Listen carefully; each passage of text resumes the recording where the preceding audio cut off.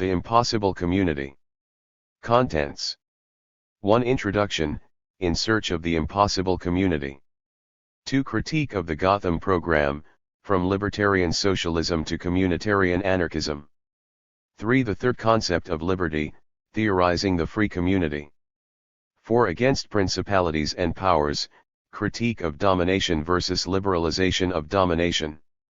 5. Anarchy and the Dialectic of Utopia, The Place of No Place.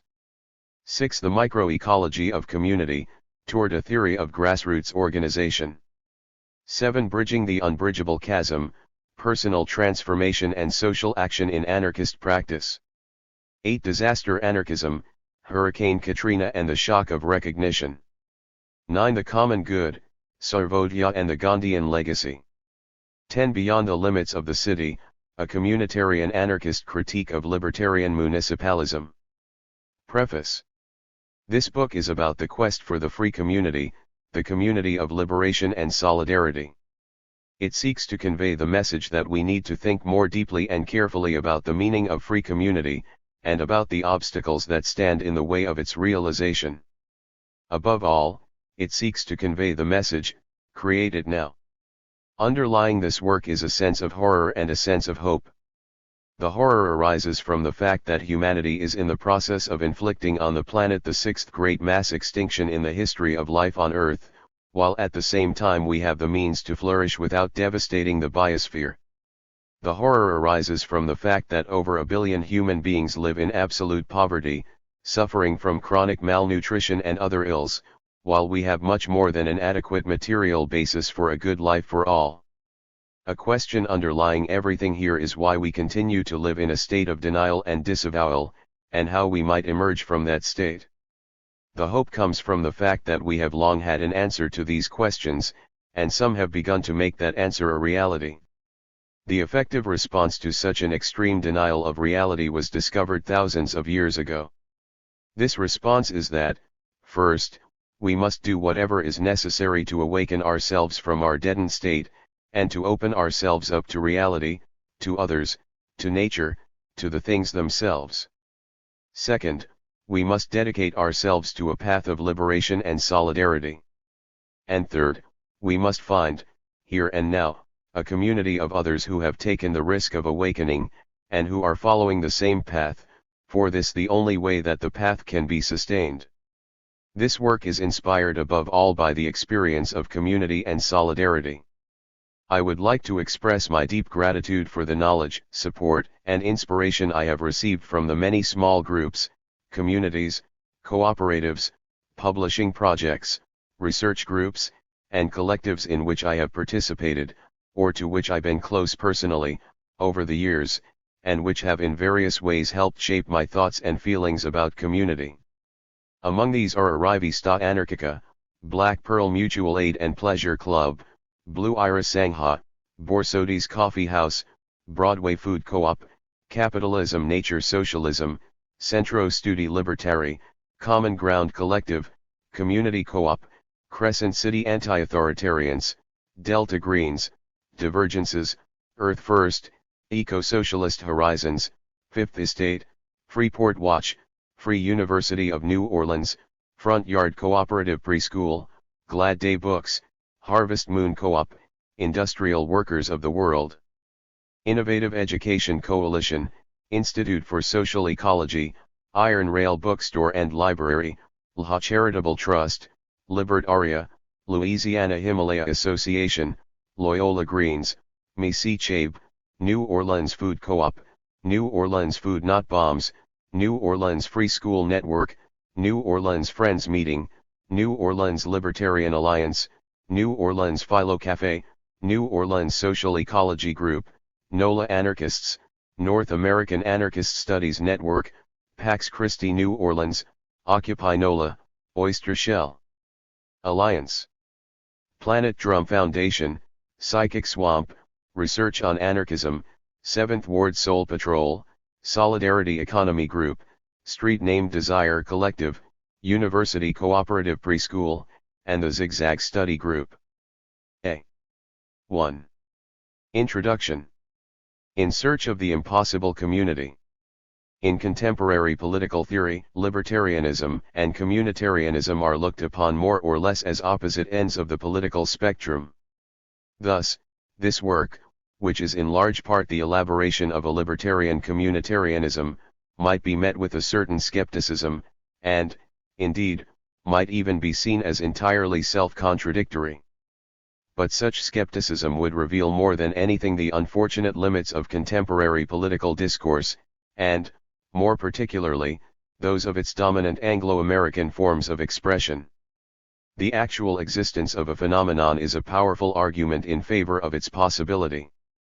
And there is, in fact, a long tradition of libertarian communitarian thought, a tradition that possesses considerable coherence and consistency.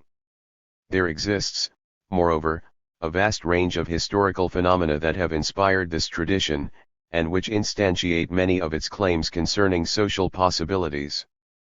The goal here is not only to continue this tradition and defend it, but also to explore what it would mean to realize its most radical implications. It is to show how a radically anarchistic conception of freedom and a radically communitarian conception of solidarity complement and fulfill one another. It is to show, to paraphrase Bakunin, that liberty without solidarity is privilege and injustice, while solidarity without liberty is slavery and despotism. It is to defend the thesis that it is to the degree that these values are synthesized in the free community that both injustice and despotism can be avoided. It might, moreover, seem paradoxical that the free community that is our object of concern is described as impossible. In a variation on a popular theoretical parlor game, we might compare the possibilities and impossibilities that are relevant here to the famous knowns and unknowns identified by former Defense Secretary Donald Rumsfeld. His goal was to direct the public's attention to certain unknown unknowns, specifically certain unknown and ultimately non-existent weapons of mass destruction, about which it should be appropriately terrified. In the present discussion, our approach is ontological rather than epistemological, replacing knowns and unknowns with possibilities and impossibilities. In particular, we will focus on certain possible impossibilities about which we should be appropriately inspired, though they might be terrifying to some. Possibility will be used here in two senses. In the first sense, it will mean that which is actually possible, given the nature of things. In the second sense, it will mean that which is ideologically possible, that is, defined as possible according to the existing system of social determination. Accordingly, there are four kinds of possibilities: actually possible ideological possibilities, actually impossible ideological possibilities, actually possible ideological impossibilities, and actually impossible ideological impossibilities. Possible possibilities include everything from supplying everyone in the world with one or more cell phones with increasingly bad reception to putting the proverbial man on the proverbial moon. Impossible possibilities include all the false promises of the dominant system, from infinitely expanding abundance based on devastation of the biosphere to harmonious social order based on egoistic competition for wealth and status. Possible impossibilities include things that are possible only in another world beyond the present system of social determination and social domination. One such thing is the impossible community discussed here. Finally, impossible impossibilities include objects of fantasy that might be quite marvelous to dream about, but which it is pointless to demand, and which should never be taken for realities. Free community as the concrete universal. This work is an inquiry into the possibilities for the emergence of free community in and for itself. At times, such a problematic will be expressed in terms of the Hegelian conception of ethical substance and the related distinction between a mere abstract moral ideal and a concrete social sphere in which the ethical, the immanently realized good is embodied. It will be shown that from this perspective, the moment of community in itself exists to the extent that, to mention the four spheres that are a central focus here, the social institutional structure, the social ethos, the social ideology, and the social imaginary form an effective material basis for free community, that is, for both historically realized freedom and historically grounded solidarity. The concrete universal, the community as universal particular, is expressed not in the mere externality of an institutional form, but through the embodiment of ethical substance in the form of life of the communal subject, an ethos that is in dialectical relationship with the imaginary, ideological, and institutional moments of communal being. The moment of community for itself exists to the extent that all these spheres have developed to the point that effective communal agency emerges. For the free community, this means that universality expresses itself through particularity as that community creatively shapes its form of life through an open, attentive, and caring relationship to the concrete human and natural realities it encounters within and around itself. The word that Hegel generally uses for universal is allgemein, which connotes that which is common to all. The term he uses for particular, besonder, has its origin in the idea of being separated, and is related to sondern, meaning to sunder. These terms convey the idea that the concrete universal realizes the common through the particular, and brings together that which was separated. Accordingly, our concern will be, as it was for Debord and the situationists, who inherited much of the same legacy, the critique of separation. Beyond this critique, it will be to seek the real possibilities for solving the problem of separation, a problem that is identical with the problems of social domination, social alienation, and social antagonism. Our concern will be the problem of the world, that which situates all situations. As part of this project, we will investigate what we might call the question of social ontological difference. This question addresses the difference between communal being and communal beings. We will explore the ways in which the latter beings presuppose the former way of being, which is close to what both Hegel and the communitarian anarchist philosopher Gustav Landauer call Geist.1. Communal being is the irreducible, wholly gratuitous activity of free communal self-creation. It has nothing to do with essence, in the sense of a common quality that can be abstracted from beings or instantiated in them. It is, in fact, the very antithesis of the concept of an abstract universality, whether ethnic, racial, cultural, religious, or political, that infects essentialist communitarianism. The most prominent, and certainly the most prolific, philosophical defender of dialectical thought today, Slavoj Žižek, draws a sharp distinction between the quest for the concrete universal and what he sees as the regressive project of communitarianism. The former, he says, has nothing whatsoever to do with any kind of aesthetic organic totality, since it reflexively includes out the very excess and slash or gap that forever spoils such a totality. The irreducible and ultimately unaccountable gap between a series and its excess, between the whole and the one of its exception, is the very terrain of concrete universality too. He concludes that the true politico-philosophical heirs of Hegel, the true defenders of concrete universality, are not those who endeavor to rectify the excesses of modernity via the return to some new form of organic substantial order, like the communitarians, but rather those who fully endorse the political logic of the excess constitutive of every established order. 3. More recently he has suggested that we should take from Hegel the idea that the ultimate goal of every substantial ethical unity is to dissolve itself by giving rise to individuals who will assert their full autonomy against the substantial unity which gave birth to them. For the echoes of the Freudian Oedipal problematic are obvious. The failure to achieve autonomy results in, at best, a failure to come to terms with paternal authority and achieve full subjectivity, at worst, in bondage to the suffocating maternal, organic realm. As Žižek also states, the direct choice of the concrete universality of a particular ethical life world can only end in a regression to pre-modern organic society that denies the infinite right of subjectivity as the fundamental feature of modernity. 5. Žižek is obviously right about the implications of typical defenses of organic, substantial order, particularly the kind with an essentializing, disturbingly ouroboros, uppercase O. The concrete universal cannot, as he phrases it so aptly, be the organic articulation of a whole in which each element plays its unique, particular but irreplaceable part. 6. The quest for such a totality has been one of the most disastrous illusions of civilization. Though in some ways it sounds like a kind of innocuous New Age romanticism, it also evokes the entire history of organicist authoritarian ideology from Plato, or a certain Plato, through 20th century fascism. However, there is more than one variety of communitarianism, and more than one particular kind of particular ethical life world. The communitarianism defended here does not espouse any totality, aesthetic or otherwise, that is alleged to be full, complete, and without remainder. Such closure is anathema to the anarchist communitarian vision. Perceptive exponents of anarchism have always accepted its paradoxical nature as both the party of plenitude and the party of excess. The question is not whether, but rather where we can find that excess rectifying excess that inevitably brings to ruin any project of totalization. There are many ways in which the communitarian anarchist project differs from any totalizing project.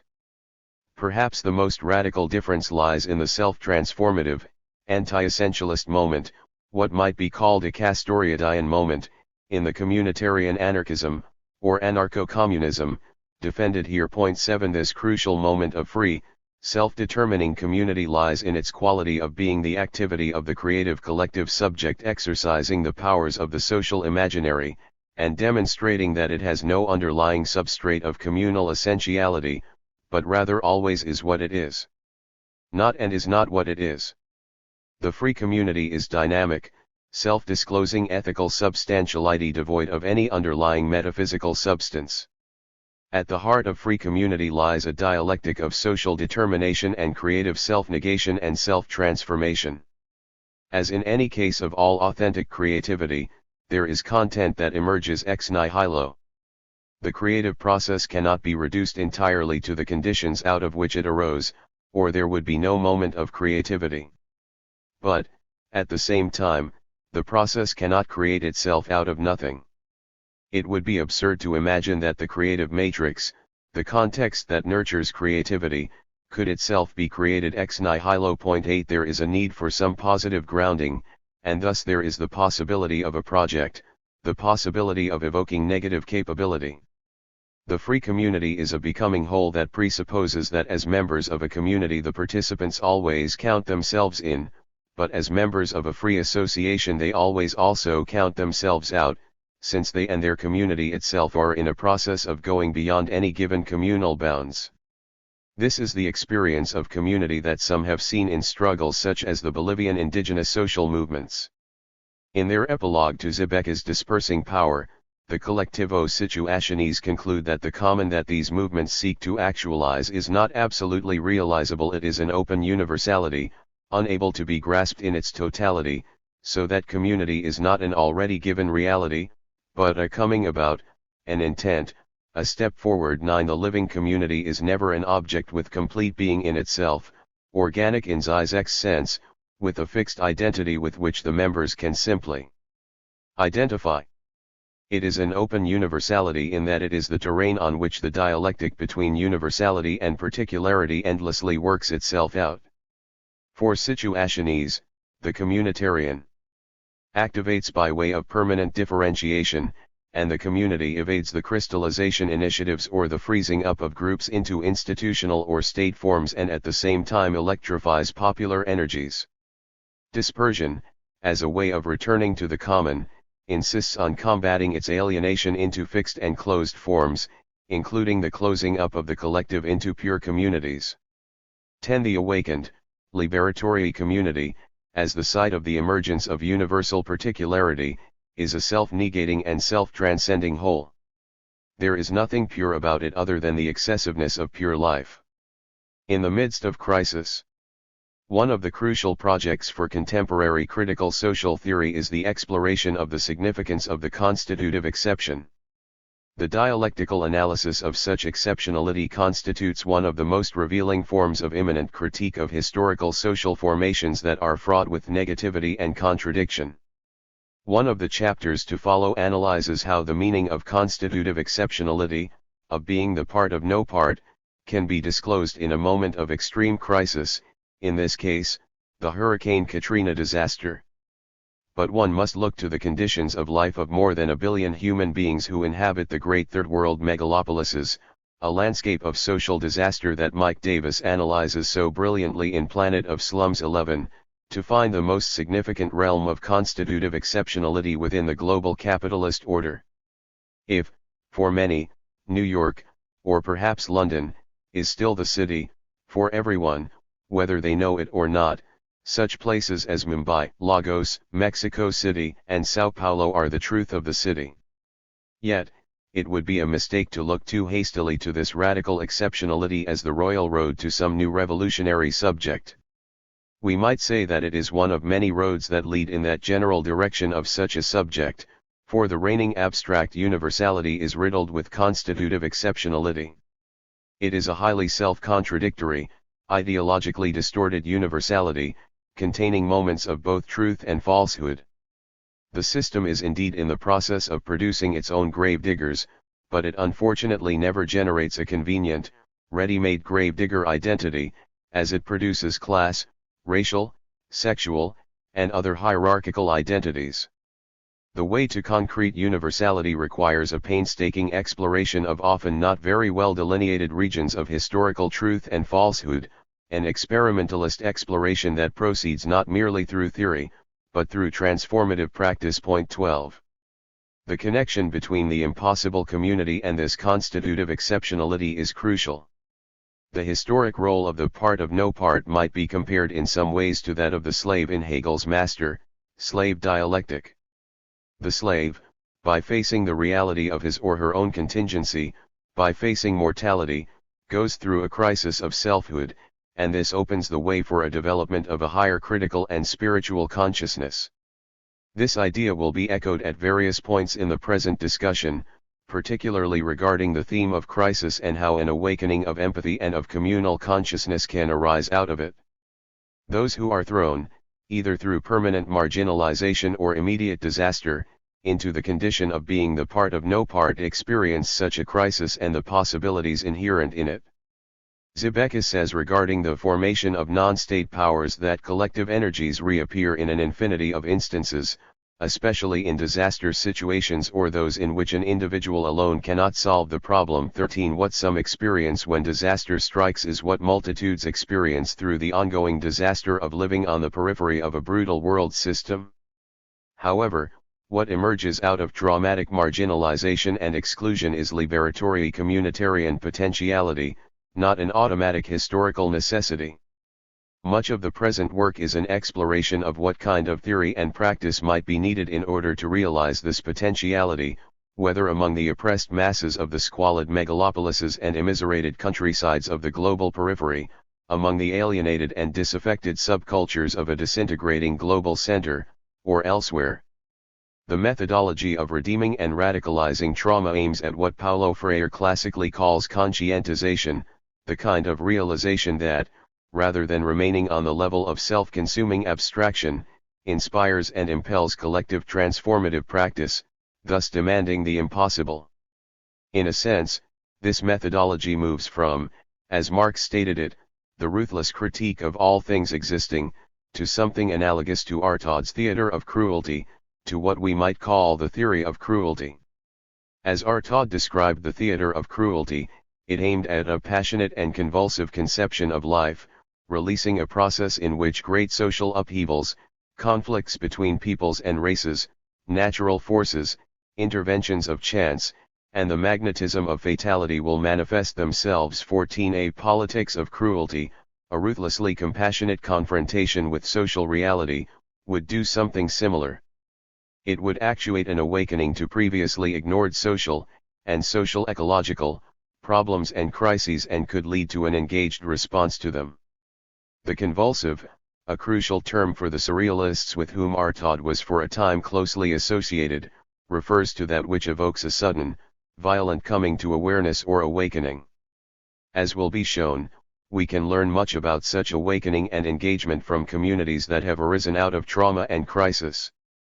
One of the greatest inspirations for this work has been the Common Ground Collective, a project with strong anarchist inspiration that was created in the wake of Hurricane Katrina, and whose motto is solidarity not charity.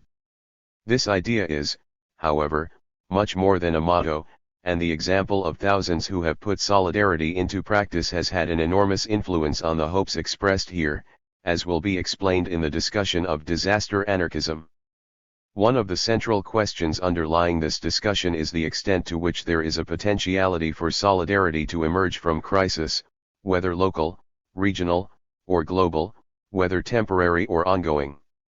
Rebecca Solid states provocatively in her inspiring work, A Paradise Built in Hell, that what she calls disaster communities suggest that, just as many machines reset themselves to their original settings after a power outage, so human beings reset themselves to something altruistic, communitarian, resourceful, and imaginative after a disaster, that we revert to something we already know how to do. The possibility of paradise is already within us as a default setting. Point 15. Grounds for hope. We must explore diligently the nature of this something that is already present. This book assumes the necessity of a moment of materiality that gives support to the practice of solidarity. In this, it differs significantly from recent post-anarchist positions that begin with a valid critique of naive, static, and dogmatic concepts of human nature, but end at the point of a denial of the material realities of natural and social history. Biology, anthropology, and ecology are not destiny, but any social theory that fails to take each of these realms seriously is destined to fail. Point 16. Social determination, including the totality of the four spheres of determination discussed here, is not in itself a self-enclosed system, but exists in dialectical interaction with other determinations that reflect the nature of existing society as an inseparable part of larger processes of natural and social development. In recognizing such realities and determinations, this project constitutes an effort not merely to supersede, and certainly not merely to negate, but rather to continue and fulfill the work of classical anarchist thinkers such as Reclus and Kropotkin, who explored the intersection between the natural and the social. Point 17. Even if this undeniable realm of materiality is not quite so clearly delimited as a default setting, it constitutes a reservoir of objective possibility upon which we can draw in the quest to create a world of solidarity and mutual aid. We have good reason to believe that, contrary to Hobbesian mythology, cooperative behavior is not the product of a contrived antisocial contract, an egoistic agreement between clashing antisocial competitors, enforced by a coercive power, but rather is something that is quite natural for human beings. As David Graeber points out, the anthropological evidence reveals that contract, rather than arising from ruthless self-interest, emerges within a context of social cooperation. He cites the pioneering anthropologist Marcel Mauss, the nephew of Durkheim, who showed in his classic work The Gift that the origin of all contracts lies in communism, an unconditional commitment to another's needs, and that there has never been an economy based on barter, that actually existing societies which do not employ money have instead been gift economies in which the distinctions we now make between interest and altruism, person and property, freedom and obligation, simply did not exist. 18. Hobbesian ideological common sense holds that altruism is at most a precarious social artifact, if it is not entirely illusory. However, Tomasello has shown that altruistic behavior appears spontaneously very early in life. He reports, infants of 14 and 18 months of age confront an unrelated adult they have met just moments previously. The adult has a trivial problem, and the infants help him solve it. 19. Experimental evidence shows that Hobbesian ideology, despite all its loud claims of realism, in fact turns reality on its head, as is typical of ideology in general. In experiments with young children, the addition of positive contingencies serves to make cooperative behavior conditional and to erode spontaneous cooperative tendencies.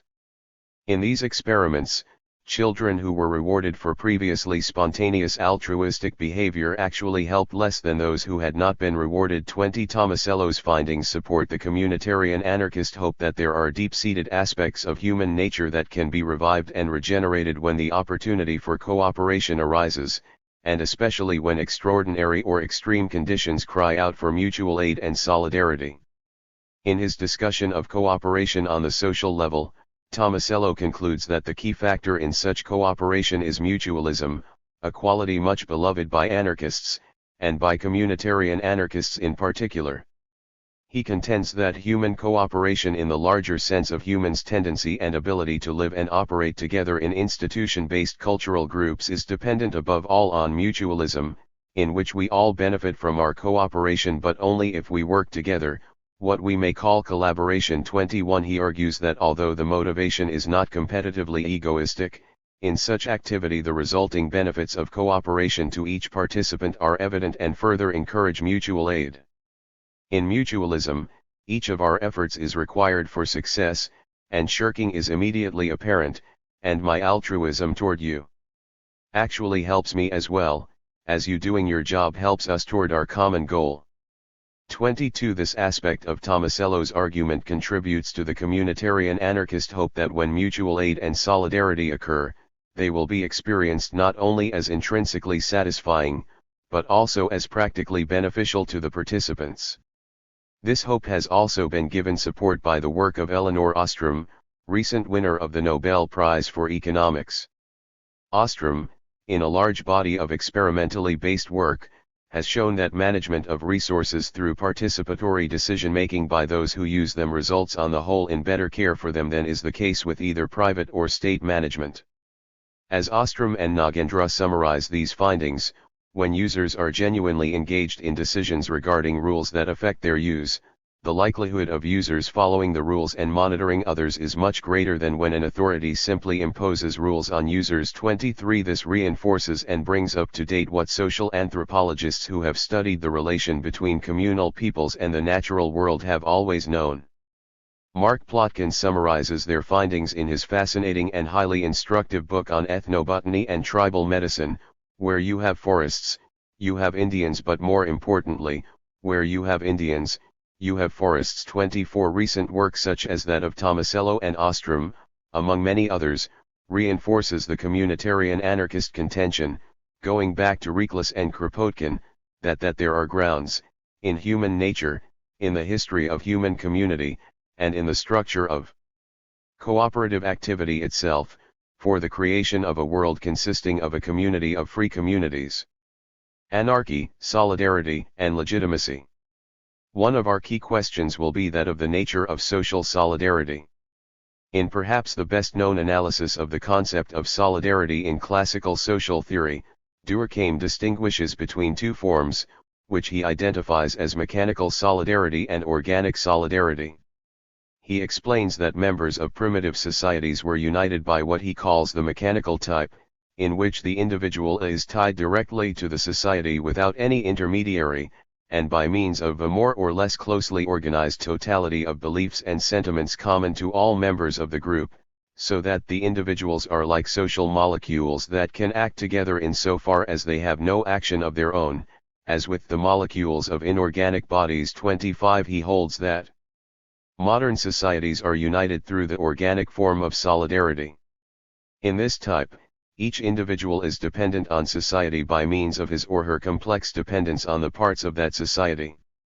The whole constitutes a system of specialized and differentiated functions, which has a unity analogous to that of a living body. 26 Under this form, with its increasing division of labor, the activity of each individual becomes more personalized to the degree that it is more specialized, and the individuality of all grows at the same time as that of its parts. 27 Durkheim's account contains an element of truth to the degree that it focuses on the difference between a society in which there is a consensus concerning certain traditional values, beliefs and sentiments, and a society in which there is a diversity of fundamental values. It correctly points out that there are areas in which the person becomes increasingly individualized as the society becomes in some ways more complex and diversified. However, this depiction goes badly astray, on the one hand, by overlooking in traditional societies the areas of greater social complexity and greater acceptance of certain kinds of social diversity, and, on the other, in ignoring the strong tendency towards standardization of values and practice in modern societies. It also misses the fact that solidarity that is based on factors such as traditional narrative, communal ritual, and complex kinship relationships results in a consonance of elements within the whole that has much in common with the organic. It can be compared to the body's seemingly intuitive integration of its diverse faculties that Newland sees as the basis for the metaphor of the wisdom of the body. 28 In contrast, modern organization based on large-scale political and economic apparatuses operates very much on a mechanical or mechanistic model of external force imposed on resistant material. Indeed, it becomes increasingly clear, even to many ordinary participant observers in contemporary society, that the modern techno-bureaucratic state and the modern techno-bureaucratic corporate economic order function to an ever-increasing degree as massive machines that act upon the rest of society. Amending the classic analysis to take account of these realities, we will see the emergence of free community as the culmination of a development from traditional organic solidarity, passing through coercive mechanistic administration, which works to dissolve true solidarity, and culminating in free communitarian solidarity. This development is a dialectical one in which there are moments of negation, preservation, and transcendence of previous social forms. As the discussion of the third concept of liberty below will show, the free community, though in no way a regression to any previous social form, recapitulates in many ways the organic, cultural basis for solidarity that was lost with the decline and dissolution of traditional societies. In addition, it develops the liberatory potential of forms of individuality that emerged over the history of civilization. Finally, it posits a kind of collective agency that develops potentialities implicit in the long history of participatory democracy and communal freedom that spans the ages from tribal societies to contemporary liberation and solidarity movements. Closely related to the question of communal solidarity is that of communal legitimation. It is important to understand the specific ways in which the free community establishes its legitimacy, and the manner in which its legitimation processes differ from those of previous social forms. Max Weber famously traced the legitimacy of any social order, defined by the degree to which there is voluntary submission to that order, to one of three kinds of authority. The first is called rational authority, and is identified with belief in the legality of patterns of normative rules, and the right of those elevated to authority under such rules to issue commands. The second is labeled traditional authority, and is defined as that which is based on the sanctity of immemorial traditions and the legitimacy of the status of those exercising authority under them. And the third is identified as charismatic authority, and is said to be derived from devotion to the specific and exceptional sanctity, heroism, or exemplary character of an individual person, and of the normative patterns or order revealed or ordained by him. 29. It is argued here that the free community that is the goal of communitarian anarchism possesses three parallel bases of legitimation. As anarchistic concepts, these bases might be conceived of as forms of solidarity, rather than forms of authority, in view of the conventional connotations of the term authority. However, it should be recognized there is a long history of anarchist theories of legitimate authority, which has focused in particular on the authority of competence as a legitimate form.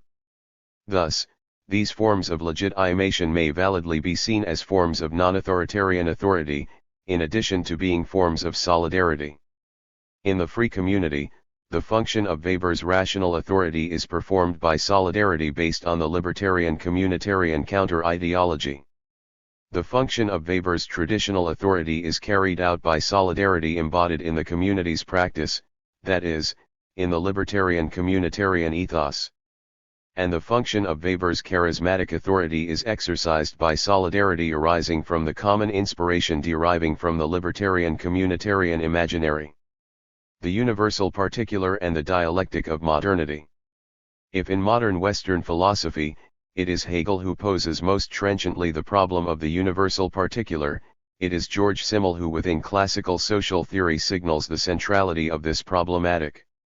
Simmel describes history as the record of a project of dividing society into two opposed spheres of universality and singularity, carried out through the negation and annihilation of developed particularity.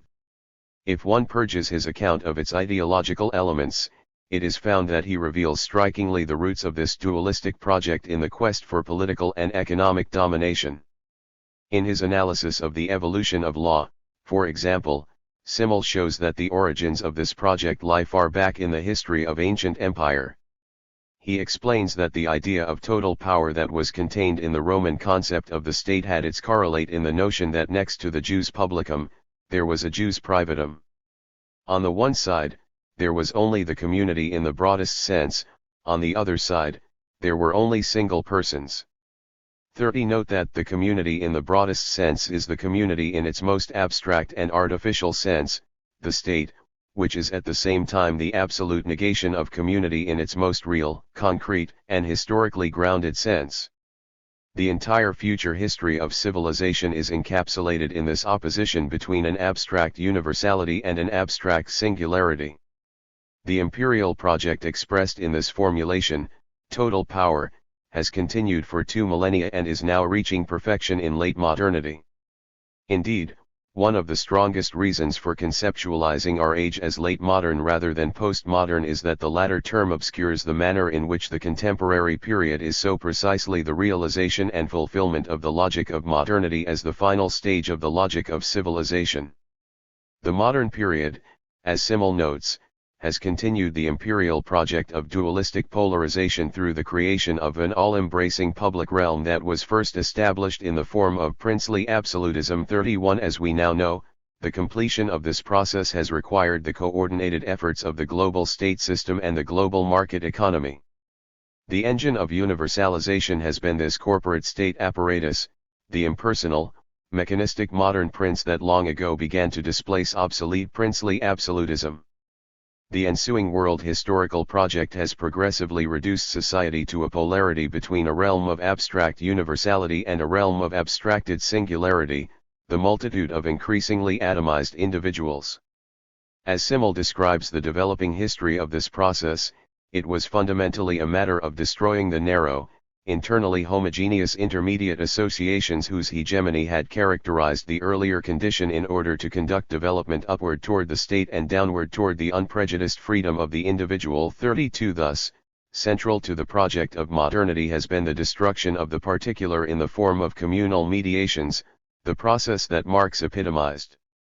In his famous judgment that as capitalism advances triumphantly, all that is solid melts into air, leaving a stark dualistic opposition between the abstractly universal sphere of the free state and the free market, and the abstractly individual sphere of the free citizen/subject and the free producer/consumer.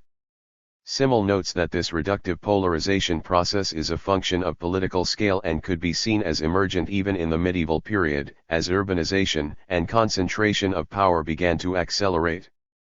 As early as the Middle Ages, English cities exhibit a pattern in which the larger municipalities were ruled by single corporations or magnates, whereas in the smaller cities, the people as a whole held dominion. Corresponding to the smaller circle, there is a homogeneity of elements that underlies the unvarying rate of their political participation, but in the larger circles, this homogeneity is fragmented, allowing only for the mass of private individuals on one side, and for the single ruling personality on the other. 33. This historical development continued into the modern period as the nation-state and market economy emerged, imposing their distinctive forms of universality and singularity. Simmel observes, 18th century individualism wanted only freedom, only the removal of the intermediate circles and middle levels that separated men from mankind, that is, that inhibited the development of pure humanity that supposedly constituted the value and core of each individual's existence, but which was hidden and truncated by particularistic historical groupings and bonds. 34. Thus, according to the dominant ideologies of the Enlightenment and of much of the subsequent age of revolution, communal ties are seen as an obstacle to liberation, and community itself, to the extent that it is not reformulated as nationality and citizenship in the nation-state, is seen as the antithesis of freedom. Yet, over the 2 centuries that followed, it became clear that the individual being was torn away from communal ties, not primarily to accede to some abstract pure humanity, but rather to become a more disciplined and obedient subject of the modern nation-state and a more productive and profitable producer and consumer within the modern capitalist economy. Simmel was far from oblivious to these tendencies, and for this reason he is a key figure in the development of critical social theory. For example, he recognizes, no less than Marx did, that the cash economy and its associated liberalistic tendencies have not only loosened or dissolved narrower confederations and inaugurated a world economy, but have indeed encouraged economic egoism to every degree of remorselessness. 35. As power became more and more centralized over the modern period, the people saw their dominion vanish entirely while the single ruling personality merged increasingly into the massive impersonal. Bureaucratic state and the vast impersonal market economy. 36.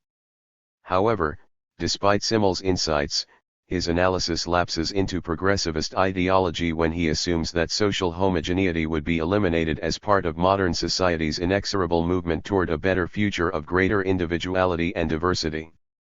In reality, while communal homogeneity has certainly declined, the state and the market have increasingly imposed a new homogeneity in spheres of thought, activity, and valuation. 37 According to the ideology of social progress espoused by Simmel, and modern social thought in general, the developing moment of universality would pull the singular individual toward all that is human, suggesting to him the notion of an ideal unity of mankind. 38 But we now know that this is no more than a modernist illusion, the fantasizing of an abstract idealist union that serves to disguise continuing division and domination.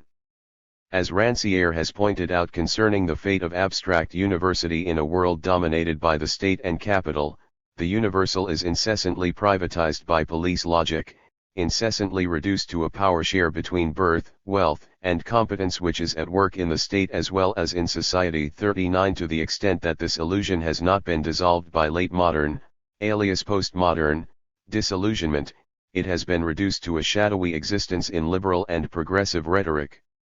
It is now clear that the moment of universality can only be redeemed through the project of realizing concrete universality, as opposed to regression to the ideological illusion of universality, and that concrete universality can only be achieved if the abstract singular and the abstract universal are negated, transcended, and concretized through the universal particular. Contemporary anarchist theory, bridging the gap. In recent anarchist theory, Bookchin and other programmatic thinkers have strayed into abstract universality and an accompanying dogmatism, while many egoists, post-anarchists, and post-structuralist anarchists have fallen into a one-sided focus on singularity and particularity, often failing to show clearly how they can avoid the risk of relativism. The truth of universality defended on one side and the truth of singularity defended on the other must both be recognized, but each must be radicalized and developed further through dialectical engagement. The argument here for recognition of the crucial moment of the universal particular and concrete universality constitutes a response to these two divergent tendencies in contemporary anarchist thought. The present work focuses specifically on correcting the anti-dialectical errors of these two tendencies. It seeks to rectify, on the one hand, the post-anarchist misrepresentation of dialectical thought, and, on the other, Bookchin's misguided dialectical naturalist attempts to turn dialectical thought into something rather close to that misrepresentation. There is no need at this point to go into great detail concerning Bookchin, whose thought is the topic of detailed discussion below. Point 40. However, it will be useful to mention an example of the kind of problems that emerge in his work. At one time, I was generally in accord with many aspects of Bookchin's well-known analysis of municipalism and decentralized democracy. However, about 20 years ago, I became heavily involved in the struggle against a major transnational mining corporation that was a dominant political force in my local community, and which also was undertaking vast projects of mineral exploitation, including the world's largest gold mine and third largest copper mine, in West Papua, the western half of the island of New Guinea. This project involved enormous ecological destruction, social oppression, and cultural genocide against the Papuan people. The more deeply I became engaged in this struggle, the more I discovered the very specific ways in which the particularities of local, municipal, issues and struggles, whether in Timika or Tembagapura on the island of Papua, or in New Orleans and Austin on the island of North America, have universal dimensions. This does not mean merely that there are abstract human rights that are violated here and violated there, so that we are all in this together as human beings, or even that there is some generalized neocolonial relationship between the first and third worlds.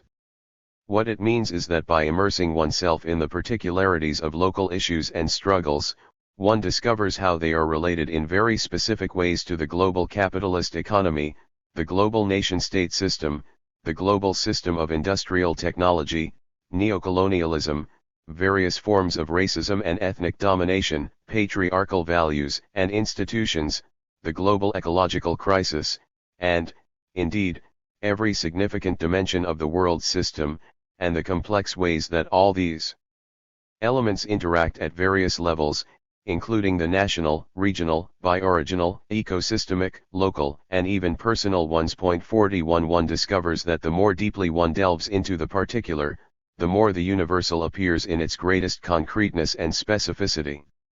Over a decade of engaged inquiry into this dialectic of particularity and universality, I increasingly found Buchan's municipalism, despite its professed localist dimension, to be a form of abstract universalism, ungrounded in real history, disconnected from the realities of contemporary global society, and based on a highly Eurocentric theoretical problematic.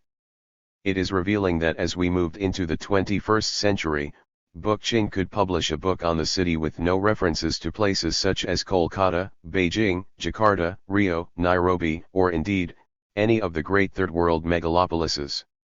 In fact, at the close of a century that saw the rise of neocolonialism and its sprawling urban slums that are the true dystopian future of the city, the contemporary global south and its cities appear nowhere in Buchan's work. 42 It must be admitted that such a gap has not been atypical in Western anarchist thought. These harsh global realities, and, indeed, the entire world beyond the industrialized West, are only now beginning to take their proper place at the center of anarchist theory. Post-anarchism has tended to stray in a quite different direction from Buchan's kind of abstract universalism. It has, in fact, criticized the anarchist tradition for such universalism, among other shortcomings. However, one of the major problems with post-anarchism is its often simplistic and inaccurate representation of the anarchist tradition to which it claims to be post. Nathan June, in Anarchism and Political Modernity, has done an excellent job of showing these shortcomings, concluding that the works of the post-anarchists have been characterized by remarkably limited engagement with actual anarchist texts coupled with problematical exegesis. 43 He is himself familiar with both classical anarchist and post-structuralist texts and makes a convincing case for certain strong connections between the two, notably in the cases of Deleuze, and perhaps most strikingly, of Derrida. Interestingly, the Derridean ideas that seem most anarchistic to June are those that echo, though perhaps they echo a bit too faintly, the radical dialectical tradition that is defended here. Thus, June sees great merit in Derrida's rejection of binary logic, that operates within the limits of an exclusive disjunction, rather than accepting the possibility that something is both a and a simultaneously. 44 But such a rejection is precisely what dialectical logic has been known for long before Derrida and post-structuralism ever existed. Deconstruction, June says, fights against the multiplicity of totalized binary oppositions which are constantly and variously manifesting themselves within multiple sites of oppression by overturning, displacing, resisting, disorganizing, and transgressing these oppositions wherever they arise. 45 And it should certainly be commended for doing this. Yet, it would be difficult to see how these concepts are in any way an advance over dialectical concepts, all of which are connotations of Aufheben, such as negation, abolition, supersession, annulment, cancellation, suspension, sublation, preservation, and transcendence. For a typical example of recent representations of the classical anarchist tradition, we might look at a critique of the tradition by Todd May. May's analysis is particularly instructive because he has done excellent work on anarchism and is clearly one of the most capable and sophisticated contemporary anarchist theorists. Though he identifies his position as post-structuralist, rather than post-anarchist, his critique is similar to that of the post-anarchists. He asserts that almost all anarchists rely on a unitary concept of human essence. The human essence is good, therefore, there is no need for the exercise of power. 46 He adds that anarchists are suspicious of all power, because the image of power with which power operates is that of a weight pressing down and at times destroying the actions, events, and desires with which it comes in contact. 47 The problem is not that this description is entirely wrong. It is true that an important part of the anarchist project has been to investigate the degree to which goodness, or a grounding for goodness, can be found in human nature. Most classical anarchists address this issue, and the question of the nature of power has also been one of their central concerns. It is also true that some have said naive, simplistic, and one-sided things about both of these topics. However, the problem with this generalization is that it ignores a large part of what that tradition has said about these issues, and, in particular, it overlooks the most challenging and sophisticated insights found in the tradition. For example, this account overlooks the environmental determinist aspects of many classical anarchist theories, including those of such major figures as Godwin and Bakunin. Even though Godwin had a belief in the gradual perfectibility of humanity, his deterministic position led him to conclude that actual human nature could exhibit a great range of good and evil qualities. Indeed, he judges in his magnum opus, Political Justice, that the whole history of the human species, taken in one point of view, appears a vast abortion. Man seems adapted for wisdom and fortitude and benevolence. But he has always, through a vast majority of countries, been a victim of ignorance and superstition. 48. It is also quite clear that Godwin had a very complex conception of power and its relation to human action. In Political Justice, he writes of many meanings and types of power, including, for example, the power of desire, of prejudice, of reason, of truth, of understanding, of conscience, of will, of imagination, of education, of resistance, of coercion, of government, of parties, of legislatures, of judiciaries, of executives, of multitudes, of the people, of physical objects, and of physical causes. Bakunin also had a deterministic, and radically environmentalist view of human nature.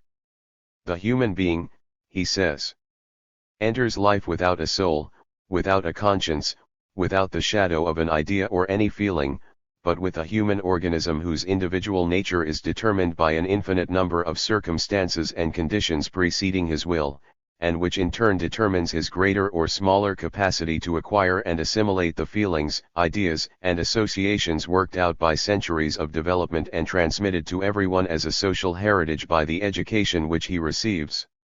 Good or bad, this education is imposed upon man and he is in no way responsible for it. 49. Whether or not we accept Bakunin's strong environmental determinism, passages such as this, which are very common in his works, debunk the myth that classical anarchism had an extreme, ahistorical natural goodness view of human nature. Regarding the issue of power, it is true that Bakunin made sweeping statements about opposing all power, but he also wisely contradicted such simplistic statements and revealed that his considered view of the matter was more complex. Thus, in Federalism, Socialism and Anti-Theologism, he states that in revolutionary struggle, power is diffused in the collective and becomes the sincere expression of the liberty of everyone. 50. In God and the State he discusses a social power that is not at all repressive. 51. Thus, Bakunin does not always see power as repressive, he in fact sees power in the non-repressive sense as basic to the functioning of the revolutionary movement and the good society. Granted, the classical anarchists were not proto-Foucauldians, and many tended to see hierarchical power as predominantly repressive, but as the example from Godwin shows, even on this issue the story is much more complex. To mention a problem that is particularly relevant to the present analysis, post-anarchism's depiction of dialectical thought, whether within or outside of anarchist theory, is an area in which the misrepresentation has been most extreme. To take one of hundreds of pertinent examples, Lewis Call claims in an article on Ursula Le Guin that those who attempt to describe Le Guin as a dialectical thinker must find a way to account for the sustained assault on binary thinking that is such a fundamental feature of her work. 52. Yet, in reality, dialectical thought is itself the most sustained attack in the history of philosophy on binary thinking. It is rather well known for, and often attacked for, its rejection of the principle of contradiction, one of the pillars of binary thinking. Dialectical thought goes to great pains to show that binary oppositions are never an adequate depiction of reality and that they always self-destruct. As in the case of Ursula Le Guin, dialectical thinkers do not ignore the existence of binary oppositions, but rather take them up and subject them to something like a sustained assault. 53. In defense of dialectic. This is not the place to present a detailed exposition of the nature of dialectical philosophy. Point 54. However, since it is the basis for the present work, and since it has been so systematically misrepresented in recent anarchist thought, it might be helpful to add a few words about what dialectic is and what it is not. Radical dialectic sees the world, including the social world, the natural world, and the world of ideas, as the site of constant change and transformation that takes place through processes of mutual interaction, negation, and contradiction. It asserts that a dynamic, self-transforming reality is always a step, or several steps, ahead of our processes of conceptualization. Things are in a state of becoming and therefore always are not what they are, and always are what they are not. Negation is determination. Things are what they are not in the sense that that to which they are related is internal to their being. Phenomena are conditioned by the wholes, and partial wholes, of which they are a part, and also not a part. The objects of dialectical analysis are seen as always being in motion. In the process of dialectical inquiry, which is itself a process of interaction with those objects, the analyst and the categories of analysis are themselves transformed. Dialectical analysis rejects the idea of simple teleological unfolding of potentiality.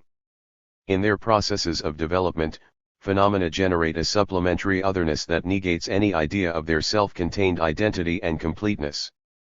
Adorno states this idea thus: the name of dialectics says no more, to begin with, than that objects do not go into their concepts without leaving a remainder, that they come to contradict the traditional norm of adequacy. Contradiction indicates the untruth of identity, the fact that the concept does not exhaust the thing conceived.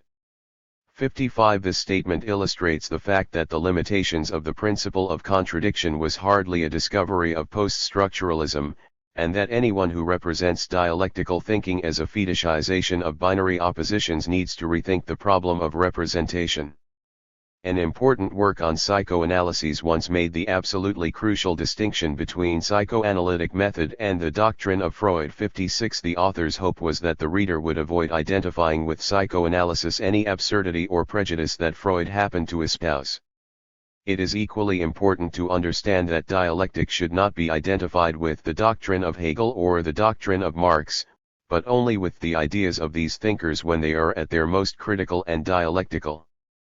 Hegel's dialectic has nothing to do with an inevitable development of world history toward absolute spirit. Marx's dialectic has nothing to do with an inevitable succession of historical modes of production culminating in communism. Above all, it is important to realize that when one hears that dialectic means thesis, antithesis, synthesis, one can be certain that the source, whether attacking dialectic, defending it, or giving a supposedly neutral definition of it, has never really investigated the phenomenon. It is true that there are some cases of such a triadic dialectical movement, including very important ones, such as in Hegel's account of being, nothing, and becoming in the science of logic. But there are, in fact, very few such cases, and defining dialectic according to such a mechanical model is a prime example of non-dialectical thinking. Zizek notes the ironic fact that among critics of Hegel and dialectic it is fashionable to insist how there is always a remainder of contingency, of particularity, which cannot be aufgehoben, which insists and resists its conceptual, integration. 57. The irony is in that this supposedly embarrassing remainder is precisely what any good dialectical analysis consistently reveals. Zizek notes further irony in the fact that Aufhebung, the very term Hegel uses to designate this operation, is marked by the irreducible contingency of an idiosyncrasy of the German. 58. The idiosyncrasy consists in the fact that the same word can have at the same time seemingly contradictory meanings such as to negate, to cancel, to preserve, to suspend, and to transcend. And the irony goes on even further. The hostile stereotype of dialectic as teleological dogmatism would have it aiming at a final result without remainder, as all is merged into some grand mystical synthesis. However, one of the primary meanings of Aufheben is to preserve, and what is preserved includes various loose ends, further contradictions, and radical negativity. If one takes a dialectical approach, One always pays the most careful attention to what remains, since one realizes that forgotten remainders always come back to haunt one. It can only be concluded that radical dialectic manages to be at least as anti-essentialist, anti-substantialist, and anti-dogmatic as is any form of postmodernism, without succumbing in any way to the postmodernist tendency to collapse into relativism, nihilism, cynicism, or late capitalist ideology.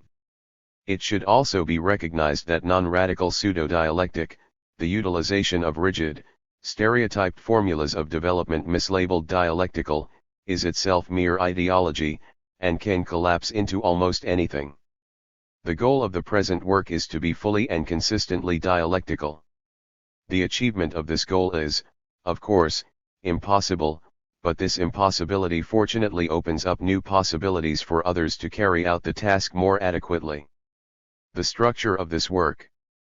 The chapters that follow focus in various ways on the two main themes of this book, the inquiry into the ways in which social transformation is possible, and the analysis of the goal of such transformation, which is the free community proposed by the communitarian anarchist tradition. The next chapter, Critique of the Gotham Program, takes the form of a sympathetic critique of one of the most advanced statements of the American radical left today, the Manifesto for a Left Turn. However, as in the case of the work of Marx that inspired its title, the primary aim is not so much the critique of a given text as the critique of social reality, the sort of critique that is capable of opening up new possibilities for radical social transformation. In pursuit of this end, a theory of social determination is outlined that encompasses an analysis of the spheres of the social institutional structure, social ideology, the social imaginary, and the social ethos. It is argued that a successful transformative political movement must constitute a comprehensive and deeply rooted form of life. Modern political thought has been the site of a continual struggle for appropriation of the concept of liberty. Chapter 3, the third concept of liberty, argues that the most advanced conception of freedom is offered by a communitarian anarchist theory that synthesizes negative freedom as non-coercion and non-domination, positive freedom as self-realization or flourishing, and absolute freedom as authentic agency realized through active participation in the collective self-determination of a free community. It is shown that the roots of such a concept are found in their most highly developed, albeit ideologically distorted, form in Hegel's social thought, and that the eminently practical and experimental communitarian anarchism formulated by Gustav Landauer helps us understand how such an ideal might become a powerful concrete social reality today. Chapter 4, Against Principalities and Powers, explores the converse of the theory of freedom, the anarchist theory of domination. The first part of the chapter investigates the major elements of the radical critique of domination, as developed in anarchist thought and in the history of critical and dialectical social theory. It is shown that this critique has established that social domination constitutes a comprehensive system containing distinct forms of domination that interact dialectically and that operate pervasively through the various spheres of social determination. It has also revealed the historical movement in the direction of social domination through impersonal mechanisms that are largely unconscious, automatic, and systemic. The second part of the chapter is an application of this critique of domination, in the form of a critical analysis of the major contemporary liberal theory of domination. It is shown that this theory is reductive, ahistorical, and ideological, that it renders much of social domination invisible, and that, in the end, the position destroys itself if carried to its own logical conclusion. A social theory focused on the ideal of free community and the elimination of all forms of domination is inevitably characterized as utopian. Chapter 5, Anarchy and the Dialectic of Utopia, analyzes the crucial importance of utopian ideas and practice to the communitarian anarchist project, in addition to exposing the perils of many forms of utopianism. This analysis is inspired by a long tradition of libertarian communitarian thought and practice that shows the extent to which the impossible community has its roots in historical realities. This includes the communist and communitarian anarchist theoretical tradition, as developed by Reclus, Kropotkin, and Landauer, in addition to the rich history of utopian socialism and radical intentional community, ranging from the Fourierist and Owenite communal experiments of the 19th century through the Gandhian ashrams and radical kibbutzim of the 20th. It is argued that there is a need for a deeply topian utopianism that synthesizes the utopian quest for a good that lies beyond the limits of conventional possibility and the topian sense of place, of embodied reality, and of the emergence of the good here and now. Chapter 6, The Microecology of Community, marks a transition from the general theoretical discussion of the opening chapters to a more specific analysis of existing possibilities for social transformation. It explores the need for a politics rooted in primary communities such as affinity groups, base communities, and small intentional communities.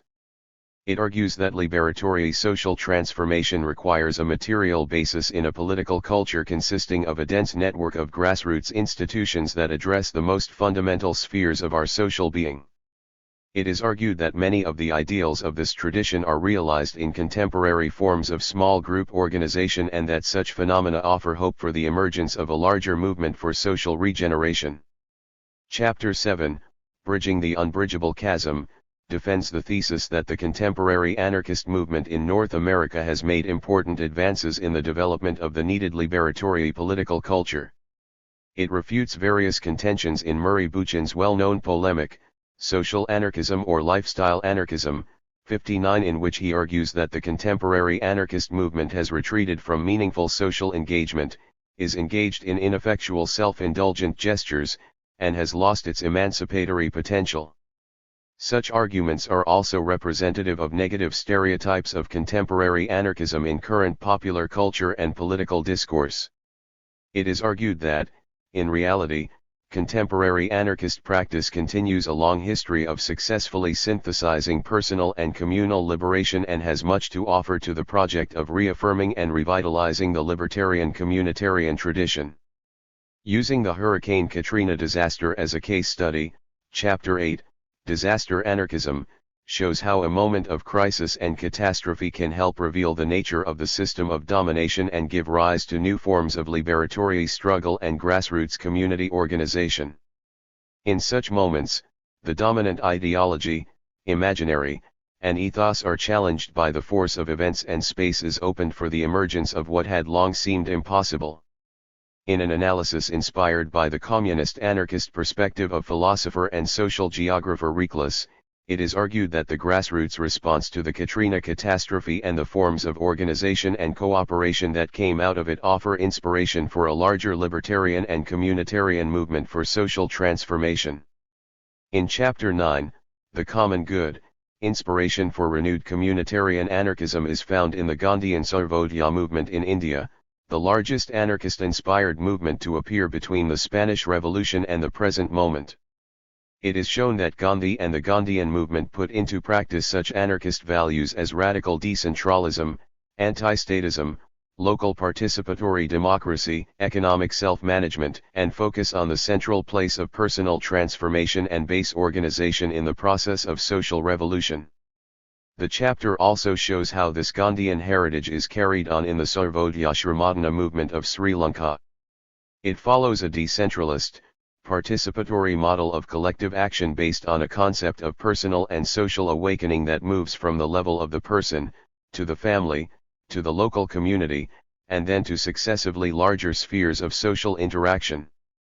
The Gandhian tradition, while giving no blueprint for social transformation, is shown to be in many ways exemplary in addressing the interconnected spheres of institutions, ideology, imaginary, and ethos.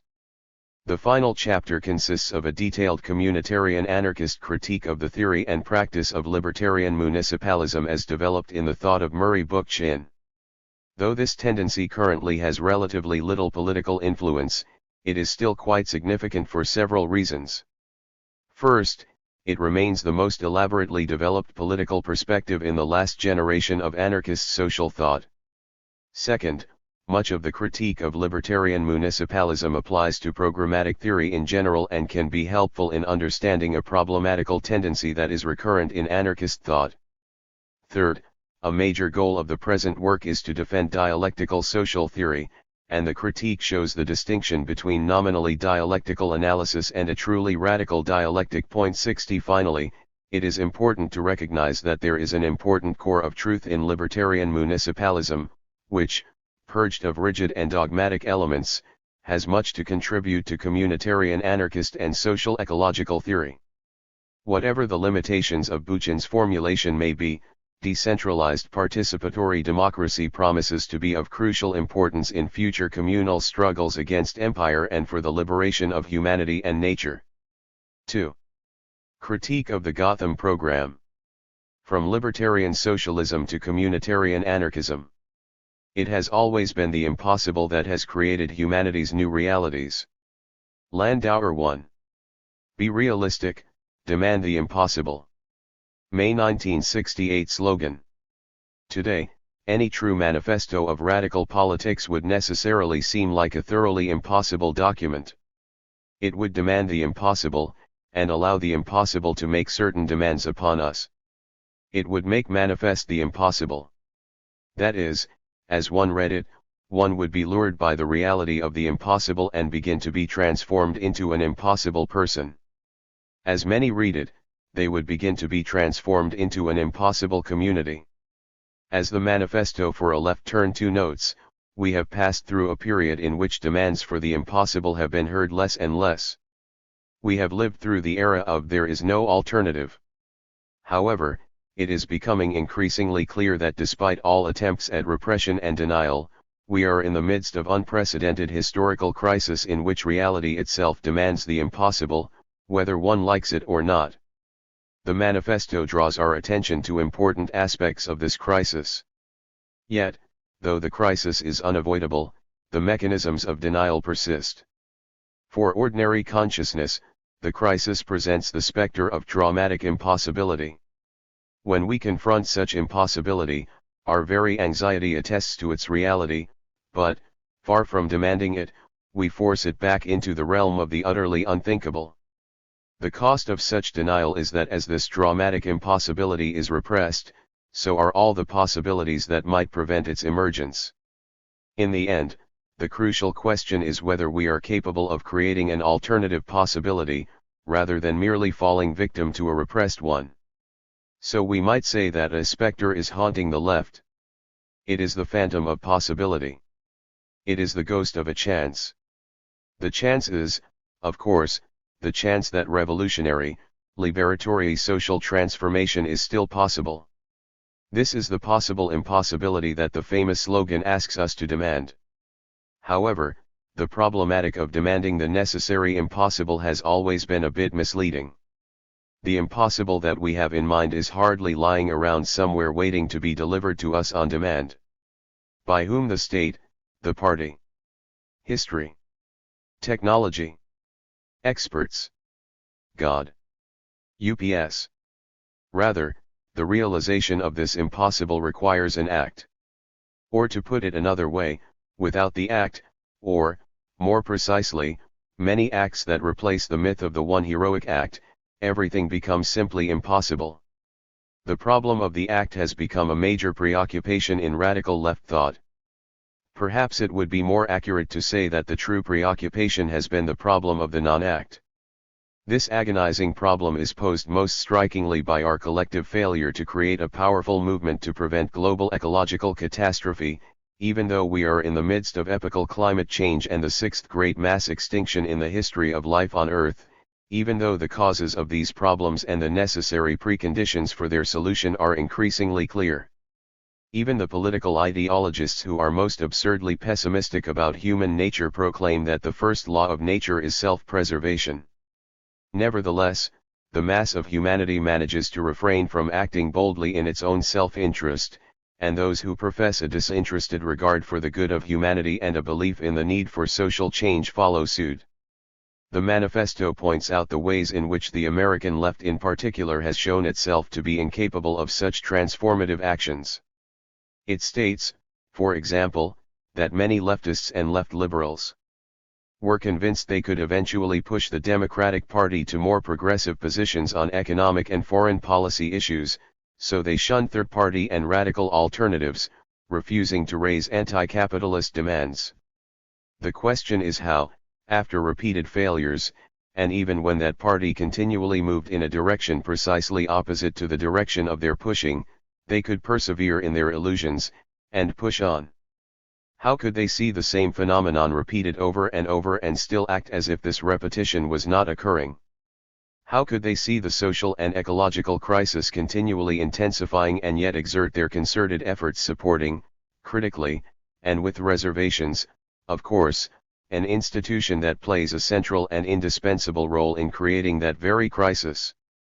The manifesto offers a partial explanation in the fact that many intellectuals and electoralists and some institutions such as organized labor, civil rights organizations, and women's groups have been integrated into the party machinery and hold berths at the Democratic Party's ostensible governing bodies. As true as this is, it explains the motivation of only a small segment of the left as a whole. The minority who have become part of the party machinery have not really encountered mass resistance at the grassroots level to this co-optation of their movements, so more systemic forces that produce the non-act have to be delineated. We can understand certain dimensions of the non-act if we shift our focus from the mechanism of denial to the Lacanian concept of fetishistic disavowal. In fetishistic disavowal, one has certain crucial knowledge but acts as if one lacks it. As Zizek has noted in his many examples of this mechanism, it is encapsulated in the phrase, Je sais bien, mais quand même, that is, I know very well, but nevertheless. A generation ago, many on the left thought that, if only the movement, the great floating signifier, could get certain truths across to the people, then everything was bound to change. Both major parties are controlled by big business. The mass media are run by a few big corporations. Our tax money is used to support tyrants and oppress people around the world. Each year, ordinary working people produce more, but their real wages decline. Etc., etc. But now all this, and much more, is common knowledge. Unfortunately, the prevailing attitude is, I know I should be as mad as hell, and I know I shouldn't take this anymore. I know very well, but nevertheless. Of course, we find an entire fetishistic left that succumbs to such disavowal and rallies under the banner of Vive l'équantimisme. Part of the problem is the ease with which malaise can be co-opted when people are offered ineffectual substitute gestures. As mentioned, the now classic case is ecological crisis. Huge numbers of people now know that climate change is leading us toward global ecological catastrophe. Yet, their response remains on the gestural level of increasing their recycling, consuming more organic food, or buying green clothing and other fashionable eco-commodities. In other words, they act in ways that are most consistent with the prevailing institutional structure, the dominant consumptionist imaginary, the dominant economistic ideology, and, most immediately, the dominant ethos that is, they act, perhaps we should say with the Skinnerians, they emit behavior, in ways that are most continuous with the ways that they and everyone else are accustomed to acting. It's an old story. As Brecht put it, wir waren gut grun, rot anstatt so /durch die Verhaltnisse, sie sind nicht so. The left has largely lapsed into a mode of permanent protest. It has become obsessed with reactive negation almost to the exclusion of the creative negation of the negation. Consequently, there is a tendency to hope that if the evils that are the target of protest only get worse, it will shock the public into recognition. This is the trap of so bad it's goodism. In fact, the left has no monopoly on this perspective, which goes back deeply in the Judeo-Christian tradition, o felix culpa. Even the fall from paradise turned out to be a good thing. Modern philosophy has carried on the tradition, as when Hegel observes, as we know very well, that history is the slaughter bench at which the happiness of people, the wisdom of states, and the virtue of individuals have been victimized. But he contends that all these evils, nevertheless, must be accepted as the means for realizing the ultimate good, the essential destiny and absolute aim of world history. 3 And Marx, in this case a faithful student of Hegel, pointed out, correctly, that history progresses by its bad side for. In one sense, such philosophizing merely reinforces the folk psychology of civilization, which has always held that the infliction of punishment teaches a lesson to the victim. In addition, it expresses the deeply teleological, progressivist view of history that has been the dominant myth of modernity. The problem is that the bad side of history, while undoubtedly moving it along, often takes it in a bad direction and teaches the wrong lessons. It is not only the inadequate development of productive forces that brings back, as Marx ironically labeled it, die ganz alte skies 5, not unless we are willing to admit that institutional structures, structures of the social imaginary, ideological structures, and even shared character structures are productive forces in a larger sense, since their inadequate development, or more accurately, their maldevelopment, also generate that slime of history that mires us in domination.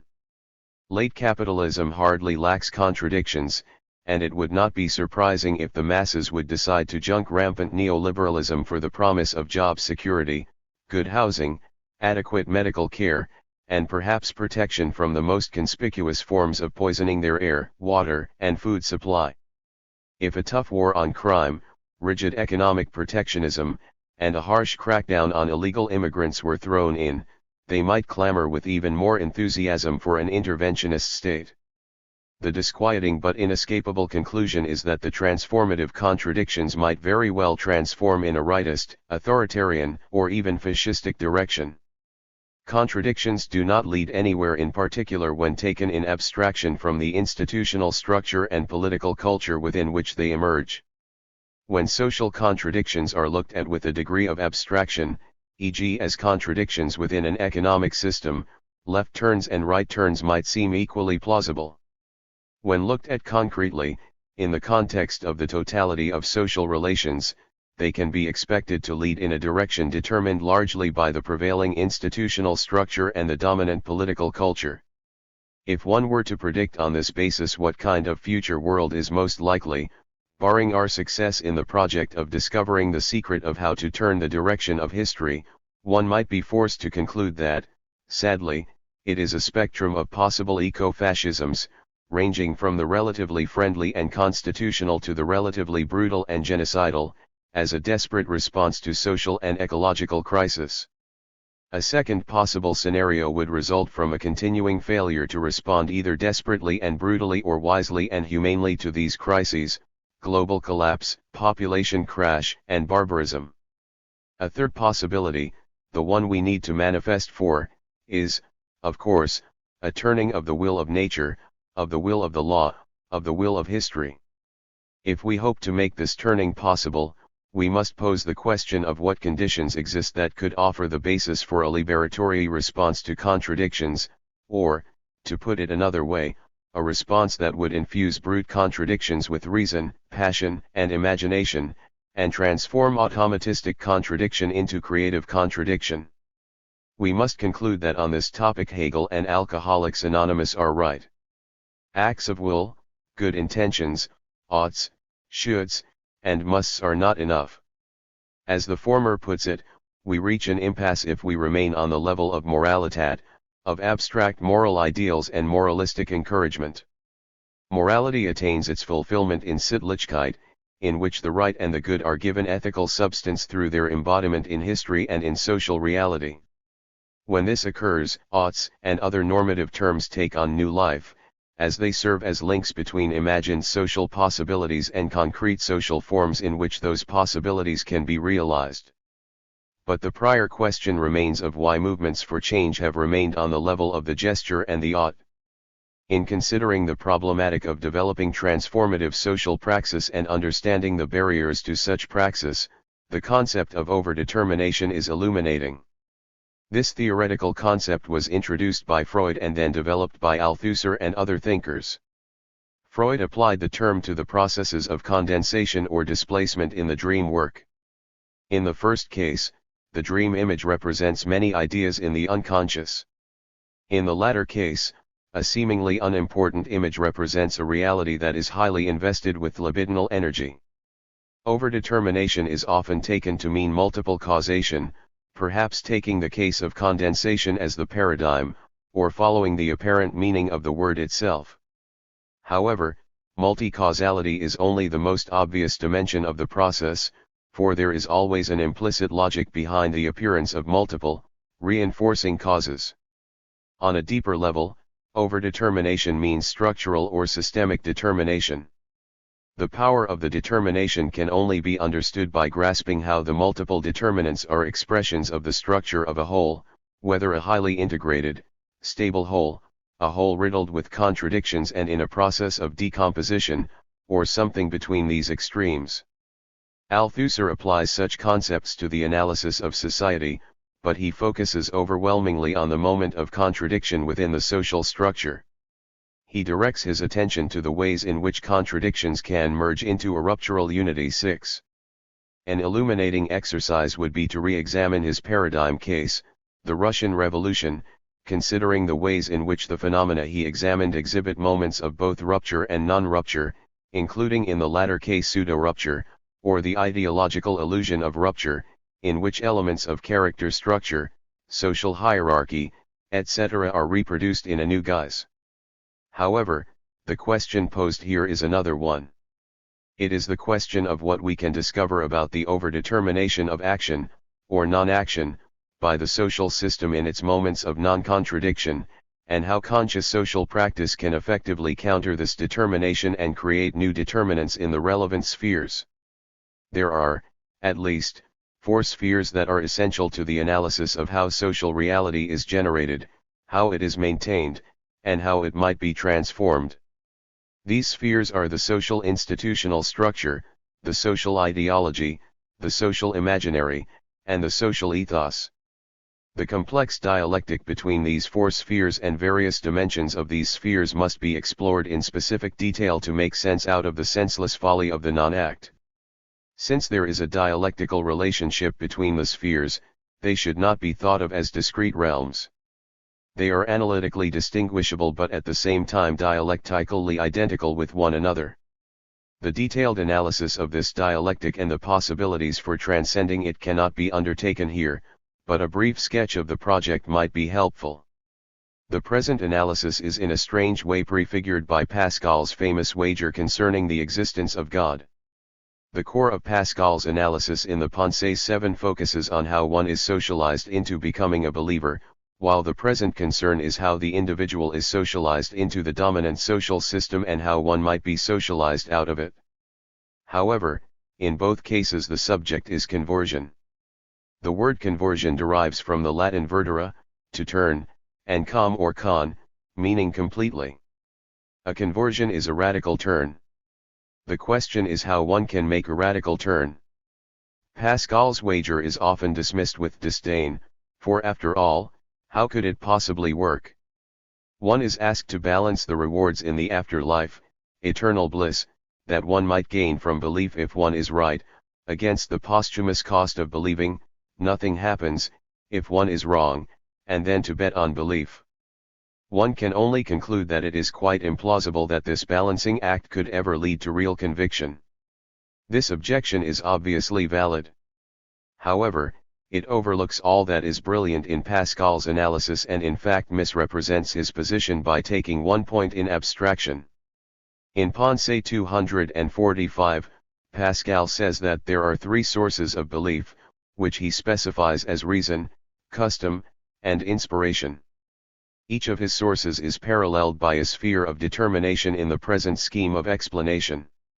The role of Pascal's reason, which offers arguments for the existence of God or for the value of belief, is performed here by the social ideology.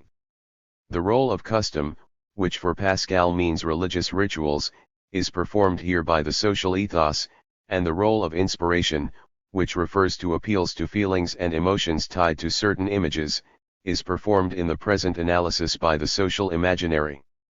The 4th sphere to be discussed here, the social institutional structure, also appears implicitly, since it was, of course, for Pascal the structure of the church that is the framework for the ideology, the ethos, and the imaginary, while here it is either the dominant social order or the socially and personally transformative community of liberation that challenges that order. Pascal's analysis also parallels the present one in the very heavy emphasis he places on the power of ethos. In Pensée 233, he emphasizes the crucial role of habitual practice. He advises us as follows: you would like to cure yourself of unbelief and ask the remedy for it. Learn of those who have been bound like you, and who now stake all their possessions. These are people who know the way which you would follow, and who are cured of an ill of which you would be cured. Follow the way by which they began, by acting as if they believed, taking the holy water, having masses said, etc. Even this will naturally make you believe, and deaden your acuteness. Pascal's insight is that even if one does not believe, if one nevertheless acts as if one believes, i.e. enters into the ethos of the believer, one will come to believe, or, to state it more critically, one will achieve a level of bad faith that is a reasonable facsimile of belief. In effect, gene sais pas, mais quand meme. Two corollaries of this insight are important here. One is that even if one believes, if one in fact acts as if one does not believe, enters into the ethos of the non-believer, one will come not to believe, or, more precisely, one will achieve a level of bad faith that is a reasonable facsimile of non-belief. Politically, this usually means today a lapse into liberal or progressive politics, the politics of gestures and representation. Finally, if one believes and acts as if one believes, enters into the ethos of belief, then one can believe in good faith, accepting the practical consequences of and undertaking the project of one's belief. Politically, this means that one becomes capable of the act. In honor of the philosopher, we might call it the Pascalogile act. Pascal's insight is that if you really want to be a croyant, then become a pratiquant. But there is a deeper implicit truth behind this. If you want to be a pratiquant, then become a pratiquant. With this in mind, let us look briefly at the four spheres of social determination that have been mentioned. The first, the social institutional structure, is the most obvious determinant and constituent of social reality. It is the moment of externality, the material and substantial expression, of social reality. It is the sphere that is usually given the most attention in left social critique. It includes the structure of capital and its various sectors, the state apparatus, and the technological system. It includes the formal structure of social reality, including institutional systems of domination and oppression based on sex, race, sexual orientation, culture, ethnicity, etc. As a formal structure, it includes the determining rules of the system. However, it also encompasses the material structures, since obviously institutions consist not merely of structural principles but of the actual structuration of material constituents and resources in accord with such principles.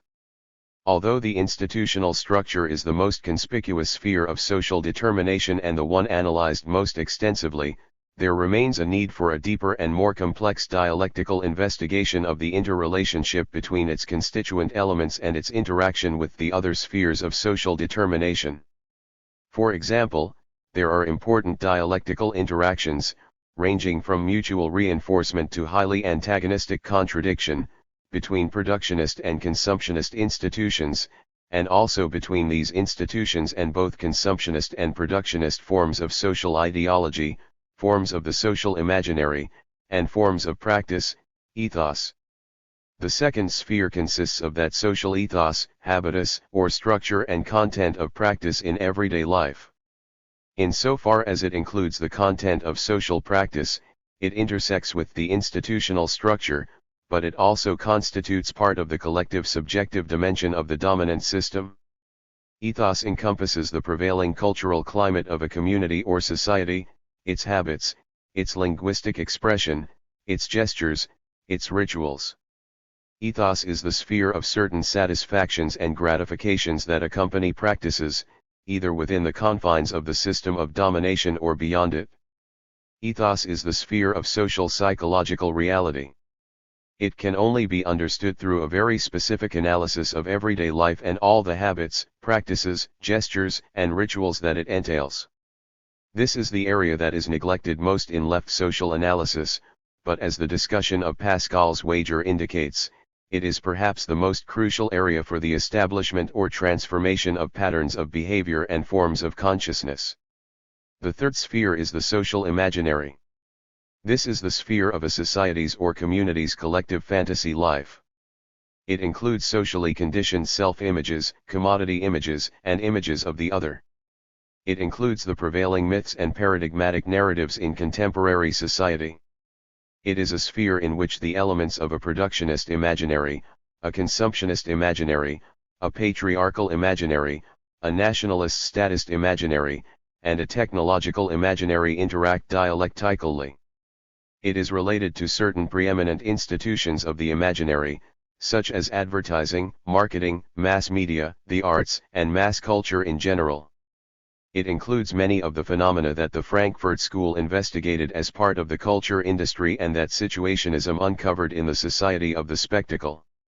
The social imaginary includes, in Lacanian terms, both the symbolic and the imaginary, and might be reconceptualized as two spheres on this basis. The study of the social imaginary explores the social dimensions of desire, need, and demand. The Lacanian big other exists within the social imaginary. Zizek has often pointed out that there has been a historical shift in the primary superego injunction from thou shalt not, to thou shalt enjoy. However, this shift has been far from complete, and superego mechanisms vary widely depending on one's location within the global capitalist system. In late capitalism, the big other has undergone its own identity crisis so that now it takes the form of both the productionist/authoritarian big brother who makes infinite demands on us and the consumptionist/pseudo-libertarian big mother who offers infinite satisfactions. The late capitalist imaginary can be summarized in one phrase: the big tit backed up by the big state. Finally, there is the sphere of social ideology. After the institutional structure, this is the sphere that has received the most attention from the left and in radical critique.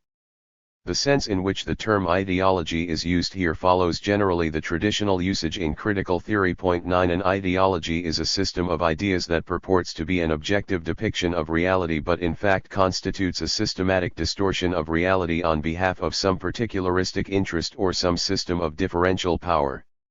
Though such a system of ideas may contain certain elements of truth to varying degrees, it nevertheless qualifies as ideology because it is also a systemic expression of false consciousness. The more specific subsystems of ideology within the dominant system parallel the various realms of the social imaginary. Thus, there are economic, political, racial, sexual, nationalist, statist, technical, scientific, and other subsystems of ideology that interact dialectically, conditioning one another in ways that may be mutually reinforcing or contradictory, within the larger ideological system.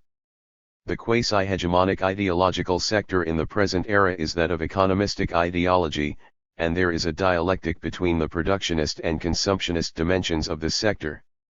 Thus, the system of production is lauded for satisfying the needs of the consumer better than any other possible system, yet, the ideology of self-satisfaction through commodity consumption, in addition to being internally self-contradictory, contradicts and, in fact, significantly erodes the contending productionist ideology, with its more traditionalist values of the work ethic, the productive citizen, the job well done, pride in one's work, etc.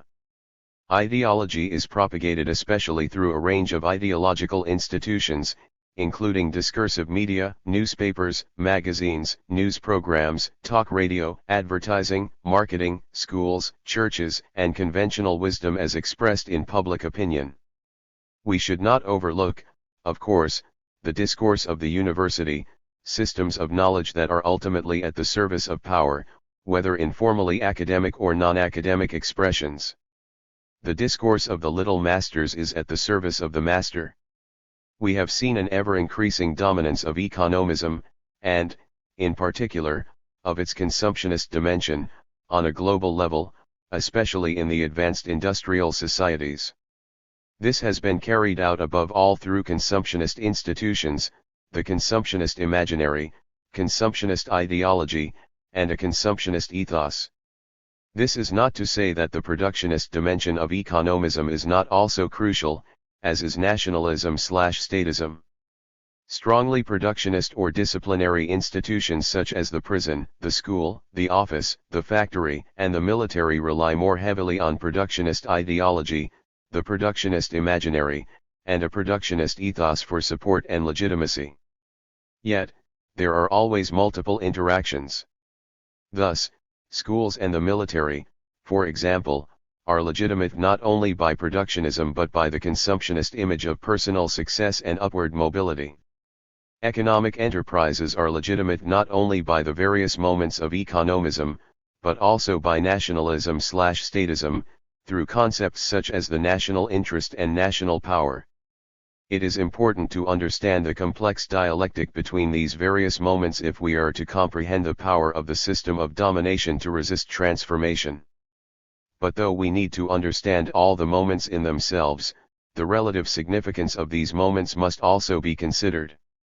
Such a consideration will show, for example, that the consumptionist ethos, embedded in a consumptionist institutional structure, and reinforced by the consumptionist imaginary and ideology, is much more powerful than is usually recognized.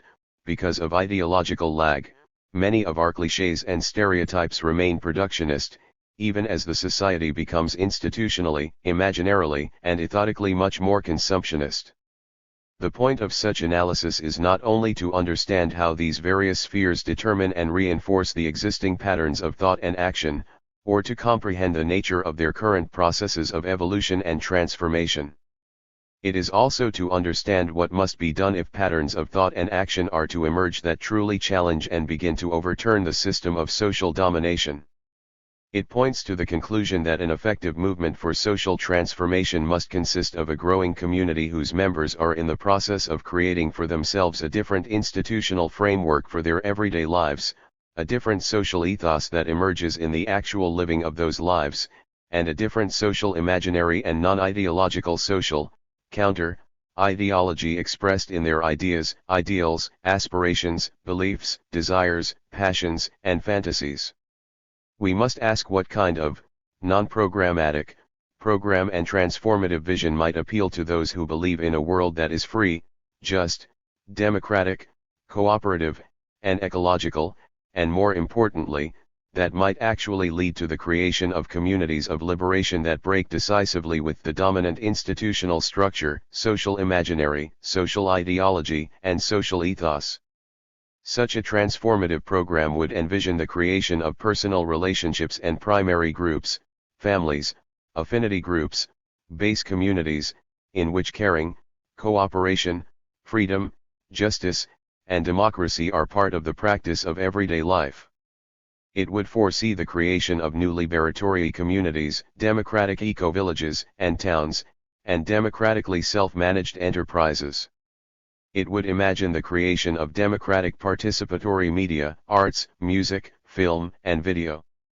It would look forward to the creation of mutualistic associations to fulfill cooperatively our needs for child care, health care, education, celebration, expressions of social solidarity, spirituality, and experience of nature. Many of these ideas were prefigured, for example, in Martin Buber's vision, following his friend Gustav Landauer, of a socialism that was both libertarian and communitarian, and which was aimed at the creation of an organic commonwealth that would consist of a community of communities. Buber proposed what he called a full cooperative that would combine cooperative living, production, and consumption. 10 His ideas helped inspire the development of the early socialist kibbutzim. The experience of these communities demonstrates the enormous potential of the cooperative community when it achieves developed institutional expression, though it also shows how this potential can be undermined when the community fails to maintain its distinctive character through its ideology, imaginary, and ethos, and instead conforms increasingly to a larger society with conflicting values, such as capitalist economic values, group privilege, and colonialist oppression. It is unfortunate that in the United States, at least since the decline of the classical workers' movements, the right has been so much more skilled at creating and sustaining highly participatory, albeit rigid and hierarchical, institutions, while the left has specialized in demonstrating, protesting, publishing in its print media, and hoping to have an effect on institutions that are simply not designed to respond to its demands. Accordingly, the best examples of successful organization in, at least partial, opposition to the dominant American late capitalist consumptionist society come from the right.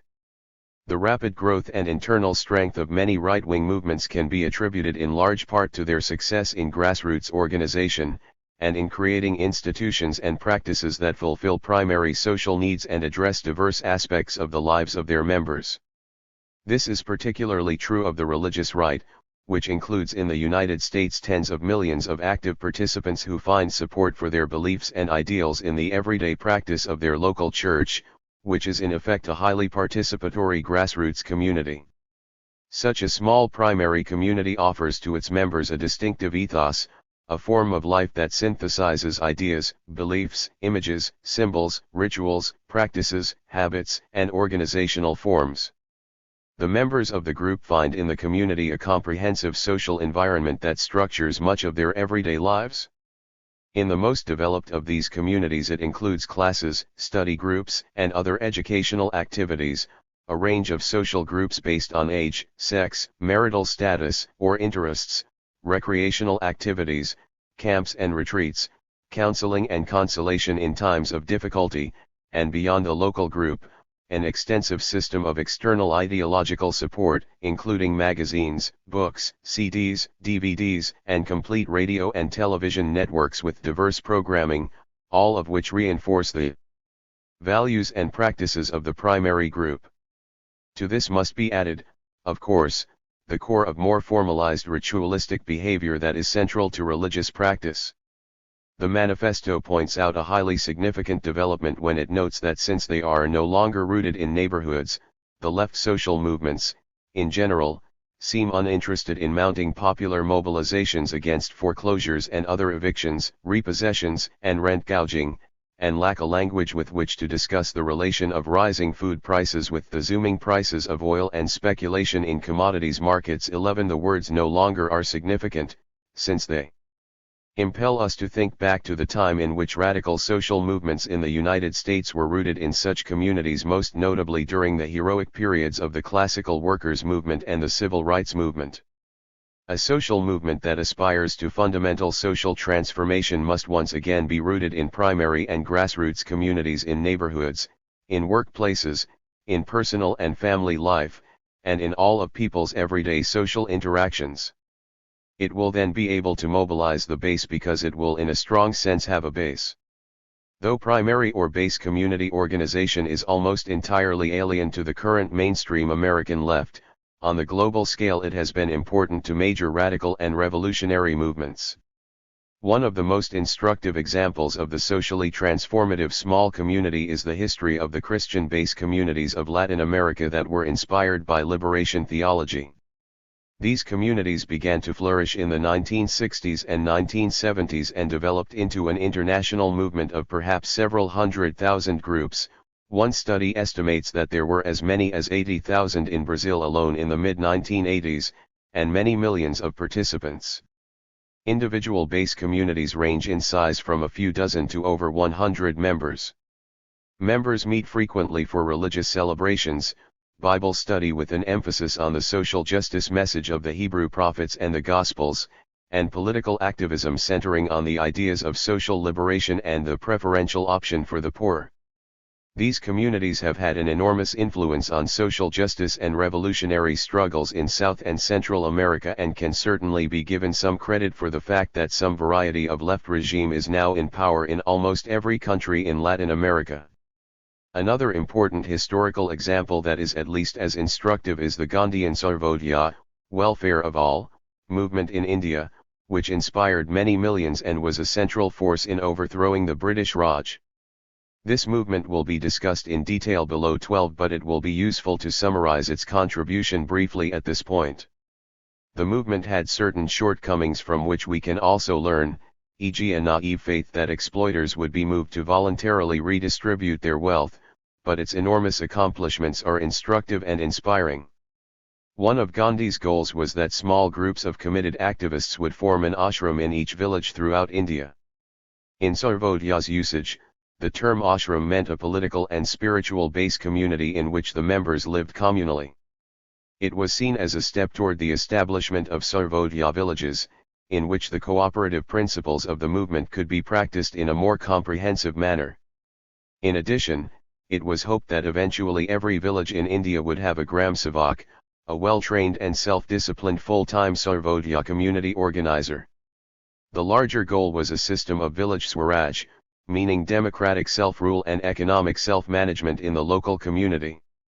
Self-rule would be carried out through the Gram Sabha, or village assembly, and the Panchayat, or 5-person village council. The spinning wheel became the symbol of the movement, in part for its functional role in decentralized, self-managed production, but also because spinning was seen as an edifying meditative activity, and a communal one that promotes solidarity. Khadi, or homespun fabric, was also emblematic of the movement, for it was seen as an expression of all of its aesthetic, ethical, political, economic, and spiritual values. The concept that is perhaps most closely associated with the Gandhian movement is satyagraha, the force of truth. It expresses the idea that injustice and oppression can be most successfully overturned through the participatory political act, through massive direct action or civil disobedience directed at the very structures of injustice. The movement also developed the idea of bhudan, or gift of land, in which land was donated for cooperative village farming projects.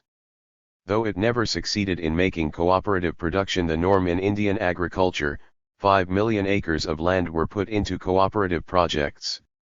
Many of the principles of the Gandhian movement have been carried on by the Sarvodaya Shramadana movement in Sri Lanka, which will be discussed in detail later. Point 13. The movement interprets Sarvodaya as a unity of awakening on every level, from the person and family, through the village to the larger society.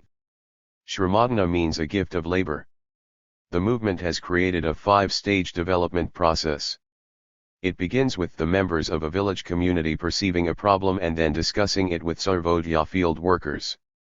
A Shramadana camp is then organized to plan the project and begin the village awakening process. Local groups, training programs, and planning meetings are then organized to prepare for the work. A formal Sarvodaya Shramadana society is then formed to help finance the projects. Microcredit programs are often established, and the movement has created several thousand village community banks and savings societies. Finally, the work is undertaken and completed, after which the participants reach out to other communities with similar needs to offer their labor, skills, experience, technical abilities, and material aid. Millions of Sri Lankans have participated in Sarvodaya projects over the past 50 years, and projects have been carried out in about half of the country's 23,000 villages. It has perhaps been the most far-reaching grassroots development movement in the world, though it remains almost unknown to the American left. It should be noted that the base communities of Latin America, the Gandhian movement, and the Sarvodaya Shramadana movement have all been developments in the global south.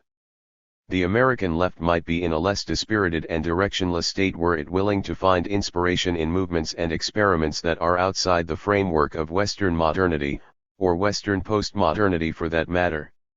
It is telling that the manifesto can conclude that changes such as the collapse of the Soviet Union and the transformation of other Leninist regimes have all but removed the traditional sources of radical imagination from the political landscape.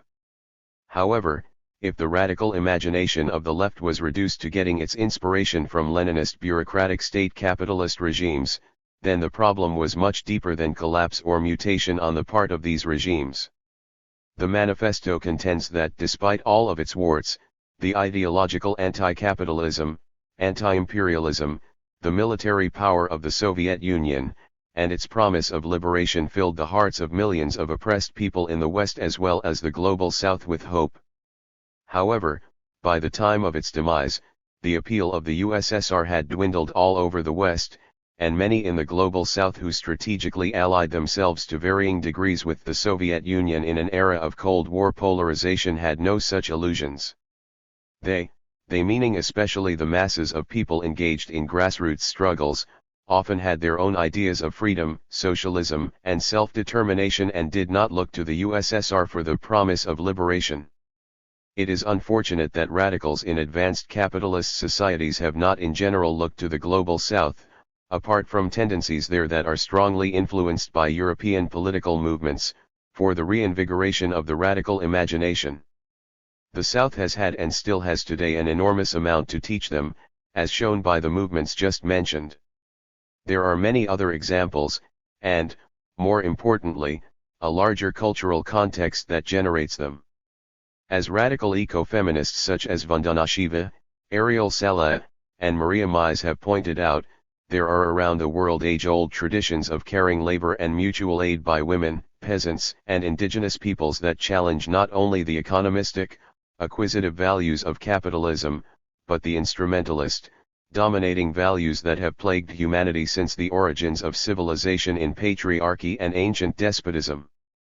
The reaffirmation of these liberatory traditions is becoming particularly powerful in indigenous movements of Latin America that challenge the traditional left and the ideology of post-colonialism on behalf of a radical decolonialism founded on traditional communal values and modes of social interaction and interaction with nature. As inspiring and instructive as these developments may be, one should not conclude that Western and specifically American radical and revolutionary traditions do not contain the resources for a new direction for the left. Indeed, the manifesto itself points out some of these possibilities. In particular, it mentions ideas concerning radical democratic politics, cooperative economics, cooperative housing, radical media, transformation of personal life, and a new relationship to nature, ideas that all have roots in American radical politics since the New Left of the 1960s. Some of these ideas are discussed in concrete detail in the manifesto, while others are mentioned only briefly and need clarification and elaboration. We should look more carefully at some of these important themes. The manifesto expresses strong support for radical democratic institutions in communities. It states, for example, that the right to the city would invest authority for issues regarding the allocation of space to community democratic decision-making. This would indeed be a very important advance.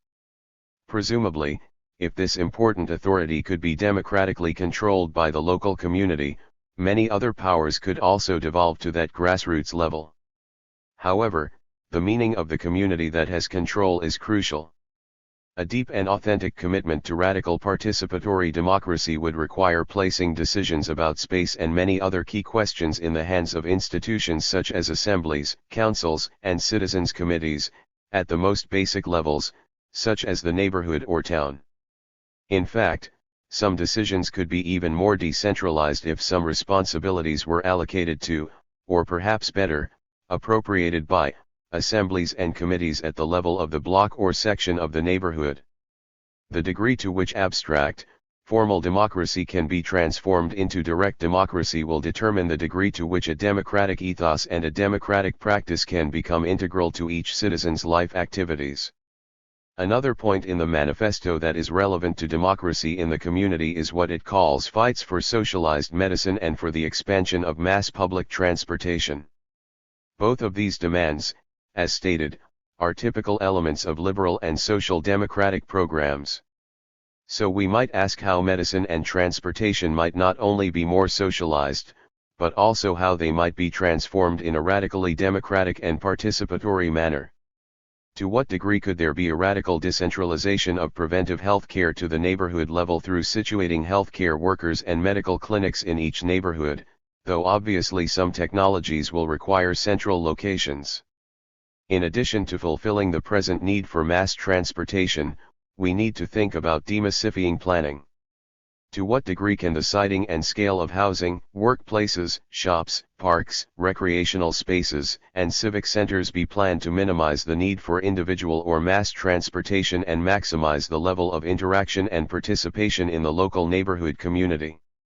A crucial radical democratic project is to combat the new urbanist co-optation of ideas such as walkability, low energy consumption, social and ethnic diversity, and the rich intermixture in the neighborhood or town of homes, workplaces, shops, play areas, and arenas for cultural activities. We must show in practice how these goals can most authentically be realized, not through eco-apartheid, but rather in creatively diverse, humane, just, and democratic communities. The nature of its housing is obviously one of the key determinants of the overall nature of the community. The manifesto takes a strong position in favor of housing as a non-commodified public utility, that is, either publicly owned or organized as limited equity cooperatives. No tenant can sell her apartment privately, only back to the co-op. This general goal is a highly desirable one, and such explicit support for socially owned or cooperative housing is essential. However, certain issues about how to achieve it need to be faced. Is this a proposal that even single-family homes be publicly or cooperatively owned? If so, how would such a system be structured? What would be the advantage of public ownership as opposed to cooperative ownership? Participatory democratic decision-making is a central goal of the manifesto, but would this not be achieved much more successfully through cooperative rather than public ownership, if the latter is defined as state ownership? Would community land trusts fit into the manifesto's picture of non-commodified housing? Under such a structure, land is owned collectively, while a house or apartment is owned individually, but can only be sold to a new land trust member, and only for the equivalent of the original cost and improvements. Through such cooperative housing, speculation is eliminated and improvements to the community through the collective force of the citizens accrue to the community as a whole. The manifesto expresses a strong commitment to cooperative economics.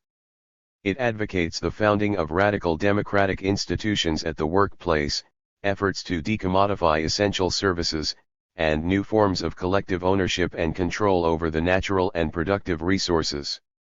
Such concepts could be developed into a wide-ranging program for a democratic system of production based on worker self-management. The United States has a rich history of radical labor movements, most notably the IWW, that have fought for democratic control of the economy, in addition to valuable experience of self-managed worker cooperatives, from the important self-managed sector of the plywood industry from the 1930s through the 1950s, to the contemporary worker cooperative movement spearheaded by the U.S. Federation of Worker Cooperatives. Few people today in the United States have ever heard the case for self-managed production, but when it is presented it often finds a highly receptive audience. There remain many questions that have to be faced in proposals for a self-managed economy.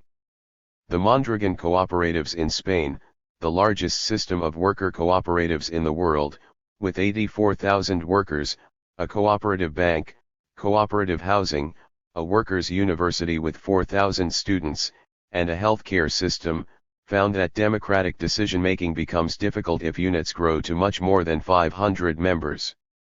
For this reason, efforts were made to create a federation in which the constituent cooperatives would not exceed the scale greatly. The average for individual cooperatives is now about 800. A challenge will be to create economic democracy in which cooperation can take place on a very large scale, in effect creating a larger federation of federations, while democratic control remains effectively at the base.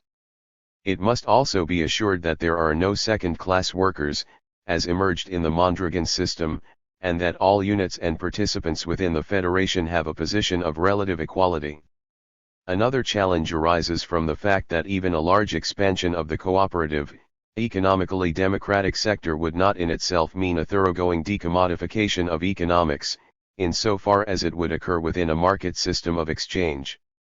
For this reason, it is important to investigate alternative systems of exchange that could be put into effect on a much larger scale than the systems of labor exchange and local currencies that presently exist, even while vastly expanding these existing alternatives. The manifesto rightly points out the importance of immigrants to the economies of many of our communities, stresses the issue of immigrant rights, and notes that immigrants have made important contributions to revitalizing labor struggles in certain areas.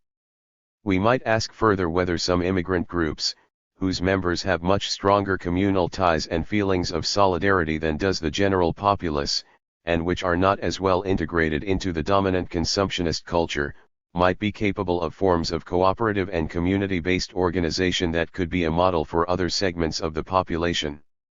For example, we might reflect on the fact perhaps 1/3, if not more, of the population of El Salvador now lives in the United States. There are other significant, if perhaps less statistically striking, examples. Of course, the problem of illegality is an enormous one, and the right would react viciously to greater militancy on the part of any foreign-born workers. But then, class struggle has been called struggle for a reason. As America globalizes itself into the world globalizes itself into America, whether America likes it or not. Perhaps America will finally be dragged kicking and screaming into the world, and the American left along with it. The manifesto also confronts the key issue of media and communication, central to questions of the social imaginary and the social ideology, when it states that the left has lacked a truly national presence, a public press that regularly reports and comments on the economic, political, and cultural situations, and a network of major educational institutions that constitute counter-hegemonies to the prevailing capitalist common sense. This observation points to crucial dimensions of a more general problem, which is the relative monopolization of the means of communication and the existence of a prevailing ideological and imaginary hegemony. One of the two practical proposals that are emphasized in bold type in the manifesto is starting a news weekly in both hard copy and internet. In doing so, it points out one of the many crucial gaps in left political culture in this country. If we consider the enormous contribution that has been made to the left by a single radio and television news program, Democracy Now!, we can begin to imagine what a comprehensive system of radical left media might accomplish. However, we should keep in mind that as undeniably essential as the radical press may be, the existence of one or more national newspapers on the left is not likely to be a major catalyst for social transformation. A number of countries have long had important left dailies. France, for example, has had the communist daily El Humanite, founded in 1904, and Liberation, founded in 1973, which was established as an extreme left publication and was generally left for much of its history, not to mention other important papers with more center-left sympathies. It must be recognized that movement newspapers play a significant role in social movements and that they have contributed to the relatively greater importance and endurance of the European left, as compared to its highly marginalized American counterpart. It is also important to realize, however, that newspapers are more an expression of the power and vitality of a social movement than they are the overriding force that creates and develops the movement, or else Trotskyists and Maoists would be 100 times stronger than they actually are, and Libe would have converted the French Bobetariat, rather than succumbing to it. Nevertheless, they are an important element of a larger system of communication that help generate an alternative social imaginary and alternative social counter-ideology, and not least of all, that help create an ethos of liberated communication that is part of the everyday lives of a growing community. Above all, it is crucial to create media that flow out of and support transformations at the personal, small group, and grassroots community levels. The electronic mass media are, much more than the print media, central to the shaping of consciousness today. But even beyond creating alternative mass print and electronic media, we need to think about a goal of creating democratic participatory media that are not merely marginal to people's lives. Can we see a flourishing of diverse media in the neighborhood? Can we create a movement for micropower radio that would demonstrate that every neighborhood can create a community radio station? Can we show the feasibility of a community video project in every neighborhood? Can we demonstrate the possibility of a community newspaper in every neighborhood? Can seizure of the means of communication be seen as an immediate, concrete project with real prospects for significant successes? The manifesto confronts some of the most crucial questions concerning social transformation, those related to subjectivity and the personal dimension, when it asserts that radical democracy should be extended to everyday social interactions, including the home, and that we should rethink personal relationships within the framework of class and innovative and creative psychic economies. However, this is also one of the areas on which the text is most vague. For example, it is not made clear how class is to be used as a basis for this rethinking, why considerations other than class, gender, ethnicity, sexual orientation, etc., do not demand such rethinking at least as exigently, or precisely what the intriguing concept of innovative and creative psychic economies might imply. The idea of radically democratizing the home calls for some discussion of how patriarchal values still intrude into family and personal life, how the society of mass consumption is revolutionizing these areas, how the insights of feminism and radical psychology and psychoanalysis are relevant to the project, and what democratized forms of personal and family life look like, at least in general terms. Under late capitalism, there has been a disintegration of the traditional productionist ego and a weakening of traditional forms of personal life. How, specifically, do these developments offer new opportunities for social creation, and how do they create new obstacles to collective action? It is important to recognize that psychological conditions are material social forces that demand careful and specific analysis. It has become increasingly clear that to celebrate uncritically the disorganization of the classic productionist ego and the disintegration of the traditional authoritarian character structure, and to hope that forms of liberatory nomadism and rhizomatics will emerge automatically from their decline, is to lapse into the most ungrounded abstract idealism. In an earlier era, Wilhelm Reich could write astutely of the emotional plague that was expressed in the rigid, authoritarian character structure. But today we are faced with new forms of emotional plague that are characterized by widespread depression and anxiety, and the proliferation of narcissistic states and the so-called borderline personality. Confronting these social psychological realities is essential when we ponder the question of the grounds for the proliferation of fetishistic disavowal even within aspiring communities of liberation. Why do we see repeatedly in this context the phenomenon of "I know very well, I have a good critique of domination and concept of a liberatory society, but nevertheless, I can't act in a way that moves effectively from one to the other"?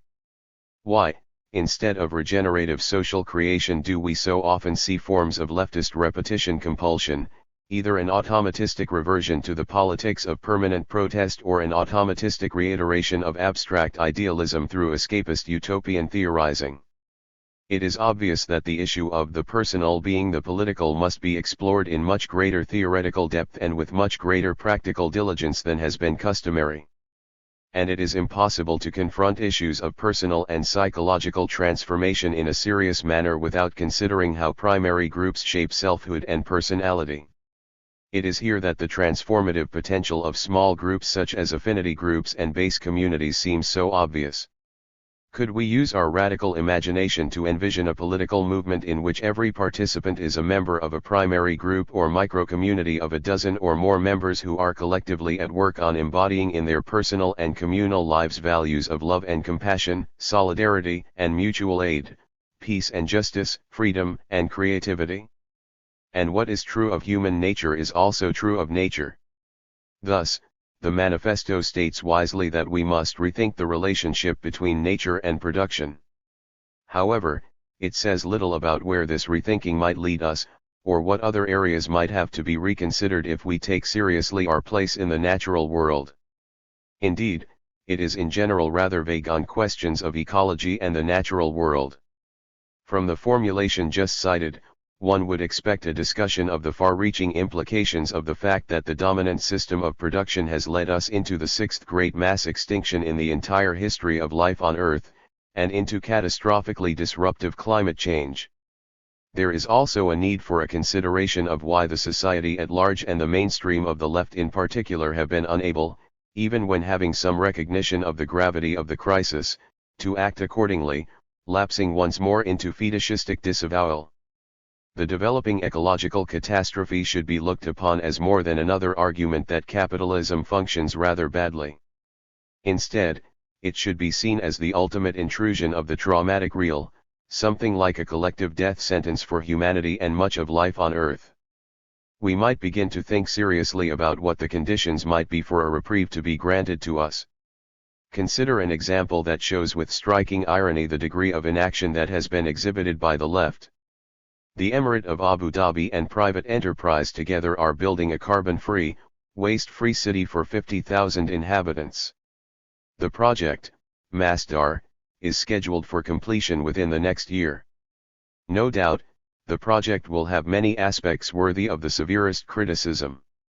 Indeed, Its primary function will be to serve as greenwashing for those who play a crucial role in global ecological destruction. In 2006, the United Arab Emirates had the second highest per capita level of CO2 emissions in the world.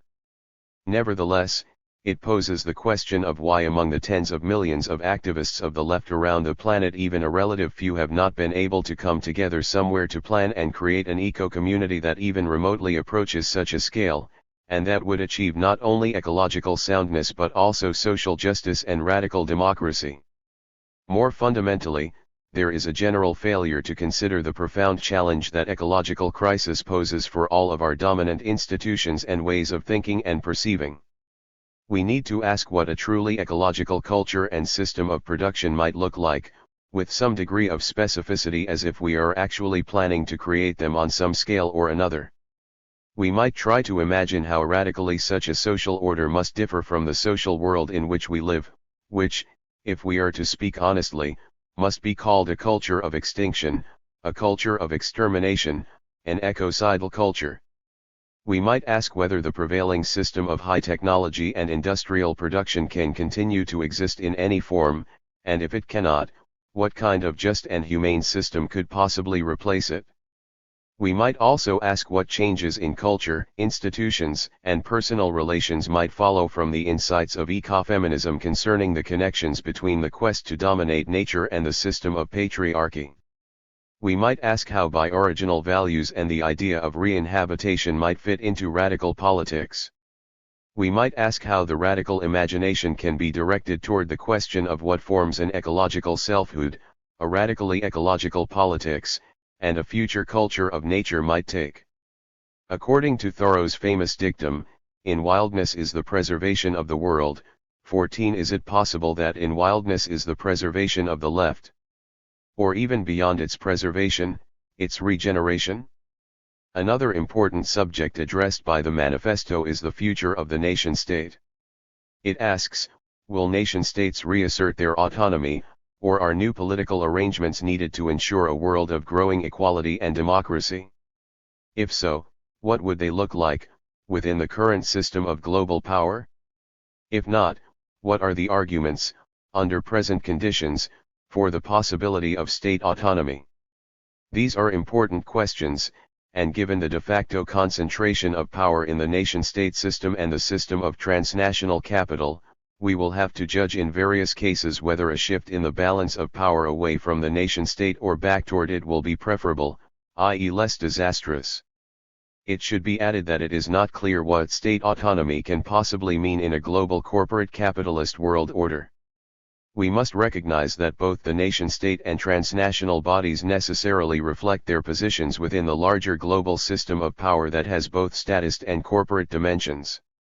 In this connection, it must be noted that the manifesto does not clearly face the problem of the centralized, hierarchical, bureaucratic state. Nor is the problematical nature of representation, the current ideological foundation of that institution, confronted forthrightly. A manifesto for radical democracy should, one would think, consider the degree to which authentic democracy can exist at various scales, within both political and economic institutions, and the degree to which popular power is necessarily alienated in large-scale and centralized units of decision-making. It would seem that such considerations would point to the conclusion that the new political arrangements that are needed are ones that allow communities to reappropriate the powers that are now alienated to corporations, to nation-states, and to a lesser degree, to transnational political entities. In this sense, the challenge for radical democracy is to transform the base communities, the popular base, into the effective material base of social organization. Many of the ideas expressed here have long been part of the anarchist tradition, in addition to being part of a larger libertarian socialist tradition, and that tradition still has much to offer to radical politics. It is rather disconcerting to read in the manifesto that even the anarchists have few ideas beyond protest and resistance. It is true that the general public, absorbing their political education from the corporate media, identifies anarchism with a certain dimension of anarchist youth culture. As a result, it seems to be no more than a post-adolescent conspiracy with the single guiding principle that you have to break a few windows to make an omelet. But there is more to it than this, and critical political thought needs to be a bit more perceptive. In reality, there has existed in recent times a broad spectrum of anarchist ideas concerning social organization, even if we limit the list to those that are more detailed than those expressed in the manifesto itself. Although some of these ideas are deeply flawed, as a whole they constitute a theoretically rich and highly suggestive body of theory. Castoriadis's ideas of a self-managed economy were basically anarchist. Buchan's libertarian municipalism and confederalism were originally elaborated within an anarchist theoretical framework. Fotopoulos' inclusive democracy presents an anarchist economic and political model. Some anarchists have been inspired by Paracon or participatory economics, as developed by Albert and Hahnel. Many still adhere to and attempt to update anarcho-syndicalism and revolutionary unionism. Many others carry on the tradition of cooperativism or mutualism. Karatani's associationism, as discussed in his book Transcritique 15, is a synthesis of Marxist theory and anarchist, mutualist, practice. Even the least systematic tendency within anarchism, the anarchist youth culture, while focusing on anti-capitalist and anti-corporate globalist struggles, has developed ideas of affinity group organization, association for mutual aid, and networking that go significantly beyond protest and resistance. Furthermore, it is significant that the most provocative political document in recent times, the Coming Insurrection 16, emerged out of, as the French police phrased it, the anarcho-autonomist milieu. As Julien Coupat points out in an interview in Le Monde, one hasn't seen power become fearful of a book for a very long time. 17 The work is noteworthy for confronting the modes of colonization of the subject, the need for effective and immediate radical transformation of everyday life, and the emancipatory dimensions of actual social struggles. It faces both the impending catastrophe and the actually existing one, identifies the central place of the affinity group and base communities in a communal future, and reflects critically on the meaning of popular assemblies. While completely rejecting all illusions about the forms of bureaucratic and terroristic state capitalism that have masqueraded as communism, it also helps divulge the well-kept secret that the senility and death throes of various forms of statist despotism and anti-social, undemocratic, non-reformism have masked the continual birth and rebirth of communist practice. The work is not without serious limitations. Its greatest strength, its expression of radical opposition and marginality, is at the same time its greatest weakness. The modes of invisibility and social insurrection that it proposes are forms of both self-expression and self-limitation of social revolutionary power.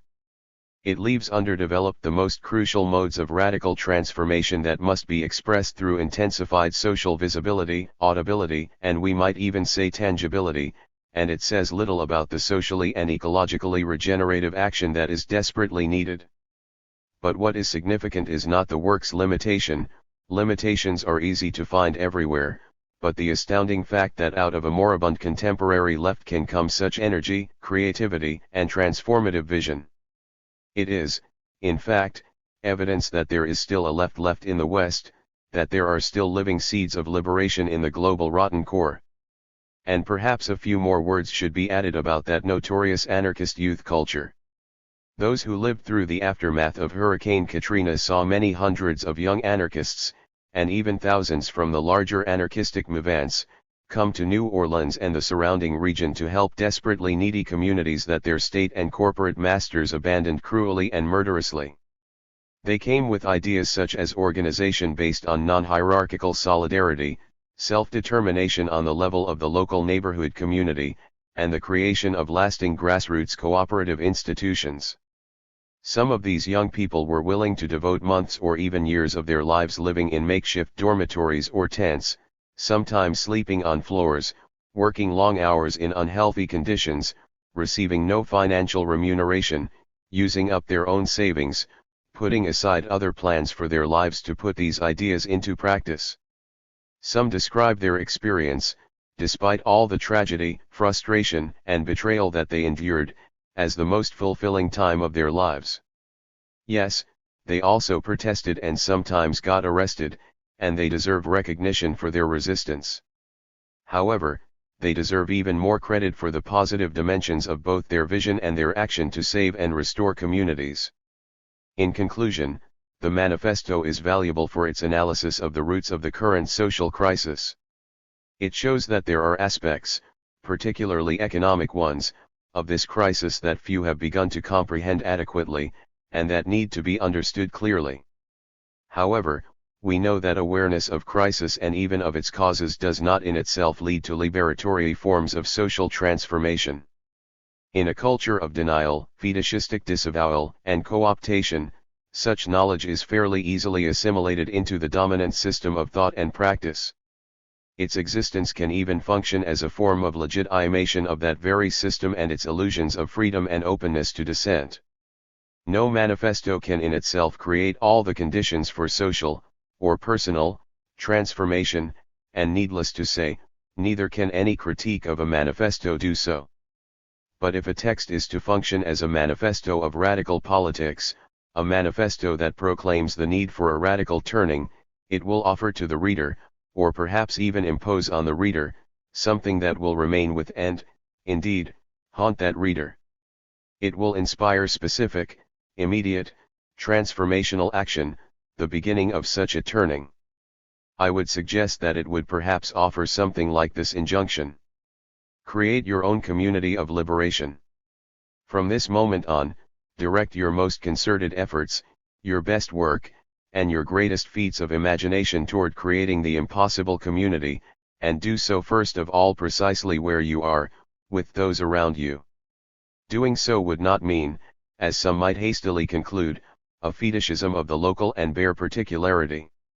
It would mean, after fully recognizing and passing through whatever singularity, the creation of a community that expresses the universal particular. It would mean regenerating, in the creation of forms of life embodying communal individuality, the particular, concrete universality on which the great commons, that larger concrete universality, can finally be founded.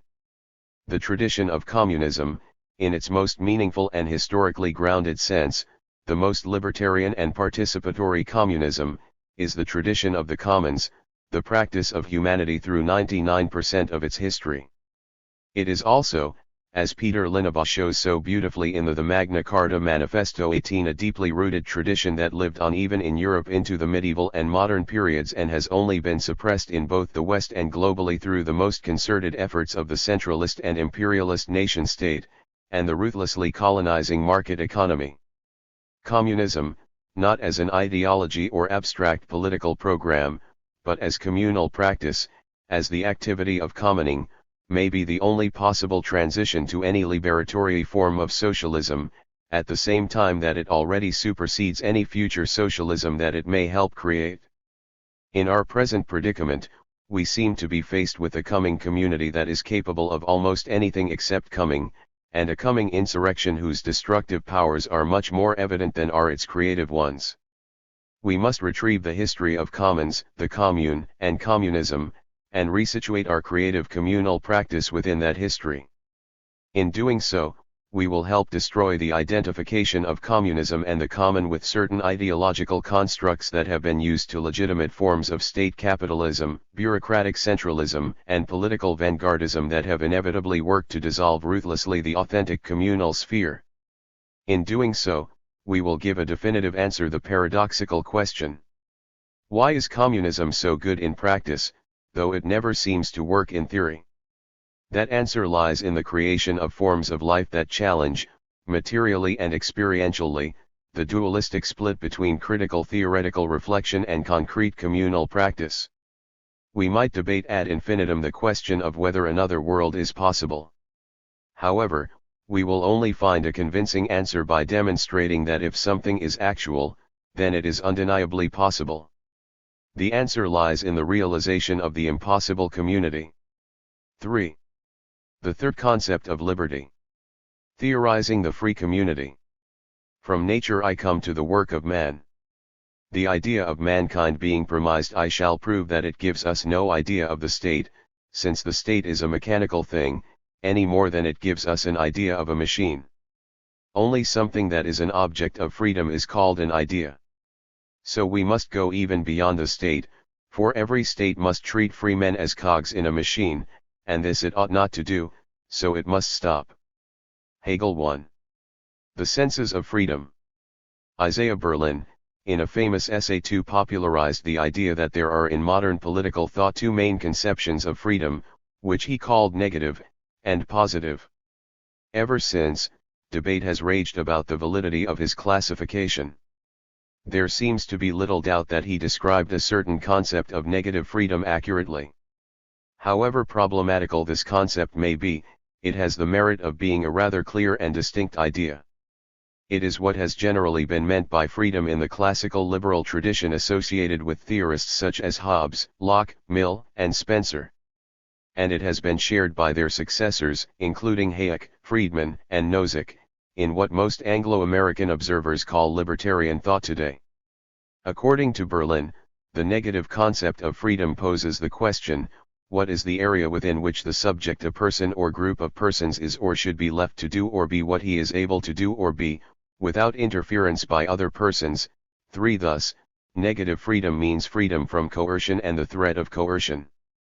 From this standpoint, if I am prevented by others from doing what I could otherwise do, I am to that degree unfree, and if this area is contracted by other men beyond a certain minimum, I can be described as being coerced, or, it may be, enslaved, for negative freedom focuses on one's ability to do what one wants to do without being prevented from doing so by force and coercion or by the threat of force and coercion. Whether one is unable to do so for other reasons, or whether it is advisable for one to do so, are not seen as relevant to this issue. Berlin holds that the positive concept of freedom focuses on the question what, or who, is the source of control or interference that can determine someone to do, or be, this rather than that. 5. He says that it derives from the wish on the part of the individual to be his own master. I wish my life and decisions to depend on myself, not on external forces of whatever kind. I wish to be the instrument of my own, not of other men's, acts of will. I wish to be a subject, not an object, to be moved by reasons, by conscious purposes, which are my own, not by causes which affect me, as it were, from outside. 6. The emphasis is thus not on non-coercion, but rather on self-determination, often interpreted as the ability to carry out one's true will or to act in a truly rational manner, though whether one actually succeeds in these endeavors is not part of this definition of freedom. It has often been pointed out that both conceptions of freedom, as formulated by Berlin, are in a sense both negative and positive. In each case, there are certain obstacles to freedom that might stand in the way of its attainment, and there are some desired or desirable actions, following one's own desires or choices, whether de facto, or in some ideal sense, or states of being, becoming a rational agent, becoming autonomous, that are goals of free activity. The negative conception focuses on the absence of obstacles, in the form of coercive action, to the pursuit of one's goals. The positive conception focuses on the quest to achieve those goals. In delineating the nature of positive freedom, Berlin directs attention almost exclusively to one particular version of that concept. He calls this the positive doctrine of liberation by reason, and warns that it has been a pernicious force in history to the degree that it has led to the imposition of coercive force by some for the alleged good of others. He claims that various forms of this doctrine are at the heart of many of the nationalist, communist, authoritarian, and totalitarian creeds of our day. 7. This is undoubtedly true. These creeds have in fact appealed to such a doctrine for justification. Where Berlin's analysis fails, however, is his invalid identification of the class of positive concepts of freedom with one subcategory of such concepts. He commits the fallacy of hastily generalizing from certain positive concepts of liberty to the positive concept of liberty. However, not all positive conceptions of freedom can be reduced to the concept of liberation by reason, and not all of those that have espoused liberation by reason have gone in the authoritarian direction repeatedly described and predicted by Berlin. These conceptions have concerned not only self-determination, but also, more broadly, Self-realization. The tradition of positive freedom as self-realization is much more far-reaching than one would suspect from Berlin's discussion, and has a rich history in Western political thought. It has deep roots in the Aristotelian tradition, in the vision of human flourishing or eudaimonia as the actualization of a wide spectrum of human potentialities. This theme has been carried on and developed more critically in dialectical thought, and has been central to Hegel and German idealism, and to Marxism and neo-Marxist philosophies. However, developed theories of positive freedom have also existed in Anglo-American thought, and Berlin's generalizations fail even to take even these into account. T.H. Green, one of the foremost liberal theorists of the 19th century, developed a very sophisticated conception of positive freedom as self-realization. According to Green, there is a negative moment of freedom from in the emergence of positive freedom, in that certain constraints must be overcome. These include, on the one hand, the constraint of excessive coercion, and, on the other, the constraint of deprivation of the means for one's personal and social development. Addressing the issue of coercion, he asserts that there can be no freedom among men who act not willingly but under compulsion, but he adds that non-coercion is in itself no contribution to true freedom. What he means is that non-coercion contributes to true freedom as a precondition for the latter, but it does not contribute as a constituent of such freedom. The other sort of constraints that must be eliminated as a precondition for true freedom are a spectrum of social evils. Green mentions such social ills as overcrowding, bad health conditions, widespread addiction, and poverty. 9.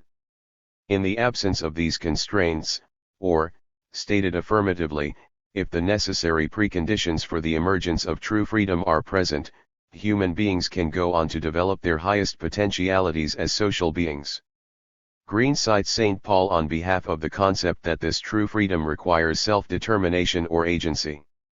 It is a freedom from the law, from ordinances, from the fear which these inspire that is achieved when one is conscious of himself as the author of the law that he obeys. 10. Such freedom results from one's making the fulfillment of the law of one's being into the object of one's will. 11. It consists, moreover, of the attainment of a good that is not merely one's own, but is a common good.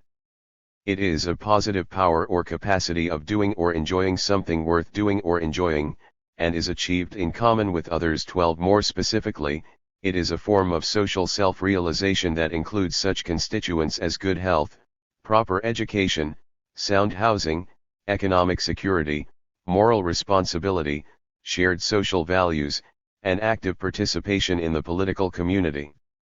L. H. Hobhouse carried on the development of this modern liberal concept of positive freedom. In his book Liberalism, he presents an analysis of liberty as a multidimensional phenomenon that includes civil, fiscal, personal, social, economic, domestic, local, racial, national, and international liberties as its constituents. If one examines what he means by these various elements, one finds that they include the rule of law, equality under the law, governmental fiscal responsibility, freedom of thought and expression, equality of opportunity, non-discrimination, freedom of association, including labor organization, sexual equality, child welfare programs, public health and education programs, national and racial independence, anti-militarism, and non-aggression. 13. The British liberal positive conception of freedom was carried over in post-New Deal American liberalism, notably through the influence of its most important political philosopher John Dewey, who was influenced by Hobhouse. In Liberalism and Social Action, Dewey traces the evolution of liberalism from a laissez-faire, economistic ideology with a negative concept of liberty to a philosophy of social engagement with a broad, positive conception of freedom. He explains that the liberal concept of freedom has evolved in relation to the movement of history and changing human needs and aspirations. During the late 17th and early 18th centuries it meant liberation from despotic dynastic rule.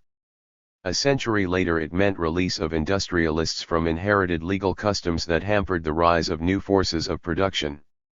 Today, it signifies liberation from material insecurity and from the coercions and repressions that prevent multitudes from participation in the vast cultural resources that are at hand. 14.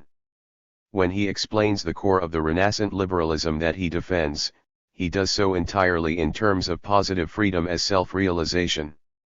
The end of liberalism, he says, is the liberation of individuals so that realization of their capacities may be the law of their life, and the means that it utilizes to pursue that end is freed intelligence as the method of directing change. 15 Dewey concludes by defining the cause for which liberalism enduringly stands as the cause of the liberty of the human spirit, the cause of opportunity of human beings for full development of their powers. 16 This commitment to human freedom as self-realization has been the great strength of modern liberalism and the basis for much of its appeal. In fact, the decline in influence of modern liberal ideology has resulted in part from the fact that liberal discourse, in both its practical political and its theoretical forms, has shifted to a narrower focus on the defense of specific, often economistic, rights and entitlements, and the larger vision of freedom as social self-realization, rather than evolving further, has retreated to the background. The self-realization tradition is carried on today within the modern liberal tradition, notably in the human capabilities approach developed by Amartya Sen and Martha Nussbaum.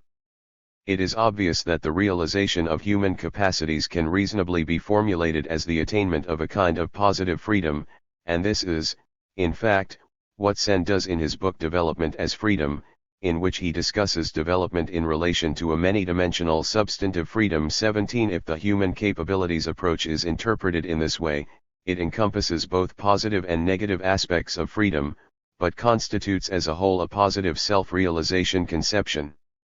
Nussbaum elaborates on the nature of this self-realization in her Central Human Functional Capabilities approach, in which she specifies 10 areas of capability that are significant.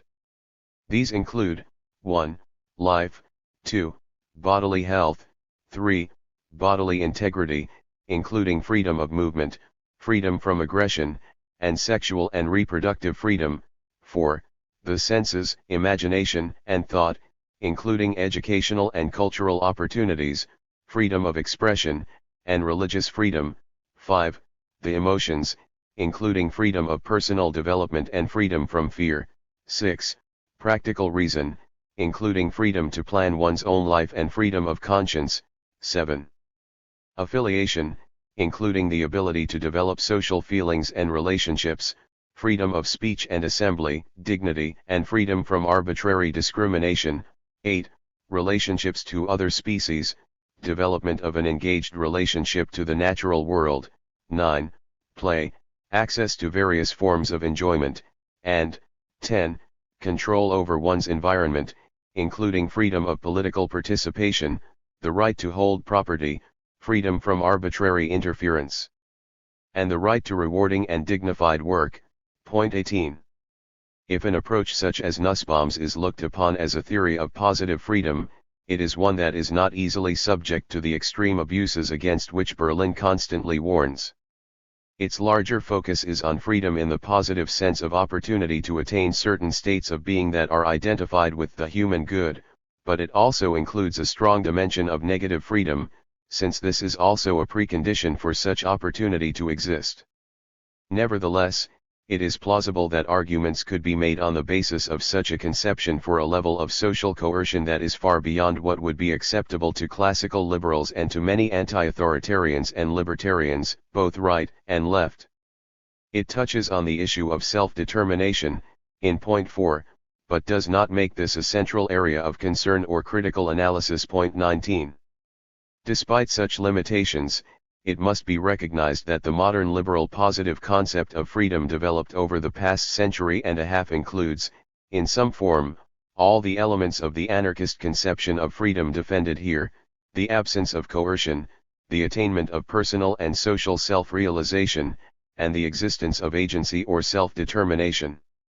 Though this conception ultimately lacks critical understanding of the system of domination, and lapses in some ways into ideology and abstract idealism, it is vastly superior to the concepts of freedom developed in classical liberalism, neo-republicanism, and the more economistic versions of welfare liberalism.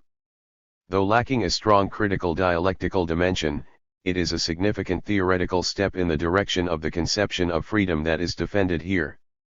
Berlin's attempts to discredit such positive conceptions of freedom are a complete failure. This is true of his claim that the fundamental sense of freedom is freedom from chains, from imprisonment, from enslavement by others, and that other senses are only an extension of this sense, or else metaphor 20. He does not defend this claim through careful analysis of etymology, through an examination of the history of usage and connotation in various relevant language communities, or even through a consideration of the theoretical issues involved in determining what might be considered a fundamental sense. Instead, he merely asserts his position repeatedly. In reality, Berlin's privileged sense of the term is fundamental only for his own political ideology and for the political tendencies, classical liberal, neoliberal, and right-wing libertarian, that share his ideological commitments. The term is used meaningfully and coherently not only in his fundamental sense, but also in a range of senses that are grounded in historical and contemporary usage. If one considers the etymology of the term, one finds that it is derived from roots that connote not in bondage, noble, joyful, dear, and beloved, and which thus have both negative and positive connotations. If one looks at the history of the usage of the term, one finds that it has been used both in popular and theoretical contexts in both negative and positive senses. Some of the important chapters in the history of the positive usage have just been mentioned. Nevertheless, Berlin objects that advocates of positive freedom, and this would apply even more to advocates of the more complex conception of freedom developed here, confuse freedom with other social values. According to this objection, the concept of freedom simply cannot do all the work conceptually that the theorists of positive freedom demand of it. 21. One should not, the argument goes, confuse a free society with one in which people achieve self-realization, or one that has various other qualities that one might consider desirable, but which should not be equated with freedom. However, as an examination of etymology and usage shows, this objection fails. One simply cannot establish the superiority of one's favorite conception of freedom by claiming one's inalienable right to rewrite the dictionary. Just as Berlin and his allies can say that their opponents confuse the free society with one that promotes self-realization or some other value, one could with equal justice, or injustice, say that Berlin and his followers confuse a free society with a non-coercive one. A. J. Liebling stated famously, and quite coherently, that freedom of the press is guaranteed only to those who own one. 22. One might accordingly say that advocates of negative freedom confuse freedom of the press with the absence of laws against censoring the press. The fundamental meaning of freedom of the press, one might continue, is the ability to have access to a press and to use it to express one's ideas. This claim would be nonsense, but it would be no more nonsensical than are Berlin's contentions. In fact, both freedom as the ability to publish and freedom as the absence of coercive restrictions on publishing are meaningful senses of freedom. In the face of differing uses of the term, the question of which concept can best do the work theoretically or whether it should have more or less work to do depends on the more philosophically fundamental question of the nature of the work that a conception of freedom ought to be called on to do. Linguistic fundamentalism offers no adequate answers to any of these questions. It is hoped that those more adequate answers can be found in a broader and more complex conception of freedom that brings into dialectical relationship the dimensions that have been uncovered in the various contending conceptions. I call this broader conception the third concept of liberty. The present discussion is not the only proposal for an alternative to Berlin's two varieties of liberty. Quentin Skinner contends that he has isolated a third concept of liberty, based on the assumption that separate concepts exist if a descriptive term, such as liberty, can be coherently used with more than one range of reference. 23. One can, in fact, validly claim to isolate such a concept using this assumption. However, unfortunately for advocates of Skinner's approach, this claim turns out to be an entirely trivial one. According to such a standard, a vast multitude of distinct concepts of liberty already exist, since every variation in definition results in a different range of reference, and many of these variations, no matter how minute, irrelevant, or misguided, will be susceptible to the minimal demand of coherent use. So the real question is whether Skinner's proposed third concept is worthy of any more attention than the multitude of actual or possible isolatable concepts. Skinner thinks so, based on his contention that, contrary to Berlin, we can speak about negative liberty, without necessarily speaking about absence of interference. 24 In such cases, what we speak about is the predicament of those who recognize that they are living in subjection to the will of others, a situation in which freedom can be restricted and constrained in the absence of any element or interference or even any threat of it. 25. However, this position does not in the end diverge substantively from the classical liberal position, inasmuch as classical liberals long ago gave up any idea of benevolent despots acting non-coercively and have overwhelmingly supported the idea of limited government, or even minimal government, without despots, benevolent or otherwise. Thus, Skinner does not pose any significant challenge to the classical liberal position when he states that knowing that we are free to do or forbear only because someone else has chosen not to stop us is what reduces us to servitude. 26 This concept does not add anything substantive to the classical liberal idea that coercion or the threat of coercion, or, we might say, interference or the threat of interference, is a limitation of freedom. Republicans will reply that they are pointing out the significant fact that the servitude exists even if those with power are benevolent and do not have any intention of interfering. However, in such cases the servitude does not stem from the benevolence or lack of desire to interfere. It comes, as in any other case, from the fact that there exists the power to coerce, that is, that the threat of coercion remains, whether or not coercion is used in any particular case, and classical liberals would agree on this point. 27. This takes us to the more distinctive third concept of liberty that is defended here. This defense looks above all to Hegel for inspiration, but seeks to overcome the ideological limitations of that philosopher's position. It proposes a concept of freedom based on communal individuality, social self-realization, self-determination, strong agency, and recognition. It is an attempt to synthesize, develop further, and reconcile, without denying necessary tensions, the dimensions of freedom that are central to the negative conception of freedom as non-coercion, the positive conception of freedom as self-realization, and the positive conception of freedom as self-determination. While only a sketch of a dialectical conception of freedom will be presented here, a fully developed dialectical theory requires a detailed exploration of the ways in which these three dimensions are mutually reinforcing, the ways in which they are in tension with one another, and the ways in which they might come into partial or radical contradiction with one another. The underlying thesis of this discussion is that this project of synthesizing these three dimensions of freedom can be seen to be viable, based not on any mere abstract thought experiment, but rather on critical reflection on real historical experience and existing social possibilities. Abstract freedom. Hegel engages in a sustained critique of what he sees as abstract ideas of freedom. The goal of his analysis of such concepts is to show that they are one-sided and non-dialectical, and that their limitations and contradictions point in the direction of a more consistent, comprehensive, and fully developed conception.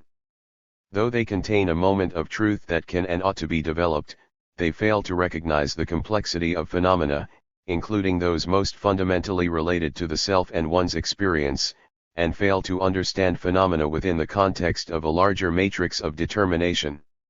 Hegel explains that an abstract and formal freedom of subjectivity finds its content, or more accurately, fails to find adequate content, only in its natural, subjective embodiment, i.e. in needs, inclinations, passions, opinions, fancies, and c. 28.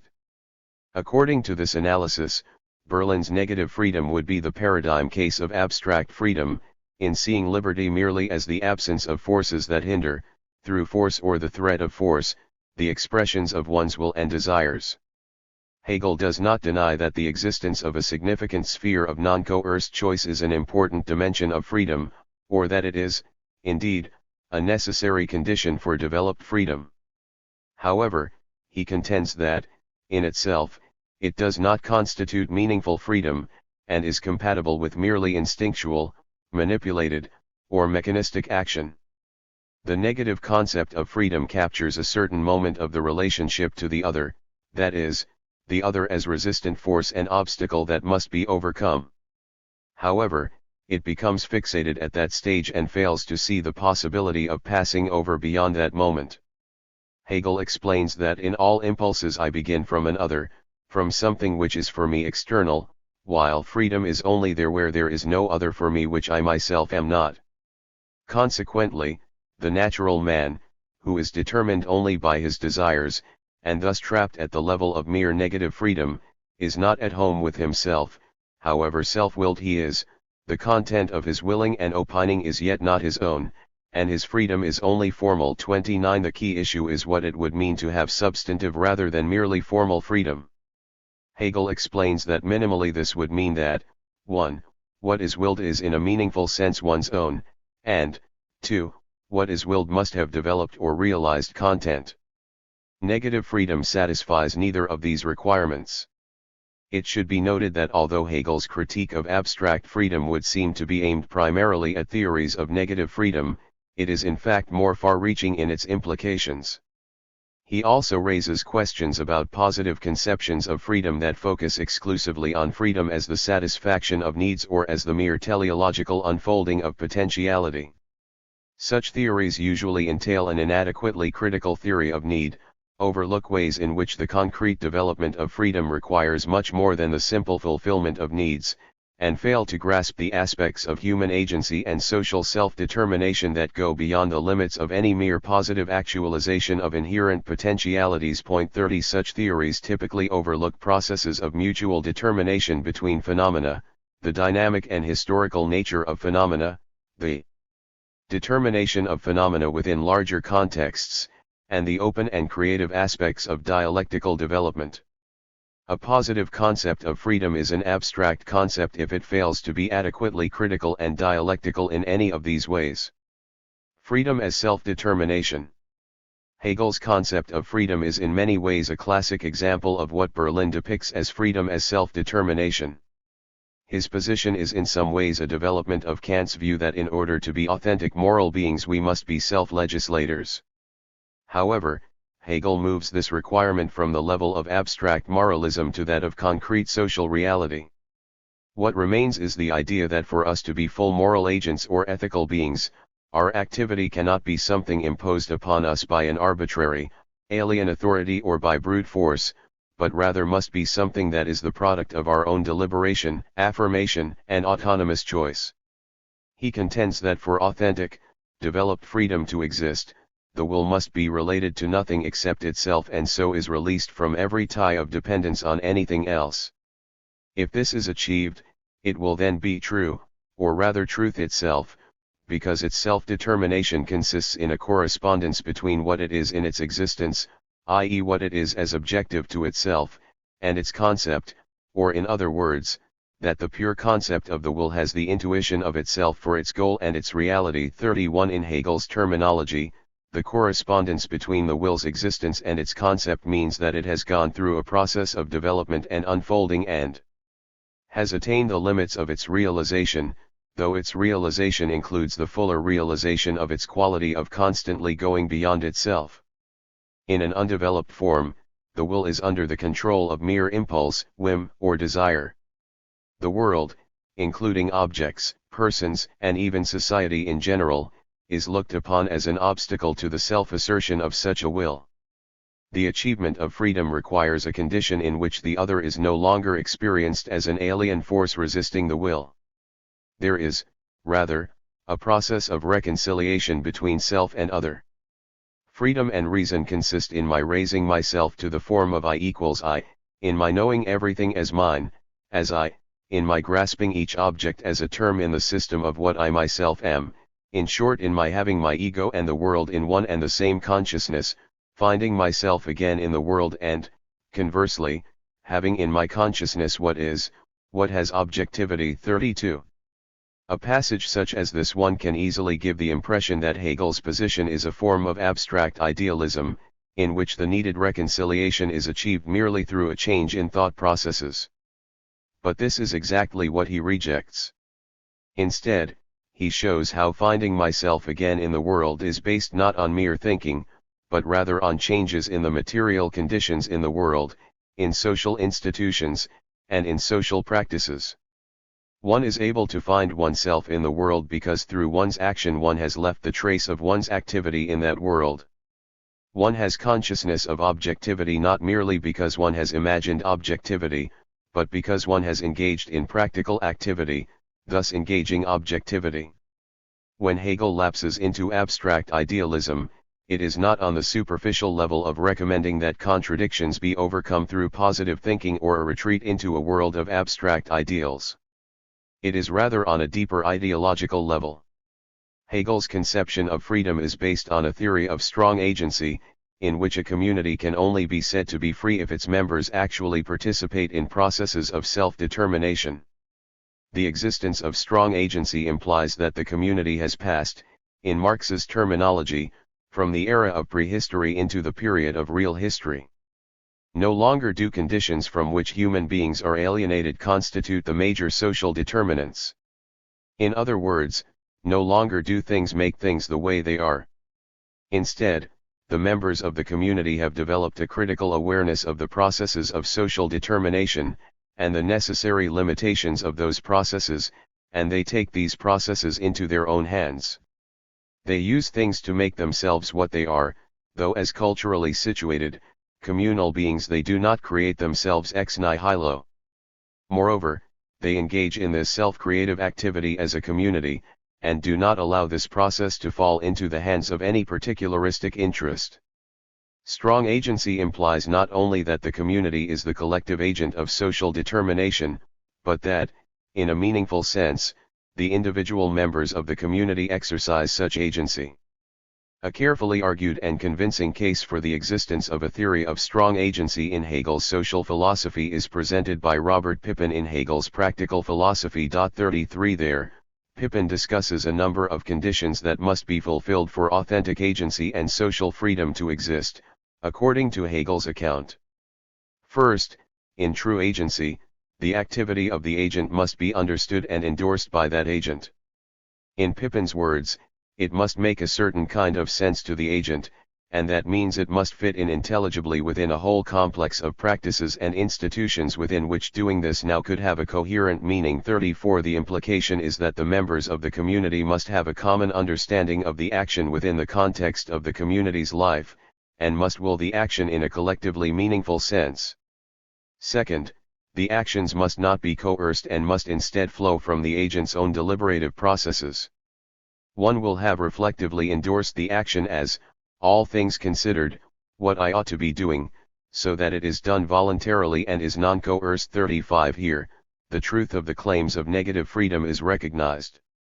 One cannot in a strong sense be said to be a free agent when one's actions, however admirable they might seem in abstraction, are concretely determined by force or the threat of force, so that what one would will according to one's considered judgment is overruled.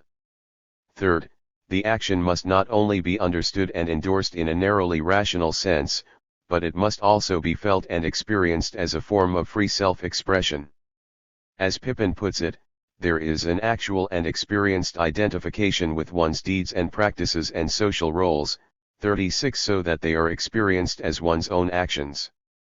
Elsewhere, he explains that what one determines to occur shouldn't seem or be alien, as if belonging to or produced by someone or something else, or as if fated or coerced or practically unavoidable, and so forth. 37 As in Marx's famous depiction of non-alienated labor, one feels at home, ist zu Hause, in one's free social activity. Finally, as the reference to reflective endorsement implies, the actions must not merely be minimally endorsed but must rather be a product of one's own reason in the relevant sense. A true agent would act out of consideration of moral, ethical, and political normative constraints that are not experienced as external, but are rather internal. This means that they are a product not of any hypothetical or collective reason, but of the subject's own reason. 38 The nature of moral and political reason is, of course, a crucial question, and there is no reason to think that Hegel correctly understood all its dimensions. However, the relevant point here is his contention that if social freedom is to exist, the social agents must be capable of reasoned deliberation concerning the moral and political good, and of endorsing actions based on a conception of that good. Needless to say, this last criterion has far-reaching implications for ethics. It means that social norms are not pre-existing realities to be discovered, or particular modes of instantiation of pre-existing realities, as in some forms of Platonism, natural law theory, or Kantian deontology. Rather, social norms, and obviously, for Hegel, this does not mean merely descriptive norms but morally prescriptive ones, are creative products of processes of participatory social determination. It is by being instituted and held to that norms function as norms at all, are actual. Their normative authority is not an expression of nature, but they function as independent forms of self-regulation. 39 In a sense, this is the Hegelian version of the Lacanian dictum that the big other does not exist. There is no purely transcendent source of moral authority that can be separated from human creative activity, imagination, and volition. Agency and critical reason. The implications of Hegel's requirement of rational reflection are much more radical than Hegel himself recognized, and more so than Pippin implies in his sympathetic presentation of the Hegelian position. Pippin notes the important point that what can look like a purely rational reflection on the limitations of some normative institution is in reality the pull of another unavoidable, already in place institutional commitment. 40 He gives as examples of such contending commitments the appeal to contractual obligation, conscience, professional standards, status in the family, and national loyalty. If the goal is strong agency, all of these standards for decision-making must be subject to fundamental critique. It is true that, as Pippin notes of the paradigmatic example of Antigone and Creon, each is trying to argue for what, respectively, any sister or any ruler must do. 41 However, the very ultimacy of the conflict between duties in this case, its disruptive and dramatic nature, opens the way to a reconsideration of the grounds for any delivered views of what family members and rulers must do. Pippin points out that while the Hegelian position emphasizes duties that result from the station that one occupies in society, based on the sort of critical reflection available at the time, it is quite plausible to claim that in many cases the station itself does not in itself conform to the demands of reason. 42 Moreover, the critical reflection available should not be identified with a de facto prevailing level of critical reflection, much as arguments in obscenity cases have appealed to l'homme sensual. No one can literally step outside of his or her epoch, but one can make use to a greater or lesser degree of the historical, scientific, and philosophical resources that are available to that epoch. One can, in effect, often overrule the ruling ideas of one's age, and this is, indeed, a fundamental project of dialectical critique. One of the obvious strengths of Hegel's position is his critique of abstract, ungrounded views of society and social change, and his withering attack on proposals for reconstructing society, or realizing freedom, based on moralitat, and appealing to abstract moral idealism, when what is needed is an ethical analysis that is grounded in Sittlichkeit, and that exhibits a deep understanding of historical realities and complex social conditions and possibilities. Pippin notes accordingly that in moral reasoning requesting, providing, accepting, or rejecting practical reasons, in other words, are all better viewed as elements in a rule-governed social practice. 43 It should be added, however, that they are also part of a much larger social, and natural, world that encompasses the practice and contains many other elements that may ultimately challenge or even demolish it. Pippin states that the practical issue of adequacy must be answerable only within such a practice, all given the way a practice or institution has come to embody the crises, breakdowns, and changes that have made it what it is. 44 But this addresses only one dialectical moment of determination, the way in which a phenomenon is a product of its own history, and contains within itself that history, with all the possibilities and contradictions it contains. However, other relevant moments reflect the ways in which a phenomenon is determined by what it is not, and the way in which it is determined by its place in larger wholes of which it is a part. Given all this, what is within such a practice is identical with that which is outside the practice, and that which exceeds the bounds of the practice. A line between the various spheres can only be drawn provisionally, or else dogmatically and ideologically. Pippin vacillates between unusually acute insights into the radical implications of Hegel's position and certain innocuous illustrative commonplaces that work to limit that radically. Thus, he observes that the trust and solidarity without which cooperative action is impossible, and which cannot be justified on egoistic premises, or on the basis of self-interest rightly understood is, if it exists and if Hegel is right, best understood as the product of a collective historical experience of its absence and only partial presence. 45 This points directly to the overwhelming majority of human history that was lived in communities of solidarity based on kinship, a history only recently ended for much of the world, and to the long subsequent history of the commons, caring labor and cooperative endeavor during an age in which such solidarity has been only partly present. But Pippin's valid observation on historical experience leads him to comment that for us, now, because families should try to foster independence in their children might count as a perfectly fine and conclusive reason in such a practice, with no more needing to be said, for the agent. 46. It may be true, as Pippin contends, that the agent does not have to appeal to a comprehensive philosophy of history to justify practices. However, it is necessary that the agent should possess the degree of consciousness of social processes that is necessary for agency. Not only does the conclusion, so mentioned, not follow from the premise, but what is more, it is a recipe for disaster in a world in which independence is, for us, now, an ideologically charged concept that means anything but true independence. Indeed, the adoption of such a concept requires the systematic forgetting, by the agent, of precisely that collective historical experience that might point to a path of reconciliation between the freedom and independence of the person and a mutual solidarity with and dependence on the community. Recognition and non-domination. For Hegel, true freedom can exist only in a community of mutual recognition. An essential moment of freedom is the recognition by each person of the personhood of each other person, which implies that they are not mere objective beings in themselves, but also subjective beings capable of being beings for themselves, that is, self-conscious, self-creating, self-determining beings. As Hegel states in the Encyclopedia, it is necessary that the two selves standing over and against one another in their determinate being for others, posit and recognize what they implicitly are, or are according to their concept, namely they are not merely natural things but are rather free. 47. Hegel describes this mutual recognition as a form of reciprocity.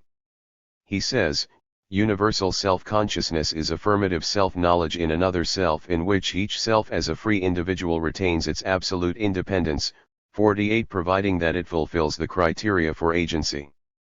At the same time, by negating its immediacy or desire begeared, it no longer distinguishes itself from the other. 49 In other words, it overcomes bondage to the uncritical, heteronymous willing that forms the basis for abstract negative freedom. Consequently, each has real universality in the shape of reciprocity. Each knows itself to be recognized in the other free person, and knows this insofar as it recognizes the other and knows him to be free. 50. A precondition for knowing that the other is free, and for recognizing the other as free, is, of course, that the other is, in fact, free. This theme in Hegel's works is best known through the master-slave dialectic, though it is a persistent undercurrent in his thought.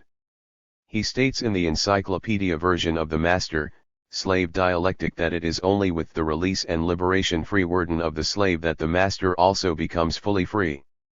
In this condition of universal freedom, in being reflected into myself, I am immediately reflected in the other person, and conversely, in relating myself to the other I am immediately related to myself. 51 It is only within the context of a certain kind of equality that true recognition can possibly exist. Recognition cannot exist between a person who has the status of personhood and another person who is assigned the status of a thing, or that of a mere means. The implications of this principle are obviously very far-reaching. Hegel's position is far from the abstract idealist one in which freedom could result from a pure mental act of recognition, or even from collective acts of mutual recognition, so that the act of recognition would in itself confer freedom.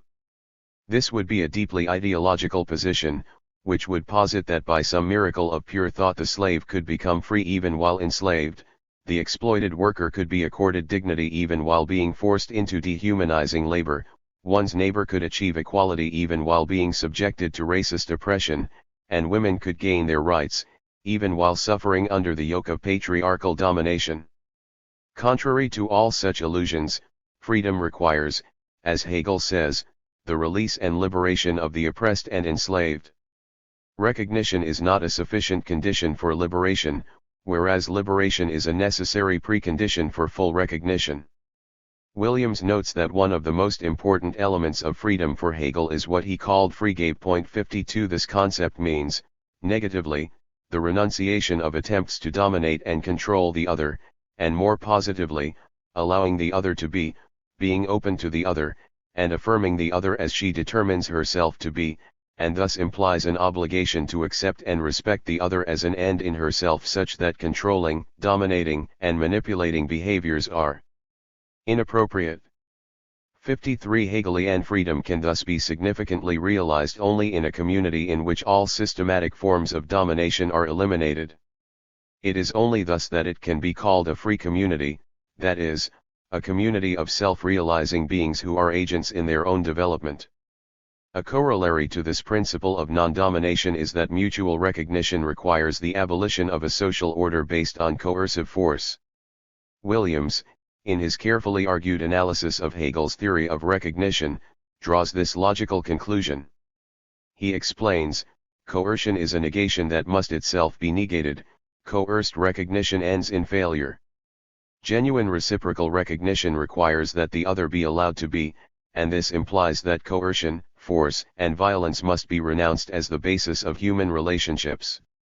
54. In the end, Hegel's politics of recognition requires him to posit a state that will negate its own nature as the supreme coercive institution in society. The free state can only be a state that is not a state. Reconciling universality and particularity.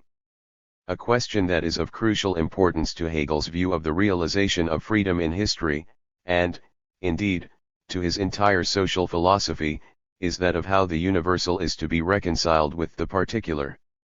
One of his criticisms of abstract conceptions of freedom is that they are based on a contradiction between the individual on the one hand and society, and indeed reality as a whole, on the other.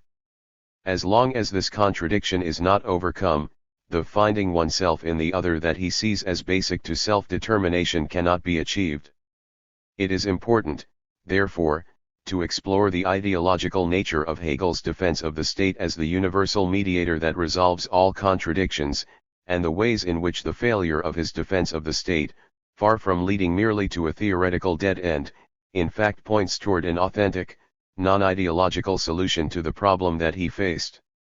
For Hegel, the state is the historical institution that performs the function of mediating between the singular, the particular, and the universal. The state, he says, is the actuality of concrete freedom in which personal individuality and its particular interests pass over of their own accord into the interest of the universal, so that they know and will the universal, they recognize it as their own substantive mind, and they take it as their end and aim and are active in its pursuit. 55. Thus, through the state, the individual and general interests are reconciled, and the individual consciously wills the universal. For Hegel, it is not only in some future state whose existence is fully one with its concept that the universal and particular will be thus reconciled. Rather, he asserts that the principle of modern states has prodigious strength and depth because it allows the principle of subjectivity to progress to its culmination in the extreme of self-subsistent personal particularity, and yet at the same time brings it back to substantive unity, and so maintains this unity in the principle of subjectivity itself. 56. He sees this reconciliation as a tendency that is inherent in existing modern states. Hegel is forced to make such a historically unfounded claim, for otherwise it would be impossible for him to defend the legitimacy of the state. The legitimate state would be nothing more than an abstract, ungrounded ideal of the sort that he so often subjects to devastating critique. But how can one look at the history of the modern nation-state, either up to Hegel's own time, or during the period since, in which the practical, historical implications of its principle have become increasingly apparent, and conclude that what has taken place has been such a reconciliation, rather than the precise opposite. Only 17 years after Hegel's death, Marx could write with great perceptiveness and even more prescience that if one observes the dominant course of modernity, one finds not a growing substantial unity, but rather that all that is solid melts into air. It is now clear that he was describing the corrosive effects not only of economic rationality and commodification under the market economy, but also of the techno-bureaucratic and administrative rationality of the modern state. According to Hegel's analysis, in dealing with ethical life, we either start from the substantiality of the ethical order, or else we proceed atomistically and build on the basis of single individuals. 57 His contention is valid, but it undermines his own position if applied consistently and non-ideologically. According to his argument, one must start from real substantiality, not the hypothetical substantiality of some idealized entity. But Hegel's state is precisely such an idealized entity. Ethical substantiality, in Hegel's time and ever since, has been embodied not primarily in nation-states but rather in the histories, values, and practices of evolving communities and cultures. This substantiality developed through most of its history entirely outside the bounds of the state, and since then has existed in contradiction to the state, which has acted as an alien, atomizing force in society, reshaping communal beings into single individuals organized externally through the proliferation of the complex legal systems, the vast bureaucracies, and the powerful punitive and coercive mechanisms that constitute the state apparatus. The state and the problem of agency. Hegel is unwilling to accept the radical implications of his own theory of agency. Thus, he states that the right of giving recognition to what my insight sees as rational is the highest right of the subject, but he immediately adds that owing to its subjective character it remains a formal right. Against it the right which reason qua the objective possesses over the subject remains firmly established. 58 This formulation has questionable implications. It can imply a hierarchy of the objective over the subjective that reduces a necessary condition of agency to a formal condition that can be negated. Hegel recognizes elsewhere, however, that such a formal condition is capable of being developed and given content so that its most salient element, action in accord with one's own insight, can be preserved. A fully dialectical approach would reject the hierarchizing of the objective over the subjective and explore the possibilities for achieving an actualization of the subjective in a realm of objectivity, through a community and ethical order in which there is a dynamic tension between individual insight and social institution, in which the dialectic between communal solidarity and various elements of freedom is at the heart of the social order. In the end, Hegel leaves us with a theory of strong agency but with no hint of where we might find a strong agent. Redding points out that Hegel attacks republican politics for producing a general will without a willing subject, and thus failing to express the experience of subjects at all. 59 But the same issue arises concerning Hegel's own conception of statist politics, which shows him to be in some ways a good neo-Rousseauian. His proposed political order lacks the institutions and practices that would permit agency and expression of will in the strong sense that his theory requires. As Pelchinski comments, after the breathtaking conceptualization of the modern state in 260 of the Philosophy of Right, Hegel's description of its political organization comes rather as an anticlimax. 60 The section in question, which was cited above, expresses his extravagant claims for the overcoming of the opposition between universal and particular through the state. However, when one examines his description of the structure of the state, it is difficult to imagine such an institution as a form of individual and collective self-determination. Consider the constituents of Hegel's proposed political order. We find that the major constituents of such a system are, first, a constitutional monarch who is to symbolize the unity of the society, second, an executive that consists of a universal class of civil servants, third, a legislature, that consists of estates based on the de facto class structure, and in which the aristocrats representing the agricultural class gain positions by birth. The business representatives are elected not by the public but by their professional associations, and civil Servants are sent as advisors on behalf of universality, and, finally, the force of public opinion. It is obvious that such a system fails to take into account the most distinctive aspects of personal experience, interpersonal relationships, and, in short, social particularity. These, as a matter of historical fact, relate not primarily to that vast abstraction called the state, whether in its various empirical forms or in Hegel's idealized version, but rather to the true loci of cultural specificity, the locale, the place, the basic community of embodied practice. These social realities simply have no place in Hegel's system of determination. Hegel contends, in Kalb's formulation, that to be free we need customs, ways of life that are not our own arbitrary construction or imposed on us immediately but conform to the nature of our freedom. 61 This means that we need a more participatory, localized, and regionalized ethos. The great enemies of such an ethos have been, in addition to traditional hierarchical forms of domination, patriarchy, authoritarian religion, racism, the reductionist, atomizing, deracinating forces of capitalism and the state. The issue of sensitive, responsive, caring communal life is crucial to the problematic of freedom. But, largely as a result of his statism, the mature Hegel has little to say about the art of living in community. A non-coercive state? Hegel is unusual among classical political theorists in already having a clear recognition of what political anthropology has since his time told us in great detail about the state, that it arose out of force, coercion, and conquest.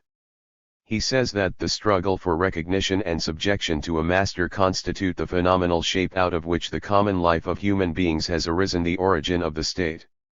However, he argues that while coercion is the ground of this phenomenon, it is not the ground or basis of right. 62 Rather, coercion is a necessary and relatively justified moment in the transition from the condition of self-consciousness sunk in desire and particularity to the condition of the universal self-consciousness ethical life.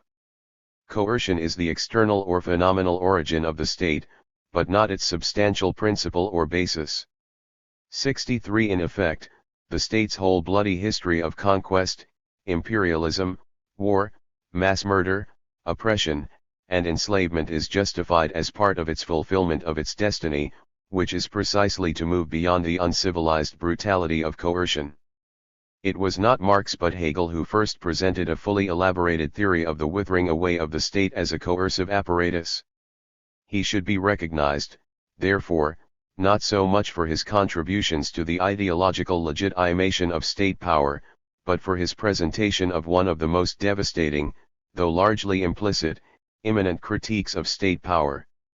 His message is, in effect, that the state can only realize its true destiny, and justify itself, by doing precisely that which it cannot possibly do, given its nature as the state. In short, the task it is conferred constitutes an impossible impossibility. The point at which Hegel lapses into ideology is usually rather obvious, because it is the point at which he begins to say things that he would never have said if he had read Hegel carefully. The true concept of the state, its real historical destiny, can only be understood through reflection on the content and context of the real historical state. It can be nothing other than what its actual determinants dictate. Hegel could have told him this. Williams expresses Hegel's predicament vis-a-vis the historical state very clearly in his explication of the implications of the theory of recognition. According to Hegel's own analysis, coercion is a negation that must itself be negated. Coerced recognition ends in failure. Genuine reciprocal recognition requires that the other be allowed to be, and this implies that coercion, force, and violence must be renounced as the basis of human relationships. 64 Thus, a social order based on recognition requires the abolition of the state. Hegel was, of course, quite aware of the implications of his own ideas. His solution to his dilemma, either he must give up the possibility of freedom in history or he must give up the state, was to give up the state. But fortunately, from his ideological point of view, it was only in giving it up that he would truly find it. This meant proposing an impossible development of the historical state in which the realization of its concept would mean the abolition of its character as a coercive mechanism, which is taken as a non-essential moment in the unfolding of its historic destiny. He substitutes for the real negation of coercion the ideological illusion of its negation. For all his rationalism, it is at this point that reason succumbs, and we might say succumbs absolutely, to imagination. For not only does he dream of the mature state, the object of his fantasies, it is also when he gazes on the actually existing state that he sees instead this sublime object of desire. Nevertheless, Hegel must offer some rational account of how the state will in practice reconcile the universal and particular. Quite appropriately, the ideological answer to this question is that it will do it through ideology. What is it that assures in Hegel's state that citizens exercise their all-important agency by willing the universal, thus achieving the reconciliation between the individual and the universal, so that no massive coercive mechanism will be required to enforce social order? As Kalb points out 65, it is such eminently ideological forces as organized religion and institutionalized patriotism. We might describe it more generally as statist ideology, whether religious or political. For Hegel, the guarantee of the Constitution depends first on the spirit of the whole people, namely in the determinate way in which it has the self-consciousness of its reason. Religion is this consciousness in its absolute substantiality. 66. Beyond this identification is the recognition that self and society both achieve their realization through the state. Such recognition depends on patriotism, which is trust, which may pass over into a greater or lesser degree of educated insight, or the consciousness that my interest, both substantive and particular, is contained and preserved in another's, i.e., in the state's, interest and end, i.e., in the other's relation to me as an individual. 67. This is not, in fact, a bad definition of the psychology of patriotism. It relies on a kind of faith that one's interest is identical to that of the state, and it therefore depends on one's ability to attain a greater or lesser degree of insight, greater when reality seems to confirm one's faith, lesser when it does not. Hegel fails to appeal to the third major sphere of statist ideology, its economistic form. He has very good reasons for neglecting this mode of legitimation, even though it is in reality the one most closely tied to the real historical destiny of the modern state and its realization of its concept. A recognition of the state's claim to legitimacy based on its service to economic self-interest, and its guarantee of a higher standard of living conflicts with his view that the state takes humanity beyond the realm of mere satisfaction of need. Moreover, it is in this mode of legitimation that the ideological mechanism becomes most transparent to reasonably perceptive beings. Thus, Hegel's appeal must of necessity be limited to the religious and nationalist forms of statist ideology. By this point, the requirement of real agency has retreated far into the background. Acts of consciousness are substituted for effective political action, and the real course of history is systematically fantasized away. Kalb points out that Hegel hoped that an ideological force such as nationalism could function as a check on the unbridled expansion of civil society's self-interested psychology. 68. However, what Hegel failed to recognize is how the state and capitalism could both propagate forms of technical and instrumental rationality that would reinforce one another, even as the various forms also contended with and contradicted one another, and ultimately create the illusion that there is no alternative to such rationality, while at the same time mystifying it through such ideological concepts as loyalty to one's country, and later, the happiness, freedom of choice, and self-actualization of each person. Hegel could hardly imagine what an expansion of self-interested psychology might ultimately mean in an age in which a burger-like Gesellschaft that had become far less civil than bourgeois had turned us all into tres petits bourgeois, members of the final universal class of the society of mass consumption. The kingdom of God was within Hegel. There was in Hegel's thought from the beginning a tendency that pointed in a direction quite contrary to his later statism. In his early theological manuscripts, Theologische Jugendschriften, Hegel saw in the idea of the kingdom of God a vision of a free community of mutual self-realization based on love and solidarity. This idea should be looked upon as part of the Joachimite tradition, inspired by 12th century mystic Joachim of Fiore, which divides history into three stages: the age of the Father, in which obedience to law is central; the age of the Son, in which faith becomes all-important; and the age of the Holy Spirit, in which love becomes the animating and organizing force in society. From this perspective, history achieves fulfillment through the triumph of a social order based on love, mutual aid, solidarity, voluntary cooperation, while the imposition of order based on force and coercion, law, or ideology, faith, is a regression.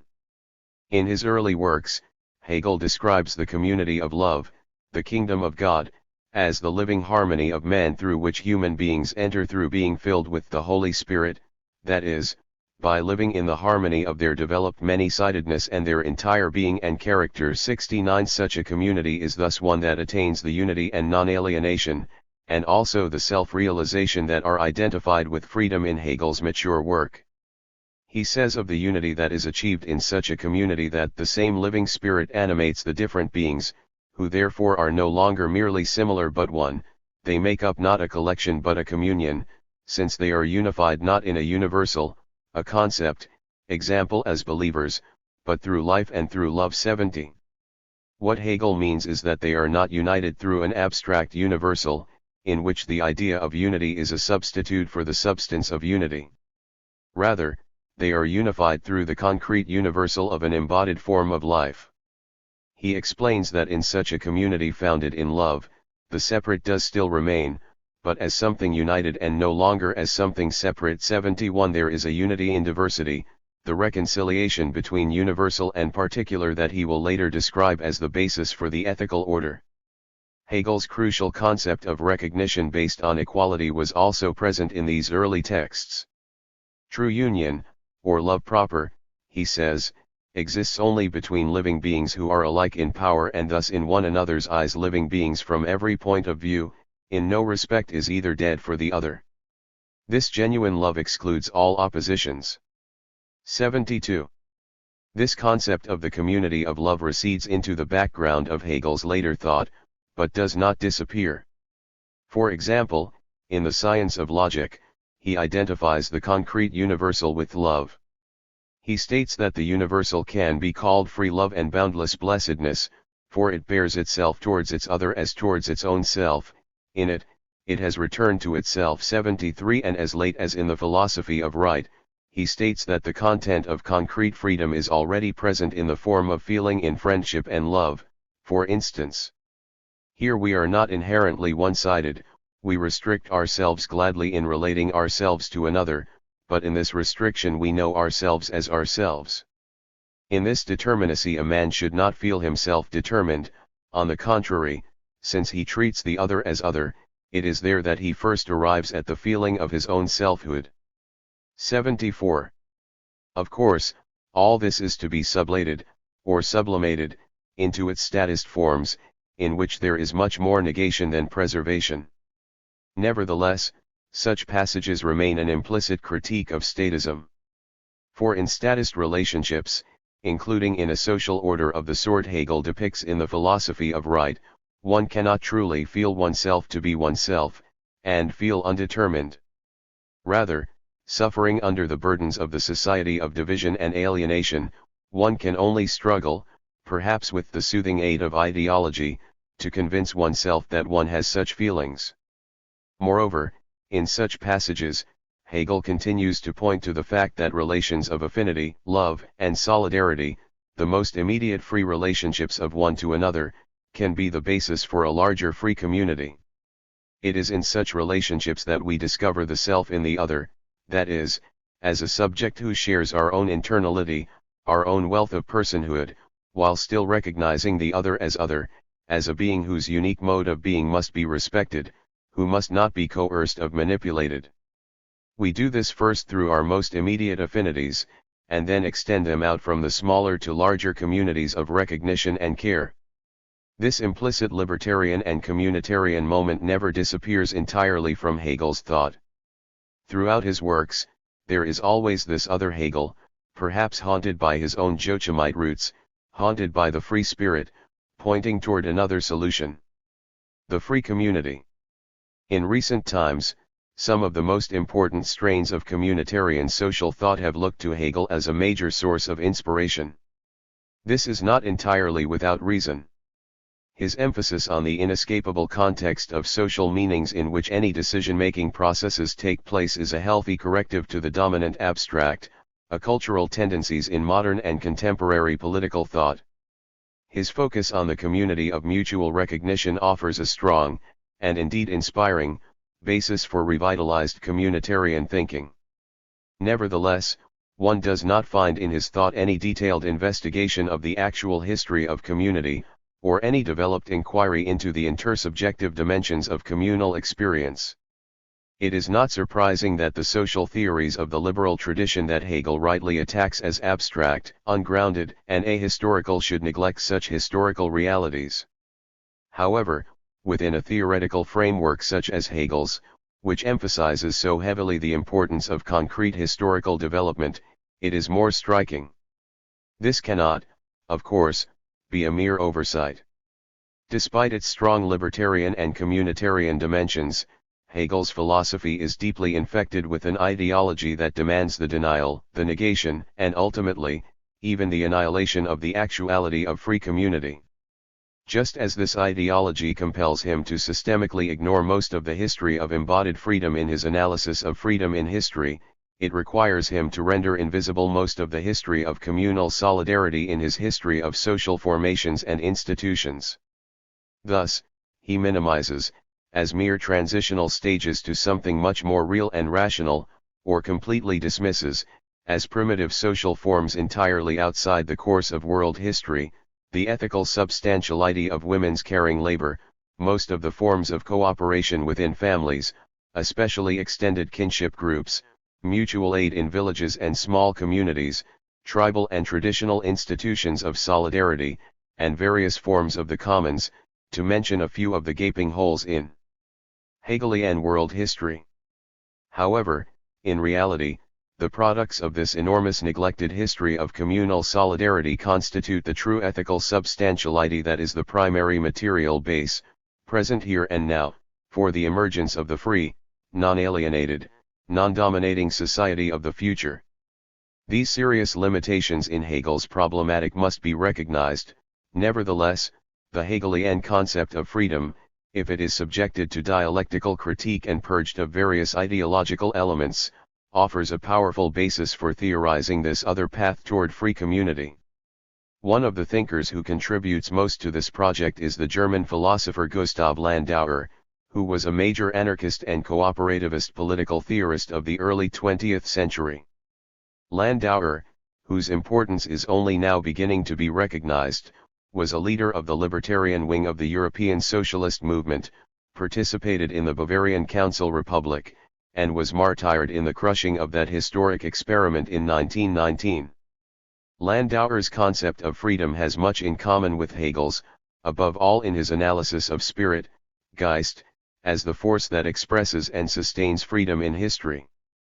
Spirit, according to Landauer, is something communal, the one and universal idea that creates coexistence, community, agreement, and interiority. 75 He adds that spirit is another name for solidarity, though for him this term has a deeper and richer meaning than it does for most political theorists. 76 He explains that spirit is a grasping of the whole in a living universal and a unity of separate things, concepts, and men. 77 This concept of spirit as a living universal is very much in the tradition of Hegel's idea of concrete universality. For Landauer, universality finds reality in the particular, as objectivity is embodied in living and developing subjectivity, that is, in the spirit-filled community that is aware of its own destiny and capable of self-determination. In short, the free community is the realization of the universal particular. Landauer's radically libertarian politics includes a strong commitment to the actuality of participatory deliberation and decision-making at the most basic level. He envisions the establishment of democratic, self-managed cooperatives for production, consumption, and, above all, life in common. The free community would, through many-sided cooperative endeavors, pursue an ideal of voluntary agreement to the greatest extent possible. Thus, the actualization of his libertarian socialism would result in a concrete, practical realization of the idea of agency through self-determination that is only developed in theoretical abstraction, based on an idealized depiction of history, in Hegel's own political vision. In Landauer's view, the unity of the community would not result exclusively, or even primarily, from the rational deliberation processes of democratic self-management, but would flow from diverse forms of collective self-expression. Spirit operates through all of the most dynamic and creative dimensions of communal life. Landauer says that in our most secret dream and desire, in the figures of art, our strongest will, deep contemplative insight, purposeful action, love, despair, and courage, psychic distress and joy, in revolution and unity, their life, power and glory dwell. 78 There would thus be two poles of the communal self-expression, on one hand, the fulfilling and gratifying work of free, voluntary cooperation, and, on the other, the joyful and exhilarating play of free cultural creativity. Unlike Hegel, who was under the sway of progressivist and Eurocentric ideology, Landauer recognizes the value of humanity's traditional communal institutions, the magnitude of the losses inflicted by a destructive civilization, and the importance of dissident historical tendencies that have carried on the traditions of free community. Breaking rather radically with the conventional wisdom of his time, he contends that we have to shed our fixation on some linear development according to which all previous periods were nothing more than precursors to our own. 79 In primordial human society, individuals were held together by a common spirit, but this was destroyed and replaced by what he calls external organization.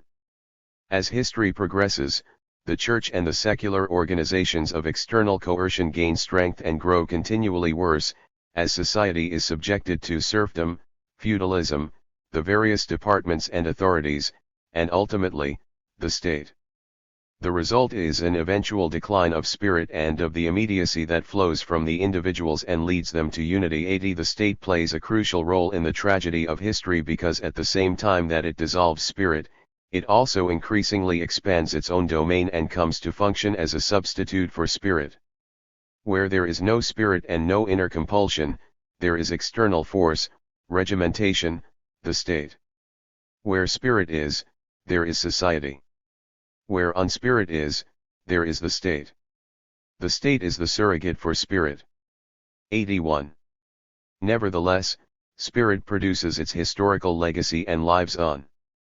For Landauer, it is crucial that we focus all our efforts on rediscovering all the submerged and neglected expressions of spirit and make them the basis for larger processes of social regeneration.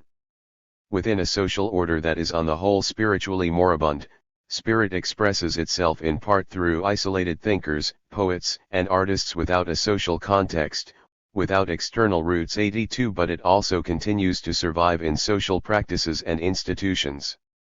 Landauer criticizes Marx for rejecting the significance of the history of communal freedom, in effect, for being more Hegelian than Hegel in this respect. Thus, he overlooks the significance of a medieval republic of cities or a village mark or a Russian mir or a Swiss Allmende or a communist colony. 83 Landauer disputes Marx's contention that communism must, or even can, be reached through a transition through a highly centralized state.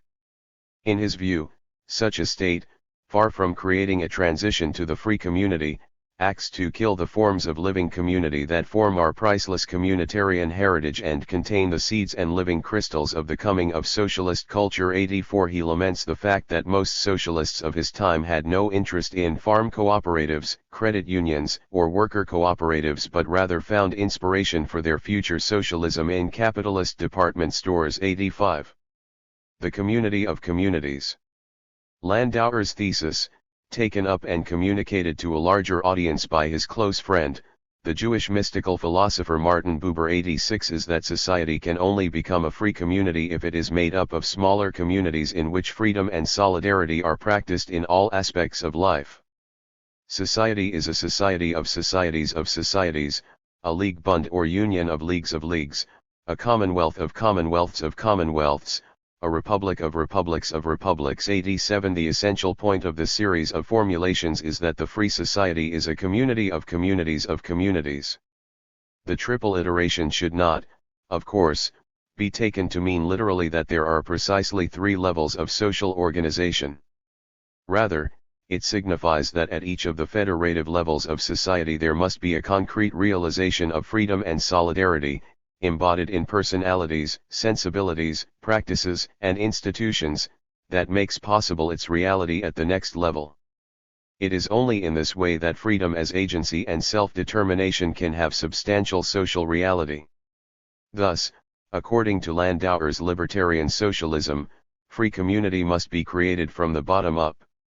It must attain fulfillment at each level, and then express itself at each subsequent level, from the individual person, to the family, to the workplace, to the autonomous local community, to the county or group of communities, and to more comprehensive groups that have an ever smaller number of duties. 88. If citizens are to be effective social agents, as many responsibilities as possible must be retained at the more primary levels, where democracy and participation can be actualized most fully. It is only when some function cannot be carried out at a more basic social level that it should be delegated to a higher level. Landauer calls a society organized through such free federation le contract d'état, which he describes as the state that is no state, but rather a community of people outside the state, not as a sum of isolated atoms, but as an organic unity, a web of many groups. 89. According to Landauer, a necessary condition for the development of such free community on a scale that is sufficient to challenge the existing social order is the powerful exemplary force that can be offered only through realized communal practice. In his view, only example can do it. 90. The primary reason why Landauer is such a crucial figure in transformative social theory is the fact that he grasped with passionate intensity a simple and obvious truth that has been generally neglected by radical social theorists: a movement for freedom cannot possibly succeed when the ethos, the all-important ethical substantiality emphasized by Hegel, is overwhelmingly on the side of unfreedom. The title of Landauer's book is Aufruf zum Sozialismus. It is an aufruf, a call to socialism, and has the ethical, religious, and spiritual connotations of a Berufung, a calling or vocation. Landauer calls upon lovers of freedom to put their greatest efforts into the practical undertaking of creating communities of liberation, of immersing themselves in the realm of ethical substantiality that actually exists, and, from within it, fostering organically the expansion of this realm of embodied freedom. It might seem surprising that Landauer identifies as one of the most powerful forces at the service of such liberatory transformation as that of envy. However, this is an acute insight into the nature of social movements. Landauer points to something that is, in fact, grasped widely, at least on an intuitive or visceral level. Many on the left may deny and repress the significance of this phenomenon, because of its association either with egoistic self-interest, which is morally problematical, or with the ressentiment for which the left is regularly indicted, not entirely without cause. But we might distinguish between vicious envy, which was rightly classed as one of the deadly sins, and virtuous envy, which spurs one on toward the good. The latter is an expression of the ancient truth that it is inherent in human beings to desire the good, and that they are moved to action when there is some good end in view. According to Landauer, once socialist colonies with their own colonies are scattered everywhere on the land, everyone will observe their joy in life, in its inexpressible though quiet manner, so that envy will become greater and greater, and people will begin to see, to know, to be certain. 91. One problem that this analysis poses for members of the traditional left is that it puts them in a painfully precarious position. It requires them to do something that would actually cause others to envy them. Landauer, drawing on his deep knowledge of the history of free community, is quite confident, unlike the current reactive and demoralized left, that this is possible. This is in no way an acceptance of the currently prevailing form of envy as a desideratum of the good society. In fact, the free community will begin to move beyond the psychology of egoistic calculation and life as a game of zero-sum competition, alias phallocentrism. However, those who are not yet part of such a liberatory culture can obviously not be expected to respond as if they are. Landauer suggests that it would not be a bad thing if they feel intense feelings of envy for, less provocatively, we might say a certain desire for, a community whose members no longer suffer under the heavy burden of enviousness. 92 They may even feel compelled to join such a community. In Landauer's view, this peaceful propaganda of the deed, carried out through the force of example, is the most powerful force for liberatory social transformation. Through it, hope will cease being a mere slogan or cliché in a society of resignation, and will become a lived sensibility. Landauer correctly sees that the only real, material basis for the abolition of the state is the growing reality of such a free, self-realizing community. He outlines, in his 1908 work Revolution, the nature of the only problematic of dual power that truly promises an end to the system of domination. On the one side, we have the power of the state and the powerlessness of the masses, which are divided into helpless individuals. On the other side, we have socialist organization, a society of societies, an alliance of alliances, in other words, a people. The struggle between the two sides must become real. The power of the states, the principle of government and those who represent the old order will become weaker and weaker. The entire system would vanish without a trace if the people began to constitute themselves as a people apart from the state. 93. A revolutionary project cannot have as its primary goal the development of forces capable of seizing state power and using that power as an instrument for social transformation. Instead, the overriding goal must be the achievement of widespread, pervasive social transformation, communization, so that a transformed, not merely prefigurative but transfigured, community can challenge state power. Landauer concludes Revolution with his most famous statement, which is in effect his final judgment on the fateful issue of state and revolution.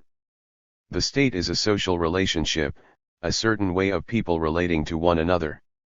It can be destroyed by creating new social relationships, i.e., by people relating to one another differently. We, who have imprisoned ourselves in the absolute state, must realize the truth: we are the state.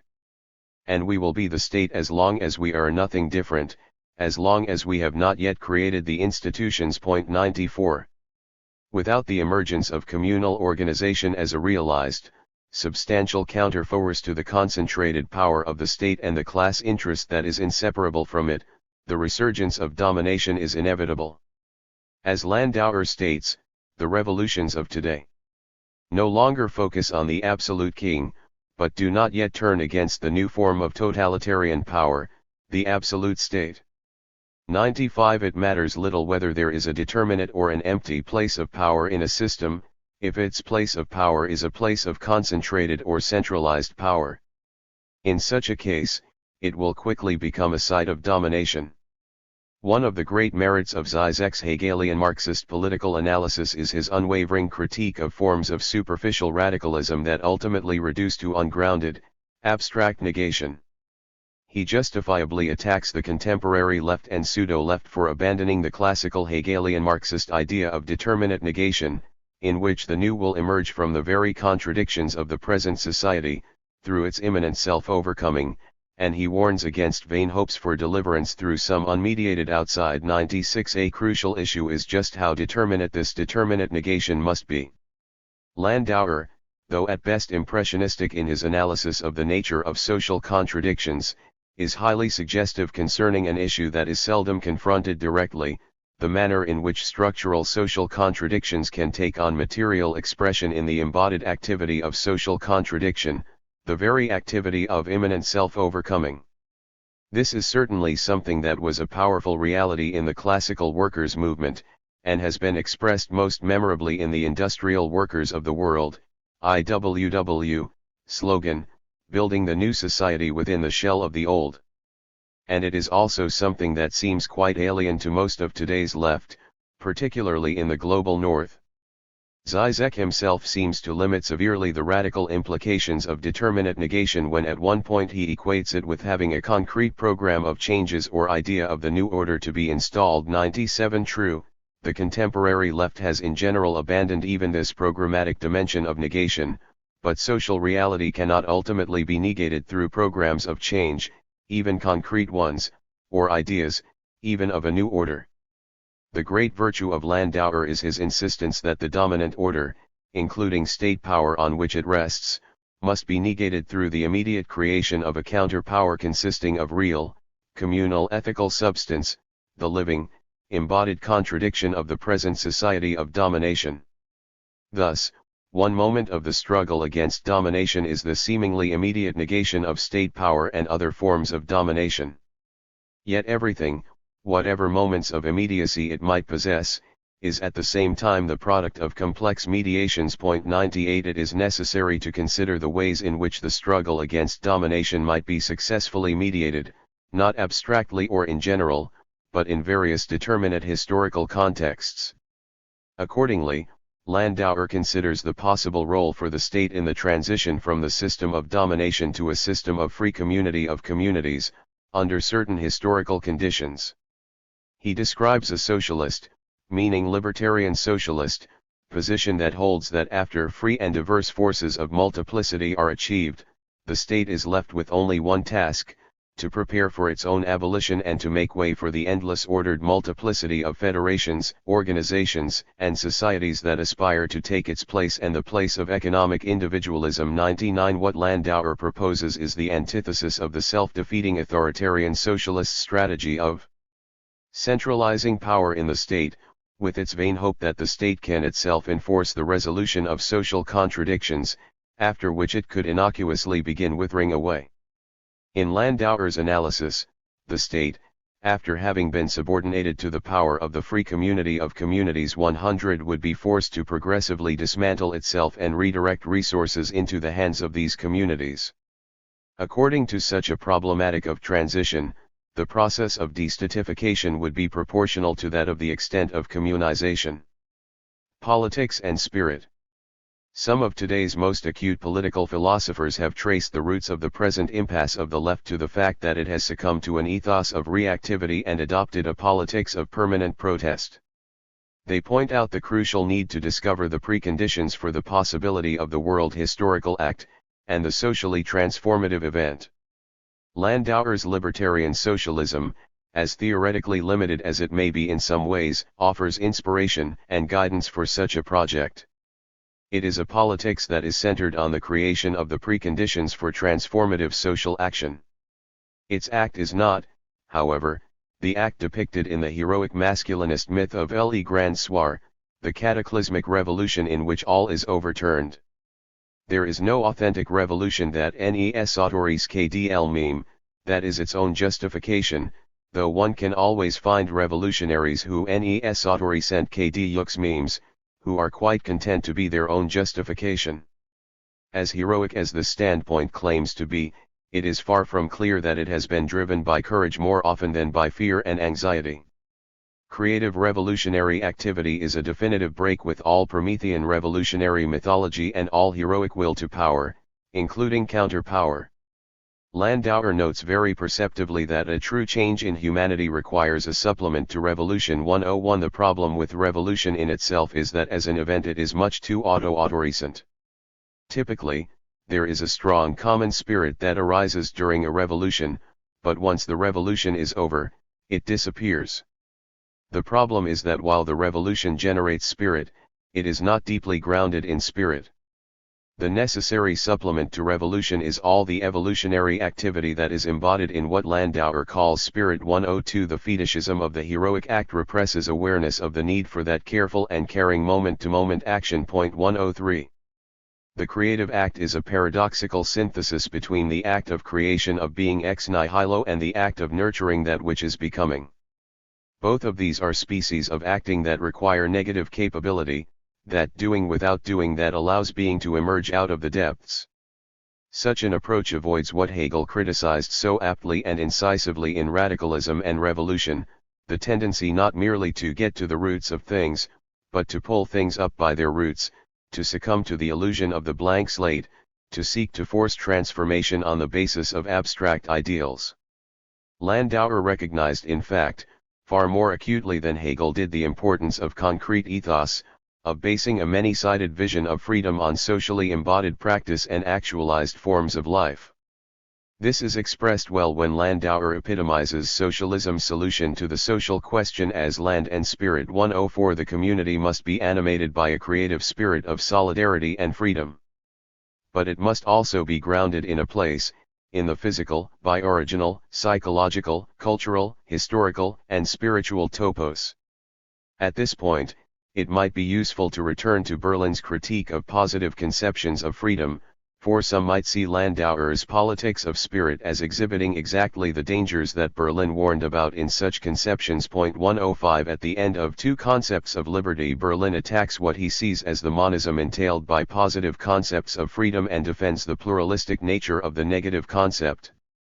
Such monism, he contends, arises from the belief that some single formula can in principle be found whereby all the diverse ends of men can be harmoniously realized. 106 Such a belief has, he thinks, authoritarian implications, while pluralism, with the measure of negative liberty that it entails, is a truer and more humane ideal. 107 However, Berlin is wrong on two accounts. First, the negative concept of freedom does not in fact imply authentic value pluralism. And second, a more encompassing conception of freedom such as Landauer's, that includes its positive dimension is, in reality, most congruent with value pluralism. Lawrence Davis defines value pluralism as the view that there are various forms and styles of life which exemplify different and incompatible virtues which are neither ranked by some impersonal criteria of moral worth nor derive from common ultimate principles. Interestingly, he states that he once proposed this definition to Isaiah Berlin and that Berlin accepted it. 108 Though it is understandable that Berlin would have liked to think that the classical liberal negative view of freedom promotes this kind of pluralism, there is nothing in the concept of negative freedom that implies it, nor does the ideology of negative freedom actually function to promote it. A society that is committed to negative freedom in the sense of minimizing overt coercion or the threat of overt coercion can quite freely adhere to a dominant system of values that is non-pluralistic, and can impose the system both formally and informally by incorporating it into the institutional structure and the structure of social practice. Such a society can freely reward conformity to the dominant system of values, since rewards are not coercive. As everyone knows, there is a difference between an offer and a threat. What many do not recognize is that offers, particularly when institutionalized and allied with systems of power, can interfere with the free development of persons and communities, and can be a mechanism for the enforcement of value conformity. While Berlin's concept of freedom has nothing specific to do with value pluralism, the anarchist concept, with its emphasis on self-realization and self-determination, makes such value pluralism an inherent part of freedom. A basic dimension of freedom, according to anarchism, is the free development of the personality according to the diverse potentialities and inclinations of persons. The anarchist conception of freedom is based in part on the thesis that the elimination of forms of domination will liberate the potentialities for diversity on the levels of the person, the community, and the natural world. Anarchists observe that the actually existing system of domination has moved historically in the direction of social and ecological monoculture. One dimension of this systemic tendency is the movement toward value monism. Anarchism contends that only by dismantling the system of domination can this epochal tendency that has spanned the history of civilization be reversed. Berlin's position is based on a certain illusion of pluralism, or what we might call at best a weak pluralism. Negative freedom, as he conceives of it, is not only compatible with the continued existence of concentrations of power and forms of domination, but also, in fact, functions de facto as an ideology legitimating the system of domination. A plurality of values is permitted within that system to the degree that such plurality can coexist with the structures of domination.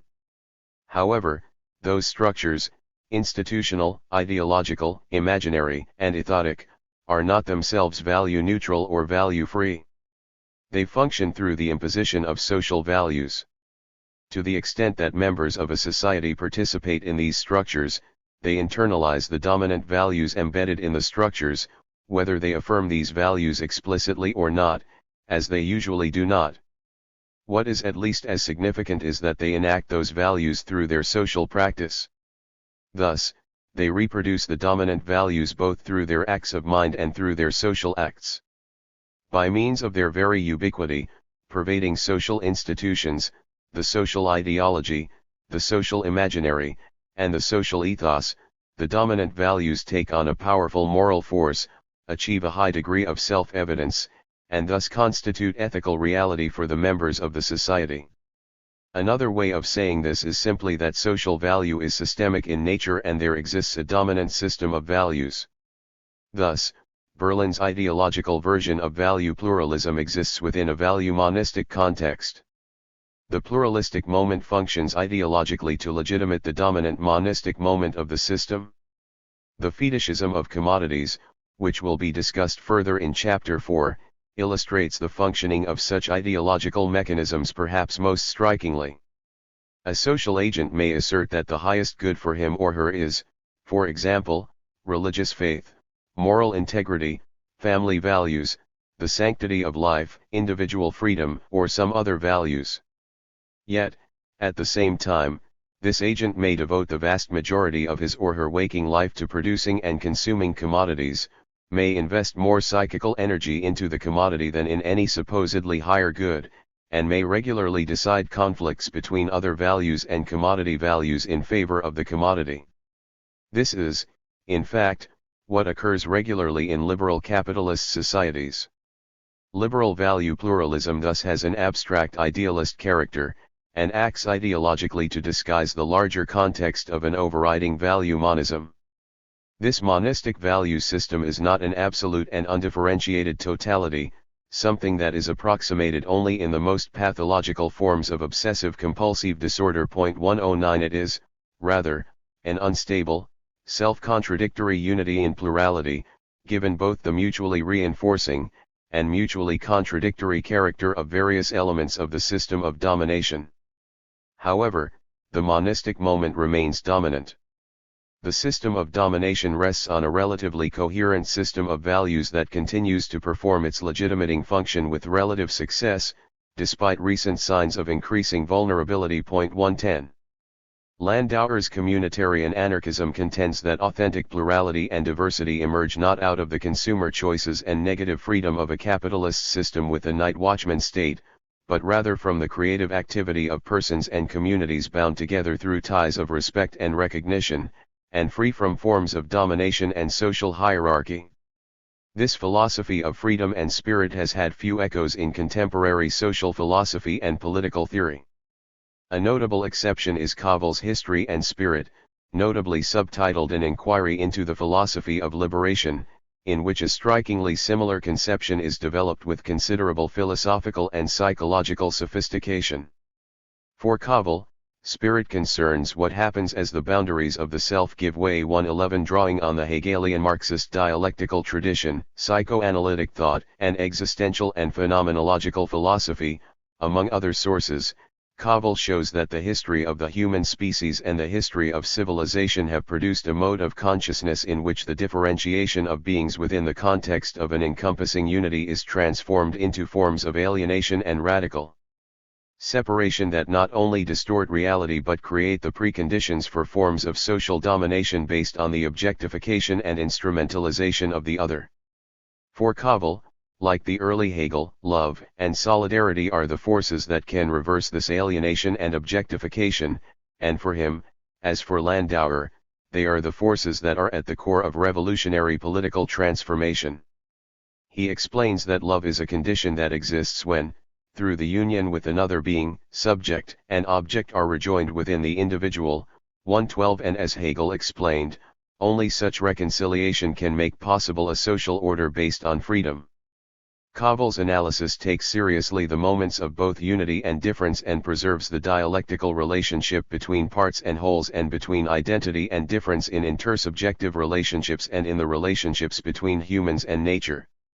His thought suggests the direction that radical politics might take if were it to fulfill the promise, hinted at in the early Hegel, and in Landauer, of becoming the party of Eros and creating an era socialism that is also an eco-socialism.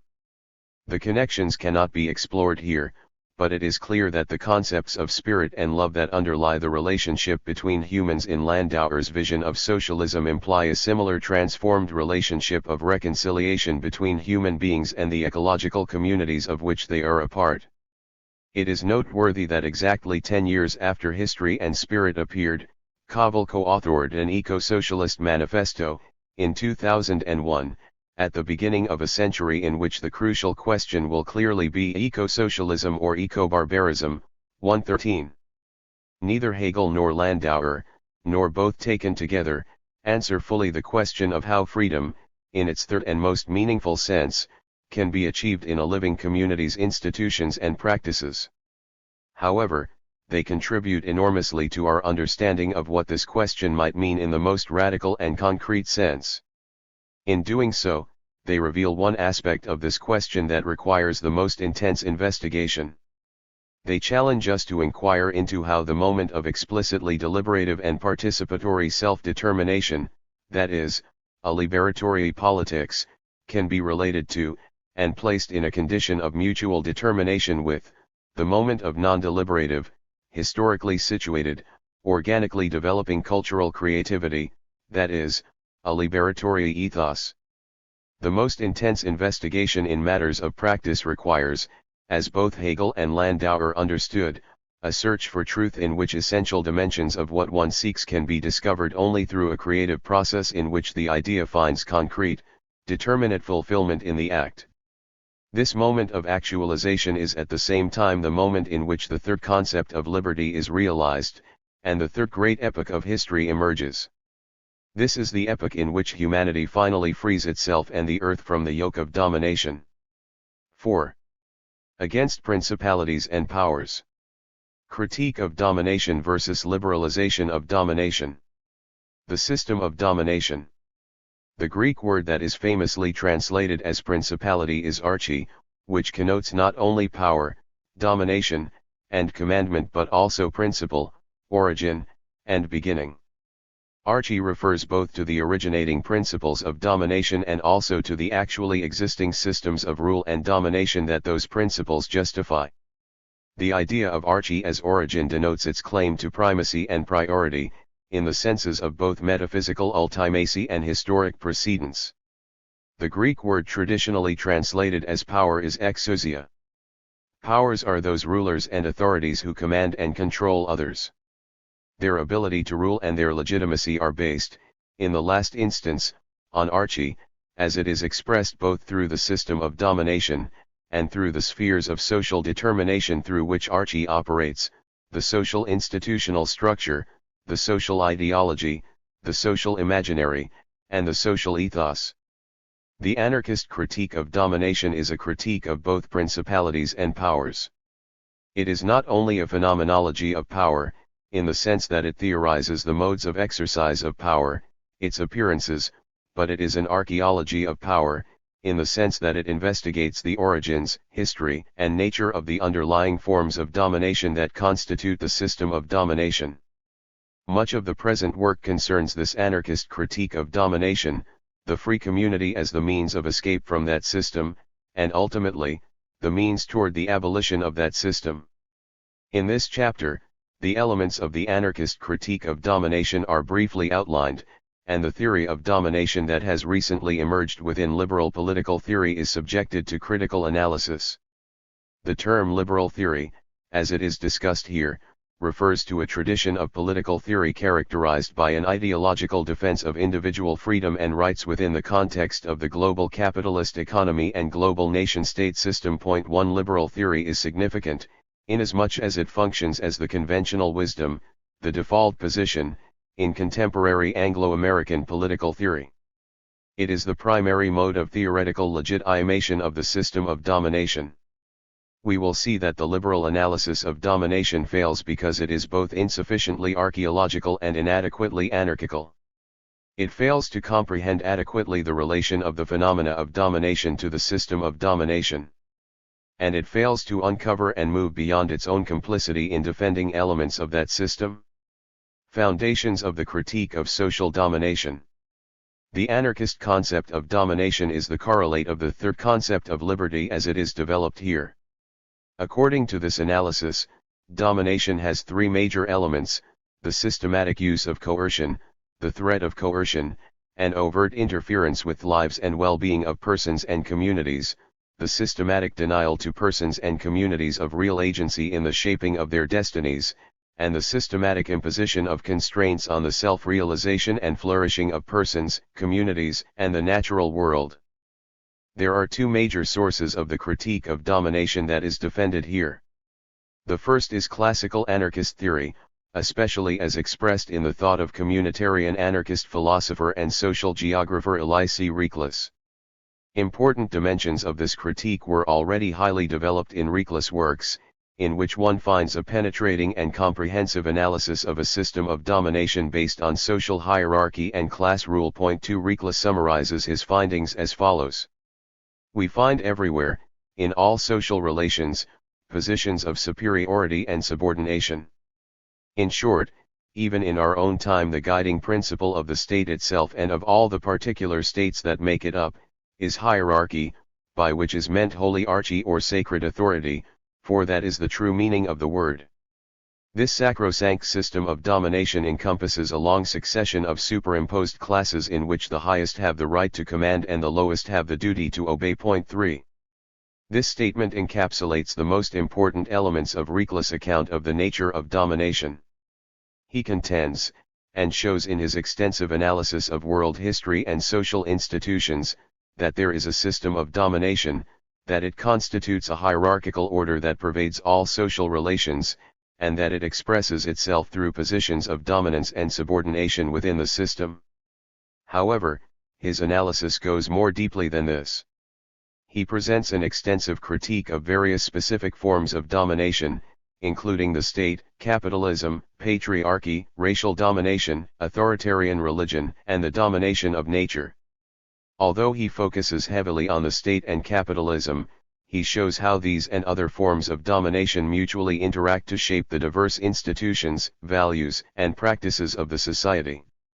In many ways, his analysis anticipates the present analysis, in which the system of domination is seen as consisting of specific forms of domination that function through the dialectical interaction of social institutional structures, the social ideology, the social imaginary, and the social ethos. This is illustrated in his pioneering writings on urbanism. There, Reclus shows how concentrated power and social domination are built into the very landscape of urban society, so that the institutional structure, the material infrastructure, and the ethos of domination become inseparable. He explains how the physical face of the city is in fact ideological, and reflects the city's specific place in the system of domination.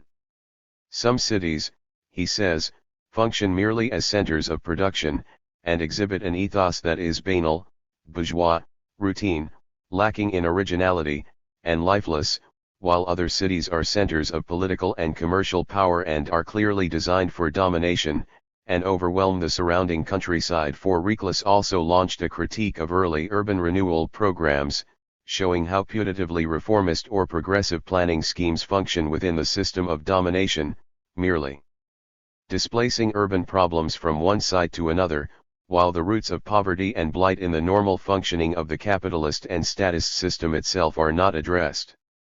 Domination in these cases does not take the classic form of personal dominance and subordination, but masquerades as public-spirited urban problem-solving.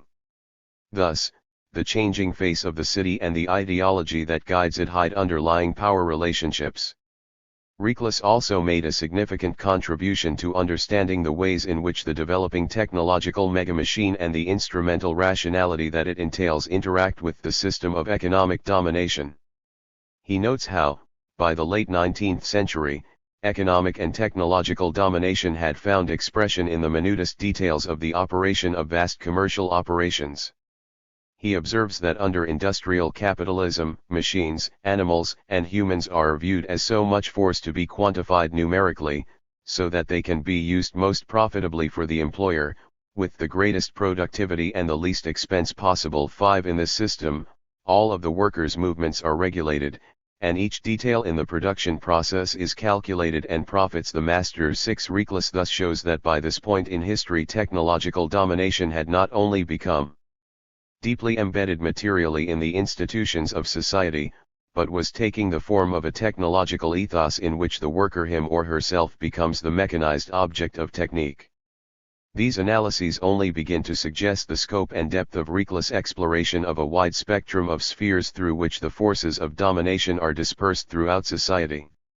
In addition to his study of the urban landscape and the mechanization of society, his analysis encompasses such topics as the authoritarian family, violence and brutality against women, repressive morality, authoritarian religion, nationalist ideology, racism, the psychology of militarism and war, the repression of the body, authoritarian education, the aesthetics of domination, inhumane treatment of animals, and the commercialization of nature, to mention some of the most important themes. In summary, Reckless Project already, at an early date, showed that there is a system of domination consisting of various forms that constitute not only the underlying systemic structures of power, but also multidimensional forms of life. The other major contribution to the critique of domination has come from the critical dialectical tradition that arose out of Hegel's philosophy. While this critique is implicit in Hegel's own thought, Marx's social theory is the crucial turning point at which critical and dialectical theory becomes a self-conscious philosophy of liberation. Marx made 3 major contributions to the critique of domination. The first is the most general one from which the others follow, that is, his demonstration of the meaning of a radically dialectical social theory. The second consists of his specific findings concerning the systemic and impersonal nature of social domination, as uncovered in his critique of political economy, the central focus of his life's work. And the third involves an even more specific dimension of this critique, his prophetic analysis of the fetishism of commodities. Dialectical theory and practice implies giving oneself up absolutely to the course of the dialectic, that is, to the movement of reality, to the things themselves. It is a process of kenosis, in which the subject is willing to give up any claim to particular content as its own, to become nothing in order to become all. This is the most anarchistic practico-theoretical position possible. Those who mistake for dialectic the elements of dogma and contrived teleology in Hegel and Marx miss entirely the subversive, anti-dogmatic, non-essentialist essence of dialectic. They miss the core of dialectic that Marx called the ruthless critique of all things existing.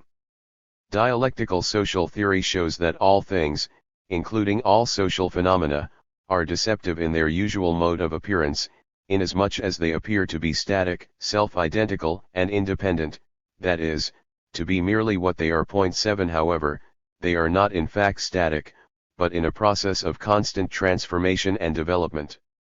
They are not self-identical but rather are pervaded by self-negating contradiction. As this was later expressed succinctly, objects do not go into their concepts without leaving a remainder. 8 There is always a supplement. And finally, these objects and phenomena are not independent, but can only be understood in relation to other realities that constitute them.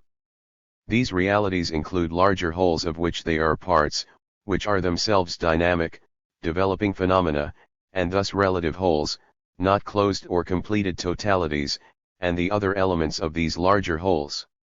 Dialectical social theory is thus a many-sided critique of the objectification or reification of any aspect of reality. It might seem confusing when dialectical theorists such as Hegel and Marx state that one phenomenon is identical with another, e.g. that production and consumption are identical. However, this has nothing to do with any identity theory in which particularity and difference are explained away, but quite the opposite. It is an expression of the doctrine of internal relations, the view that the outside is inside and that there is no way of insulating a reality from that outside. It expresses the fundamental truth that negation is determination and determination is negation. It means that we must look both at systemic determination and at the repressed side of any relationship of mutual determination. This is the message of Hegel's master-slave dialectic, in which he shows that domination produces not only the master's freedom to consume the product of the slave's labor, but also the master's dependence on that labor.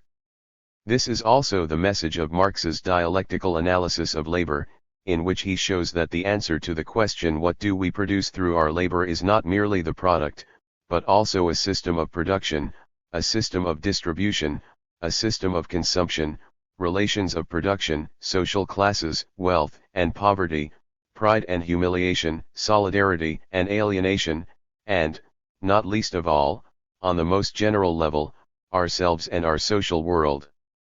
Another crucial dimension of dialectical social theory is its recognition that the analytical concepts themselves change in the process of dialectical analysis, as does the analyst. One proceeds in social theory, as Hegel does in his Logic, with abstract, relatively empty concepts, and through the course of inquiry these concepts become increasingly more concrete and rich in content.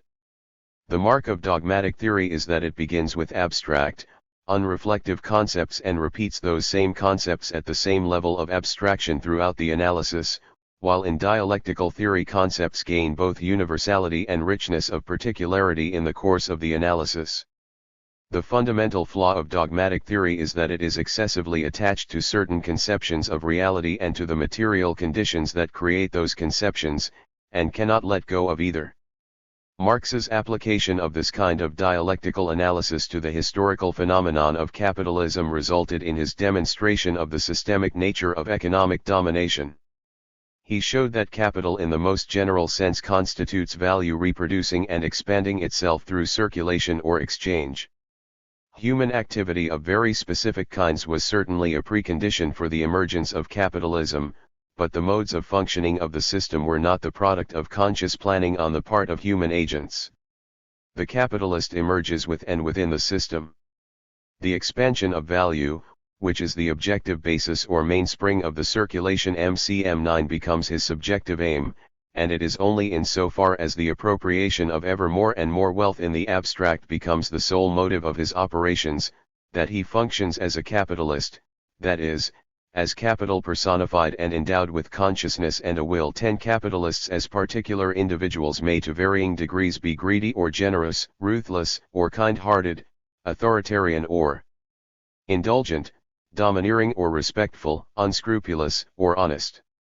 However, capitalism is a system of economic domination not because of the degree to which individual capitalists exhibit undesirable character traits or treat people badly on a personal basis, but because the ever-increasing concentration of wealth and power is built into the system, and the structure of the system dictates that the human good and the natural good are subordinated to the demands of capital. In another striking example of the principle that the truth is out there, the very name of the system gives away the secret of the system. It is called capitalism because under it, capital rules.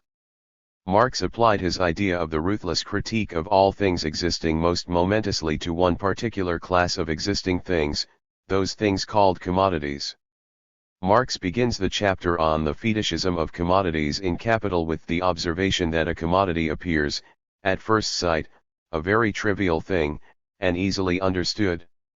Its analysis shows that it is, in reality, a very queer thing, abounding in metaphysical subtleties and theological niceties. 11 Smith's concept of the invisible hand, and Hegel's cunning of reason, had already expressed the idea that social forces have a certain logic that escapes the intentions of individuals. But never before the fetishism chapter had there been so concise and powerful an expression of the concept that forces of social domination work in unconscious, mystified, and impersonal ways.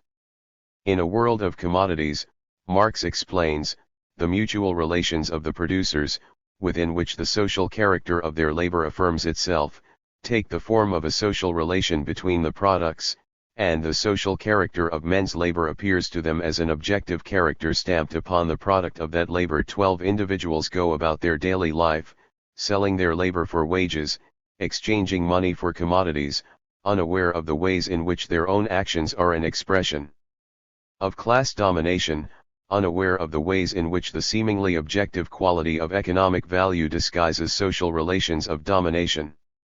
To the producers, their own social action takes the form of the action of objects, which rule the producers instead of being ruled by them. 13 Thus, class domination takes on a systematically mediated form that is very different from the old paradigm of socially dominant groups directly and visibly dominating subordinate groups.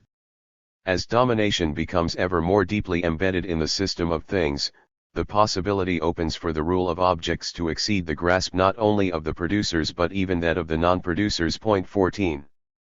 The radical critique of domination.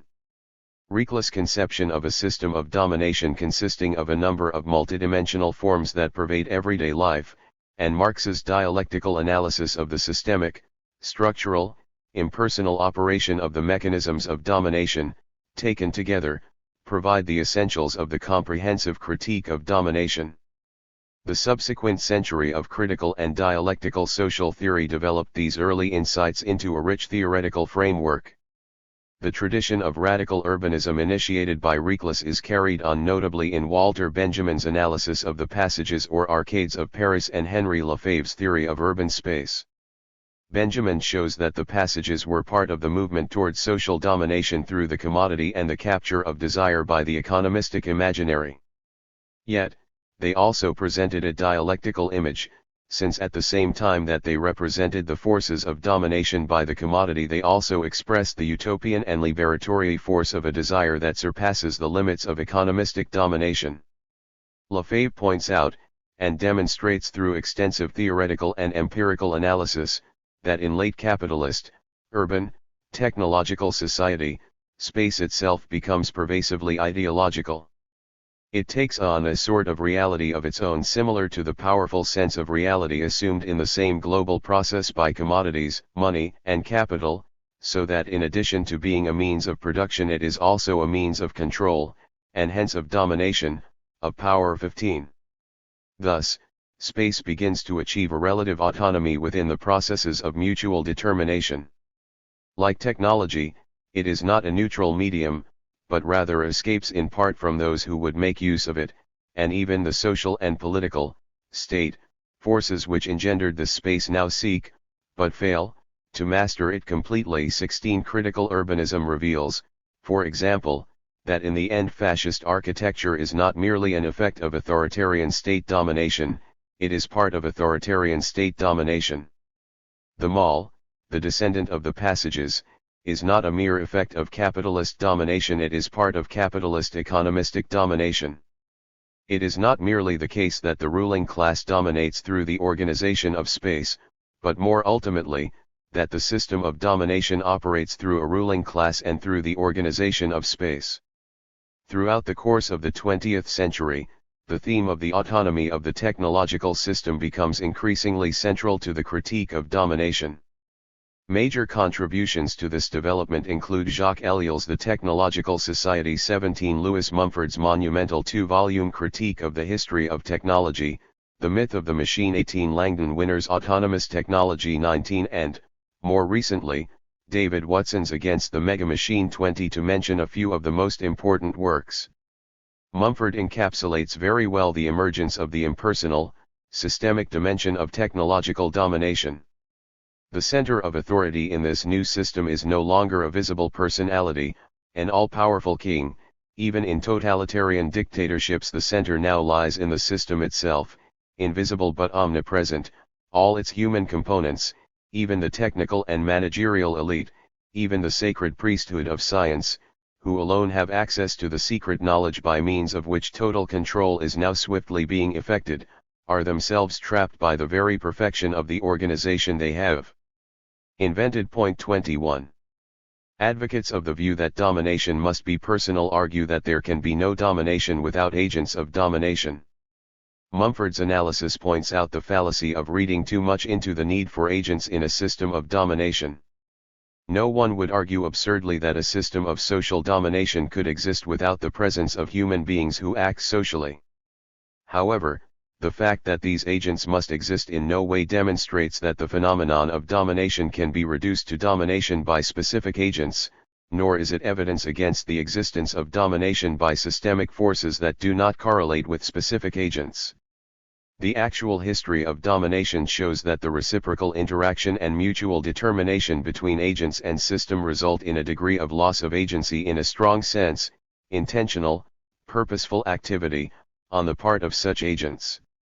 To the extent that the system constrains both the dominant and the subordinate, and to the extent that systemic constraints are not the result of intentional acts of the dominant, the simple model of domination as a direct relationship between dominating agents and dominated subjects breaks down. Point 22.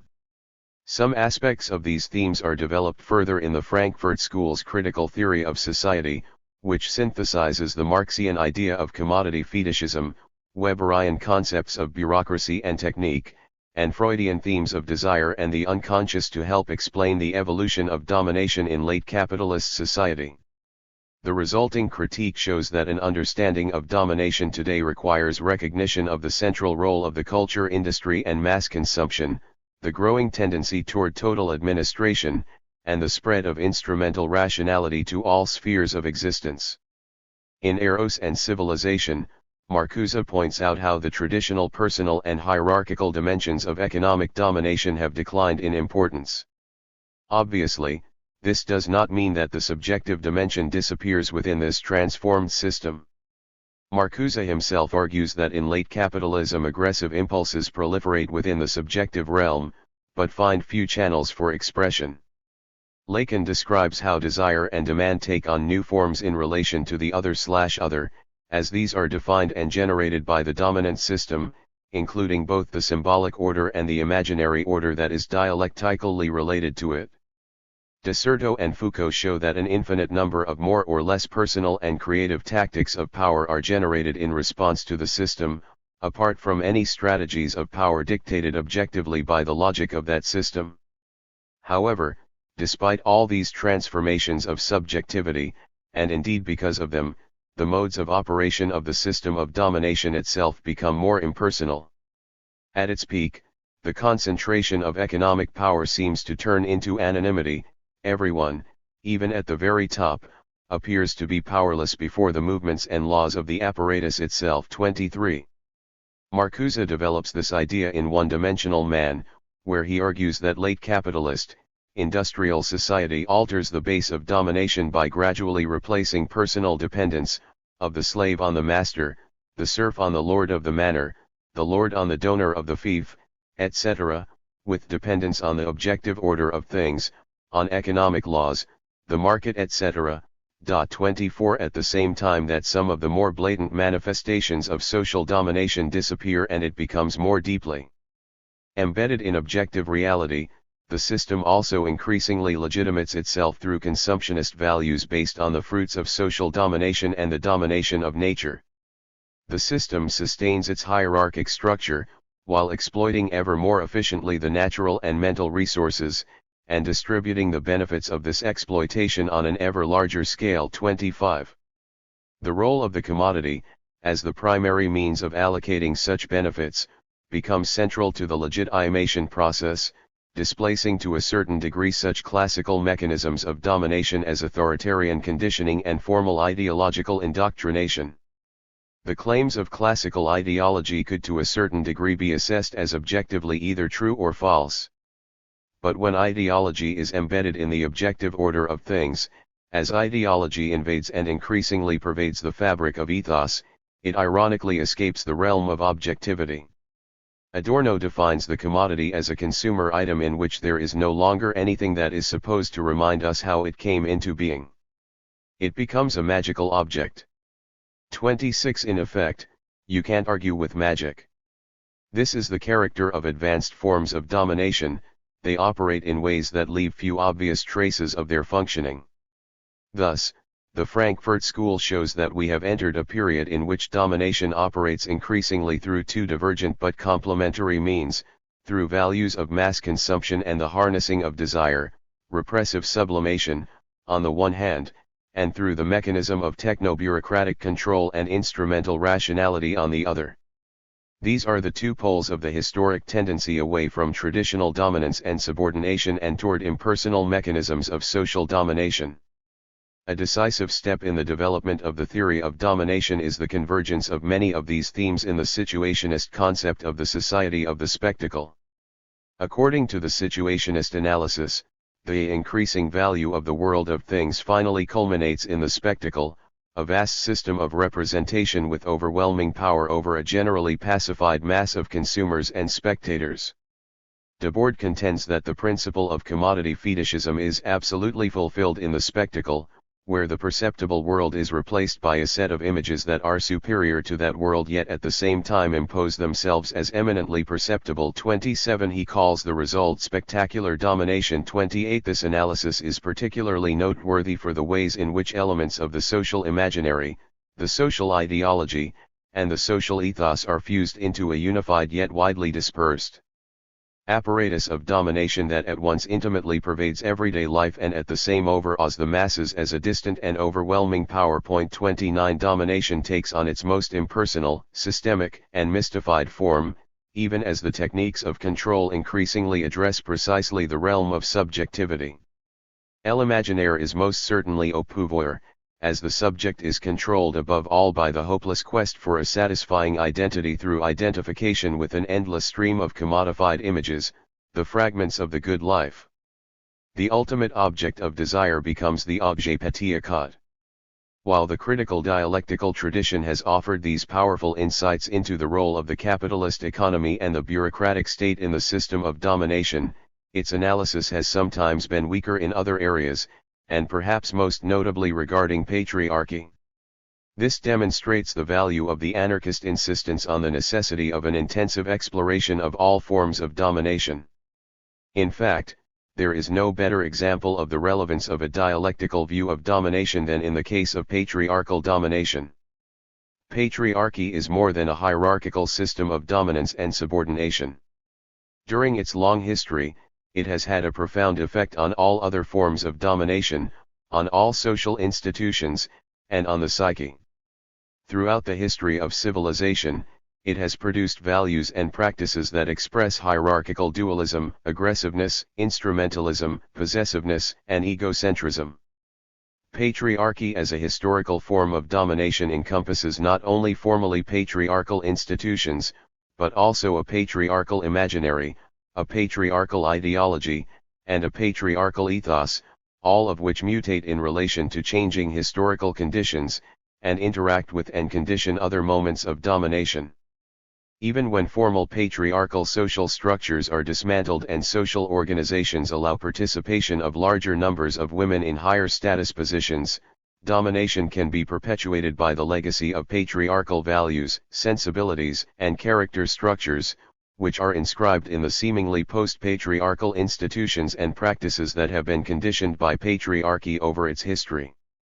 The history of combining greater opportunities for women with the continuing dominance of patriarchal values started with Plato's proposal to open to qualified women positions as philosopher kings who oversee a fundamentally hierarchical, masculinist system of power.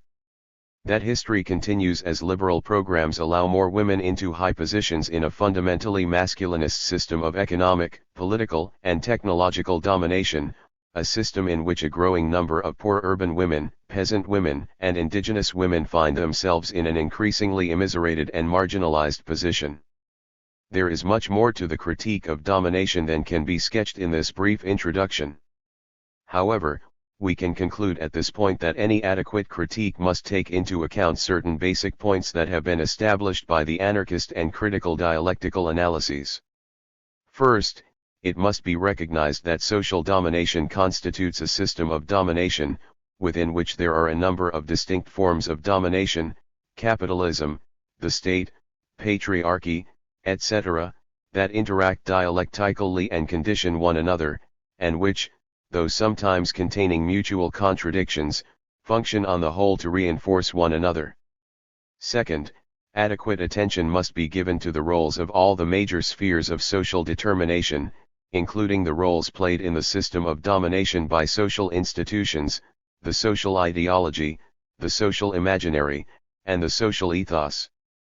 Third, there must be a comprehensive analysis of the ways in which domination works both through overt processes of dominance and subordination of more or less distinct, identifiable groups, and also through impersonal mechanisms that are largely unconscious, automatic, systemic, and structural. Finally, the analysis must reflect a clear understanding of the historical development of the system of domination, and of the fact that in the age of techno-bureaucracy and mass consumption, the system has been moving consistently in the direction of the predominance of such impersonal mechanisms. In a techno-bureaucratic, commodified, and mediatized society, domination takes on increasingly more ideological and mystified forms that give it a quality of invisibility. In the end, domination becomes so firmly embedded in the various spheres of social determination that it can tolerate a considerable degree of conscious awareness of some dimensions of domination as domination, without in any way threatening its fundamental legitimacy and efficacy. Domination in contemporary liberal theory. Until recently, there were few if any attempts within mainstream Anglo-American liberal political thought to theorize the concept of domination. 30 Rawls and most well-known liberal theorists devote little or no attention to this concept. An exception of sorts is Bruce Ackerman, who goes to some length in Social Justice in the Liberal State to discuss the issue of genetic domination, but his analysis has nothing to do with major processes of social domination, and in the end, merely helps prove the rule. 31 The closest thing to an analysis of actual domination is Michael Walzer's discussion of monopolistic control of a dominant good in spheres of justice.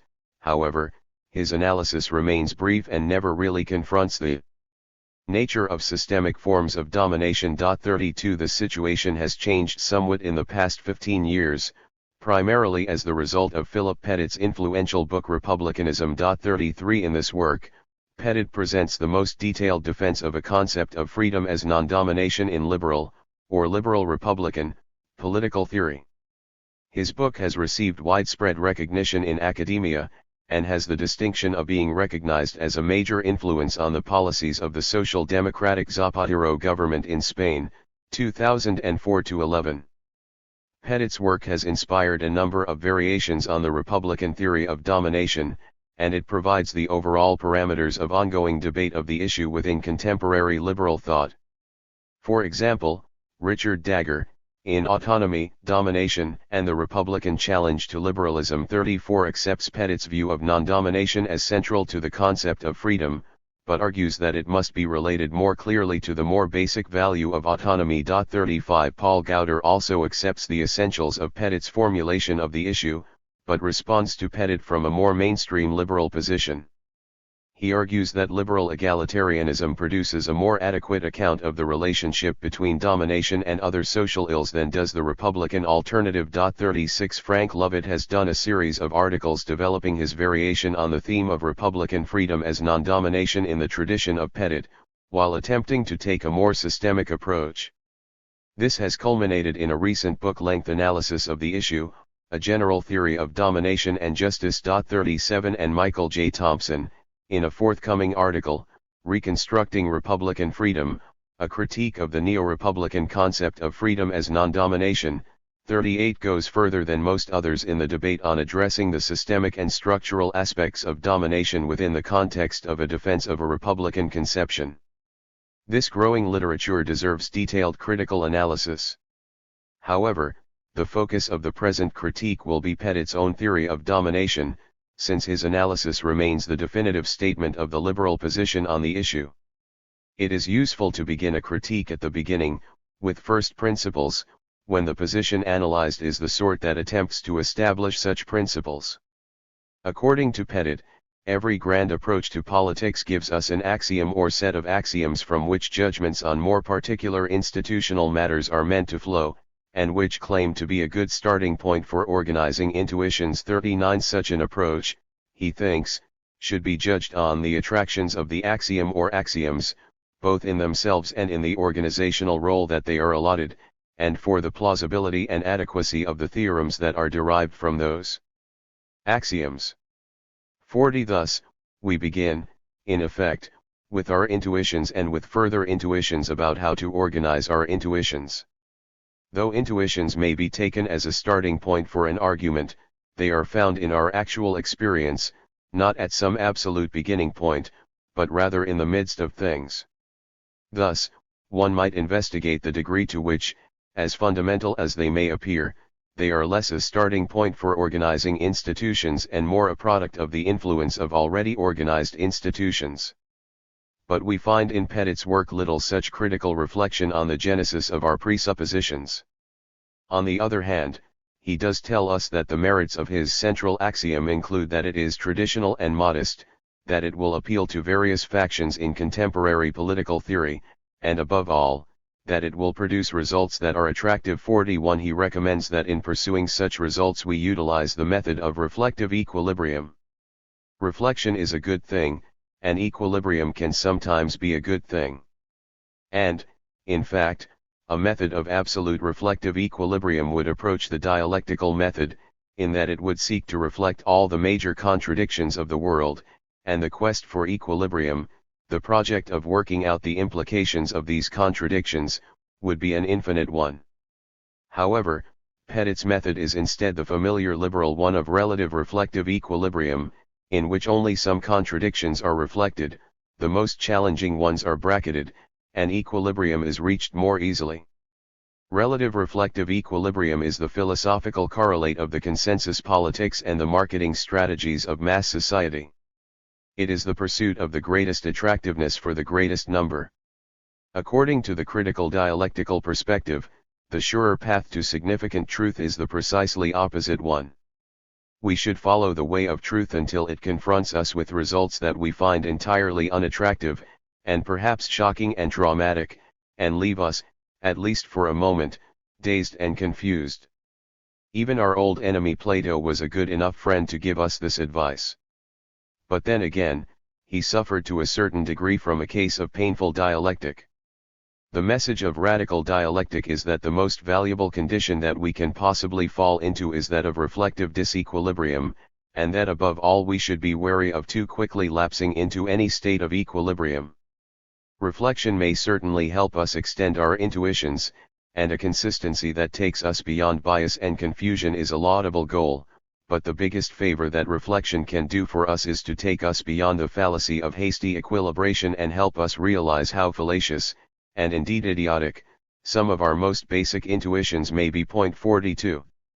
We might reflect further on the nature of reflection and the reflective condition. We might ask, for example, what it is that we reflect when we reflect upon political questions. We find that most notably, we reflect all the contradictions, both social and social-ecological, that have shaped us as politicized beings. As Leibniz pointed out, we are the kind of beings who mirror the universe. This includes both the social universe and the natural one. However, we are not monads, but rather communids, universal singularities capable of reflecting our being in common, and of expressing that common being. We are also quite capable of not consciously reflecting it.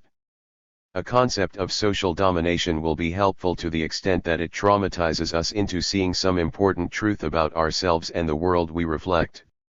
For example, an unattractive concept might help us understand better our own complicity in the processes of domination, while a more attractive, ideologically marketable, concept might lead us to locate all significant responsibility elsewhere.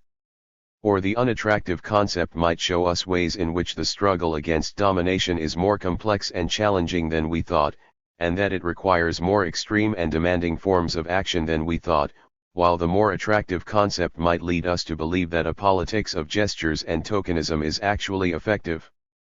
We will return to this theme at the conclusion of the analysis, after we have seen where Petit's intuitions have taken him, and what he reflects. But, to continue this beginning, we need to look at the content of Petit's central axiom, the Republican concept of liberty, or freedom as non-domination.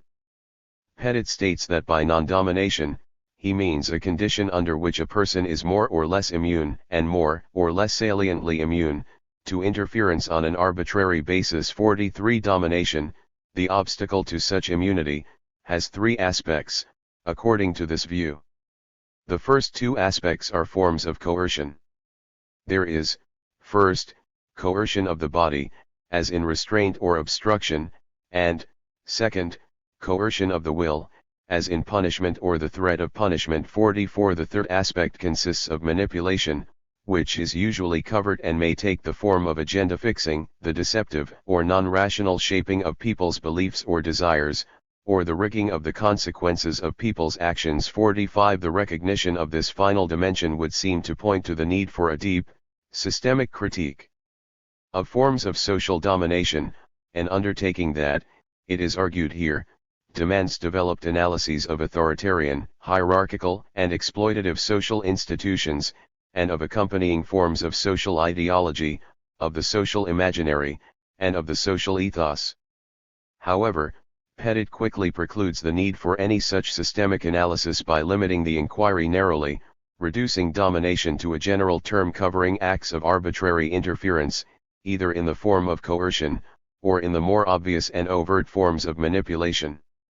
Moreover, despite his recognition that domination is often covered, he later reverts to the view that it is something that is in general openly recognized.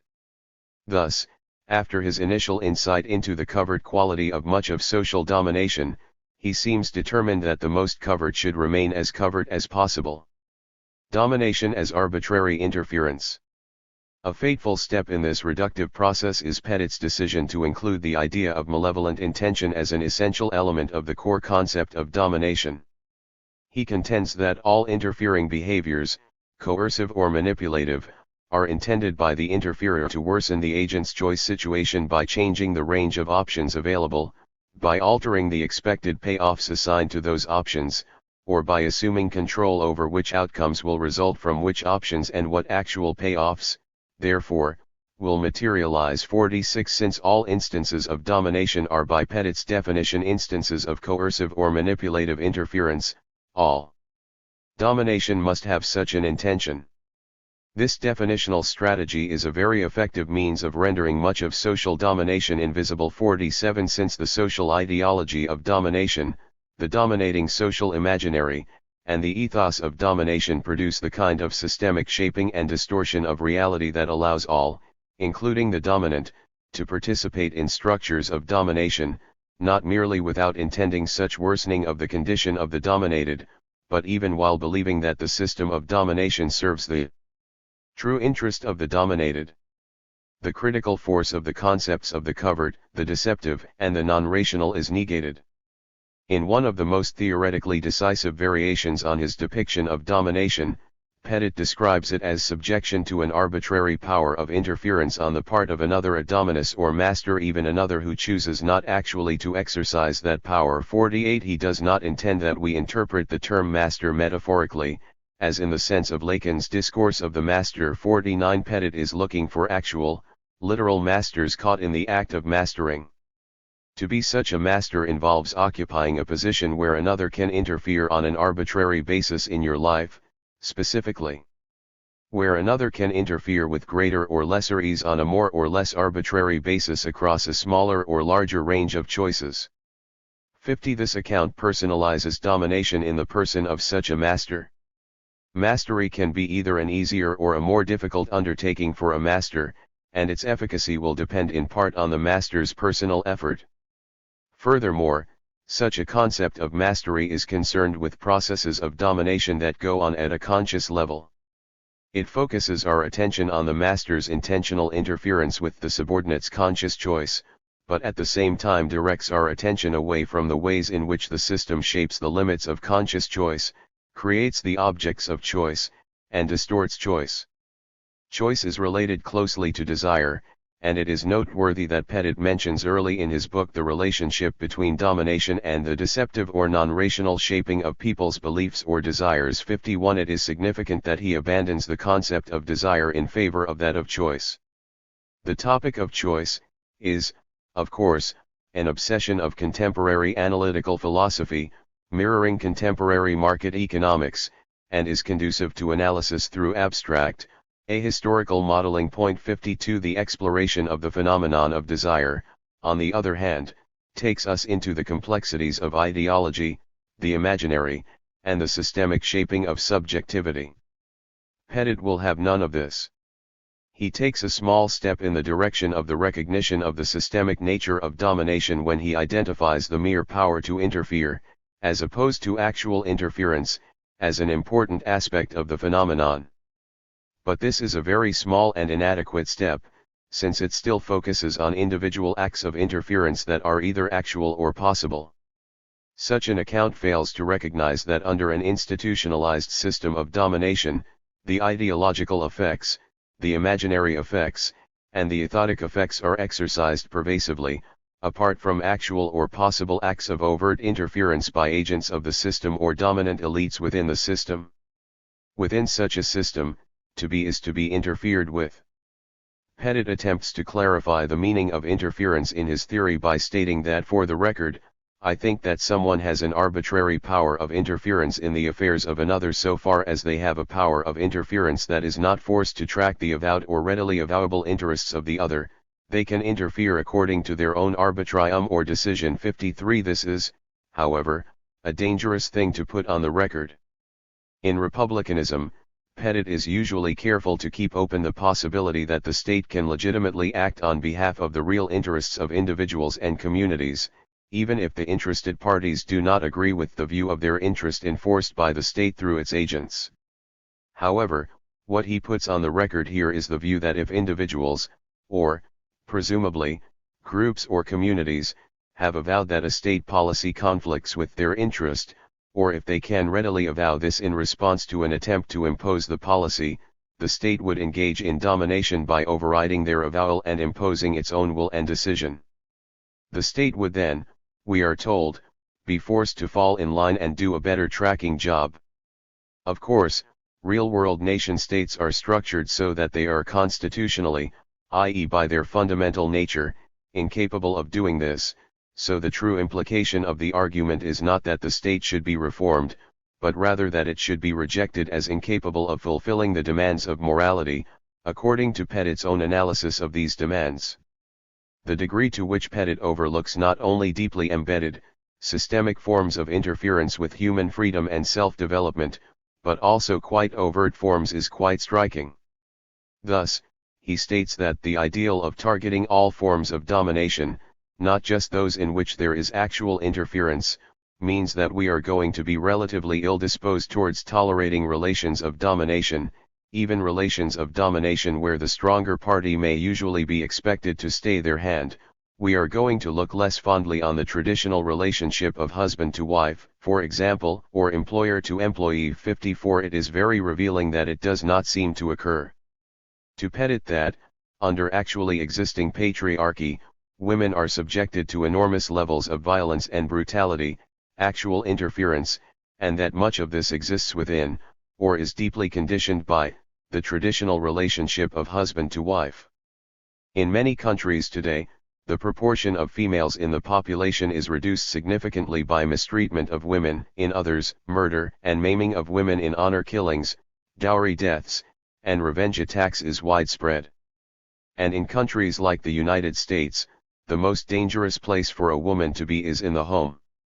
Neither does it seem to occur to Pettit that employers subject masses of employees to violence and brutality in order to discipline and control them, that they use intimidation, at best, and assassination at worst, to combat labor organizing, and that they regularly call upon the massive coercive powers of the state to defend their claims to a disproportionate share of property and power. One would never guess from Pettit's analysis that we live in a world in which millions of workers are literally enslaved, most notably debt slaves in South Asia, and that coerced labor is even utilized in affluent countries such as the United States. 55. Obviously, when confronted with these realities of institutionalized violence in the world, Pettit would respond that, of course, he laments such conditions, and that his theory covers all cases of arbitrary interference. But this is entirely beside the fact. One of the most striking aspects of ideology is the manner in which it creates blind spots in its adherents, producing an inability to focus attention on certain aspects of existing social reality. Though Pettit fails to understand the way in which systemic domination goes far beyond the potentiality for specific acts of interference, he also fails to understand the other pole of domination, that in the real world the traditional relationship of husband to wife and of employer to employee are pervaded by violence and the threat of violence, rather than one in which power can be expected to stay the hand. The real world of domination is much more disturbing than the one that exists in Pettit's liberal reformist imagination. However shocking Petit's blindness to the extent of actual interference under existing forms of domination may be, the deeper problem in his analysis remains the fact that it renders invisible the widespread systemic domination that cannot be reduced to actual or possible conscious acts of individual volition. It is noteworthy that when Petit looks for a paradigm case of the phenomenon of both interference and domination, what enters his mind is a crime of assault. He thinks that in an assault there is the assumption and exercise of domination by the criminal. 56. It might seem strange that he chooses such an example, since it conflicts so obviously with the ordinary idea of domination. Even in cases in which individual actions are described as examples of domination, one finds that there is a systemic quality to what takes place. For example, in cases of persistent domestic abuse it is quite fair, in view of the pervasive trauma and terrorization involved, to say that one or more family members are subjected to domination.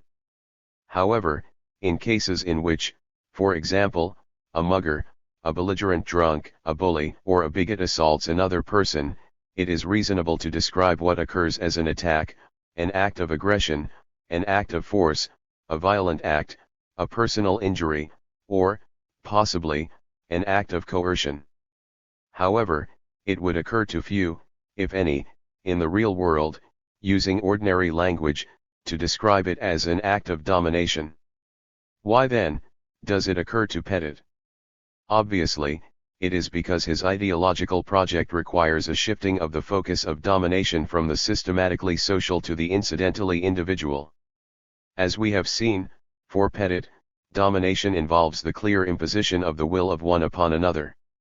Thus, it is likely to occasion a specific kind of uncertainty when the victim is subject to the arbitrary will of another. 57. When domination occurs, it is a matter of common knowledge that the dominated person is exposed to the possibility of arbitrary interference, that the dominated cannot speak his or her mind without risk of falling out of favor, and that the dominated cannot be ascribed a voice that claims the attention and respect of others. 58. Yet, not only has much of domination never fit this model, the system of domination has, in fact, continually evolved away from such subjective manifestations and, as Marcuse and others have pointed out, toward more systemic, objective forms of expression. The relatively rapid mutation of Western racial domination is perhaps the most conspicuous case. This is what Therelberg showed in a well-known article 40 years ago, when he observed the decline of what he called visceral racism, and an evolution toward forms of institutionalized racial domination. 59. This evolution was analyzed in great depth in Joel Covell's indispensable work White Racism. 60. There, Covell traces the evolution of racial domination from the dominative racism typical of the Old South, to the aversive racism that long pervaded American mainstream culture, and finally to contemporary postmodern meta-racism, which operates through economic and technocratic means. 61. And which is quite compatible with tolerance, formal equality, and, indeed, liberal republicanism. Liberalizing economic and political domination. Many aspects of Petit's analysis of both economic and political domination demonstrate his failure to address systemic domination, and even to see major forms of domination as involving domination at all. His example of economic domination illustrates the problem very well. He says that, as a general rule, exploiting someone's urgent needs in order to drive a very hard bargain constitutes domination as arbitrary interference. He cites as a specific case that of the pharmacist who agrees to sell an urgently required medicine but not for the standard fee, not even for the fee that is standard in the circumstances of an emergency call, only on extortionate terms, so that the pharmacist interferes in the patient's choice to the extent of worsening what by the received benchmark are the expected payoffs for the options they face. 62. Petit's example deals, as he says, with the exploitation of needs. An ethical principle stating that institutions and practices that exploit basic needs for economic gain constitute morally unjust forms of social domination would have far-reaching implications. In fact, it would fundamentally challenge the entire basis of global capitalism. If the standard for just economic transactions were the moral claims of urgent needs, this would delegitimate not only the existing system of distribution of essential medicines, but also the existing system of distribution of the global food supply. However, Pettit undercuts the radically of the appeal to needs by stipulating that adherence to the received benchmark for prices, rather than the satisfaction of actual needs, should be the norm for transactions. His demand is, in the end, only that the system should abide by its own explicit rules, which is the politically innocuous, ideological position typical of moralistic defenders of any system of distribution, or of domination. Given Pettit's adoption of such limitations on the scope of critique, it is not surprising that he holds that one does not need to oppose the free market in order to combat domination. Though he does not clarify adequately what he means by such a free market, it is, nevertheless, clear that he assumes that it is compatible with a centralized, interventionist state. He does not see as problematical the fact that such a state invariably creates the framework for property distribution through coercion and the threat of coercion, and that it also invariably acts coercively on behalf of various economic interests. Furthermore, he does not confront the issue of the systemic tendencies internal to a capitalist system toward concentration of wealth and economic power. It should be remembered that, as Marx showed, the essence of capital is the process of value expanding through circulation. Pettit's failure to notice this tendency is not surprising, since his analysis does not in any way examine capitalism as a historical phenomenon having a specific, though always evolving, structure, and systemic rules of operation. He states that short of great differences of bargaining power, such a market does not mean that anyone is exposed to the possibility of arbitrary interference by any other or any group of others. 63 Yet, the crucial question is the degree to which significant differences in bargaining power, and the tendency for those differences to increase, are built into the system itself.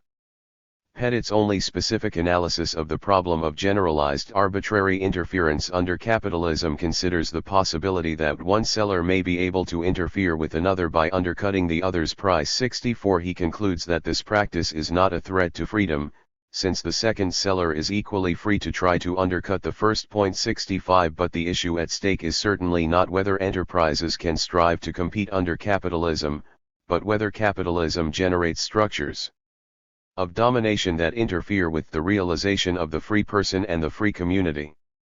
This is precisely the form of interference that Pettit ignores, that in a system of property based on abstract entitlement and coercive enforcement of unjust property claims, those persons and entities having disproportionate control of means of production, land, and financial capital have enormously greater bargaining power than those who rely primarily on the sale of their labor, and that this disparity in power generates economic and other forms of social domination. Pettit's account of political domination exhibits the same limitations as does his analysis of the economic. His political theory is out of touch with the real world of global megastates interacting dialectically with global megacorporations and the global technological megamachine. None of these structures of power, or the larger system of which they are elements, have much to do with the problem of domination as he conceives of it. For example, he never confronts the seemingly inescapable question of whether large, bureaucratic states acting through complex systems of law might contain any inherent tendencies toward domination. He contends that law that answers systematically to people's general interests and ideas constitutes a form of interference, but does not compromise people's liberty.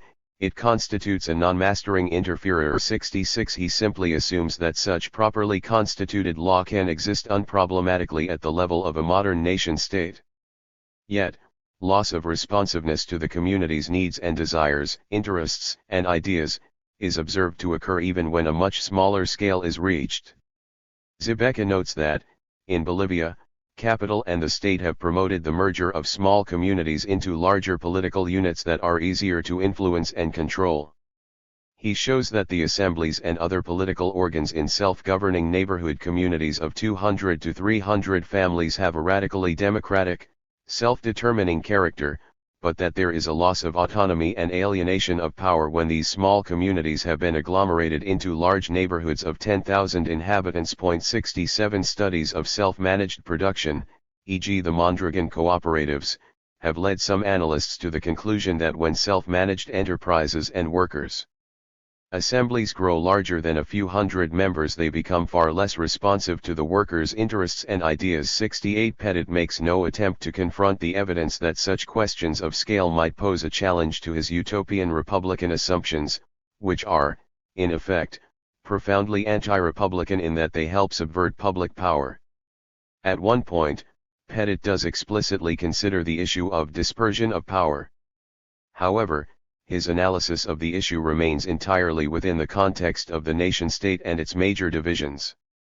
Not only does he fail to consider statist versus non-statist contexts, he fails even to consider how the character of the state has changed fundamentally as we have evolved from the world of classic republicanism to one in which there are nation-states of over a billion people, in which most people in the world live in nation-states with populations of over 100 million, and in which there are even constituent states, i.e. divisions of nation-states, with over 100 million people, 200 million. In the case of the Indian state of Uttar Pradesh. Nor does he appear to have the slightest suspicion that technological development might be relevant to the nature of the modern nation-state, that the development of digital technology, communications technologies, surveillance technologies, information gathering technologies, weapons technologies, nanotechnologies, neurotechnologies, and psychotropic technologies could be in any way relevant to the problem of domination. Robert Michael's iron law of oligarchy was not without foundation when he formulated it over a century ago. 69 And considering the vast growth in both scale and technological complexity of organizations and institutions, it is foolhardy to fail to take seriously today their oligarchical and automatizing tendencies. Pettit expresses some sympathy for the positive conception of freedom as participation in a self-determining polity, 70 but he devotes little or no attention to the most serious political, economic, and technological issues that define the constraints on meaningful self-determination today. Another telling comment by Pettit on political domination concerns the possibility of a colonialism that operates without significant interference. He notes that Republican writers' condemnation of domination, even where it is not particularly associated with interference, shows up in their hostility to colonialism, even benign colonialism. 71 Though colonial domination has involved various degrees of oppressiveness, one wonders where in history Pettit has discovered a colonialism that has been benign and involved little or no interference. 72 Since the classic Republican writers were colonialists, it is not surprising that they would have held such an overtly ideological view, but it seems almost inconceivable that Pettit would want to perpetuate such a misconception at this late date in history. 73 The fact that such an interpretation is even possible shows rather clearly the way in which the ideology of domination leads to a contrived and systematically distorted reading of history. This raises the question of the specific role such a reading might play within Pettit's problematic. Of course, it would be absurd to imagine that he contemplates future Republican projects of re-establishing benign colonialism. The main function of his perpetuation of this myth is merely to reinforce his general ideological principle that interference should be identified with the reality or possibility of consciously willed and overtly imposed acts, rather than with the systemic effects of power. The real danger is not that Pettit's theory could be used to reinstate old-fashioned colonialism, but that it can and will be used to continue to legitimate non-interfering policies that more critical observers might suspect of being forms of economic neocolonialism. From real consent to possible contestation. One of the preeminent strategies of radical critique and of liberatory politics has always been to take the dominant system at its own word. What would liberty and justice for all mean if put strictly into practice? What would government by consent of the governed mean if actual consent were required for any governing to take place? Taking such principles seriously would obviously have revolutionary implications. However, Pettit's putative project of combating domination moves in precisely the opposite direction. Rather than radicalizing the idea of consent, and realizing its implications, Pettit proposes replacing the consent of the governed with a much weaker principle of legitimacy. For Pettit, republicanism can exorcise the specter of systemic domination by building into the system certain procedural mechanisms of contestation. He contends that non-domination demands a conception of democracy under which contestability takes the place usually given to consent and requires not that government does what the people tells it but, on pain of arbitrariness, that people can always contest whatever it is that government does. 74 Non-domination, according to this analysis, does not require actual consent to the exercise of state power, but only the permanent possibility of effectively contesting it. 75 Rather than recognizing power at the base as a necessary condition for responsiveness and non-arbitrary action, Pettit places the burden on the people to contest the action of the state in presumably exceptional instances in which there is reason to suspect arbitrariness. 76 State interference is presumed to be legitimate, so long as it is guided by certain relevant interests and ideas, and those interests and ideas are shared by those affected. 77 It is not necessary for the people to have actively consented to the arrangements under which the state acts, but only for them to be able to contest the assumption that the guiding interests and ideas really are shared and, if the challenge proves sustainable, to alter the pattern of state activity. 78 Such an approach is both idealist and ideological. It is based on a fundamental misunderstanding of how domination, and even power in general, operates. The state, Pettit claims, may act without explicit consent if it represents ideas and interests shared by the people. But this makes the state, and whatever interests and forces act through the state, the major social agents. The people become, in turn, the major social patient, which must either accept the manner in which it is acted upon, or else respond through contestation. A crucial issue is the meaning of possibility in the proposal that there be the permanent possibility of effective contestation. One must ask what the actual chances are that the people, given its character as a habitual known agent, can occasionally assume agency and mount a sustainable challenge to the state and the forces that act through it. History overwhelmingly supports Rousseau's judgment of the efficacy of occasional democratic moments in a society that is fundamentally undemocratic. The people of England regards itself as free, but it is grossly mistaken. It is free only during the election of members of Parliament. As soon as they are elected, slavery overtakes it, and it is nothing. 79 Pettit's contestation sessions would encounter the same problems, but one step further removed from real freedom.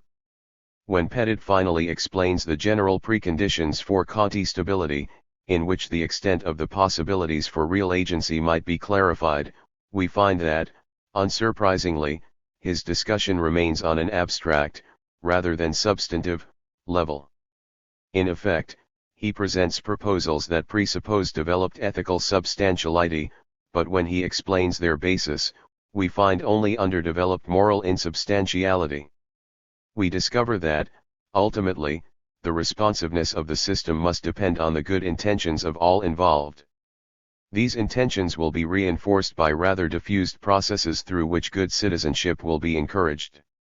In Pettit's ideal republic, political decision-making and contestation will be debate-based, and the considerations relevant will be required to have a characteristically neutral cast. They will be constrained not to favor any one sector of opinion or interest over another. 80 So, neutrality will be required and enforced by constraint. One is tempted to ask how many divisions neutrality has under the system.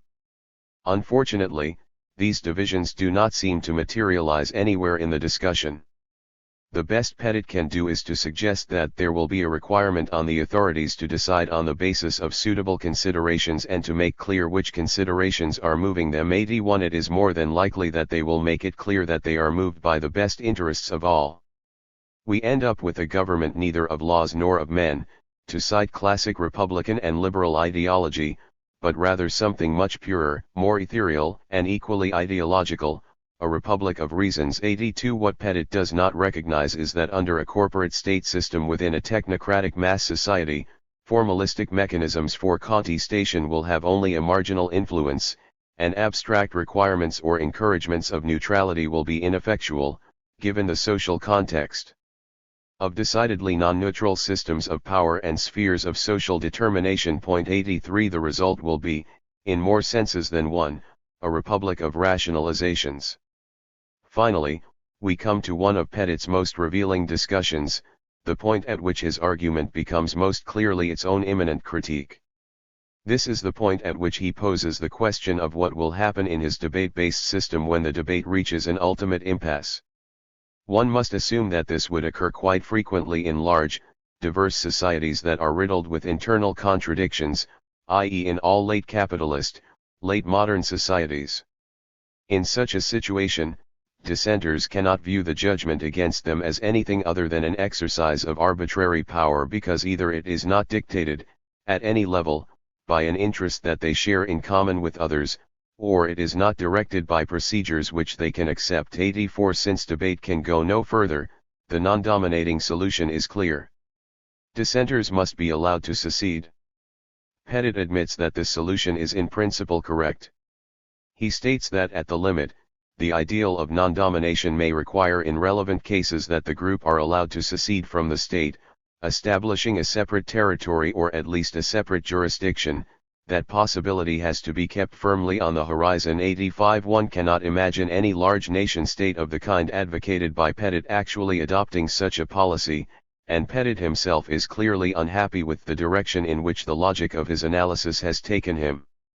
He quickly adds that secession is not always possible and not always desirable overall, even from the point of view of the seceding parties. 86 He evidently hopes that the truth that he just discovered will conveniently disappear from the horizon.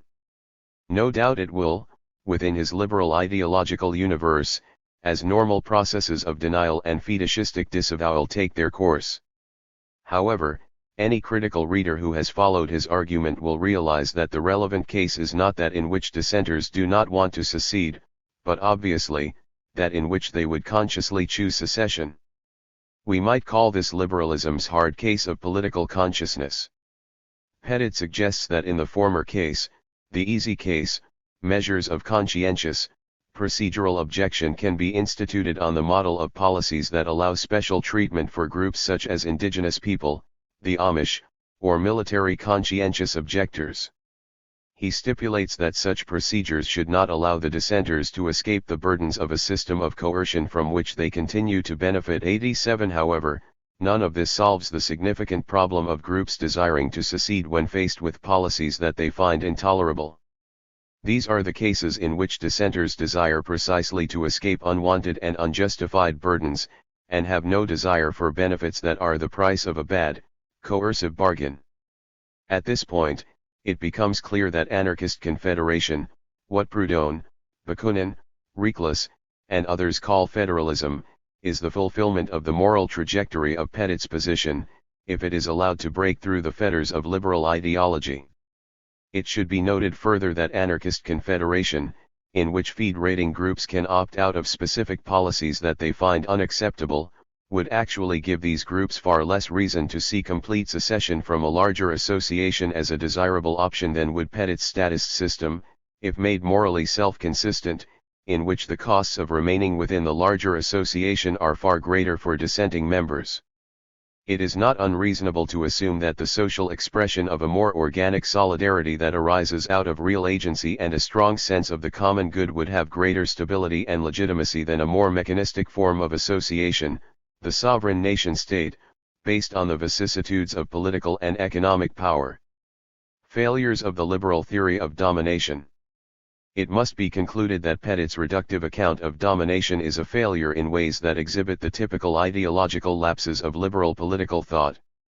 First, its model of domination as involving acts of arbitrary interference leads it to ignore the ways in which the centralized nation-state and capitalism function as forms of domination. Second, it misses the deep, systemic qualities of other forms of domination such as patriarchy, racial domination, technological domination, and the systematic domination of nature. Third, it misses completely the dialectic between these various forms of domination and the decisively determining moments of these forms. And it should be added, finally, that the position destroys itself, if carried to its own logical conclusion. In the end, Pettit's reduction of political non-domination to the availability of formalistic mechanisms of contestation, and the reduction of economic non-domination to a matter of undominated choice comes close to Rancière's description of the masking of domination by anti-democratic ideology. Such ideology, he says, denies the forms of domination that structure society in two ways. First, it masks the domination of state oligarchies by identifying democracy with a form of society.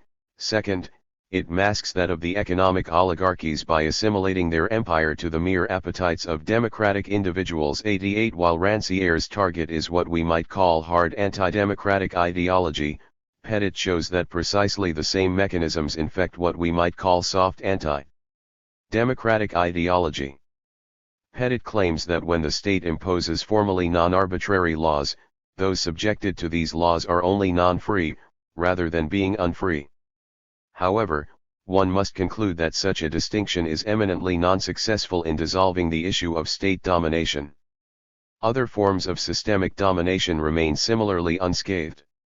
The work of Petit, and of others who espouse similar ideas, have advanced liberal theory to a certain extent by reintroducing concepts of the political community, of citizenship, of mutual respect and recognition, and of the common good into a tradition that had increasingly reduced the political to the operation of mechanisms for economic redistribution. Some theorists influenced by Petit have tried to introduce more systemic and structural dimensions to the analysis. Yet, for very good ideological reasons, liberal theory, including its Republican versions, remains unable to address adequately the ways in which domination takes on impersonal, structural, systemic forms.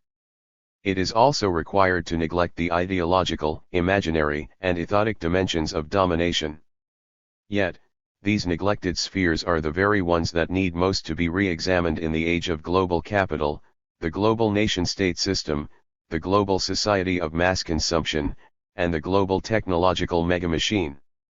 If we adopt the liberal approach of conceiving of domination solely according to the model of groups and individuals arbitrarily interfering with other groups and individuals, we will remain on the level of exousia, of powers, and fail to confront and overcome the principles and principalities that are the essence of archi.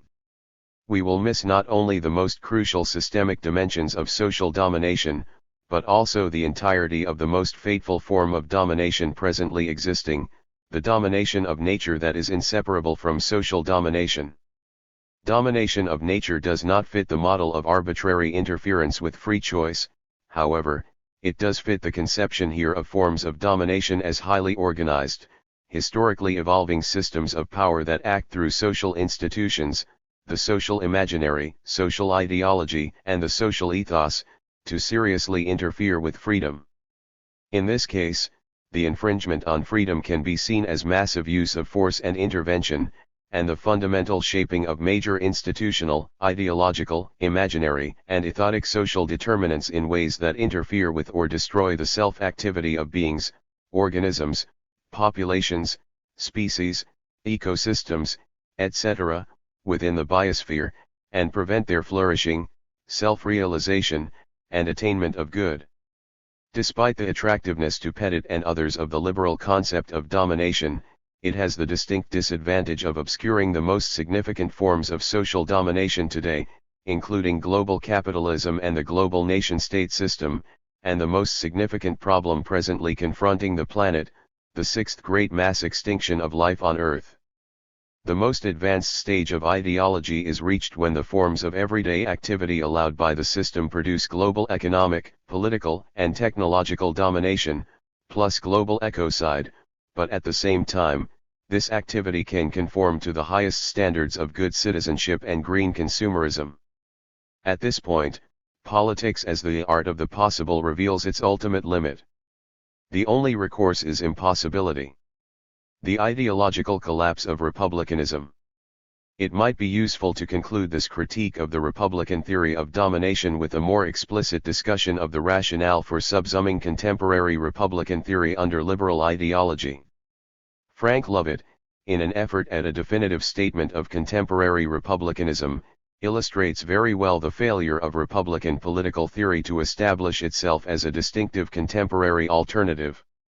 Lovett argues that republicanism does not collapse into liberalism if there is a real and substantial difference between the former's view of liberty as independence from arbitrary power, and the view of negative liberty as non-interference, generally embraced by the latter. 89 If the liberal tradition in fact has said much the same things about arbitrary power as republicanism has, as it, in fact, has, and if it has not generally embraced the classical liberal concept of negative freedom, as it, in fact, has not, then republicanism collapses into liberalism, as it, in fact, does, and more specifically, into liberal ideology.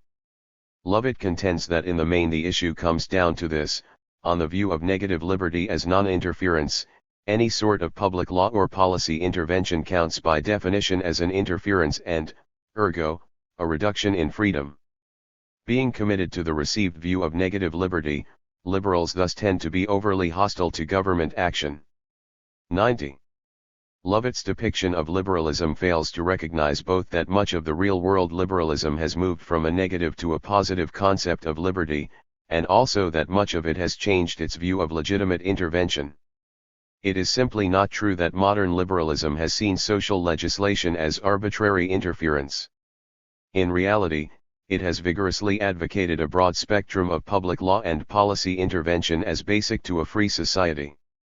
Republican theorist Isolde Anahan, in her book Civic Republicanism, perpetuates the same misunderstanding of liberalism when she claims that Republican politics promotes the non-domination of all individuals in every aspect of their lives, while liberals have been more concerned with specific acts and with abuses of state power, and have drawn the public-private distinction in such a way as to make state intervention to prevent other harms problematic. 91 To the contrary, real world liberals have advocated extensive state action with the goal of protecting the public from harms and expanding its effective freedom. Anahan's inaccurate identification of liberalism with the classical form obscures the extensive overlap between much of the actual liberal tradition and the largely academic artifact of contemporary republicanism. 92. This overlap can be seen in Quentin Skinner's depiction of the Republican tradition. Skinner goes to some lengths to elaborate a neo-Roman understanding of civil liberty. 93 That he sees as the Republican alternative to the classical liberal view. He proposes a number of tenets that are basic to republicanism. The citizens possess specific civil rights. Law is based on the will of the members of the body politic and the consent of all its citizens. The will of the people is defined as the sum of the wills of each individual citizen and the will of the majority. Citizens possess equal right of participation in the making of laws. They are able to enjoy their possessions freely and without any fear, and to rise by means of their virtue to positions of prominence.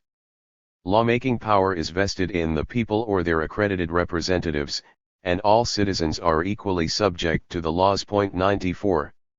These hallmarks of republicanism will hardly seem unfamiliar to anyone acquainted with modern liberal politics. Its core consists of such fundamental liberal political principles as, 1. Supreme lawmaking authority or sovereignty possessed by the body of citizens, 2. The independent nation-state as the context of this sovereignty, and, 3. The rule of law. To these are added the fundamental liberal economic values of, 4. Security of possessions, upward mobility, and equality of opportunity. All of this is commonplace in modern liberal capitalist ideology. One can have no quarrel with Skinner's project of investigating the place of republicanism and the neo-Roman concept of liberty in the history of ideas. However, one must ask what it means for such an early modern ideology to be adopted today by advocates of late capitalism and the massive bureaucratic state. The answer is that such an ideology can only perform a regressive ideological function, much as its counterpart classical liberalism now does. This ideology was republican in a strong sense at its origin and for some time thereafter because it was part of a movement to replace the private, arbitrary rule of monarchs with the public, responsible rule of the citizens. Freeing people from monarchy and the remnants of feudalism, so that they could participate in early capitalism and the early modern nation-state, was a substantive gain in freedom during a certain historical epoch. Thus, in the 18th century, the term republican could signify radical opposition to the established order of domination, and the demand for popular power. Godwin could write that at the coming of the French Revolution, my heart beat high with swelling sentiments of liberty. I had been for 9 years in principle a Republican. 95 today, however, this ideology is, and has long been, effectively anti-Republican, since it legitimates massive, irresponsible structures of domination that are incompatible with effective control of the polity by the citizens. Merely to repeat venerable Republican and liberal clichés about freedom as popular sovereignty, the rule of law, etc., without taking account of how the meaning of these concepts has been transformed with the evolution of corporate capitalism and the bureaucratic state, results in the ideological legitimation of the present system of domination, and obscures and mystifies the processes that erode substantive freedom. Skinner explains that what the neo-Roman writers repudiate avant la lettre is the key assumption of classical liberalism to the effect that force or the coercive threat of it constitute the only forms of constraint that interfere with individual liberty, and insist, by contrast, that to live in a condition of dependence is in itself a source and a form of constraint. 96 This was, no doubt, significant for the relatively brief historical period in which classical liberalism was more or less identical with liberalism. But modern or welfare liberalism has also argued that freedom is much more than the absence of coercion or the threat of coercion. Après la lettre, a long liberal tradition has developed that incorporates all significant tenets that Skinner associates with neo-Romanism, and that has, in fact, moved well beyond them in developing its comprehensive concept of positive freedom. Skinner holds that the great insight of republicanism is to see that not only coercion, but also dependence, is a form of constraint, and that the latter is the more decisive form. However, dependence is a much larger reality than Skinner and other contemporary Republicans imagine. The most famous analysis of dependent and independent being in the history of philosophy is Hegel's master-slave dialectic, in which a being moves from a condition of dependence on the alien being before which it has trembled to a position in which he destroys this alien negative moment, posits himself as a negative in the permanent order of things, and thereby becomes for himself für sich selbst, someone existing on his own account ein für sich Scenes. 97 In capitalist and statist society, the masses, including even those who may be exemplary Republican citizens, tremble in the face of powerful alien forces, the sublime commodity and the sublime nation-state. The imaginary domination that arouses their awe is supplemented by an institutional domination that is, in turn, embodied in the structures of social practice, and finally, by ideological domination. The latter transforms dependent being, indeed participation in the very structures of domination, into independence, through the magic of theory. 5. Anarchy and the dialectic of utopia. The place of no place. The highest aspirations of the imagination are called utopia. But utopia is just as much the enemy of the imagination, and is our nemesis today. We live in the shadow of a terrifying utopia and must search the shadows for those other utopias that have been eclipsed. The dominant utopia is the utopia of endless material progress, based on a fundamental utopian fantasy of infinite powers of production and infinite possibilities for consumption. This utopia inspires the system of superpower that is expanding its global domination and threatening the very future of life on Earth. The ultimate telos of this dominant utopia is the reduction of the world to the most literally utopian state, to the condition of a nowhere. Yet, its everyday reality is presented as an inevitable march of progress that promises everything to everybody everywhere. As Ronald Reagan, the great utopian salesman, once said, progress is our most important product. Through this march, it drives relentlessly toward the destruction of all diversity and complexity of ecosystems, cultures, personalities, and imaginations.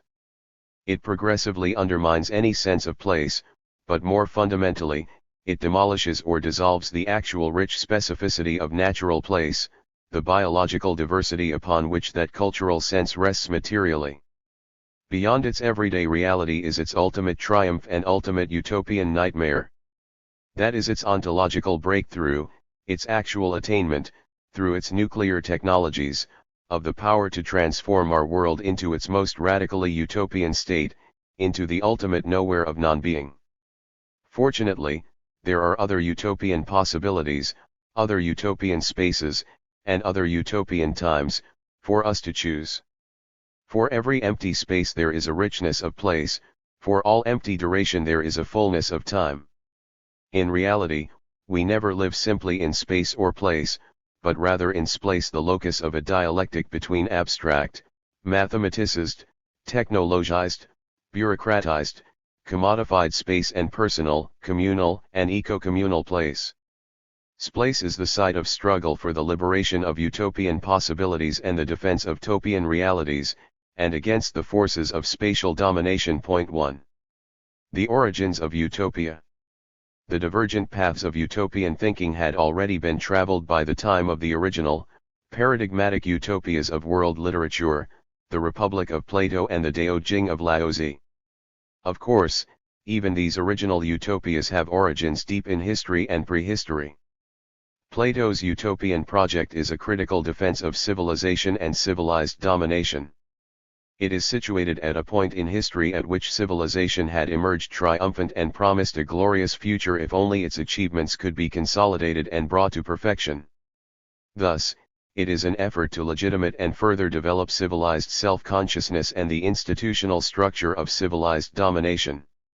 In that sense, it is not only written in history, but written on behalf of history.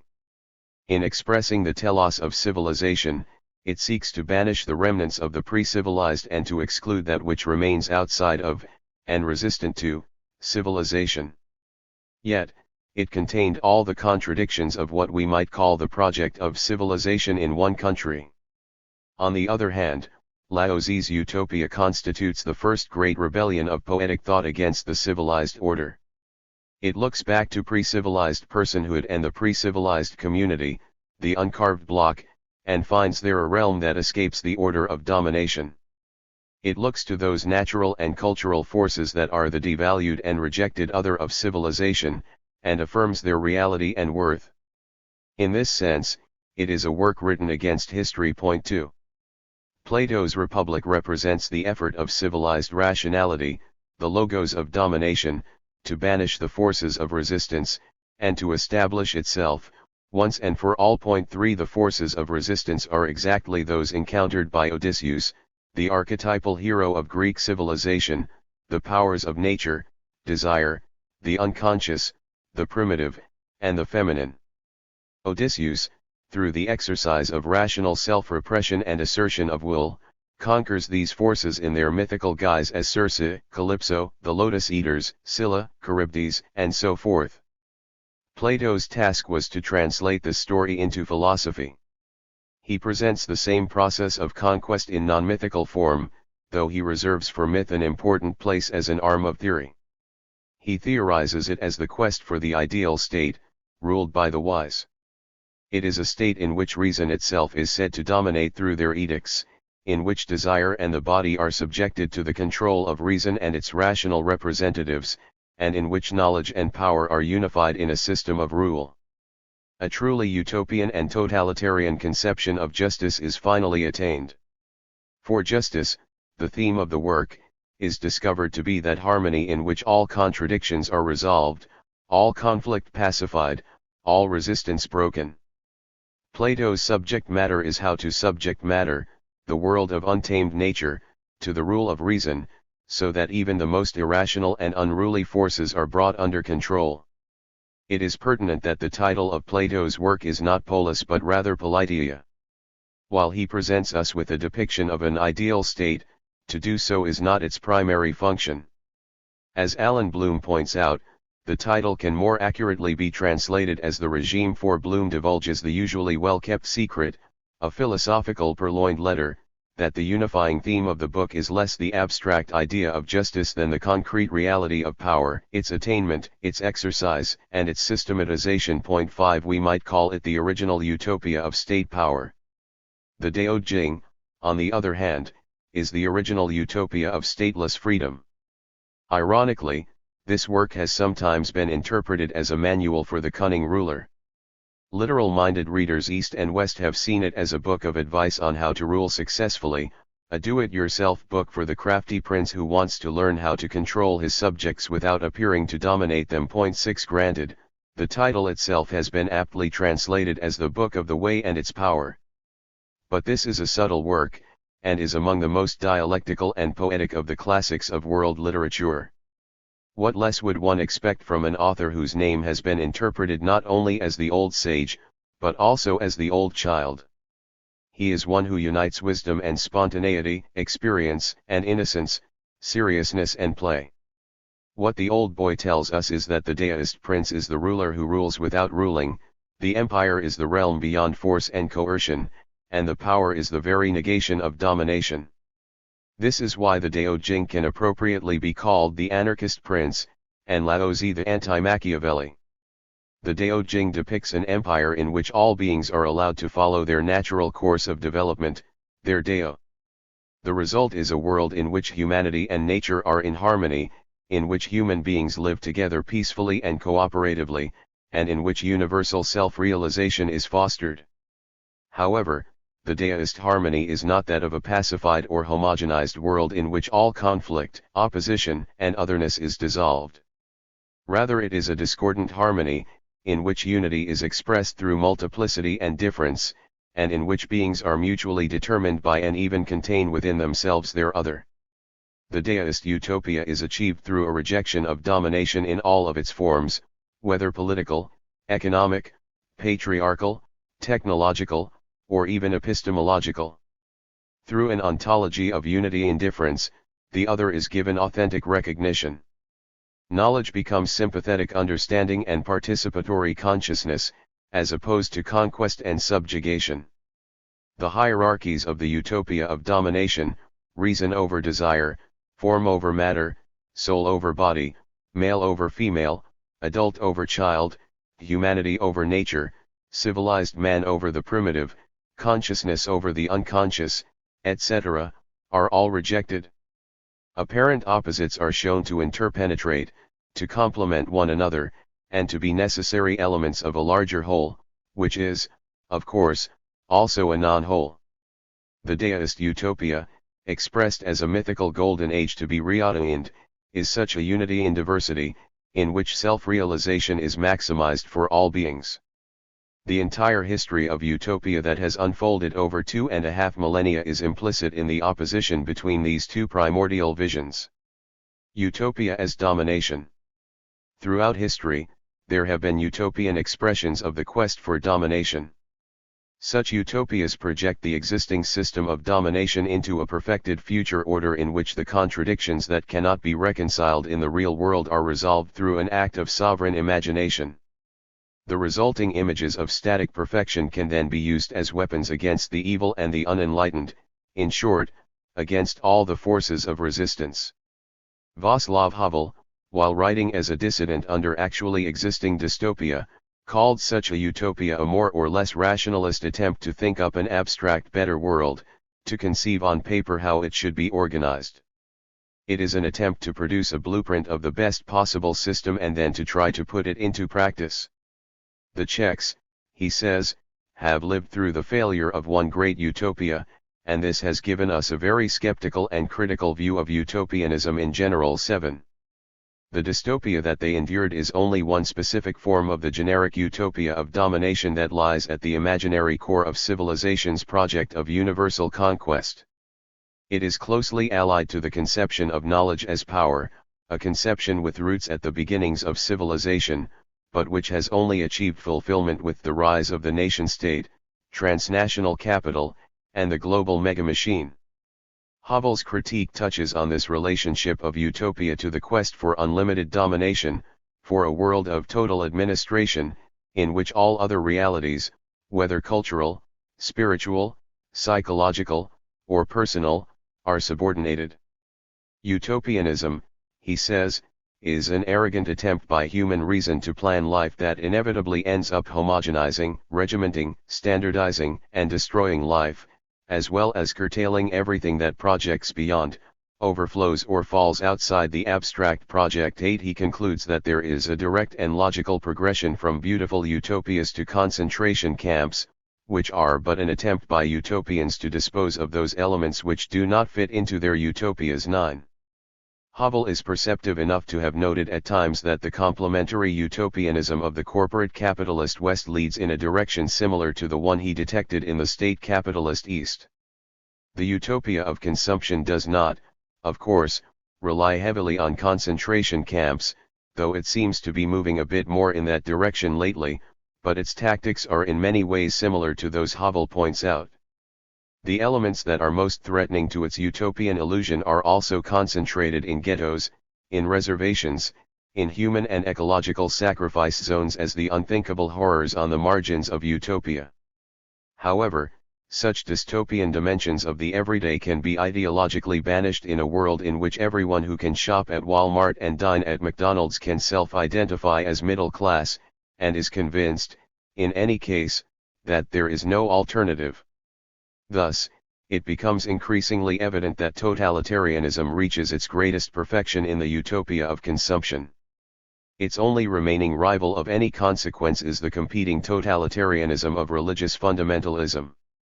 And though the battle between these totalizing systems continues to intensify, there is no doubt that the overwhelmingly more powerful one at this moment in history on a global scale remains the empire of consumption. Totalitarianism today is not on the deepest level a matter of sovereignty. Nor does it depend on the state's formal abolition of all competing forms of social organization, though the evils embodied in this political totalization process and its system of oppression and terror cannot be overemphasized. The ultimate totalitarian achievement is the capture of the imagination, and the reinforcement of that conquest as the dominant order is legitimate through processes of sublimation and banalization. The consuming subject is overawed by the sublime consumptionist spectacle and automatized by the realities and rituals of everyday productionist and consumptionist life. The economistic system's values are not yet universal, but are, however, hegemonic.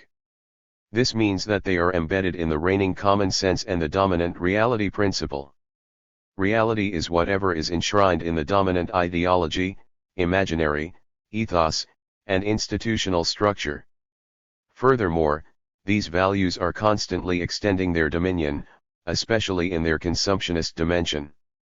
The growing success of the totalitarian project depends heavily on the efficacy of the consumptionist utopia and its image of the good life. It is a life of happiness, health, love, sex, beauty, power, fun, and immortality. And it is available to all who buy the right commodities, and know how to perpetually refashion their very selves into the right kind of commodities. It is available, that is, in the form of the fundamental fantasy of the world of consumption. It is with good reason that a popular version of this fantasy is called the American Dream. Utopia as elitism. The history of utopianism contains abundant evidence of its ideological use for purposes of power and manipulation. Plato, again, outlined the essentials of the program quite well. First, the utopian order is defined as a harmony in which all contradictions are resolved. Next, an ideology is devised in which the system of power is identified with the order of nature and social domination and is redefined as universal self-realization. And, finally, the rule of the elite is mystified further as an expression of the divine will. This noble lie has been more than a mere philosophical fiction. Its basic structure has remained intact over history, requiring only an updating of the content, as when, for example, historical inevitability is substituted for divine will. But utopian elitism has infected not only the more obviously authoritarian utopian ideals. It has been exemplified as well in seemingly libertarian tendencies, such as the movement of the free spirit. In a sense, the free spirit was one of the most anti-authoritarian tendencies in European history. It followed Joachim of Fiore's teaching of the coming of the third stage of history, the age of the Holy Spirit, which would see the illumination of all. In mystical democracy, without masters and church tenet proclaimed that the law of church, state, and traditional morality were all abolished for those who enter into the Joachimite utopian realm. In its extreme antinomianism, the movement adhered in a sense to a most radically anarchistic position. However, this anarchic rejection of law disguised certain profoundly authoritarian dimensions of the movement. In particular, there remained a hierarchy between its more advanced adepts and the masses drawn to it.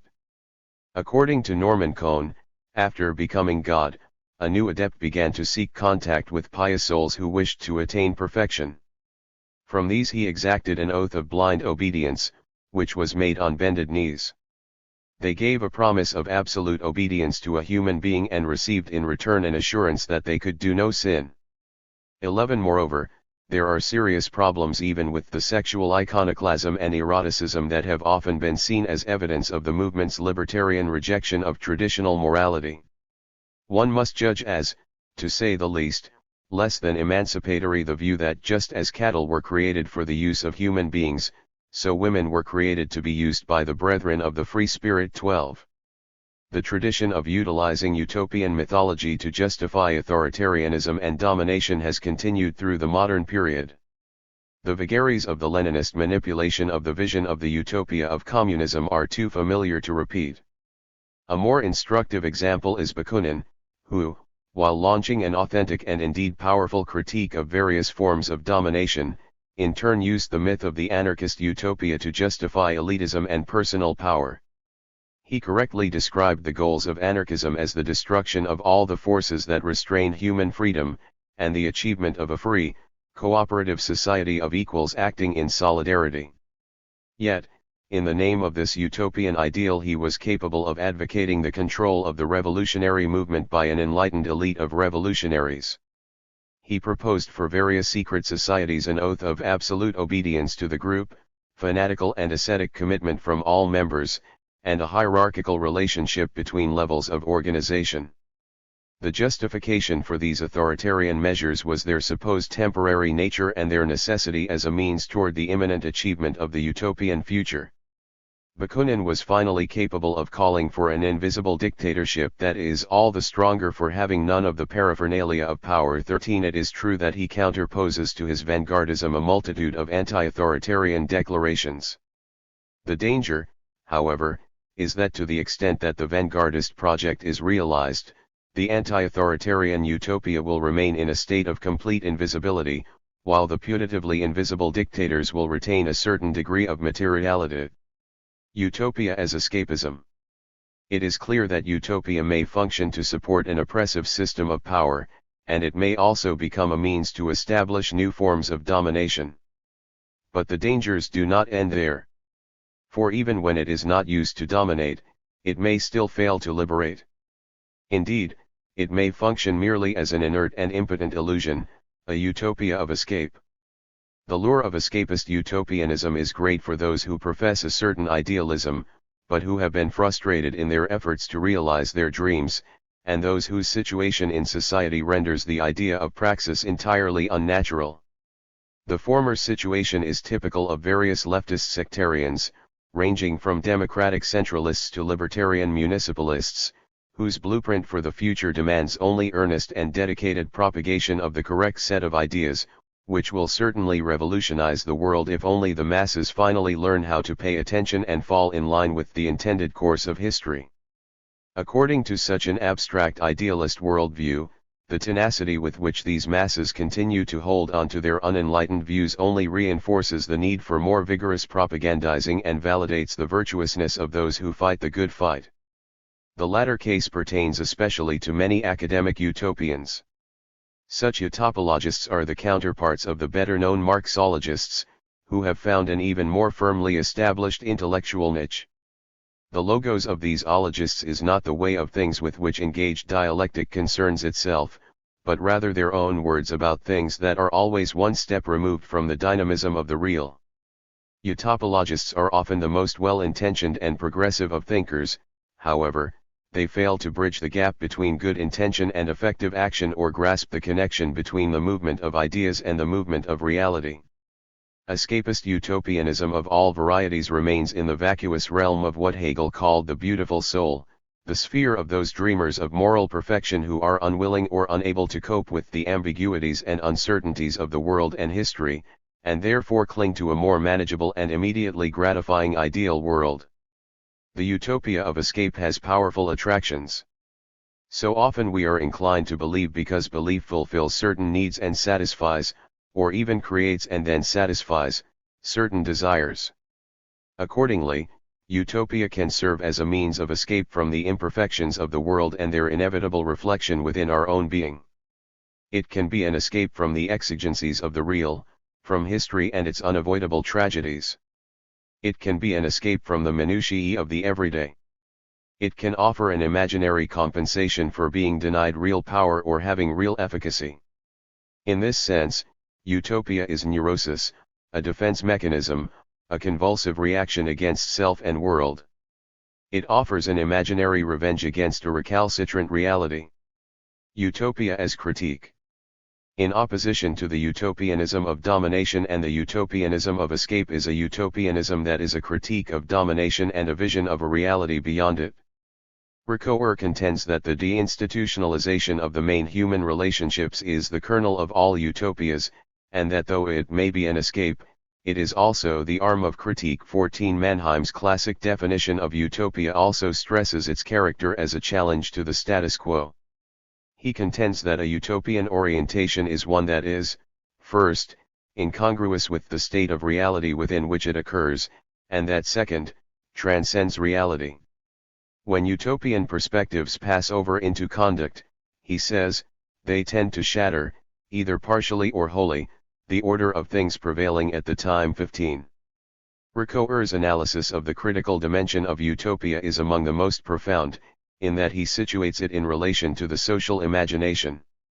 Utopia, in his view, is the corrective to that other powerful construct of the imagination, ideology. He refers to the eccentric function of imagination as the possibility of the nowhere, and asks, is not this eccentricity of the utopian imagination at the same time the cure of the pathology of ideological thinking, which has its blindness and narrowness precisely in its inability to conceive of a nowhere? 16. Ideology is an expression of the conservative, systematizing processes of the social imagination. Utopianism, in contrast, expresses the creative, self-transcending, liberating tendencies. In reality, no ideology is pure ideology, and elements of utopia are even embedded in ideology itself. It is for this reason that the process of immanent critique can move from ideological premises to utopian conclusions. Nevertheless, Ricoeur's point concerning the critical, oppositional nature of utopia is well taken. He notes that there are two distinct aims for the utopian imagination in its rejection of the established order: to be ruled by good rulers, either ascetic or ethical, or to be ruled by no rulers. All utopias oscillate between these two poles. 17. The first utopian option has already been described. It is the dominant authoritarian and hierarchical utopian ideal from the Republic of Plato to the modern fantasy land of technological progress and endless consumption. The second option is exemplified by what Marie-Louise Bernieri calls, in Journey Through Utopia, the libertarian utopia.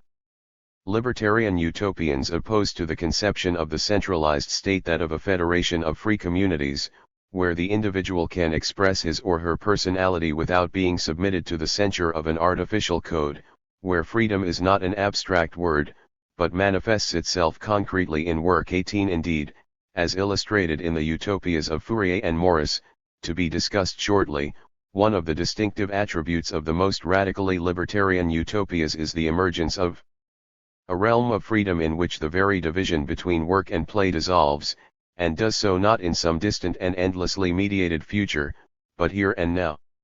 Utopia of desire. The civilized order has always been faced with the problem of taming or repressing passion to serve the needs of exploitative and hierarchical institutions. A primary function of civilized morality has been to subordinate individual fulfillment to the requirements of domination, which is expressed in mystified form as the universal good or the moral law. Kant stated this first principle of civilization in Section 1 of the Foundations of the Metaphysics of Morals, when he explained that if human happiness were the real end of nature, then our destiny would most certainly be attained best through following our instincts, i.e. through the passions. However, he continues, reason tells us that this is not our true end, which is to follow the moral law merely because we recognize it to be the law. 19. Kant grudgingly admits that it would be possible for all the members of society to renounce repression and what he sees as their higher duties for the sake of indulgence in pleasure. But he hastily adds that one could not possibly will that such a social order should exist, for it would mean that we would live a life like the inhabitants of the South Sea Islands, that is, we would allow our talents to rust while we foolishly pursue a life of idleness, indulgence, and propagation. 20 Significantly, Kant takes as his example of what a rational human being could never choose Polynesian society, the society that perhaps more than any other inspired the imaginations of those, Diderot, Gauguin, who sought a world in which pleasure, beauty, freedom, and harmony could be reconciled. In rejecting in absolute horror the thought of any civilized person going to Haitian, Kant was exorcising the specter of an existing society that offered evidence that unrepressed passion and human self-realization could coexist, that utopia could have a material basis, that real-world history could prefigure a new passionate order that would in turn inspire a new utopian social order. In fact, such possibilities are precisely the premises on which Fourier bases his vision of a utopia of passionate attraction. He is the ultimate philosopher of ne citer pas à son désir. 21 Much as Proudhon contends that freedom is the mother, not the daughter of order, Fourier asserts that the passions, far from destroying social order, are the source of the most perfect harmony in society. The problem is not to bring the passions under rigid control, but rather to determine how their fullest expression can contribute to a sublime harmonization of the whole of society. In Fourier's view, all the passions and inclinations of individuals can be directed freely toward activity that is beneficial for the community. He contends that under civilization, unbearably long hours of unfulfilling work activity have been imposed in the name of productivity and economic need, while, in reality, all the labor required to satisfy the needs of society, and, indeed, to produce abundance, can be furnished without the infliction of any such undeserved punishment. He notes that even highly pleasurable activities become boring after several hours, and asks quite sensibly how human beings can possibly be expected to engage even that long in labor that is only mildly agreeable, much less the kind that is truly unpleasant or even repugnant. Such absurdities will end, he assures us, as humanity abandons obsolete civilization and enters into harmony. Through the creation of more fulfilling forms of labor, more voluntary choice of work activities, limitation of work periods, and rotation of tasks, work will become a form of expression of the passions, rather than a restraint on them. The same principle of maximal harmonization of passions that is applied to work will be applied to all areas of social life, and indeed will be even easier to realize in other realms of social interaction, such as personal relationships, recreation, and cultural activities. William Morris is perhaps the one other figure who ranks with Fourier among 19th-century utopian imaginative geniuses. Morris's contribution to utopianism includes his political essays, his work in the creative arts, and his authorship of News from Nowhere, one of the most notable works of utopian fiction. He made an enduring contribution to the liberatory utopian tradition by emphasizing the crucial importance of art, aesthetic values, and the creative imagination to the achievement of the good society, and by illustrating their potentialities so capably in his own work. It is common for admirers of 19th and early 20th century radical social theory to apologize for its economism and uncritical acceptance of high technology by noting that those who formulated the theories were a product of their time, in which astoundingly vast powers of production were unleashed, and seemingly miraculous material progress took place. Nevertheless, Morris was also a product of those times, and reacted to them not by internalizing the values embodied in the prevailing system, but rather by creating a vision of a qualitatively different society with radically different values. He envisioned a social order in which the creative capacities of all would be allowed free expression. Human productive activity would be valued as a good in itself, rather than as a means toward accumulation of property and power. The goal of labor would be the collective creation of a community in which beauty, joy, and freedom would be realized. Morris's utopia is the quintessence of what Mumford described as the community as a work of art. In imagining such ideals, utopian thinkers such as Morris and Fourier are important for creating a life-affirming, positive vision of the future as an alternative to the increasingly deadening, repressive, and mechanized society of their day. These are notable achievements, in that they attest to the enduring capacity of human beings to see beyond the assumptions of their own age. However, radical thought has become ineffectual in more recent times, in part because it has often continued to conceive of the social dialectic in terms of this stark opposition between oppressive, restrictive forces and emancipatory, liberating ones. Many are still merely seeing beyond the limits of a previous age. Meanwhile, the dominant system has revolutionized itself as it has moved from the productionist to the consumptionist stage of capitalist society.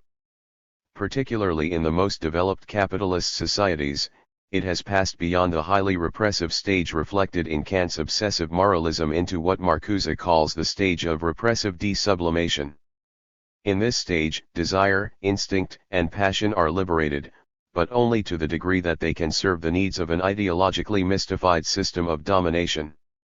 Many anarchist and utopian thinkers have continued to depict the dominant order as if it were still the same repressive system that it was in the productionist age of capital accumulation. This approach fails miserably, since those who live within the late capitalist consumptionist system find that the critique describes a world that simply does not correspond to their everyday life experience. An adequate critique must focus not only on the system's negative moment of domination but also on its positive utopian one that allows it to harness the social imagination. Thus, Buchan's account of the system of domination, among others, suffers in large part from an inability to get beyond what Foucault called the repressive hypothesis. Foucault contributes to a more subtle understanding of the mechanisms of domination by pointing out the ways in which various strategies and tactics made possible by the constraints of the system itself are sources of pleasure and gratification. Point 22 The situationists and Castoriadis make further contributions in bringing the spectacle and the social imaginary, with their highly positive and constitutive dimensions, to the center of analysis. A consideration of the role of what Bourdieu calls habitus, the repertoire of dispositions that internalize social structure, brings another essential dimension to light. And finally, Zizek's Hegelian Marxist Lacanian theory goes perhaps furthest in uncovering the deepest mysteries of social subjectivity in his diagnosis of the role of the fundamental fantasy and of enjoyment within the social order. As Zizek often points out, the late capitalist superego abolishes all forms of thou shalt not, in favor of its ultimate categorical imperative, you must enjoy.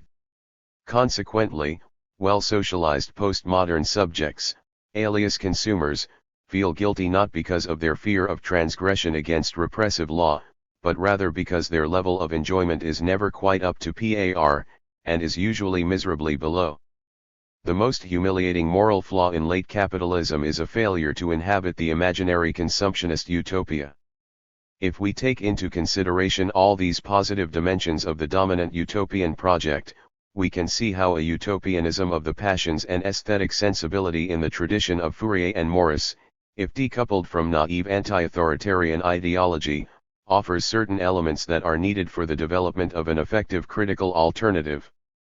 Such a utopianism, by confronting the dominant system on its own utopian ground, is capable of revealing the contradictions, limitations, and falsehoods of the utopia of consumption, and of then rechanneling in a liberatory direction the desires and passions that have been captured. The presence of utopia. It would be a disastrous error to look to utopian thinking only, or even primarily, for visions of the future, no matter how libertarian, just, peaceful, ecological, or desirable in any other way that imagined future may be. For utopianism is above all about the present. The most utopian of utopianisms is also the most practical one. It demands heaven on earth and explores the extraordinary realities latent in the seemingly ordinary present. Point 23 Its ideal was expressed best by that most utopian of poets, Blake, when he asserted that when the doors of perception are opened we perceive all things as infinite. The most utopian community would be one in which the members could find the kind of numinous reality that Blake was capable of discovering in a literally quotidian event, the rising of the sun. What it will be questioned when the sun rises. Do you not see a round disk of fire somewhat like a guinea? Oh no no, I see an innumerable company of the heavenly host crying, Holy holy holy is the Lord God Almighty. I question not my corporeal or vegetative eye any more than I would question a window concerning a sight I look through it and not with it. 24. This does not mean that every single experience of each member of the community must be a Blakean mystical epiphany. However, it may very well mean that each would become the kind of truly experienced person, who, according to Gary Snyder, delights in the ordinary. 25. The most liberatory utopianism affirms this existence of the eternal, the sublime, the marvelous, as a present reality and an object of present experience. It does not propose any metaphysics of presence that posits an unmediated essential reality that somehow reveals to us its full being. Rather, it is a radical empiricism of presence that allows what is present to present itself, to give itself as a miraculous gift. What appears may be mediated, but the mediations, the layers of appearance, are also present, they are part of the gift. There is, however, no need for what is present to be mediated by various ideas of essence or ultimate reality, all of which take us one step away from what is presented.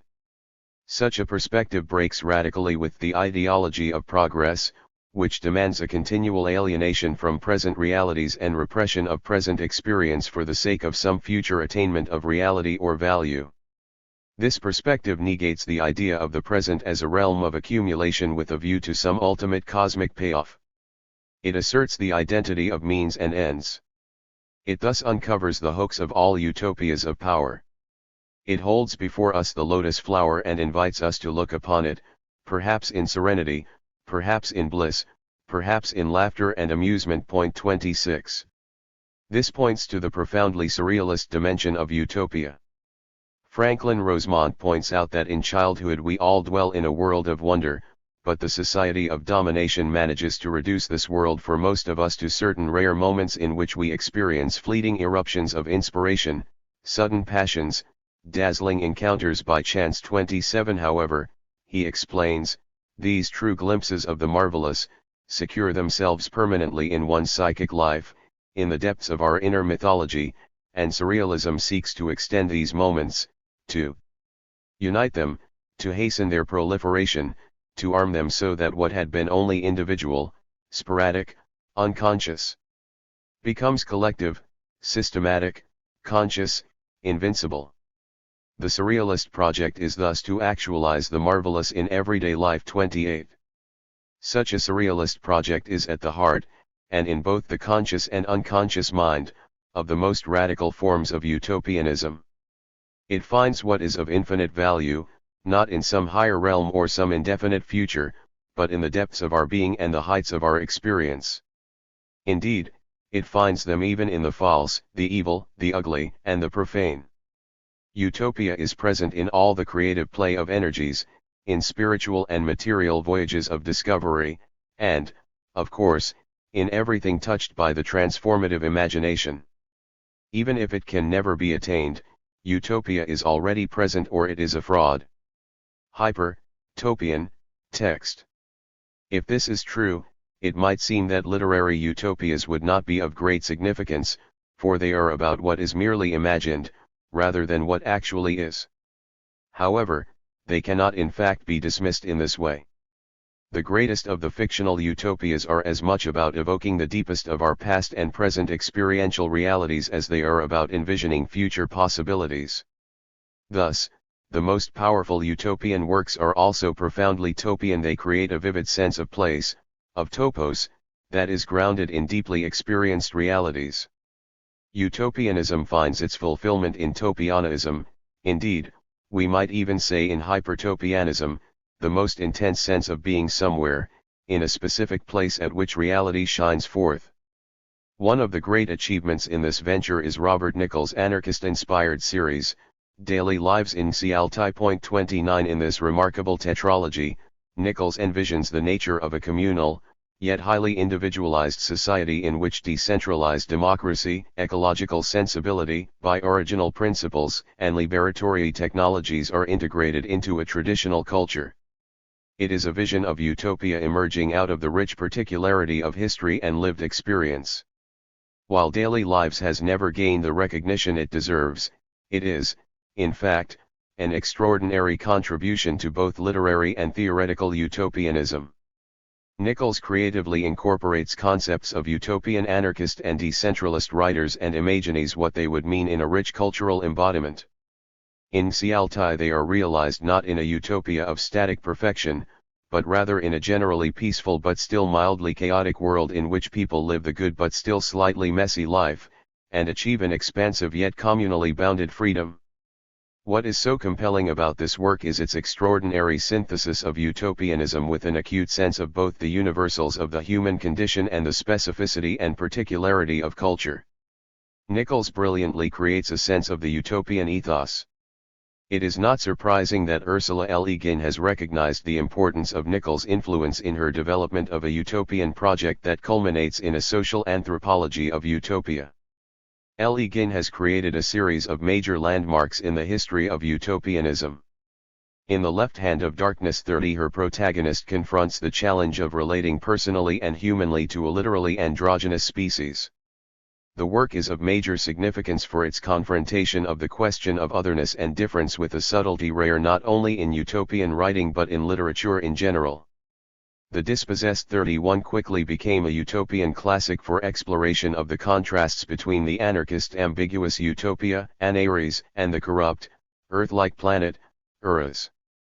Le Guin's grasp of anarchist social theory in the work, which is expressed as the teachings of Odo, the founding mother of Anares' political system, far surpasses that of most academic and partisan writers on the subject. But what is most notable about the work is the protagonist's ruthlessly anarchistic critique of Anares itself. It is, in effect, an anarchist critique of anarchism, and a utopian critique of the dangers of utopia. But finally, in Always Coming Home 32 Le Guin produced her masterpiece and, indeed, what is perhaps the masterpiece of utopian literature to date. The work includes the familiar Le Guinian themes of the good society versus the corrupt society, and the departure from, and return to one's spiritual center.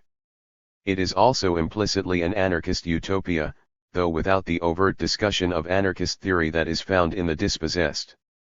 But the great achievement of the book is the richness of detail, the development of particularity and suchness, at the level of the person, the group, and the culture.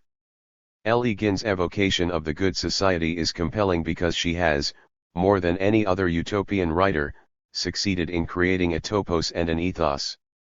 Indeed, Always Coming Home, with its songs, stories, myths, legends, music, rituals, and accounts of lives, is less a utopian novel than an anthropological sourcebook of another world that tells us important things about the deepest truths of our own world. 33 Le Guin's great achievement is that she has given to utopia nowhere the strongest possible sense of place. 34 Utopian literature has finally become truly topian.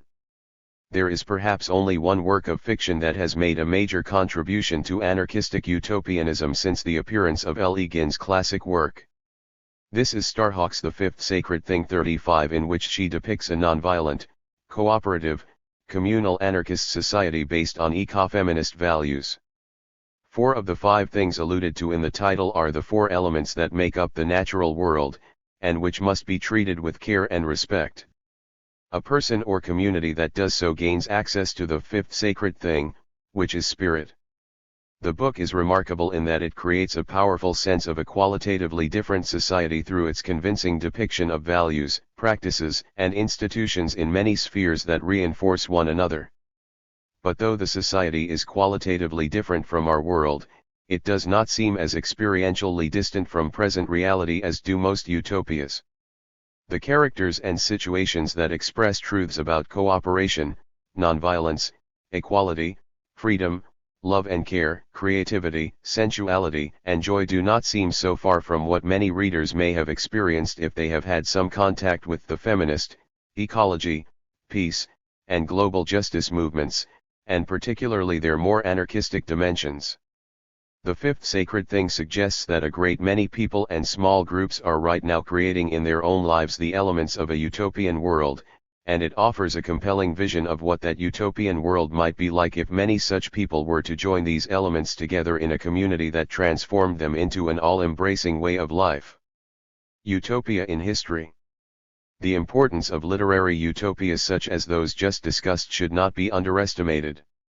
Of course, it would be a mistake to focus on utopia primarily as a literary genre, as is often done today, and to neglect the ongoing history of utopian communal experience. This immense legacy of utopian practice was first delineated in extensive detail by Elie C. Reclus in his 6-volume, 3,500-page magnum opus of social theory, L'Homme et la Terre, Man and the Earth. 36 Reclus showed that a fertile history of radical freedom has existed and developed alongside the long story of domination that has been so central to world history. This other history has included cooperative and egalitarian tribal traditions, anarchistic millenarian movements, dissident spiritualities, anti-authoritarian experiments in radical grassroots democracy and communalism, movements for the liberation of women, and the radically libertarian moments of many of the world's revolutions and revolutionary movements. Millenarian movements, despite the elitist and authoritarian aspects that have been noted, illustrate the extent to which the utopian social imagination can inspire the absolute negation of apparently immovable social institutions, such as the state, the church, patriarchy, and repressive morality. Bloch observes that in the Joachimite tradition, the kingdom becomes radically immanentized. It is more decidedly of this world than anything since the days of early Christianity. Jesus is once again the Messiah of a new earth, and Christianity operates in reality, not just in ritual and empty promises, it operates without masters and property, in mystical democracy. 37 such millenarian movements, for all their flaws, have shown the extent to which the utopian social imagination could radically subvert the dominant order, even during what have been thought of as the more conservative periods of history. Particularly in their most radical early stages, modern revolutions have often contained a deeply utopian dimension. In these periods, a decisive break with existing systems of power has been undertaken, and hierarchy, domination, and authoritarianism have been vigorously combated. It is true that the system of domination, or some pseudo-revolutionary mutation of it, has always triumphed. This proves that the techniques of social domination are far more advanced than is the art of social liberation. But as a result of these revolutions within the revolutions, we are left with a heritage of utopian practice that continues to inspire the radical imagination. The multitude of impressive historical examples in this tradition includes the direct democracy of the section assemblies of the French Revolution, the civic democracy and egalitarianism of the Paris Commune, the council democracy of the early Russian Revolution and the Hungarian Revolution, and the democratic self-management in the anarchist industrial and agricultural collectives of the Spanish Revolution. What has been less evident but perhaps most important in these emancipatory moments has been the flowering of creativity on the microsocial level, which has been expressed in personal change and the transformation of intimate relationships, the proliferation of small action and affinity groups, and the emergence of liberatory social and cultural spaces at the grassroots level. Such phenomena have been accorded little attention by historians, whether of the mainstream or radical varieties. For example, despite considerable historical work on Spanish anarcho-syndicalism and the role of anarchists in the revolution, the diverse cultural movement that for well over half a century prepared the way for the revolution has been relatively neglected. This anarchist cultural movement included diverse expressions, including circles or affinity groups, libertarian schools, Ateneos, cooperatives, free love advocacy, feminism, vegetarianism, nudism, rationalism and free thought, mysticism, and early ecological and pro-nature tendencies. In other words, many of most radically utopian dimensions of the movement have been overlooked. A final important sphere of utopianism that has also been to a large degree neglected is the rich history of liberatory intentional communities. Ronald Creake, in his definitive study Utopies Américaines 38 presents abundant evidence of the rich history of experiments in libertarian communalism carried out across the North American continent, from the Owenite and Fourierist colonies of the early 19th century to libertarian countercultural communes of the 1960s and beyond. Many problems concerning the project of social emancipation can only be confronted through investigation and experimentation on the microsocial level. The social history of utopianism helps one to appreciate the centrality of personal life, in all its particularity, to the project of social emancipation. Craik shows that the North American intentional communities confronted in practice numerous issues related to interpersonal relations and everyday life that are often overlooked in theoretical analyses and sometimes only superficially touched upon in imaginative utopias. They posed questions concerning sexual and affectionate relationships, the nurturing of children, the balancing of solitude and community, the tensions between individuality and solidarity, the threats of charismatic authority, the complexity of achieving just and democratic decision-making in all spheres, and the problem of consciously confronting the heritage of domination carried in each psyche. The story of successes, and just as importantly, of failures, in the long tradition of liberatory striving is an invaluable legacy for inspiring the utopian imagination and guiding future utopian creation. The end of utopia. Utopia has had a long history, both as a form of visionary art and literature and as a political practice aiming at radical social transformation. However, for most of the past century, social commentators have been announcing the death of utopia, and the end of radically utopian thinking, at least insofar as it significantly affects history and social movements. Mannheim argues that the modern period is an epoch of rationalization in which utopian thought must in the long run decline. He recognizes that this poses a threat to society, since the complete elimination of reality-transcending elements from our world would lead us to a matter-of-factness which would ultimately mean the decay of the human will. 39 Indeed, he goes so far as to judge that with the relinquishment of utopias, man would lose his will to shape history and therewith his ability to understand it. 40 Yet, he seems reconciled to the fact that utopia will play at most a minor role in the future of the modern world. In fact, he seems to think that in the European intellectual world the death of utopia was in his time already a fait accompli. He refers to the complete disappearance of all reality-transcending doctrines, utopian as well as ideological. 41 A situation that he believes to have resulted from the success that historicism, critique of ideology, psychoanalysis, and other intellectual trends had in demonstrating the relativity of all values. He asks whether in an increasingly rationalized and disenchanted world such developments as the gradual reduction of politics to economics, the conscious rejection of the past and of the notion of historical time, and the conscious brushing aside of every cultural ideal, will not result in a disappearance of every form of utopianism from the political arena. 42. However, the world has demonstrated a tendency to resist instrumental rationality and remain more enchanted than Mannheim imagined. He believes that radical anarchism, which he calls the relatively purest form of modern chiliastic mentality by his own time, disappears almost entirely from the political scene. 43 He concludes that the disintegration of the anarchist ecstatic utopia was abrupt and brutal, but it was dictated with a fatal necessity by the historical process itself. 44 Ironically, Mannheim's obituary for anarchism was written in 1929, 7 years before the Spanish Revolution, the period of the most extensive and socially creative experimentation in anarchist organization in the history of modern Europe. Despite the fatal necessity that dictated anarchism's demise, its supposed corpse not only quickly showed signs of life but also soon attained a condition of unprecedented vigor. Utopia was to be reinterred several times in the half-century after Mannheim, most notably by the end of ideology theorists, Bell, Lipset, et.al., of the 1950s. According to this school, ideology in general and utopian ideology in particular had been superseded in the West, and was to be replaced elsewhere by a pragmatic, non-ideological outlook typically embodied in the modern state and corporation. As Daniel Bell states in 1960, there had come an end to chiliastic hopes, to millenarianism, to apocalyptic thinking and to ideology. 45 So anarchism and utopianism were again buried by the theorists, only to re-emerge shortly thereafter in the 1960s in a form that was even more challenging to conventional reality than the more traditionalist versions of the 1930s. But the ferment of the 1960s did not put an end to grandiose speculation concerning the imminent end of both ideology and utopia.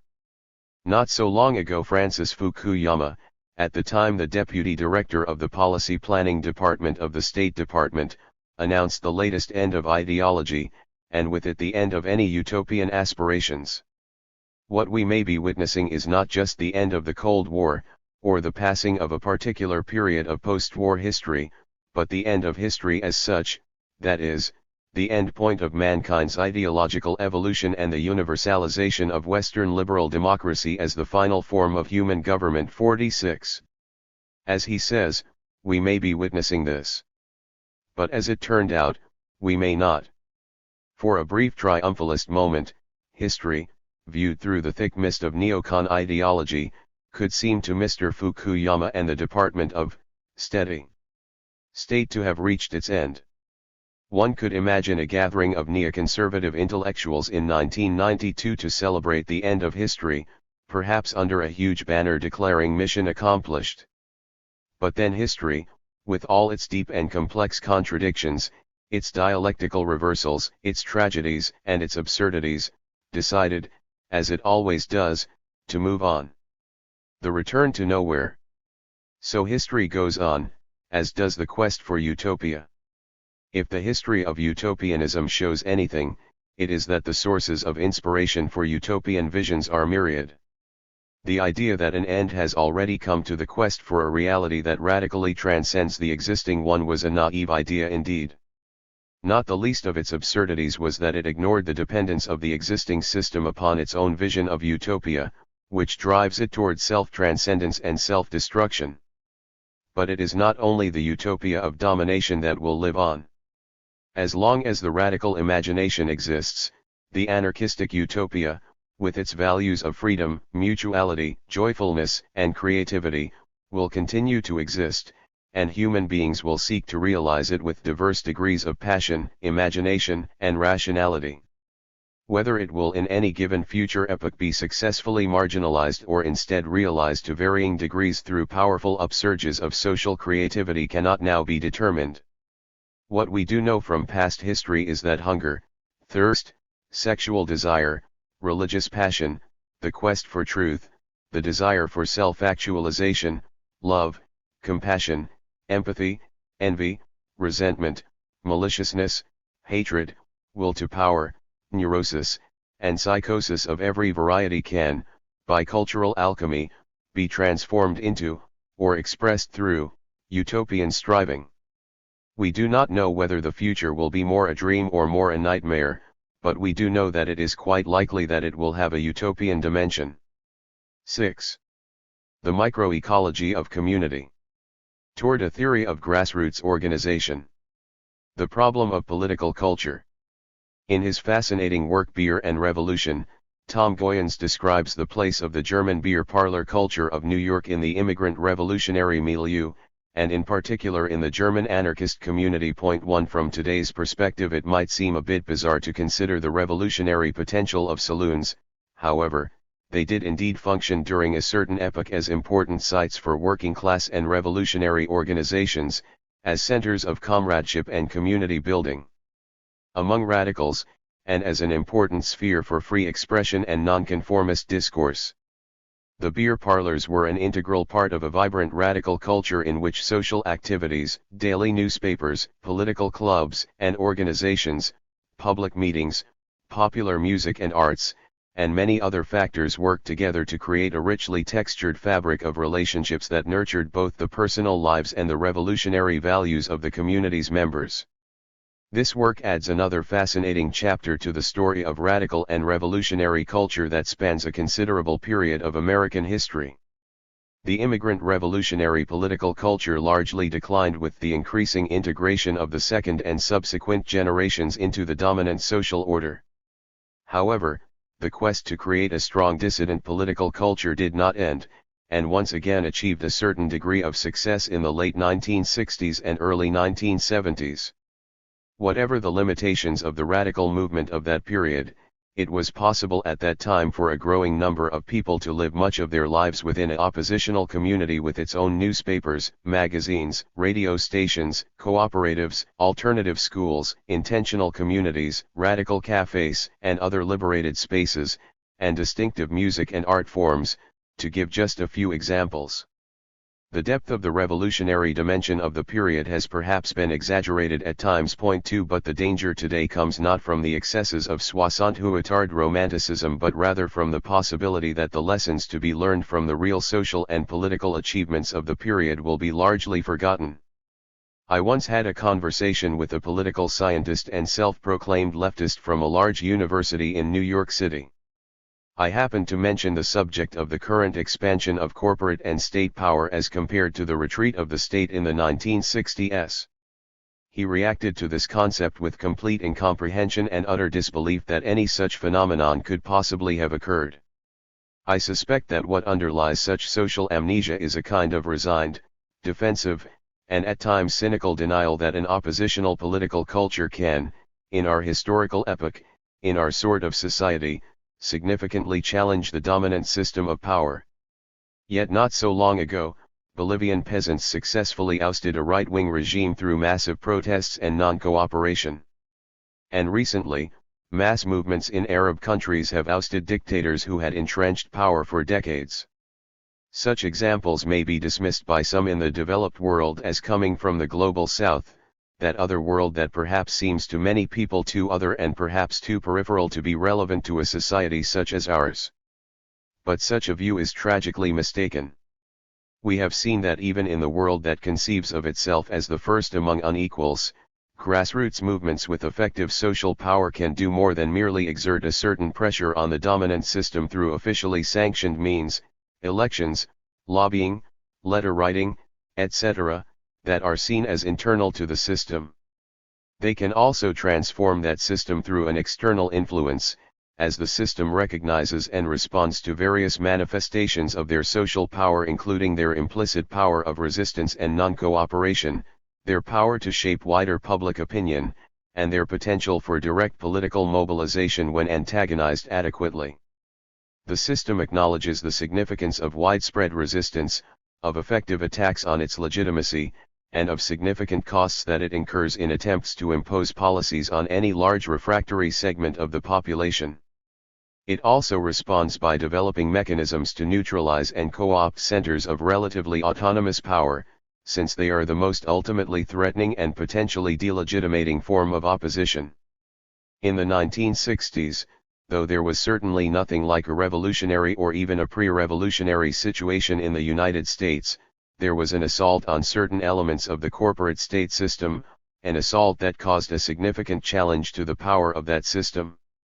Examples of the resulting retreat of corporate state power included a reduction in state control of reproduction, the elimination of direct state-enforced segregation, the relaxing of the direct control of the freedom of movement and behavior of minority group members in many areas, the emergence of a strong anti-authoritarian education movement, reduced persecution of non-conforming sexual and gender expression in some areas, reduced enforcement of drug laws, relaxation of censorship and controls on personal behavior in general, greater restrictions on environmental destruction by corporations and the state, advances in citizens' rights to information concerning corporate and state activities, expansion of certain civil liberties and legal rights against the state, and stronger defense of the rights of so-called clients of state bureaucracies.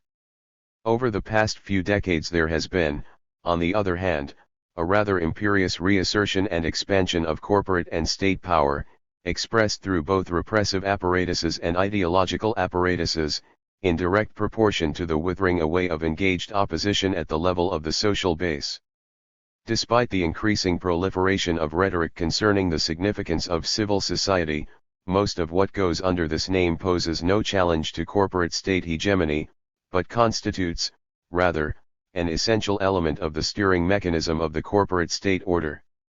The American left, beginning in the early 1970s, committed itself rather single-mindedly to a strategy of transformation of the state from within, and transformation of capitalism through the state.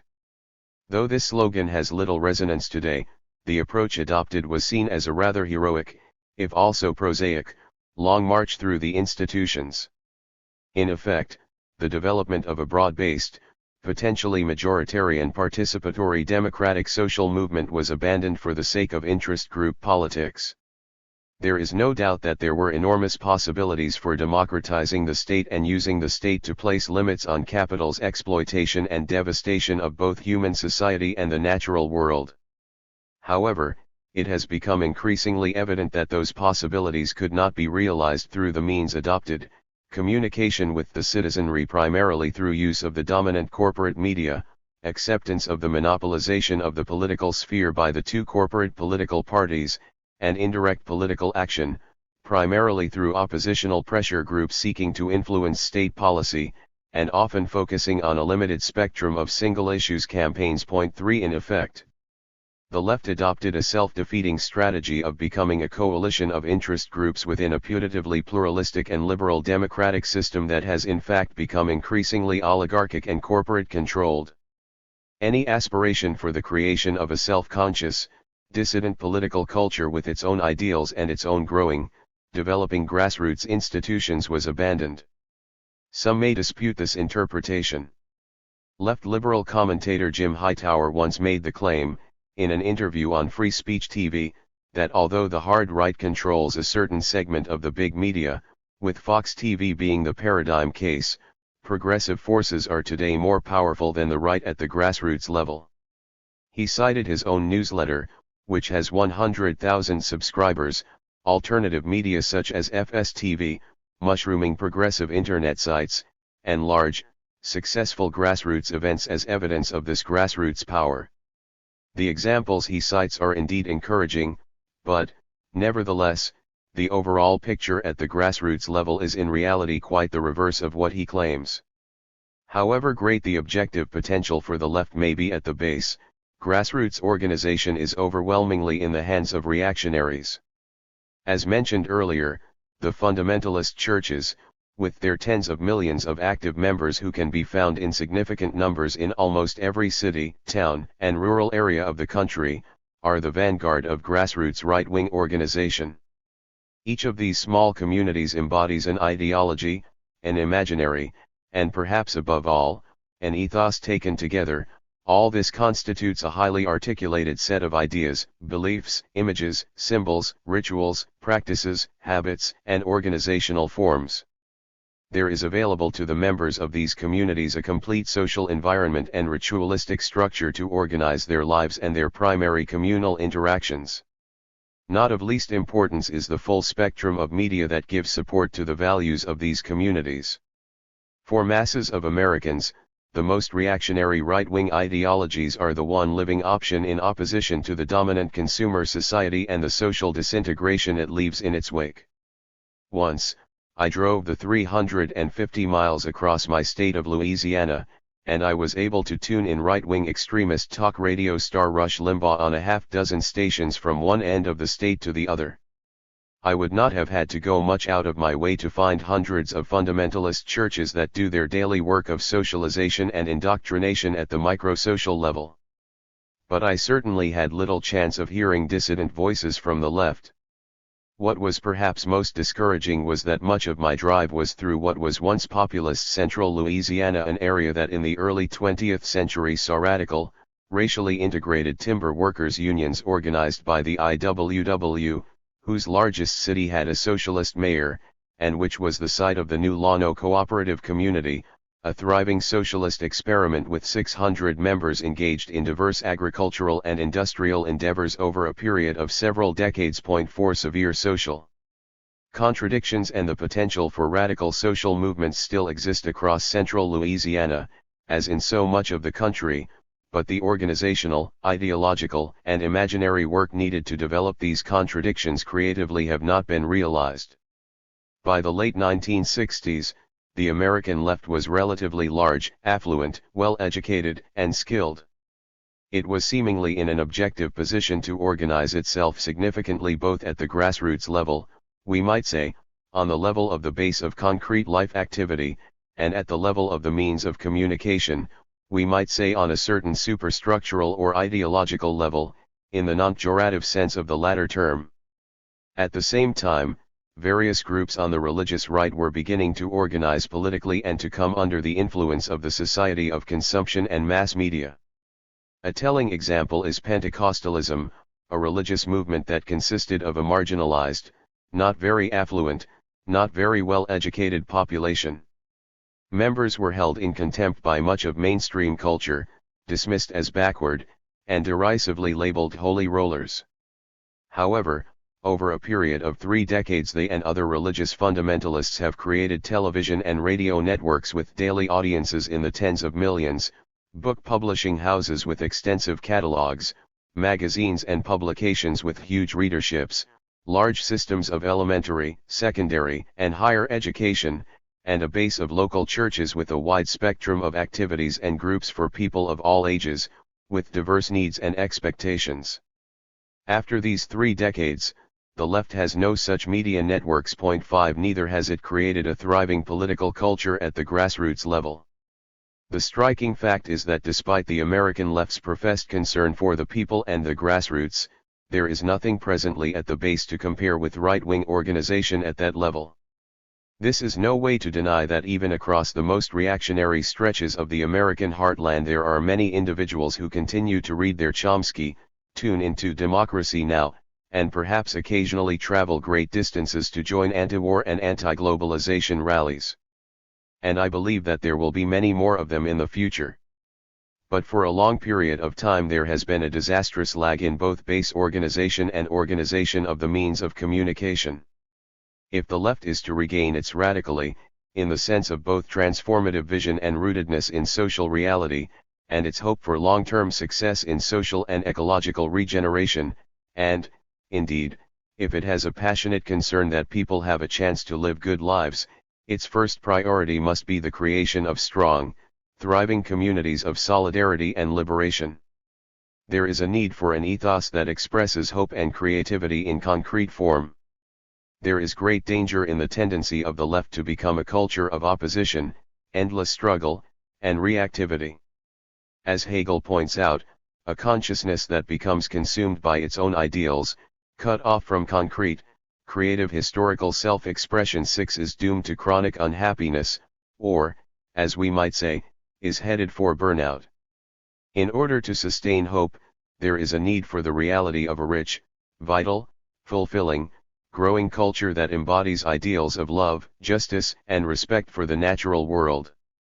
In searching for inspiration for such a culture, we can look not only to the political and labor movements of a century ago, but also to more recent movements that have a more integral and comprehensive approach to social transformation, the base communities of Latin America that have been inspired by liberation theology, the Sarvodaya movement of Sri Lanka, which embodies Gandhian and Buddhist ideals, and the struggles of tribal peoples who have synthesized deep communitarian and ecological values with the struggle for justice and liberation. 7.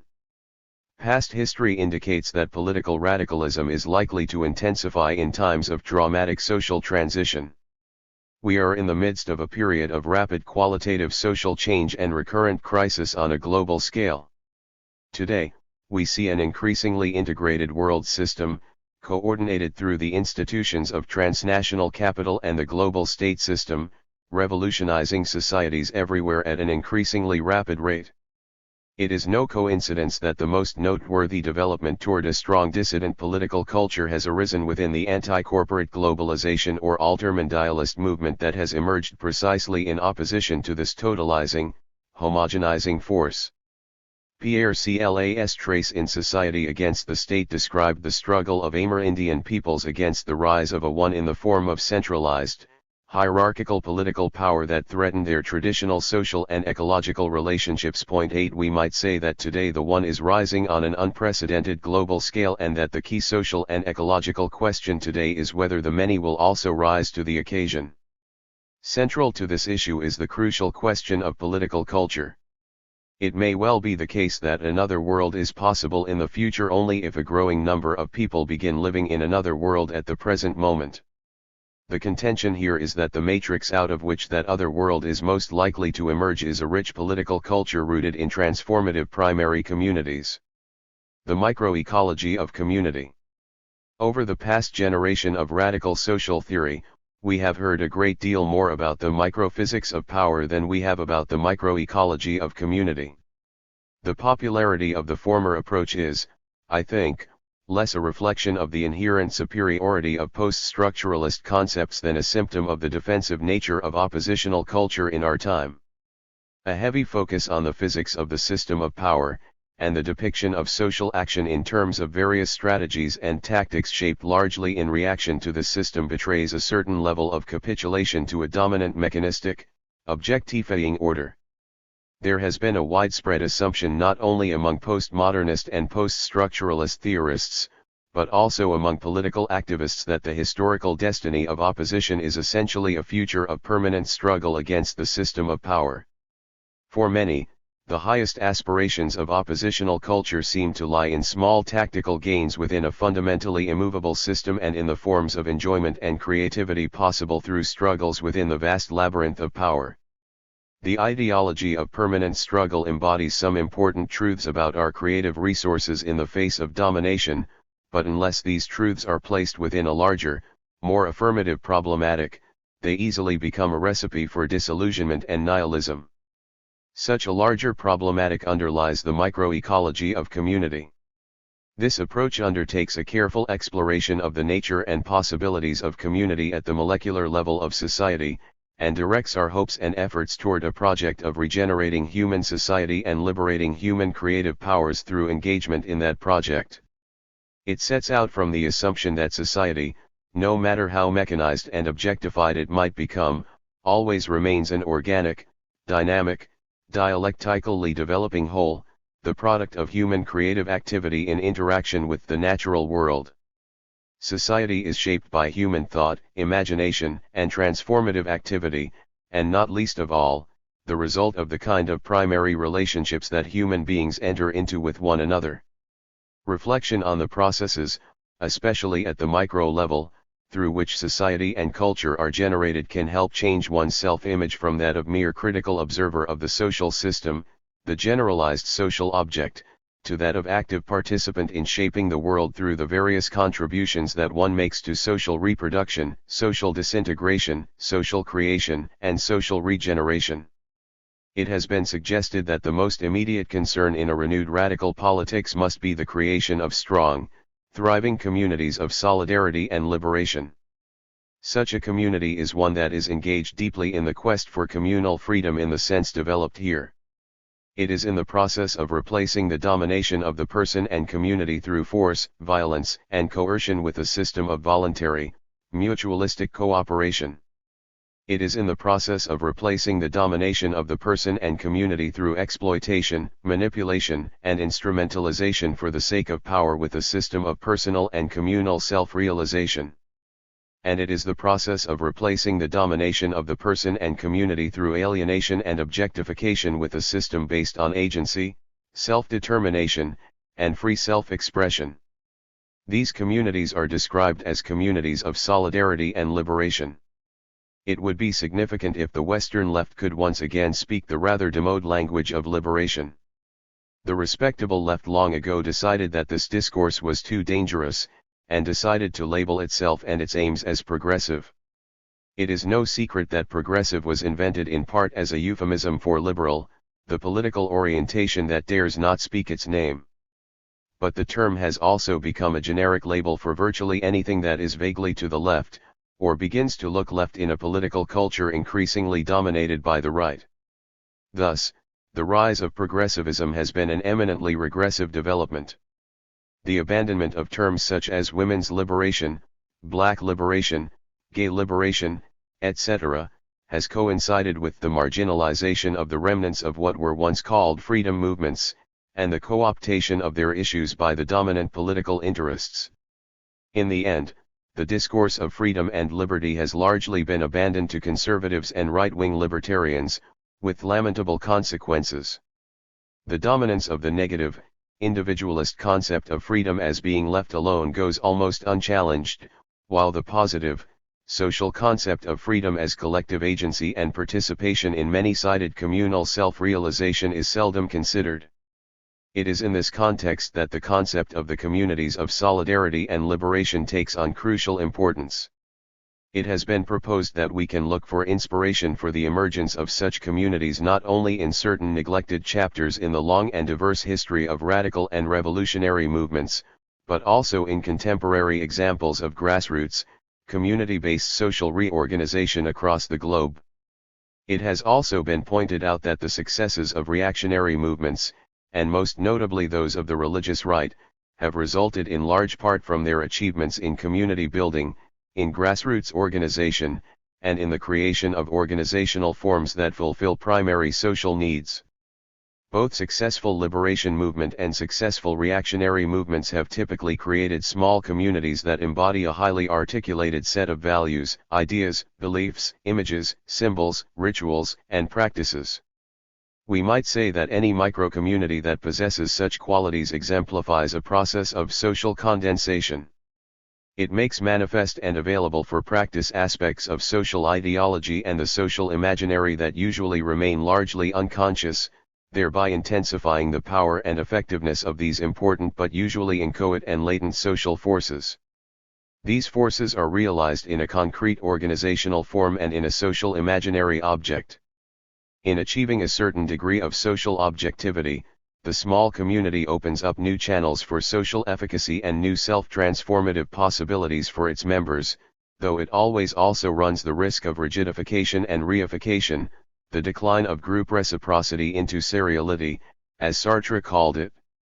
In view of the potential power of such communities and in the context of the increasingly apparent organizational impasse of the left, there is an urgent need to investigate, not only theoretically but also through experiment and experience, the possibilities for the creation of liberatory primary groups, the most basic communities of solidarity and liberation.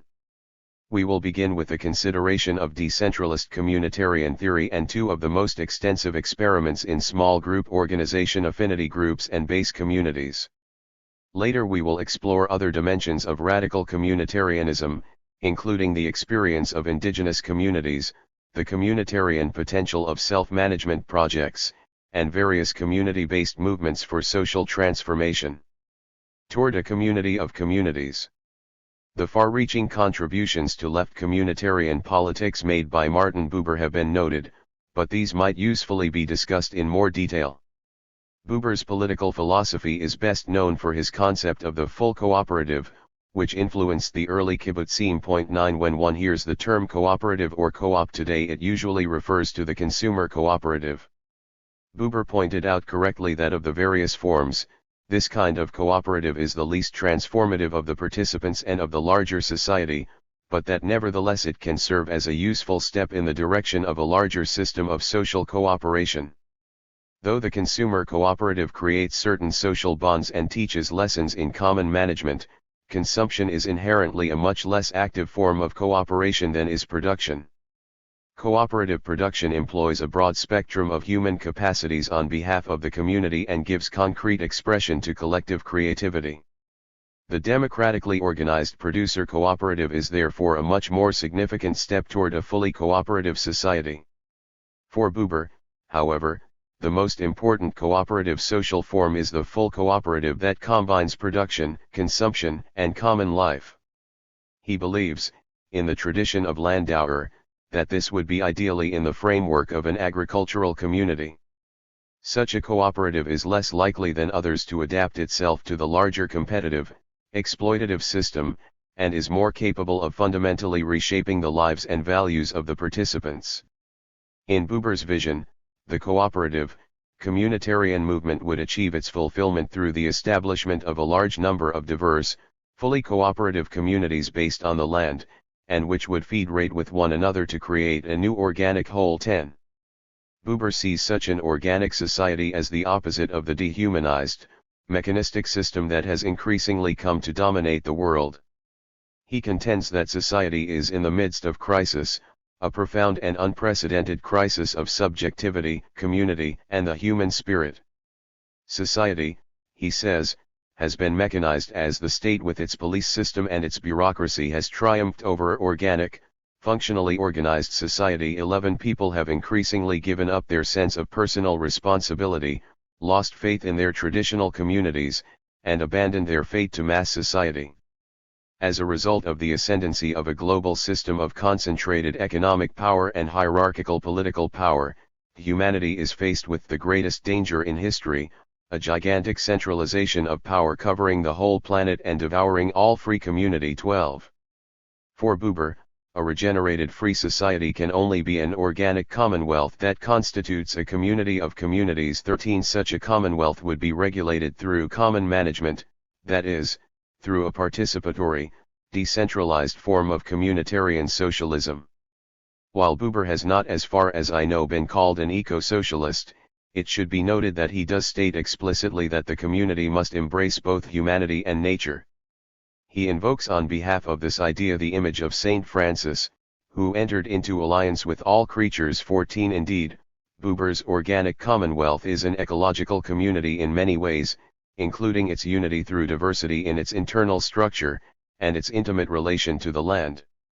Furthermore, if the larger free society is conceived of as the community of communities, it can only realize this goal as a human community within the larger community of nature. Assuming that the transformation of a highly alienated and exploitative society into a community of communities might be a quite noble ideal, the question remains of where we might begin in pursuing such a goal. It is Marx's old question: who will educate the educators, to which we might add, who will socialize the socialists, who will communalize the communitarians, and even who will utopianize the utopians?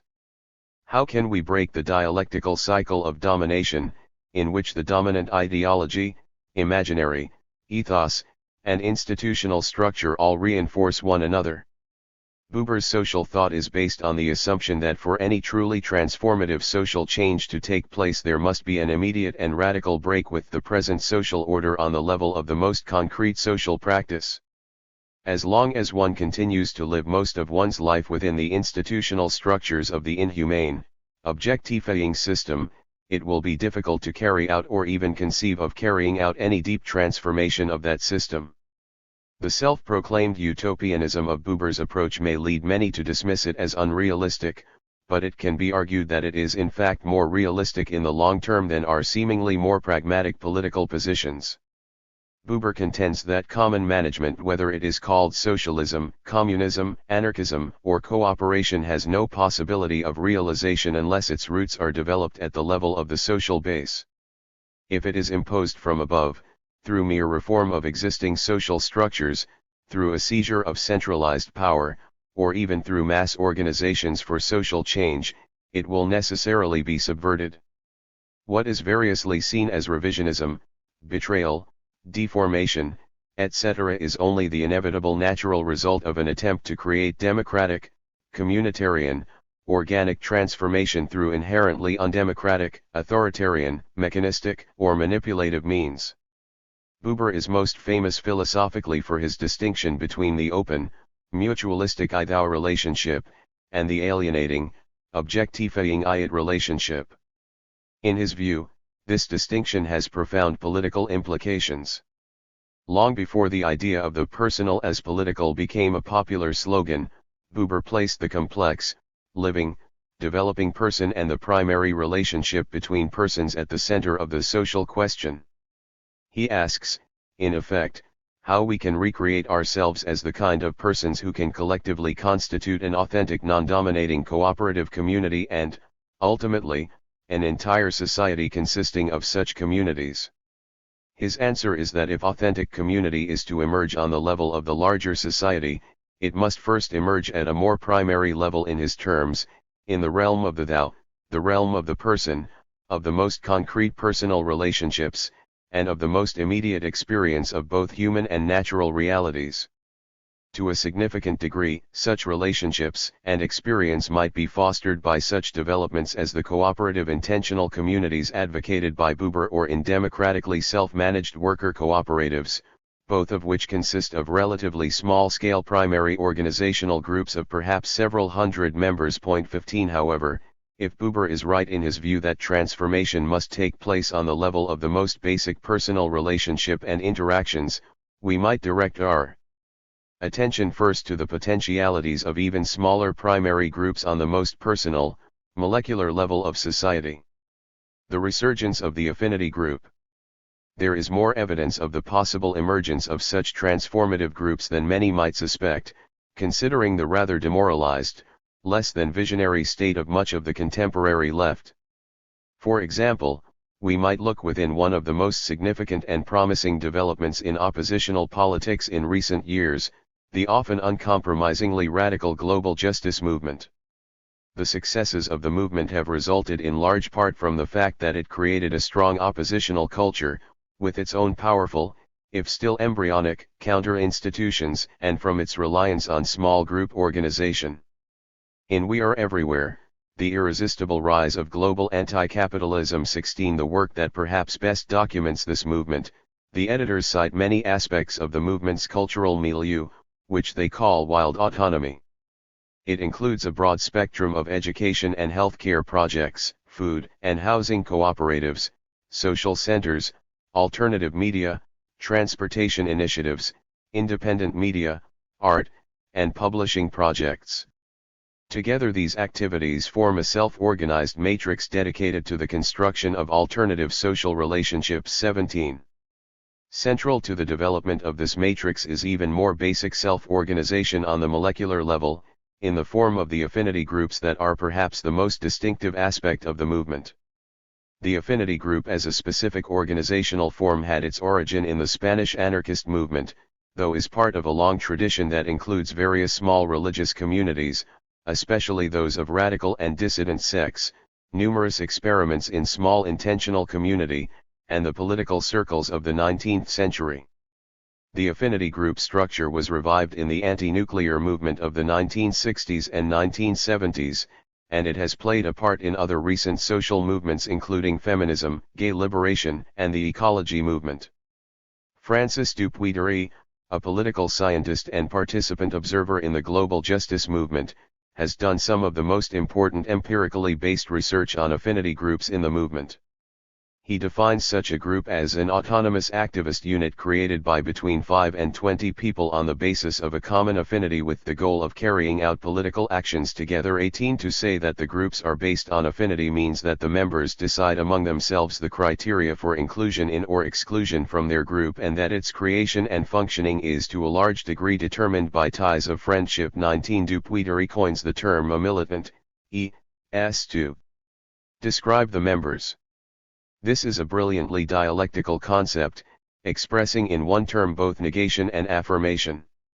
On the one hand, it signifies that they are militants, activists, who are amilitants, that is, they are not militants in the traditional, rigid, hierarchical sense, while on the other hand, it indicates that they are amilitants, that is, that are friends, amos, and that their activism is based on friendship, amity. Such a group is autonomous in the sense that it is not under the direction of any larger organization, but is rather directed according to the interests and commitments of the members. It is basically a group of friends, but the members have much stronger common value commitments than do members of most other groups. In Dupuy-Dury's formulation, members of the group share a similar sensibility regarding their choice of causes to defend and promote, targets to prioritize, type of actions to carry out and the manner of doing so, the degree of risk they are willing to take, etc. 20. All observers note that there is typically a pervasive ethos of egalitarianism, anti-hierarchy, participation, and commitment to the good of the group. Dupuy-Dury stresses the fact that the internally democratic nature of the affinity group makes possible a much higher level of political reflection and deliberation than is typical of the hierarchical and putatively representative institutions that most associate with democracy. Dupuy-Dury recognizes that the majority of affinity groups in the global justice movement have not hitherto been based on affinity in its strong sense, since they are formed by participants who did not know one another before they joined together for a particular protest or political action. Many groups are formed by activists who were previously unacquainted, but who come together for a particular purpose and find that they have common values and sensibilities. Others grow out of years of common political work and pre-existing long-term personal relationships. Some groups remain together only for the duration of a particular action or project. Others become permanent associations in which the members consciously plan their collective futures. Dupuy notes that the members accept the development of affinity as an ideal to pursue within the group and recognize that the group functions more effectively to the degree that this goal is attained. One of the qualities that makes the affinity group an effective social agent is an internal division of labor in which members fulfill a broad range of functions that help strengthen the group and the larger movement in which it participates. Roles of the members typically include short-term group support, ranging from catering to vibes watching, long-term group support, ranging from child care to fundraising, legal observation and arrestee support, police liaison activity and cop watching, communications and media relations, medical care, traffic control, entertainment, and direct participation in demonstrations and other political actions, as both arrestable and non-arrestable participants. In addition, entire groups may perform a variety of roles in the larger movement. For example, they may facilitate decision-making among networks of groups, function as study groups, or perform services for the movement or the larger community. Thus, both internally and externally, the affinity groups seek to develop what Buber described as organic and functional organization related to the needs of the community at various levels.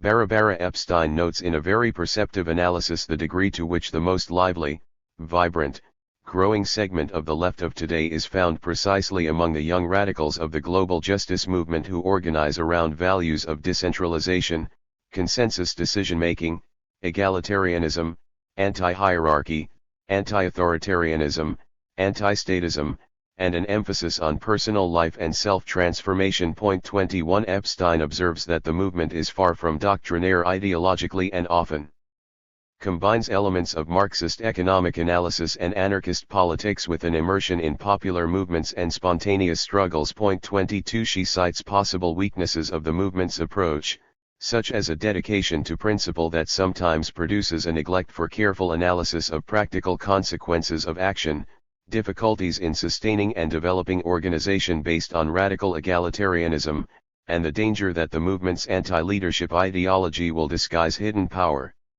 Relations. Nevertheless, the movement has been the scene of the greatest growth and vitality on the left in times that have been far from encouraging for more traditional tendencies. This vitality comes in large part from the fact that the movement offers not only a political cause but a radically politicized and communalized culture and way of life. Authentic participation in the affinity group is an essential element of the synthesis of politics and everyday life. The realization of the communitarian potential of the affinity group will depend on a deepening of the meaning of affinity and friendship. What does it mean to be what Dupuy calls a militant, one who practices the radical politics of friendship? Agamben offers some beautiful and inspiring suggestions in his essay The Friend, 23, commenting on a well-known text of Aristotle, in which the philosopher says, "For good people, consentating sinaeus phenomenoi, sensing together feels sweet because they recognize the good itself, and what good people feel in respect to themselves, they also feel with respect to their friends. One's friend is, in fact, an other self heteros autos. And as all people find the fact of their own existence to autonina desirable, the existence of their friends is equally or almost equally desirable. Existence is desirable because one senses that it is a good thing, and this sensation aesthesis is in itself sweet. One must therefore also consent that his friend exists, and this happens by living together and by sharing acts and thoughts in common koinonion. In this sense, we say that humans live together seisin, unlike cattle that share the pasture together." Agamben points out certain presuppositions of such an analysis. One of these is that the very experience of being and living can be something excellent. We humans are fully capable of a good life in which the very sensation of existing is in itself sweet. 24 In addition to the sensation of enjoyment of life, there is another joint sensation, or a consent, sinaeus thanesthai, with the existence of a friend, and this gives friendship an ontological and political status. 25 Real friendship makes us fundamentally a certain kind of being that we would not be in its absence, and being such a being has larger political implications. The friend is not an other I, but an otherness immanent to selfness, a becoming other of the self, so that friendship is this desubjectification at the very heart of the most intimate sensation of the self. 26 Friendship is thus a mutual sharing of the joy of life in which one accedes to communal being. This may seem a bit abstract. Much of this same idea was expressed perhaps more clearly by an old anarchist friend, longtime Bay Area activist and electrician David Coven, who summarized his philosophy of life as "we deserve the best." His assumption was that we, he and his friends, humans in general, are able to have very joyful, fulfilling lives, and that our project as anarchists is to help one another realize this capacity. The affinity group, along with the family, when it expresses similar values, is the most intimate sphere in which we can practice such elemental mutual aid and solidarity. Each affinity group is, then, a small community of liberation, a sphere of liberation from the prison of the ego, and of liberation into free communal existence. It is a primary expression of free life. A crucial question is whether such small communities can develop more generally throughout contemporary society, so that without losing their radically, they will become less marginal. Can they expand their scope, so that while they may remain as now, a strong manifestation of oppositional youth culture, they will also become a more generalized expression of the striving for a new just, ecological society, for a free life in common? Can they successfully incorporate a diversity of age groups, ethnicities, and class backgrounds? Fortunately, there is very good evidence that such primary communities have in fact had a more general appeal in contemporary societies, and that they can realistically be expected to play a significant liberatory social role everywhere. The experience of base communities. The most familiar example of the socially transformative small group is offered by the base communities of Latin America that began to flourish in the 1960s and 1970s and ultimately grew into an international movement encompassing hundreds of thousands of small groups and many millions of participants. Influenced by liberation theology, they became central agents in a variety of social justice and revolutionary struggles in South and Central America. The project of these communities is to achieve a synthesis of the Christian gospel of love, the Hebrew prophet's message of social justice, and the class analysis of Marxism, within the completely anarchistic context of a small, face-to-face community of solidarity and liberation. Base communities are almost always identified with Latin America, and it has commonly been assumed that North American society has somehow been immune to such tendencies. It is indeed true that there has been no parallel in the United States with the massive participation of base communities in left and revolutionary movements of Latin America. However, very large numbers of such communities have in fact existed in North America. The crucial difference has been the absence of a large, coherently organized left into which they might have been integrated and which they might in turn have radicalized or revolutionized. To the extent that a fragmental, dispersed American left has expressed itself in interest group politics focused on social justice issues, anti-war, prison reform, world hunger, welfare rights, etc., it is likely that the members of such communities have played a very significant role, though extensive analysis on the social activism of the group is yet to be done. Significant research has been carried out on an important segment of the communities, those associated with the Roman Catholic Church. The results are surprising and instructive to anyone interested in social transformation. A study by Bernard Lee found that up to 1 million Catholics in the United States participate in more than 37,000, and perhaps as many as 50,000, small base communities. 27 These communities typically consist of 13 to 17 adults, and include over 60% women, in addition to children. The great majority meet every week or two, usually in the homes of members. Lee found that the members of these groups are looking for a deeper level of community and spiritual experience than they found in more traditional religious institutions. The base communities thus offer them a more participatory mode of practice and a more personal and experiential expression of their religious faith.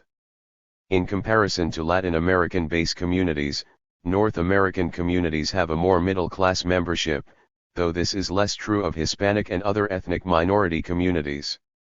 While these small communities have certainly not played as radical a political role as have their Latin American analogues, it is significant that 1/5 of them have made an explicit commitment to social justice and social transformation. This means that there are perhaps as many as 10,000 such politicized communities in the United States. These small communities have experienced great vitality during a period in which American Catholicism in general has undergone crisis and has seen a general decline in commitment and participation. The recent history of both political affinity groups and small religious communities shows that the social efficacy of the small community is not a mere hypothesis, but rather a demonstrated reality. The extent to which such communities can form the basis for far-reaching social transformation is unknown, yet it is clear that they fulfill important needs in the lives of many millions of people, including millions in North America, and that they have played a significant role in recent social change movements in a number of countries. Eco-community or barbarism. The creation of a new society consisting of a larger community based in such primary communities is perhaps, as Buber called it, and as some will label it dismissively, a path in utopia. But it should be remembered that all the elements of such a society exist in some form in present-day groups and communities. The barriers in the way of that path are certainly not material, but are rather ideological, imaginary, cultural, and psychological. The dominant political ethos is reminiscent of the state of the stranded partygoers in Buñuel's film The Exterminating Angel.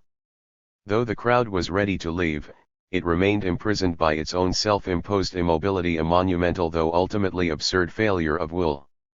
One sometimes hears, especially from many ecological radicals, that the best hope for a wide-ranging transformation of society is a vast social and ecological catastrophe, one so great that even the well-indoctrinated and escapist segments of the public will have to conclude that something is fundamentally wrong with the dominant system. From this point of view, we should perhaps be delighted by the current course of history, since we are headed for a level of global social and ecological disaster that will certainly make the need for drastic solutions glaringly obvious. However, the grim reality is that this kind of messianic catastrophism is more likely a road toward fascism than toward a free society. Without the emergence of a strong and hopeful movement for the liberation of humanity and nature, severe crisis will only produce fear, reactivity, and a desperate cry for an authoritarian solution, though the tyranny may this time be dressed in some shade of green. The development of strong communities of liberation within a strong oppositional culture dedicated to the liberation of humanity and nature may be the only real barrier to continually intensifying crisis and the authoritarianism it will breed. We might still find a basis for optimism in the growing awareness of the contradictions of the existing order if we can begin immediately to channel this awareness into forms of organization that are truly both transformative and liberatory. Such consciousness, or at least the objective potential for its development, is destined to grow as the major contradictions within the system continue their development.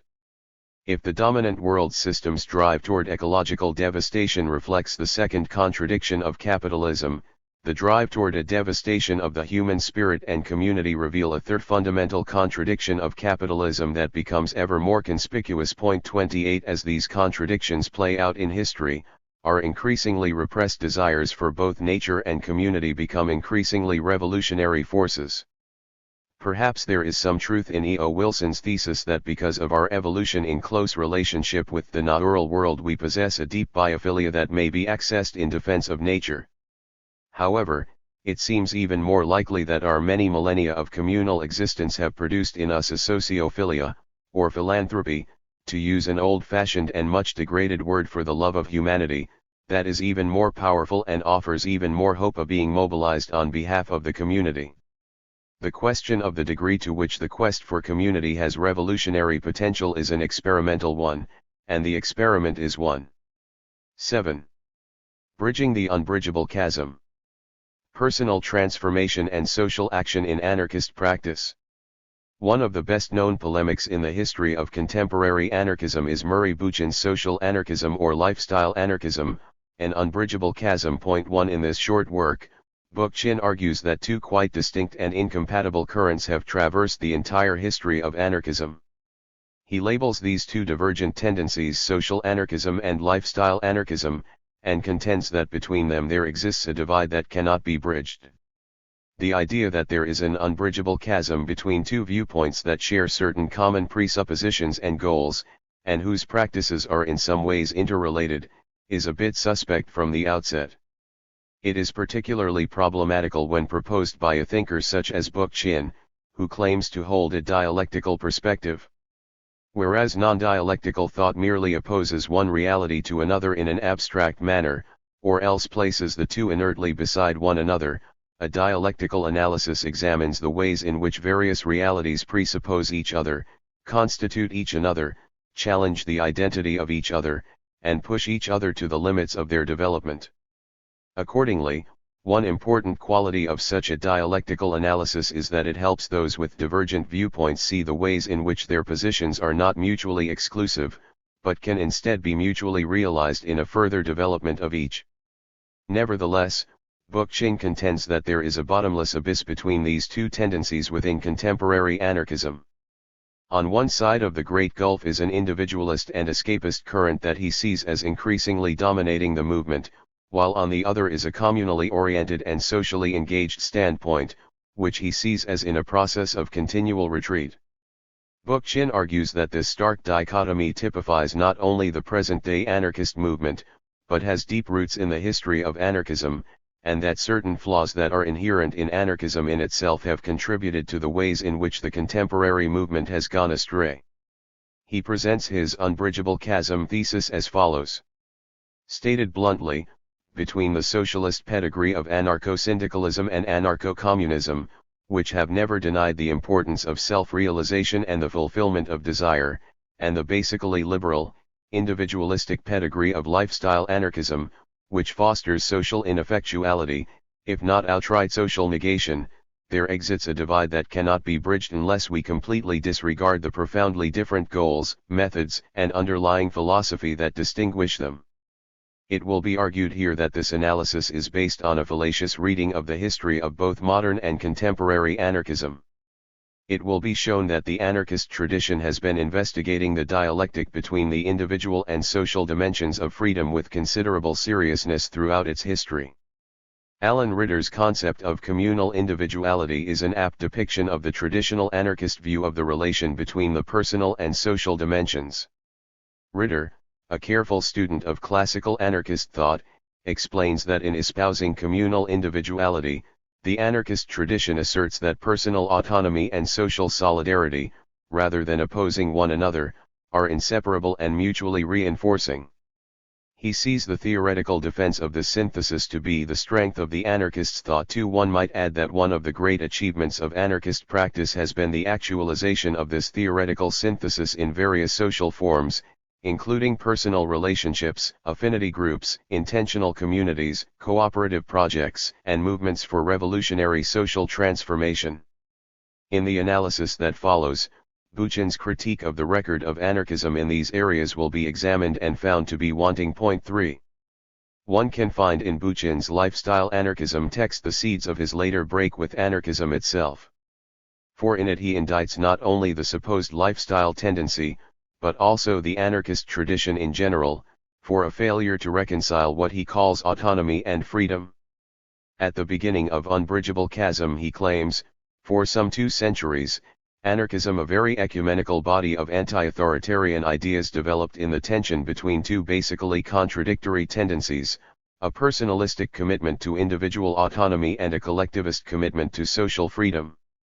Despite the centrality of this claim to his critique, Bookchin never produces significant evidence that what anarchists have historically and in recent times defended as personal autonomy and social freedom are basically contradictory. To do so would have required him to take one of 2 approaches. First, he could have discussed the history of these 2 concepts as they are expressed by various thinkers and organizations in the tradition and shown that they are contradictory conceptually. He does not, however, do this.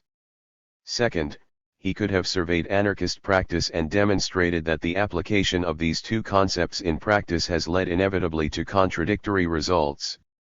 He also fails to do this. Conversely, the invalidity of Buchan's claims could be demonstrated in two ways.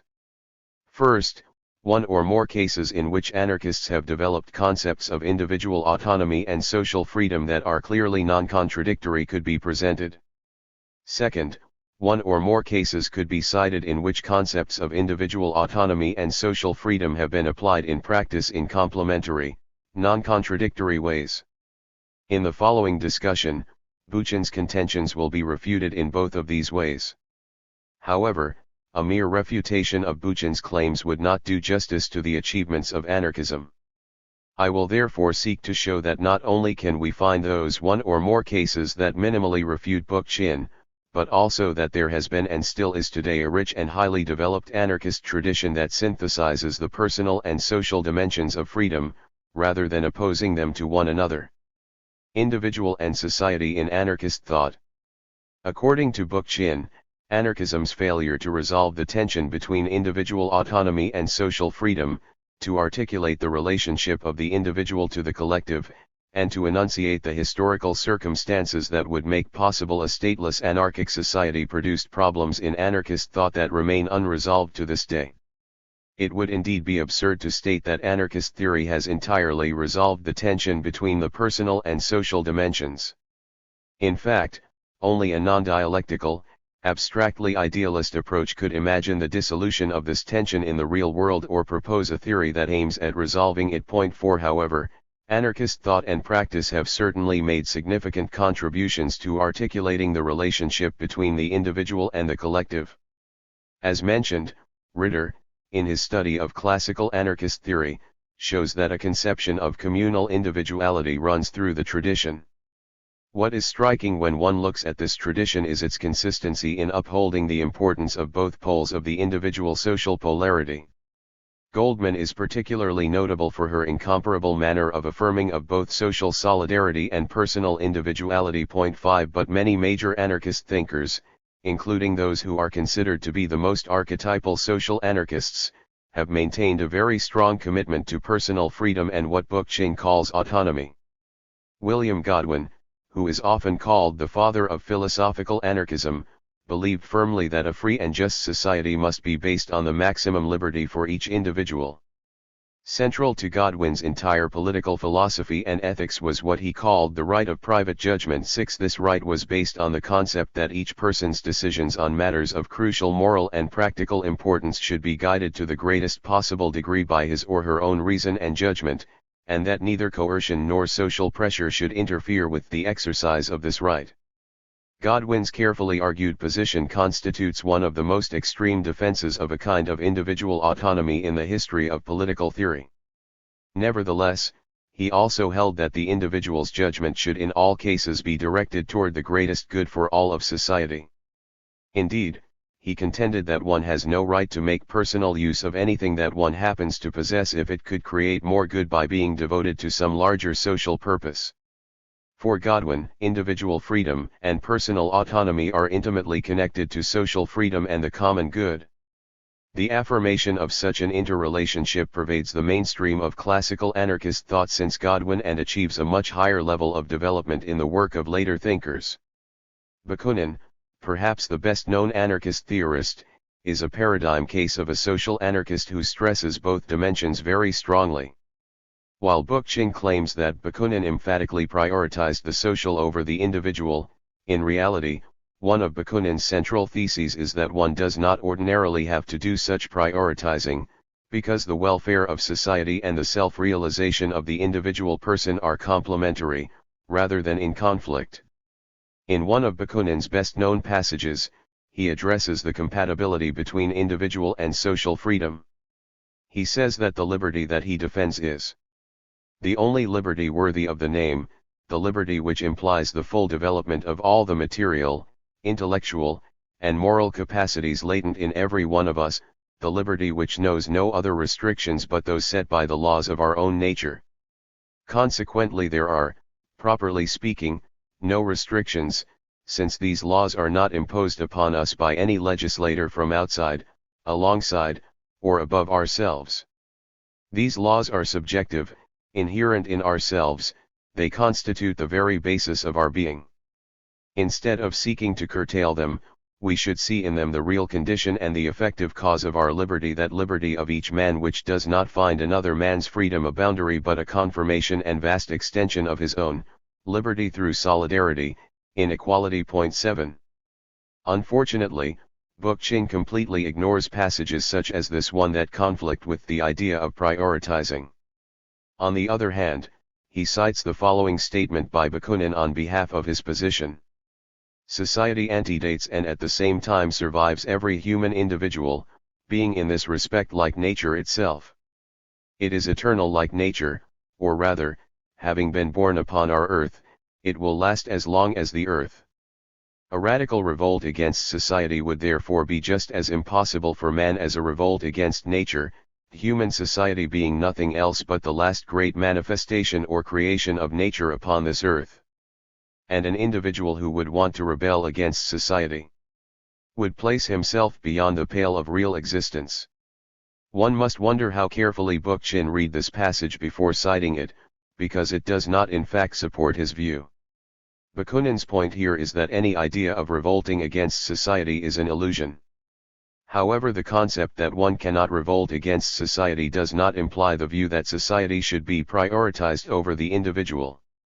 Using Bookchin's fallacious method of reading this passage, one would be compelled to conclude that Bakunin also believed that nature should be prioritized over the individual, since he says that we also cannot revolt against nature. But he did not hold such a position.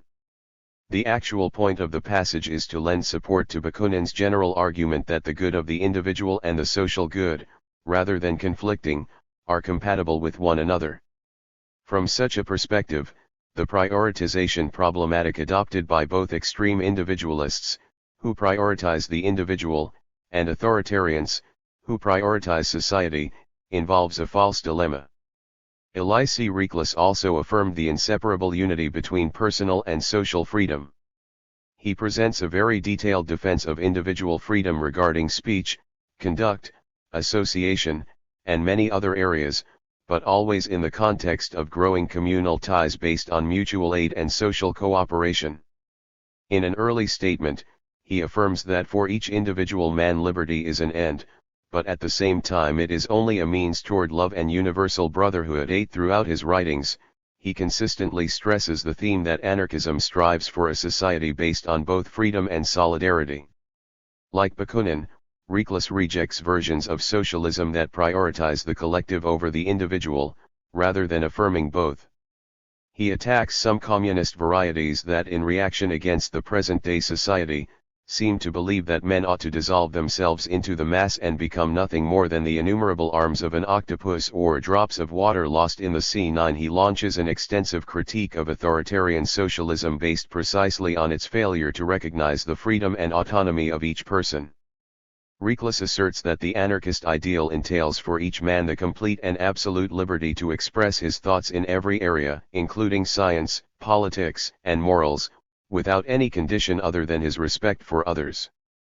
It also entails the right of each to do as he pleases while naturally joining his will with those of others in all collective endeavors.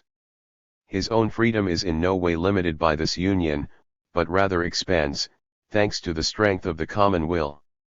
10. Throughout his works, Reclus argues consistently that community and solidarity can never be separated from liberty and individuality. Kropotkin had similar views. For example, he states quite specifically that communism is not only compatible with individualism, but is in fact the foundation for the only authentic form of individualism.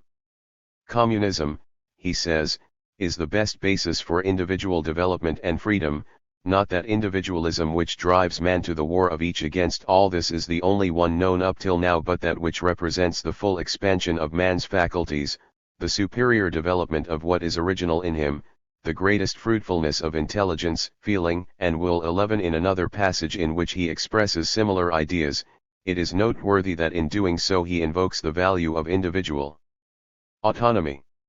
According to Kropotkin, free workers would require a free organization, and this cannot have any other basis than free agreement and free cooperation, without sacrificing the autonomy of the individual to the all-pervading interference of the state. 12. Individual autonomy, in the context of free social cooperation is thus an essential value in the view of this great anarchist philosopher. The political discourse of freedom and autonomy. Bookchin claims, however, that an opposition between personal autonomy and social freedom has plagued the entire anarchist tradition. He contends that individualists and lifestyle anarchists in particular call for autonomy rather than freedom, and that as a result they forfeit the rich social connotations of freedom. This is not, according to Bookchin, a marginal phenomenon limited to extreme individualists. Rather, he claims, there is a steady anarchist drumbeat for autonomy rather than social freedom, and this cannot be dismissed as accidental, particularly in Anglo-American varieties of libertarian thought, where the notion of autonomy more closely corresponds to personal liberty. He contends, moreover, that the roots of what he sees as the insidious concept of autonomy lie in the Roman imperial tradition of libertas, wherein the untrammeled ego is free to own his personal property and to gratify his personal lusts. Today, the individual endowed with sovereign rights is seen by many lifestyle anarchists as antithetical not only to the state but to society as such. Bookchin's discussion of autonomy and freedom is fundamentally flawed since he ignores the fact that actual usage simply does not correspond to his fanciful account. He holds that while autonomy is associated with the presumably self-sovereign individual, freedom dialectically interweaves the individual with the collective. Neither claim is correct. The term autonomy does not by definition imply a sovereign ego and is quite often used by the proponent in ways that explicitly reject an egoistic standpoint. Conversely, the term freedom is not necessarily related to any sort dialectical interweaving and is very often used in senses that contradict such a conception. The right wing, for example, incessantly stresses its commitment to a freedom that has no such connotations. Though many anarchists throughout the history of the movement have used the term autonomy, there has certainly been among them no steady drumbeat in which social freedom is rejected as contrary to autonomy. Contemporary anarchists also do not often engage in this particular kind of tub-thumping. Rather, they usually consider the two concepts to be complementary, and indeed inseparable. A great many collectivist, syndicalist, and communist anarchists have used the term in a sense that is entirely compatible with their conception of social freedom.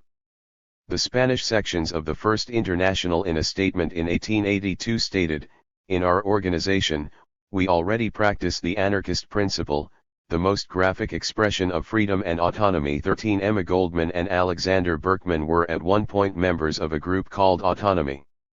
A quotation that is found frequently on anarchist websites is communist anarchist Luigi Gallini's definition of anarchism, the autonomy of the individual within the freedom of association. 14.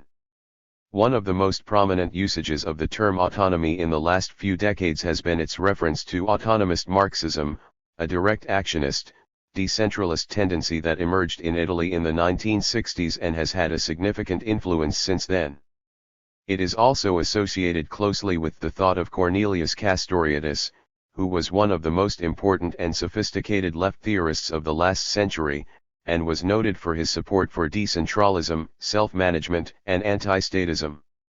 It has also been used by the autonomes in France, activists who were influenced by socialism or barbarism and other anti-authoritarian tendencies, and who have been important in grassroots struggles on behalf of the unemployed and immigrants, and in the global justice movement.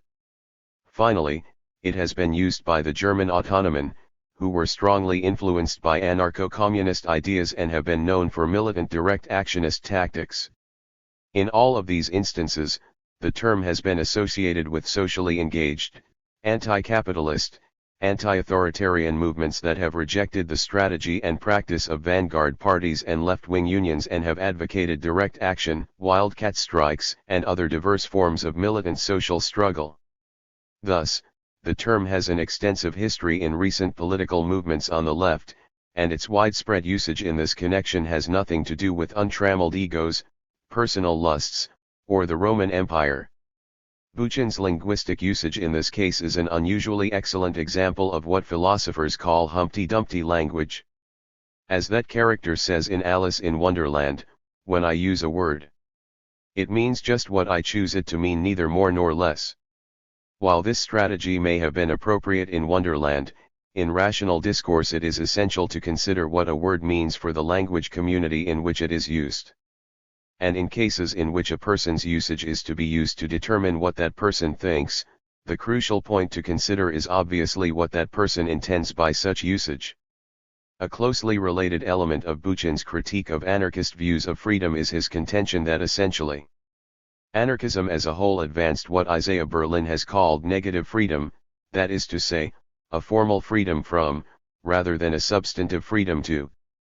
This charge would be a quite significant charge against anarchism if Bookchin could substantiate it.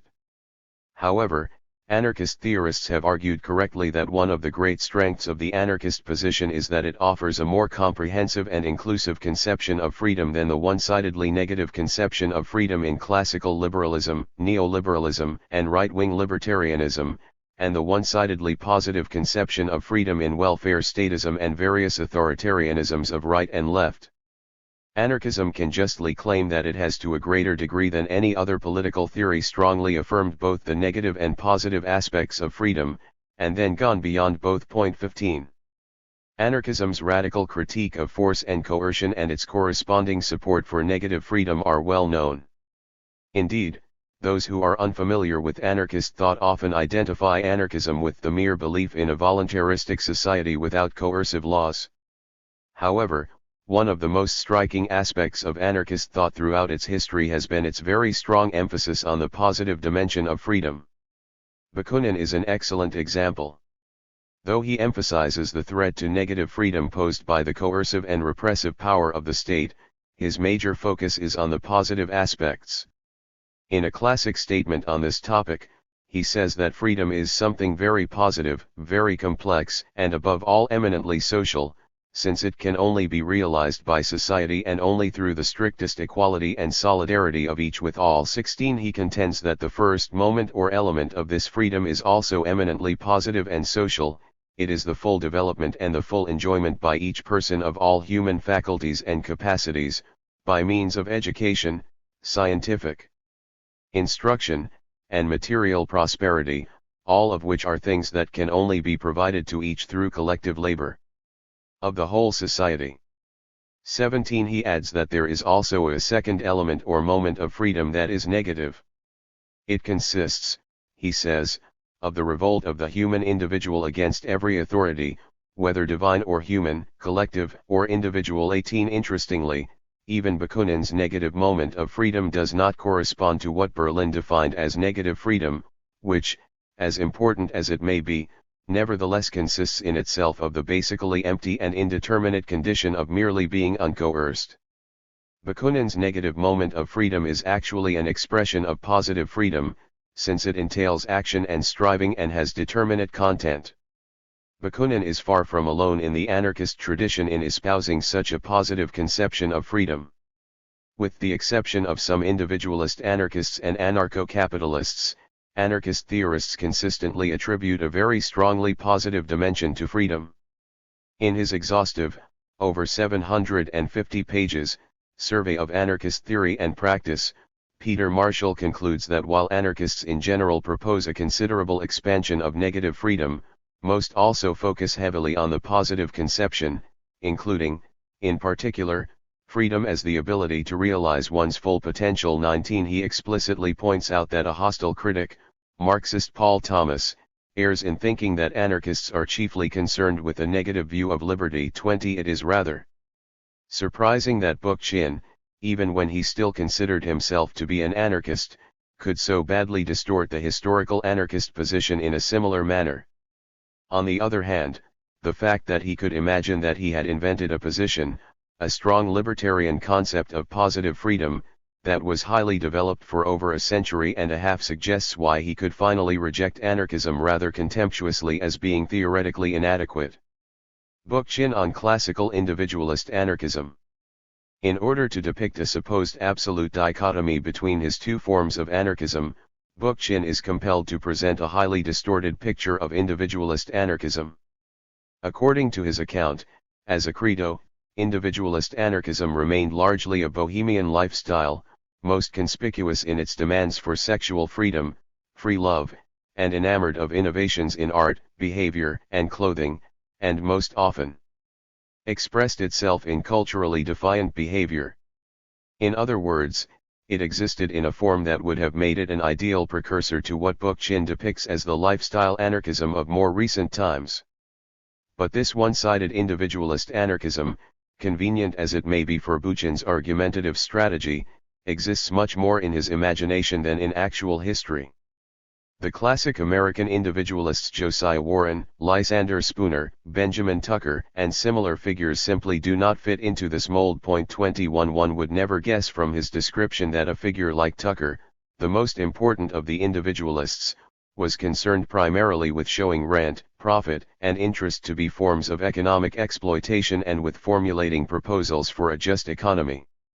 Neither would one imagine that the great American individualist looked upon anarchism as a branch of the general socialist movement. 22 Ronald Creake, author of the most comprehensive study of American anarchism, comments that it is interesting to note that Josiah Warren and S.P. Andrews insisted on the sovereignty of the individual but at the same time created the modern times community, and perhaps under Warren's influence, one of the very first workers' associations called themselves Sovereigns of Industry.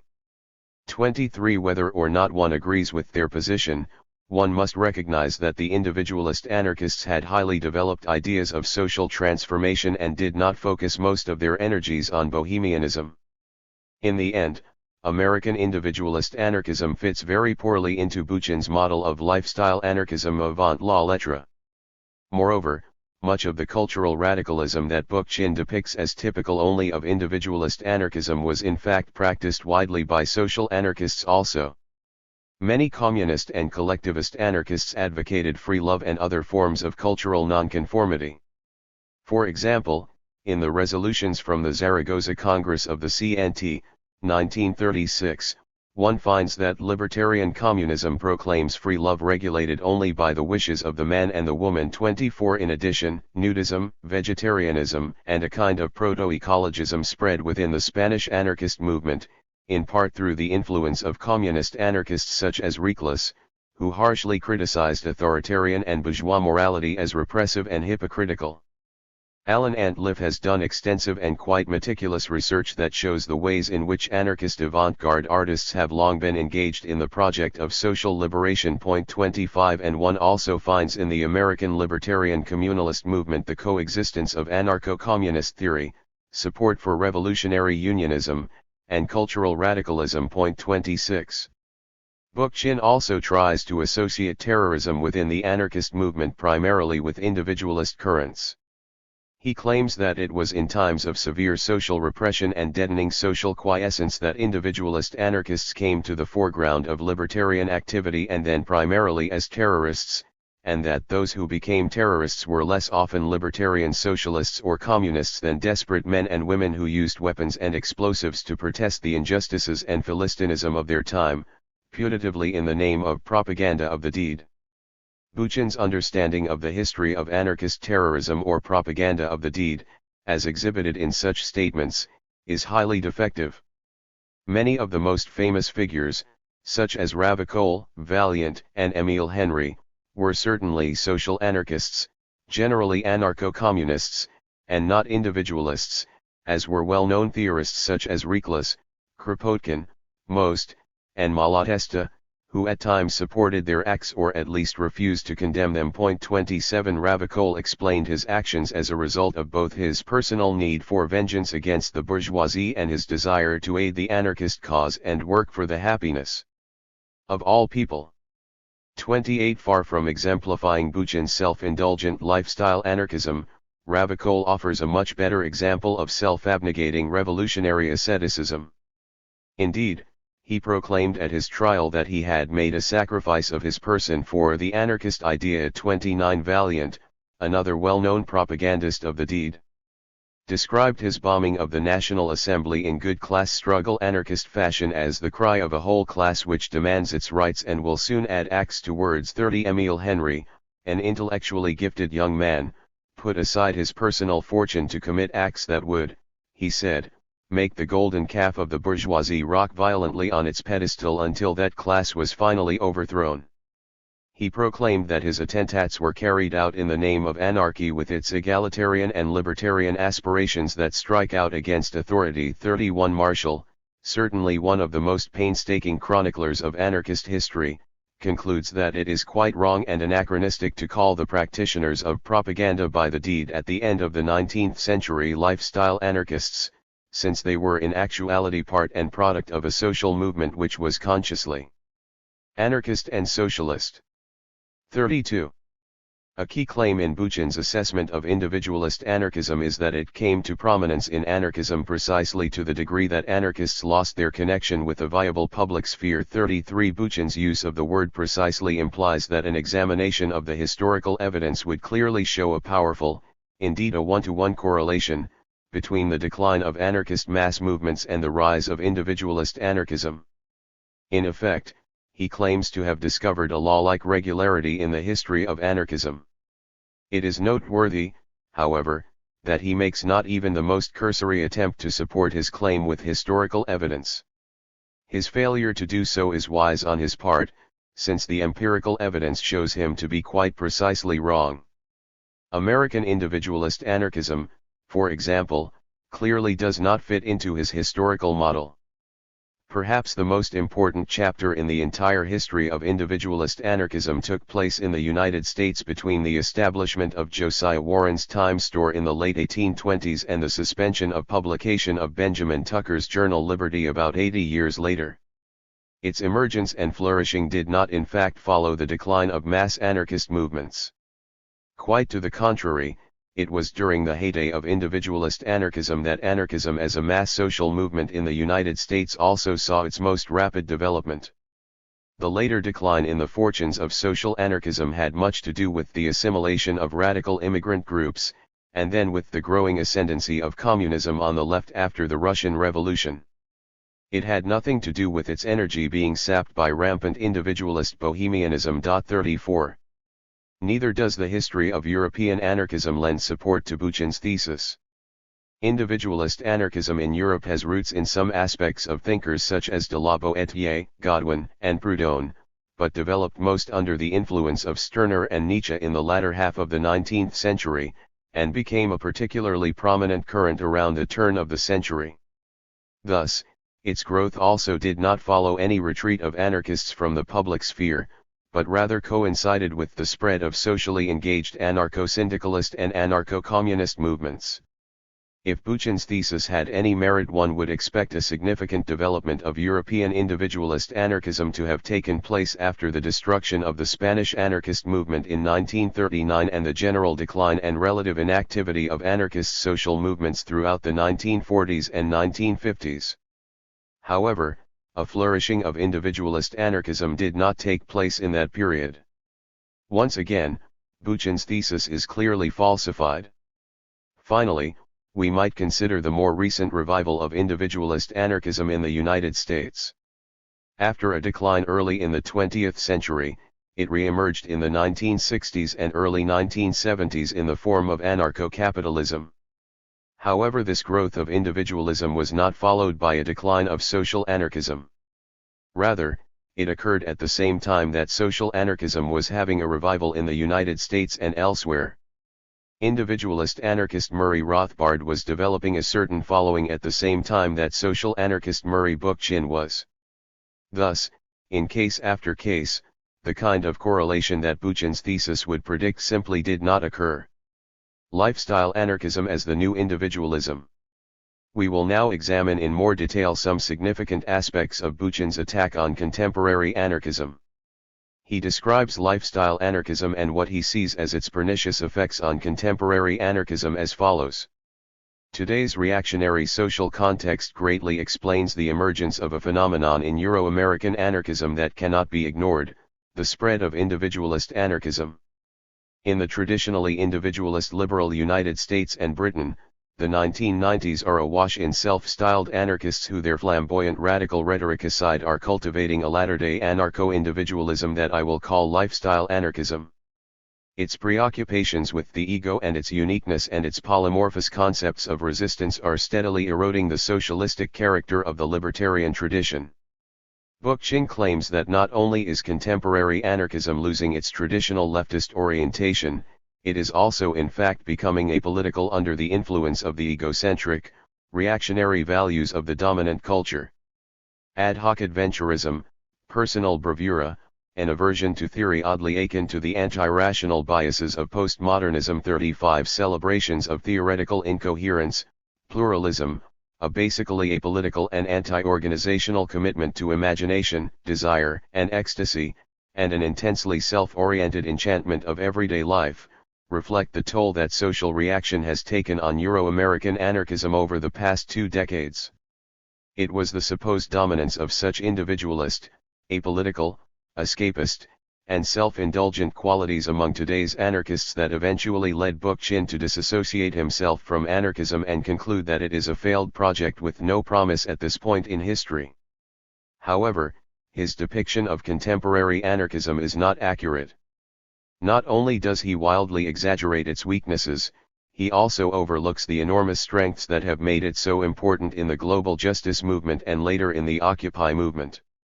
According to Bookchin, what passes for anarchism in America and increasingly in Europe is little more than an introspective personalism that denigrates responsible social commitment, an encounter group variously renamed a collective or an affinity group, a state of mind that arrogantly derides structure, organization, and public involvement, and a playground for juvenile antics. He contends, moreover, that the political consequences of these alleged developments have been disastrous. He indicts the insularity of lifestyle anarchism and its individualistic underpinnings for aborting the entry of a potential left libertarian movement into an ever-contracting public sphere. If Bookchin had been right in this diagnosis of anarchism in 1995, the past decade and a half would certainly have been a period of extreme quiescence for the movement. However, already by the late 1990s the kind of young anarchists whom he bitterly disparaged were at the forefront of the global justice movement, quite conspicuously taking a left libertarian movement into the center of an expanding global public sphere and dwarfing any impact that Bookchin's libertarian municipalism has ever had on any public sphere anywhere. History has passed judgment on his claims about contemporary anarchism's lack of potential for entry into the public sphere, and that we are in a period in which the public sphere continuously contracts. Recent movements across the globe to reclaim public space and radicalize it have made this judgment even more resounding. But what of his most distinctive contentions concerning the attributes of this contemporary anarchism? Has the anarchist movement in general, what passes for anarchism, in fact denigrated social commitment? Have anarchist collectives and affinity groups functioned primarily as encounter groups? 36 Have contemporary anarchists tended to reject structure, organization, and public engagement? It obviously cannot be denied that examples of the phenomena that Bookchin decries can be found within the anarchist movement today. Indeed, tendencies toward excessive individualism, adventurism, and detachment from social reality have always been present within anarchism and have always needed to be addressed by activists and groups within the movement. Well over a century ago, Reckless pointed out how some anarchists who initiate noble cooperative economic projects often become insulated in their small world. One tells oneself that it is especially important to succeed in an undertaking that involves the collective honor of a great number of friends, and one gradually allows oneself to be drawn into the petty practices of conventional business. The person who had resolved to change the world has changed into nothing more than a simple grocer. 37. Yet, it would have been absurd for anyone in Reckless day to conclude that because of such tendencies the entire anarchist movement was turning into an association of simple grocers.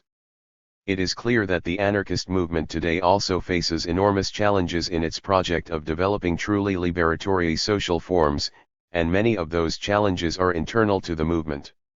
Those who focus one-sidedly on the personal dimension or on their own small projects must be encouraged to think through the larger social and political dimensions and preconditions of what they value most in their own lives and endeavors. Correspondingly, those who overemphasize political programs and grand designs must be encouraged to understand the dialectical relationship between the transformation of subjectivity, the emergence of small primary groups and communities, and the possibilities for large-scale social transformation. Limited perspectives of both kinds certainly exist in anarchism today, but it must also be recognized that much is being achieved in the ongoing project of pursuing many-sided personal and social liberation that goes beyond such one-dimensionality.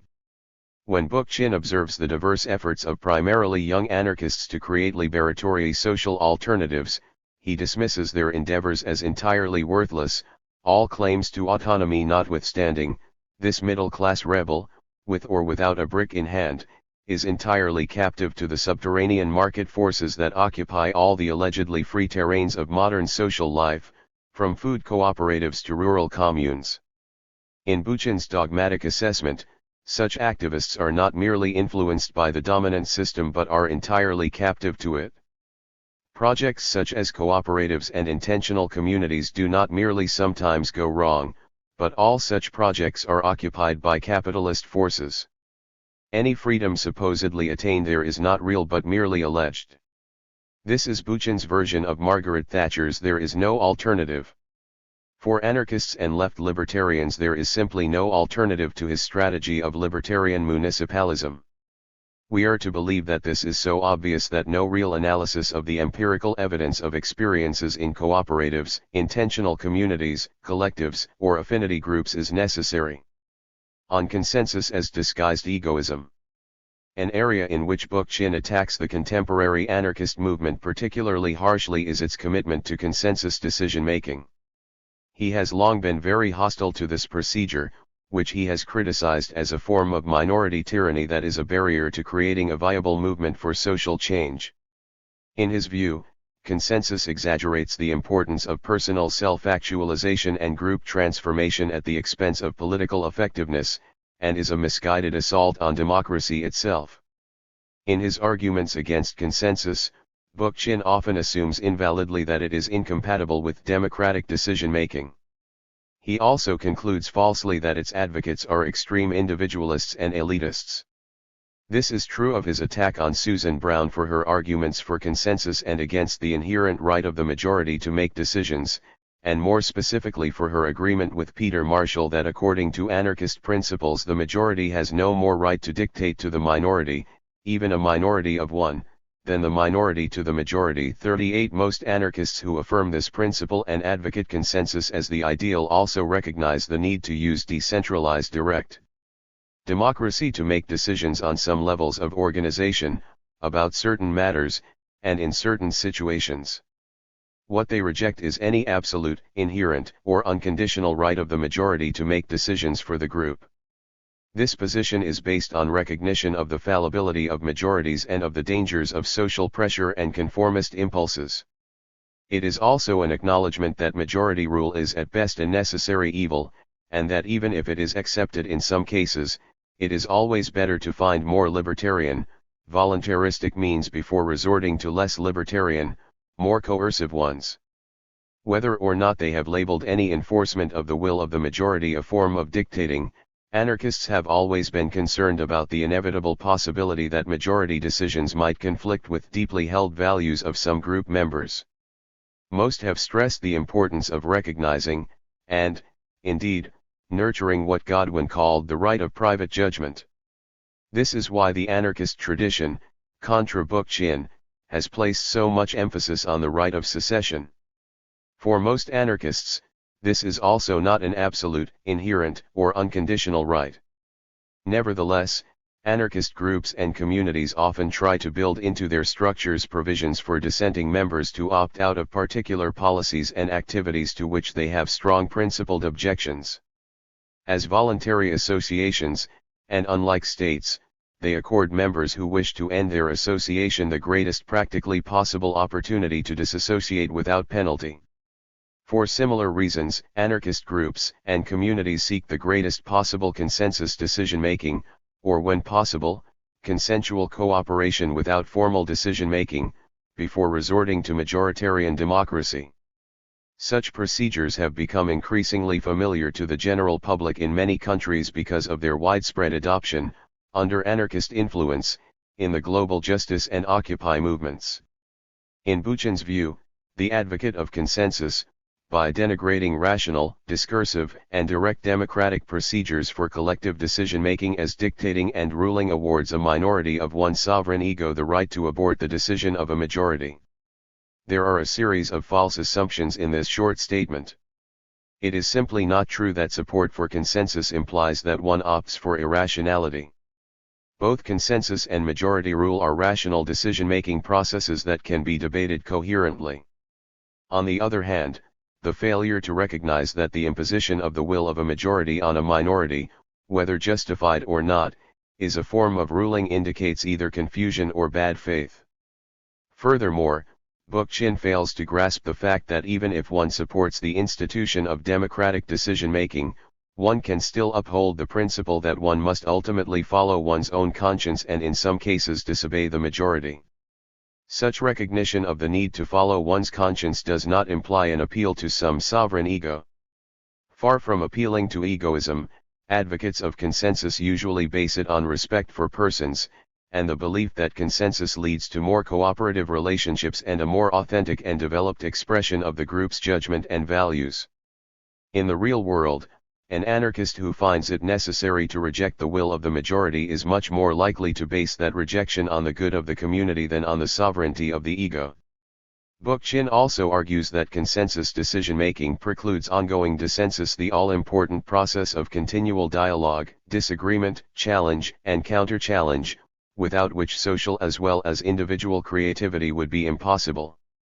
However, in reality there is nothing inherent in consensus that must preclude these things, and there is something inherent in it that encourages them. If consensus is to be reached by finding an alternative that is acceptable to all, it will sometimes be necessary to continue dialogue when it might have been cut off by majority vote. Furthermore, the fact that a consensus decision is reached in no way implies that differences in outlook will completely disappear from that point on, or that differences of opinion will be less likely to occur. Indeed, there is some reason to think that the respect for diversity inherent in consensus processes will in fact encourage and reinforce such multiplicity. Bookchin's strong defense of majority rule as the privileged mode of decision-making and his dismissal of other possible processes reflect the fact that he is much less concerned than many anarchist theorists about the dangers of social pressure and conformist mechanisms within groups. His fear that people might decline into a herd, a peril that he incongruously associates with individualism, seems to dissolve when he turns his attention to an institution like the Municipal Assembly. 39 The anarchist commitment to seeking consensus is on the other hand based on a realistic recognition that conformism, instrumentalist thinking, and power-seeking behavior are ever-present dangers in all decision-making bodies. Finally, Bookchin claims that consensus decision-making inevitably fails. If anything, he remarks, functioning on the basis of consensus assures that important decision-making will be either manipulated by a minority or collapse completely. This conclusion amounts to no more than a hasty generalization based on very little evidence concerning groups actually using it, e.g. Bookchin's personal recollections of the Clamshell Alliance almost 20 years earlier. If one wishes to assess accurately the practice of the contemporary anarchist movement, it is necessary to look at empirical studies and careful documentation of this practice. The role of affinity groups and primary communities. Bookchin's attack on contemporary anarchist practice is based in large part on a basic assumption about the nature of society. He contends that it is the municipality that is the living cell which forms the basic unit of political life, from which everything else must emerge: confederation, interdependence, citizenship, and freedom. 40 He also claims that, like it or not, the city is the most immediate environment which we encounter and with which we are obliged to deal, beyond the sphere of family and friends, in order to satisfy our needs as social beings. 41 However, there is in reality no one privileged basic unit of political life, and to seek one results in a very non-dialectical reduction of the political problematic. Furthermore, there are in fact many overlapping natural and social and environments with which we are obliged to deal, all of which are mediated in many ways. The city or municipality is neither the most immediate social environment nor the living cell on which all else depends. 42. A dialectical approach recognizes that deeply transformative social change must take place at many levels of society simultaneously. I would argue that this implies the flourishing of local economic alternatives such as worker cooperatives, consumer cooperatives, labor exchange systems, land trusts, cooperative housing, and other non-capitalist initiatives, in short, of an emerging solidarity economy. It implies neighborhood and local radical, direct actionist political organization, including a movement for strong town and neighborhood assemblies, that helps generate a radical democratic grassroots politics. It implies the existence of cooperative, democratic media, including strong dissident and community-based radio, television, and print media. It implies the creation of local institutions such as bookstores, cafes, theaters, art galleries, music venues, and community centers for the nurturing of liberatory arts and forms of cultural expression. It implies the establishment of local alternative schools, educational centers, skills and knowledge exchanges, colleges, and universities. It implies the flourishing of cooperative households, small intentional communities, and affinity groups. None of these activities should be dismissed a priori as forms of self-indulgence or as tangential or contradictory to some single privileged political strategy. It is in fact in many of these areas that a large part of grassroots anarchist activism is taking place today. While Bookchin bases his stereotypes of contemporary anarchism at best on impressionistic observations, others have engaged in careful research on the movement and its practice. Once again, I will rely on the careful observations of Quebecois political scientist Francis Dupuy-Dury, who has studied affinity groups and other forms of anarchist organization during many years of experience as a participant observer in the global justice movement. Point 43 Dupuy-Dury shows that one reason why the global justice movement has grown rapidly is that it has created in the shadow of the black flag, as he phrases it, a strong radical political culture, a growing system of counter-institutions in which this culture is expressed, and small group structures in which members can begin to transform their own relationships in accord with the ideals of the movement. Members have initiated a spectrum of projects fitting into many of the forms of liberatory social expression just mentioned. In the words of the News from Nowhere group, these diverse activities form a self-organized matrix dedicated to the construction of alternative social relationships. 44 Central to the development of this matrix is the most basic self-organization on the molecular level, in the form of the affinity groups that are perhaps the most distinctive aspect of the movement. As discussed in Chapter 6, affinity groups have a long history within the anarchist movement, and have become even more significant in recent years. Dupuy-Dury cites anarchist writer and pedagogue Sebastian Faur's statement that affinity is the only principle that is in keeping with the spirit of anarchism, since it threatens neither the aspirations, the character, nor the freedom of anyone. 45 Dupuy-Dury explains that the basis of these groups in affinity implies reciprocity and common interests, indeed common activities that friends engage in and which maintain and reinforce the bond of friendship. 46 It is ideas such as these that have led many anarchists to consider the possibility that such groups could be the basic units of an anarchist organization or society. The affinity group structure offers the possibility of a sphere in which the members can practice in their most personal interactions their values of egalitarianism, anti-hierarchy, mutual aid, love, and generosity. It is a basic community of solidarity and liberation out of which the larger ones might emerge. Whereas Bookchin has attacked consensus as hyper-individualist and ineffectual, anarchist affinity groups have tended to make consensus decision-making central to their ethos. Dupuy-Dury shows that real-world affinity groups have explored consensus as a means of achieving both group solidarity and practical efficacy. According to his interviews, group members feel that the primary affinitive or amicable bond at the heart of their group more or less naturally implies a desire and will to seek consensus. 47 In his view, consensus is a purely anarchist form of decision-making, while majority rule compromises anarchist principles. Anarchy is distinct from direct democracy in that decisions are made collectively by consensus in anarchy and by majority vote in democracy. 48 The widespread anarchist option for consensus is based on both principle and practicality. Stories and personal accounts concerning affinity groups show that the participants generally prefer anarchy to direct democracy, both for moral reasons, democracy is perceived as synonymous with majority tyranny, and political ones, consensus promotes greater group cohesiveness, a spontaneous division of labor, and a feeling of security. 49. While Bookchin charges that current affinity group practice and consensus processes encourage self-absorption and quietism, Dupuy-Derry's research shows that affinity groups and other forms of microsocial organization have served to expand the public sphere and create a forum for participatory deliberation. He observes that small-scale political communities, a squad, an activist group, a crowd of demonstrators, and an affinity group provide political spaces where decision-making processes can be egalitarian and can function by means of deliberative assemblies, in which a meeting room, an auditorium, or even a street occupied by demonstrators may serve as the agora. 50. The import of Dupuy-Derry's findings is that the contemporary anarchist movement has been engaged in an important experiment in the libertarian tradition of communal individuality. It is an endeavor to unite a politics of direct action, inspired by a sense of social justice and solidarity, with a practice of participatory, egalitarian community based on love and respect for each person. Far from fostering irresponsible individualism, they constitute a project for making shared responsibility a reality in the everyday lives of the group members.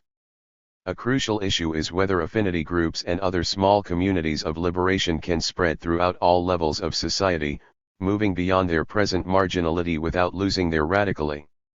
Can they expand their scope, so that while they may remain in part a manifestation of oppositional youth culture, they will also become a more generalized expression of the striving for a new just, ecological society? Can they successfully incorporate a diversity of age groups, ethnicities, and class backgrounds? Can they become more enduring, long-term nuclei of communal life for a growing number of people? It is not possible to investigate these issues in detail here, but experience in and research on small primary communities, including affinity groups, base communities, small intentional communities, and cooperatives, provides evidence of their ability to play a significant liberatory role in the future. The extent to which this potential will be realized remains to be seen. However, it is clear that the contemporary anarchist movement has already made important contributions to this developing experiment in communal individuality. I have focused here on anarchist participation in the global justice movement. However, my close observation of the recovery effort in the first few years since Hurricane Katrina has led me to conclusions similar to those of Dupuy-Derry. Among the volunteers, there have been many hundreds, and perhaps thousands, committed to or influenced by anarchism. I have met many of them and worked closely with some. Though most have qualities that Bookchin associates with the lifestyle anarchism that he vilifies, what has struck me most about them and moved me deeply is their commitment to solidarity and mutual aid and their love and respect for the people and communities they serve. 51. A detailed analysis of this post-Katrina experience of disaster anarchism is the topic of Chapter 8. Bookchin's thesis that there is an unbridgeable chasm between forms of anarchism that stress individuality and those that stress social solidarity is refuted by the history of both anarchist theory and anarchist practice. The bridge is crossed many times each day by those who practice the anarchist ideal of communal individuality in their everyday lives. 8. Disaster anarchism. Hurricane Katrina and the shock of recognition. The following reflections on the Hurricane Katrina disaster and its aftermath consider the contradictory, radically divergent dimensions of crisis and traumatic experience. The first section is an abridged version of a text written for an international conference in Milan on Elisee Reclus, the foremost geographer of his time and a major communitarian, anarchist political theorist. I was scheduled to do a presentation at the conference. 6 weeks before it took place, the Hurricane Katrina disaster hit. At the time of the conference, I was still heavily involved in the recovery, so I quickly composed this text and sent it as my contribution. It was written very much in the midst of crisis, as was the second section, a postscript written 9 months later, on the first day of the next hurricane season. The central theme of these reflections is that although the Katrina disaster offers abundant evidence of how crisis creates ideal opportunities for intensified economic exploitation, what has since then come to be called disaster capitalism, one and also for increased repression, brutality, and ethnic cleansing, which might be called disaster fascism. It also creates the conditions for an extraordinary flourishing of mutual aid, solidarity, and communal cooperation, something we might call disaster anarchism. Reclusion reflections on an unnatural disaster. I was in Dharamsala, India, in late August when I heard that a major hurricane was approaching New Orleans. I was there with the Louisiana Himalaya Association, a local group that works with Tibetan refugees. I soon discovered that I was to leave the Tibetan refugee community to return to what had itself become a city of refugees. When I arrived home, I found a city of empty streets, fallen trees, debris scattered everywhere, abandoned cars, flood-ravaged houses, and eerie silence. Since then I've been working with the recovery effort in my neighborhood and with several grassroots organizations around the city. Over the past month the city has slowly begun to come back, as symbolized by the second-line jazz funeral parade that marched through the city Sunday, the first time this has happened since the hurricane. These reflections are a bit in the spirit of a jazz funeral. They mourn our collective tragedy but speak out also for our collective hope. I believe that they are also very much in the spirit of Reclus, who will frequently be quoted in what follows. If Reclus, despite all his social and ecological prescience, didn't actually predict the Hurricane Katrina disaster a century in advance, I think that you'll agree that much of what he said is rather prophetic in relation both to this particular event and to the state of the world in which we live today. Writing in the mid-19th century, during his 2-year stay in Louisiana, Reclus commented on the ecologically precarious condition of the city of New Orleans. One has only to dig a few centimeters, or during dry spells, 1 or 2 meters, to reach muddy water. Also, the slightest rain is enough to flood the streets, and when a heavy rain beats down over the city, all of the avenues and plazas become rivers and lagoons. The steam engines work almost constantly to rid New Orleans of its stagnant waters and to discharge them through a canal into Lake Pontchartrain, 4 miles north of the river. 2. He noted further that the districts far from the Mississippi are only a few centimeters above sea level, and people's homes are separated from the alligator nests only by drainage pools of stagnant and always iridescent water. 3. Since the time of Reclus, the city has spread far beyond the natural levees of the Mississippi and the few so-called ridges or higher ground on which it was first constructed. Much of it now lies well below sea level, at times as much as 3 meters or more. As the city has grown, it has expanded to areas more and more susceptible to flooding, and the job of pumping out water has become increasingly more difficult, and, as we now know, sometimes impossible. Furthermore, the destruction of Louisiana's coastal cypress forests and the massive erosion of coastline, ultimately reaching the level of 40 to 50 square miles, or about 100 to 130 square kilometers, per year, have resulted not only in the loss of great natural beauty, but also in the elimination of the city's natural protective barrier against the destructive force of hurricanes. 4. The social ecology of disaster.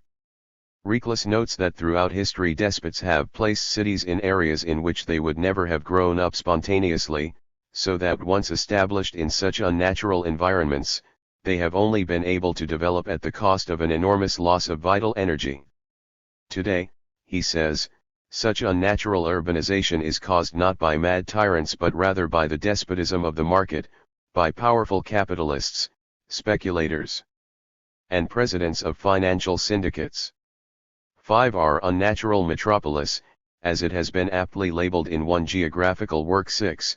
Has grown irrationally and anti-ecologically as a result of the tyranny of capital, with its imperious dictates of profit, growth, development, and blind, opportunistic exploitation.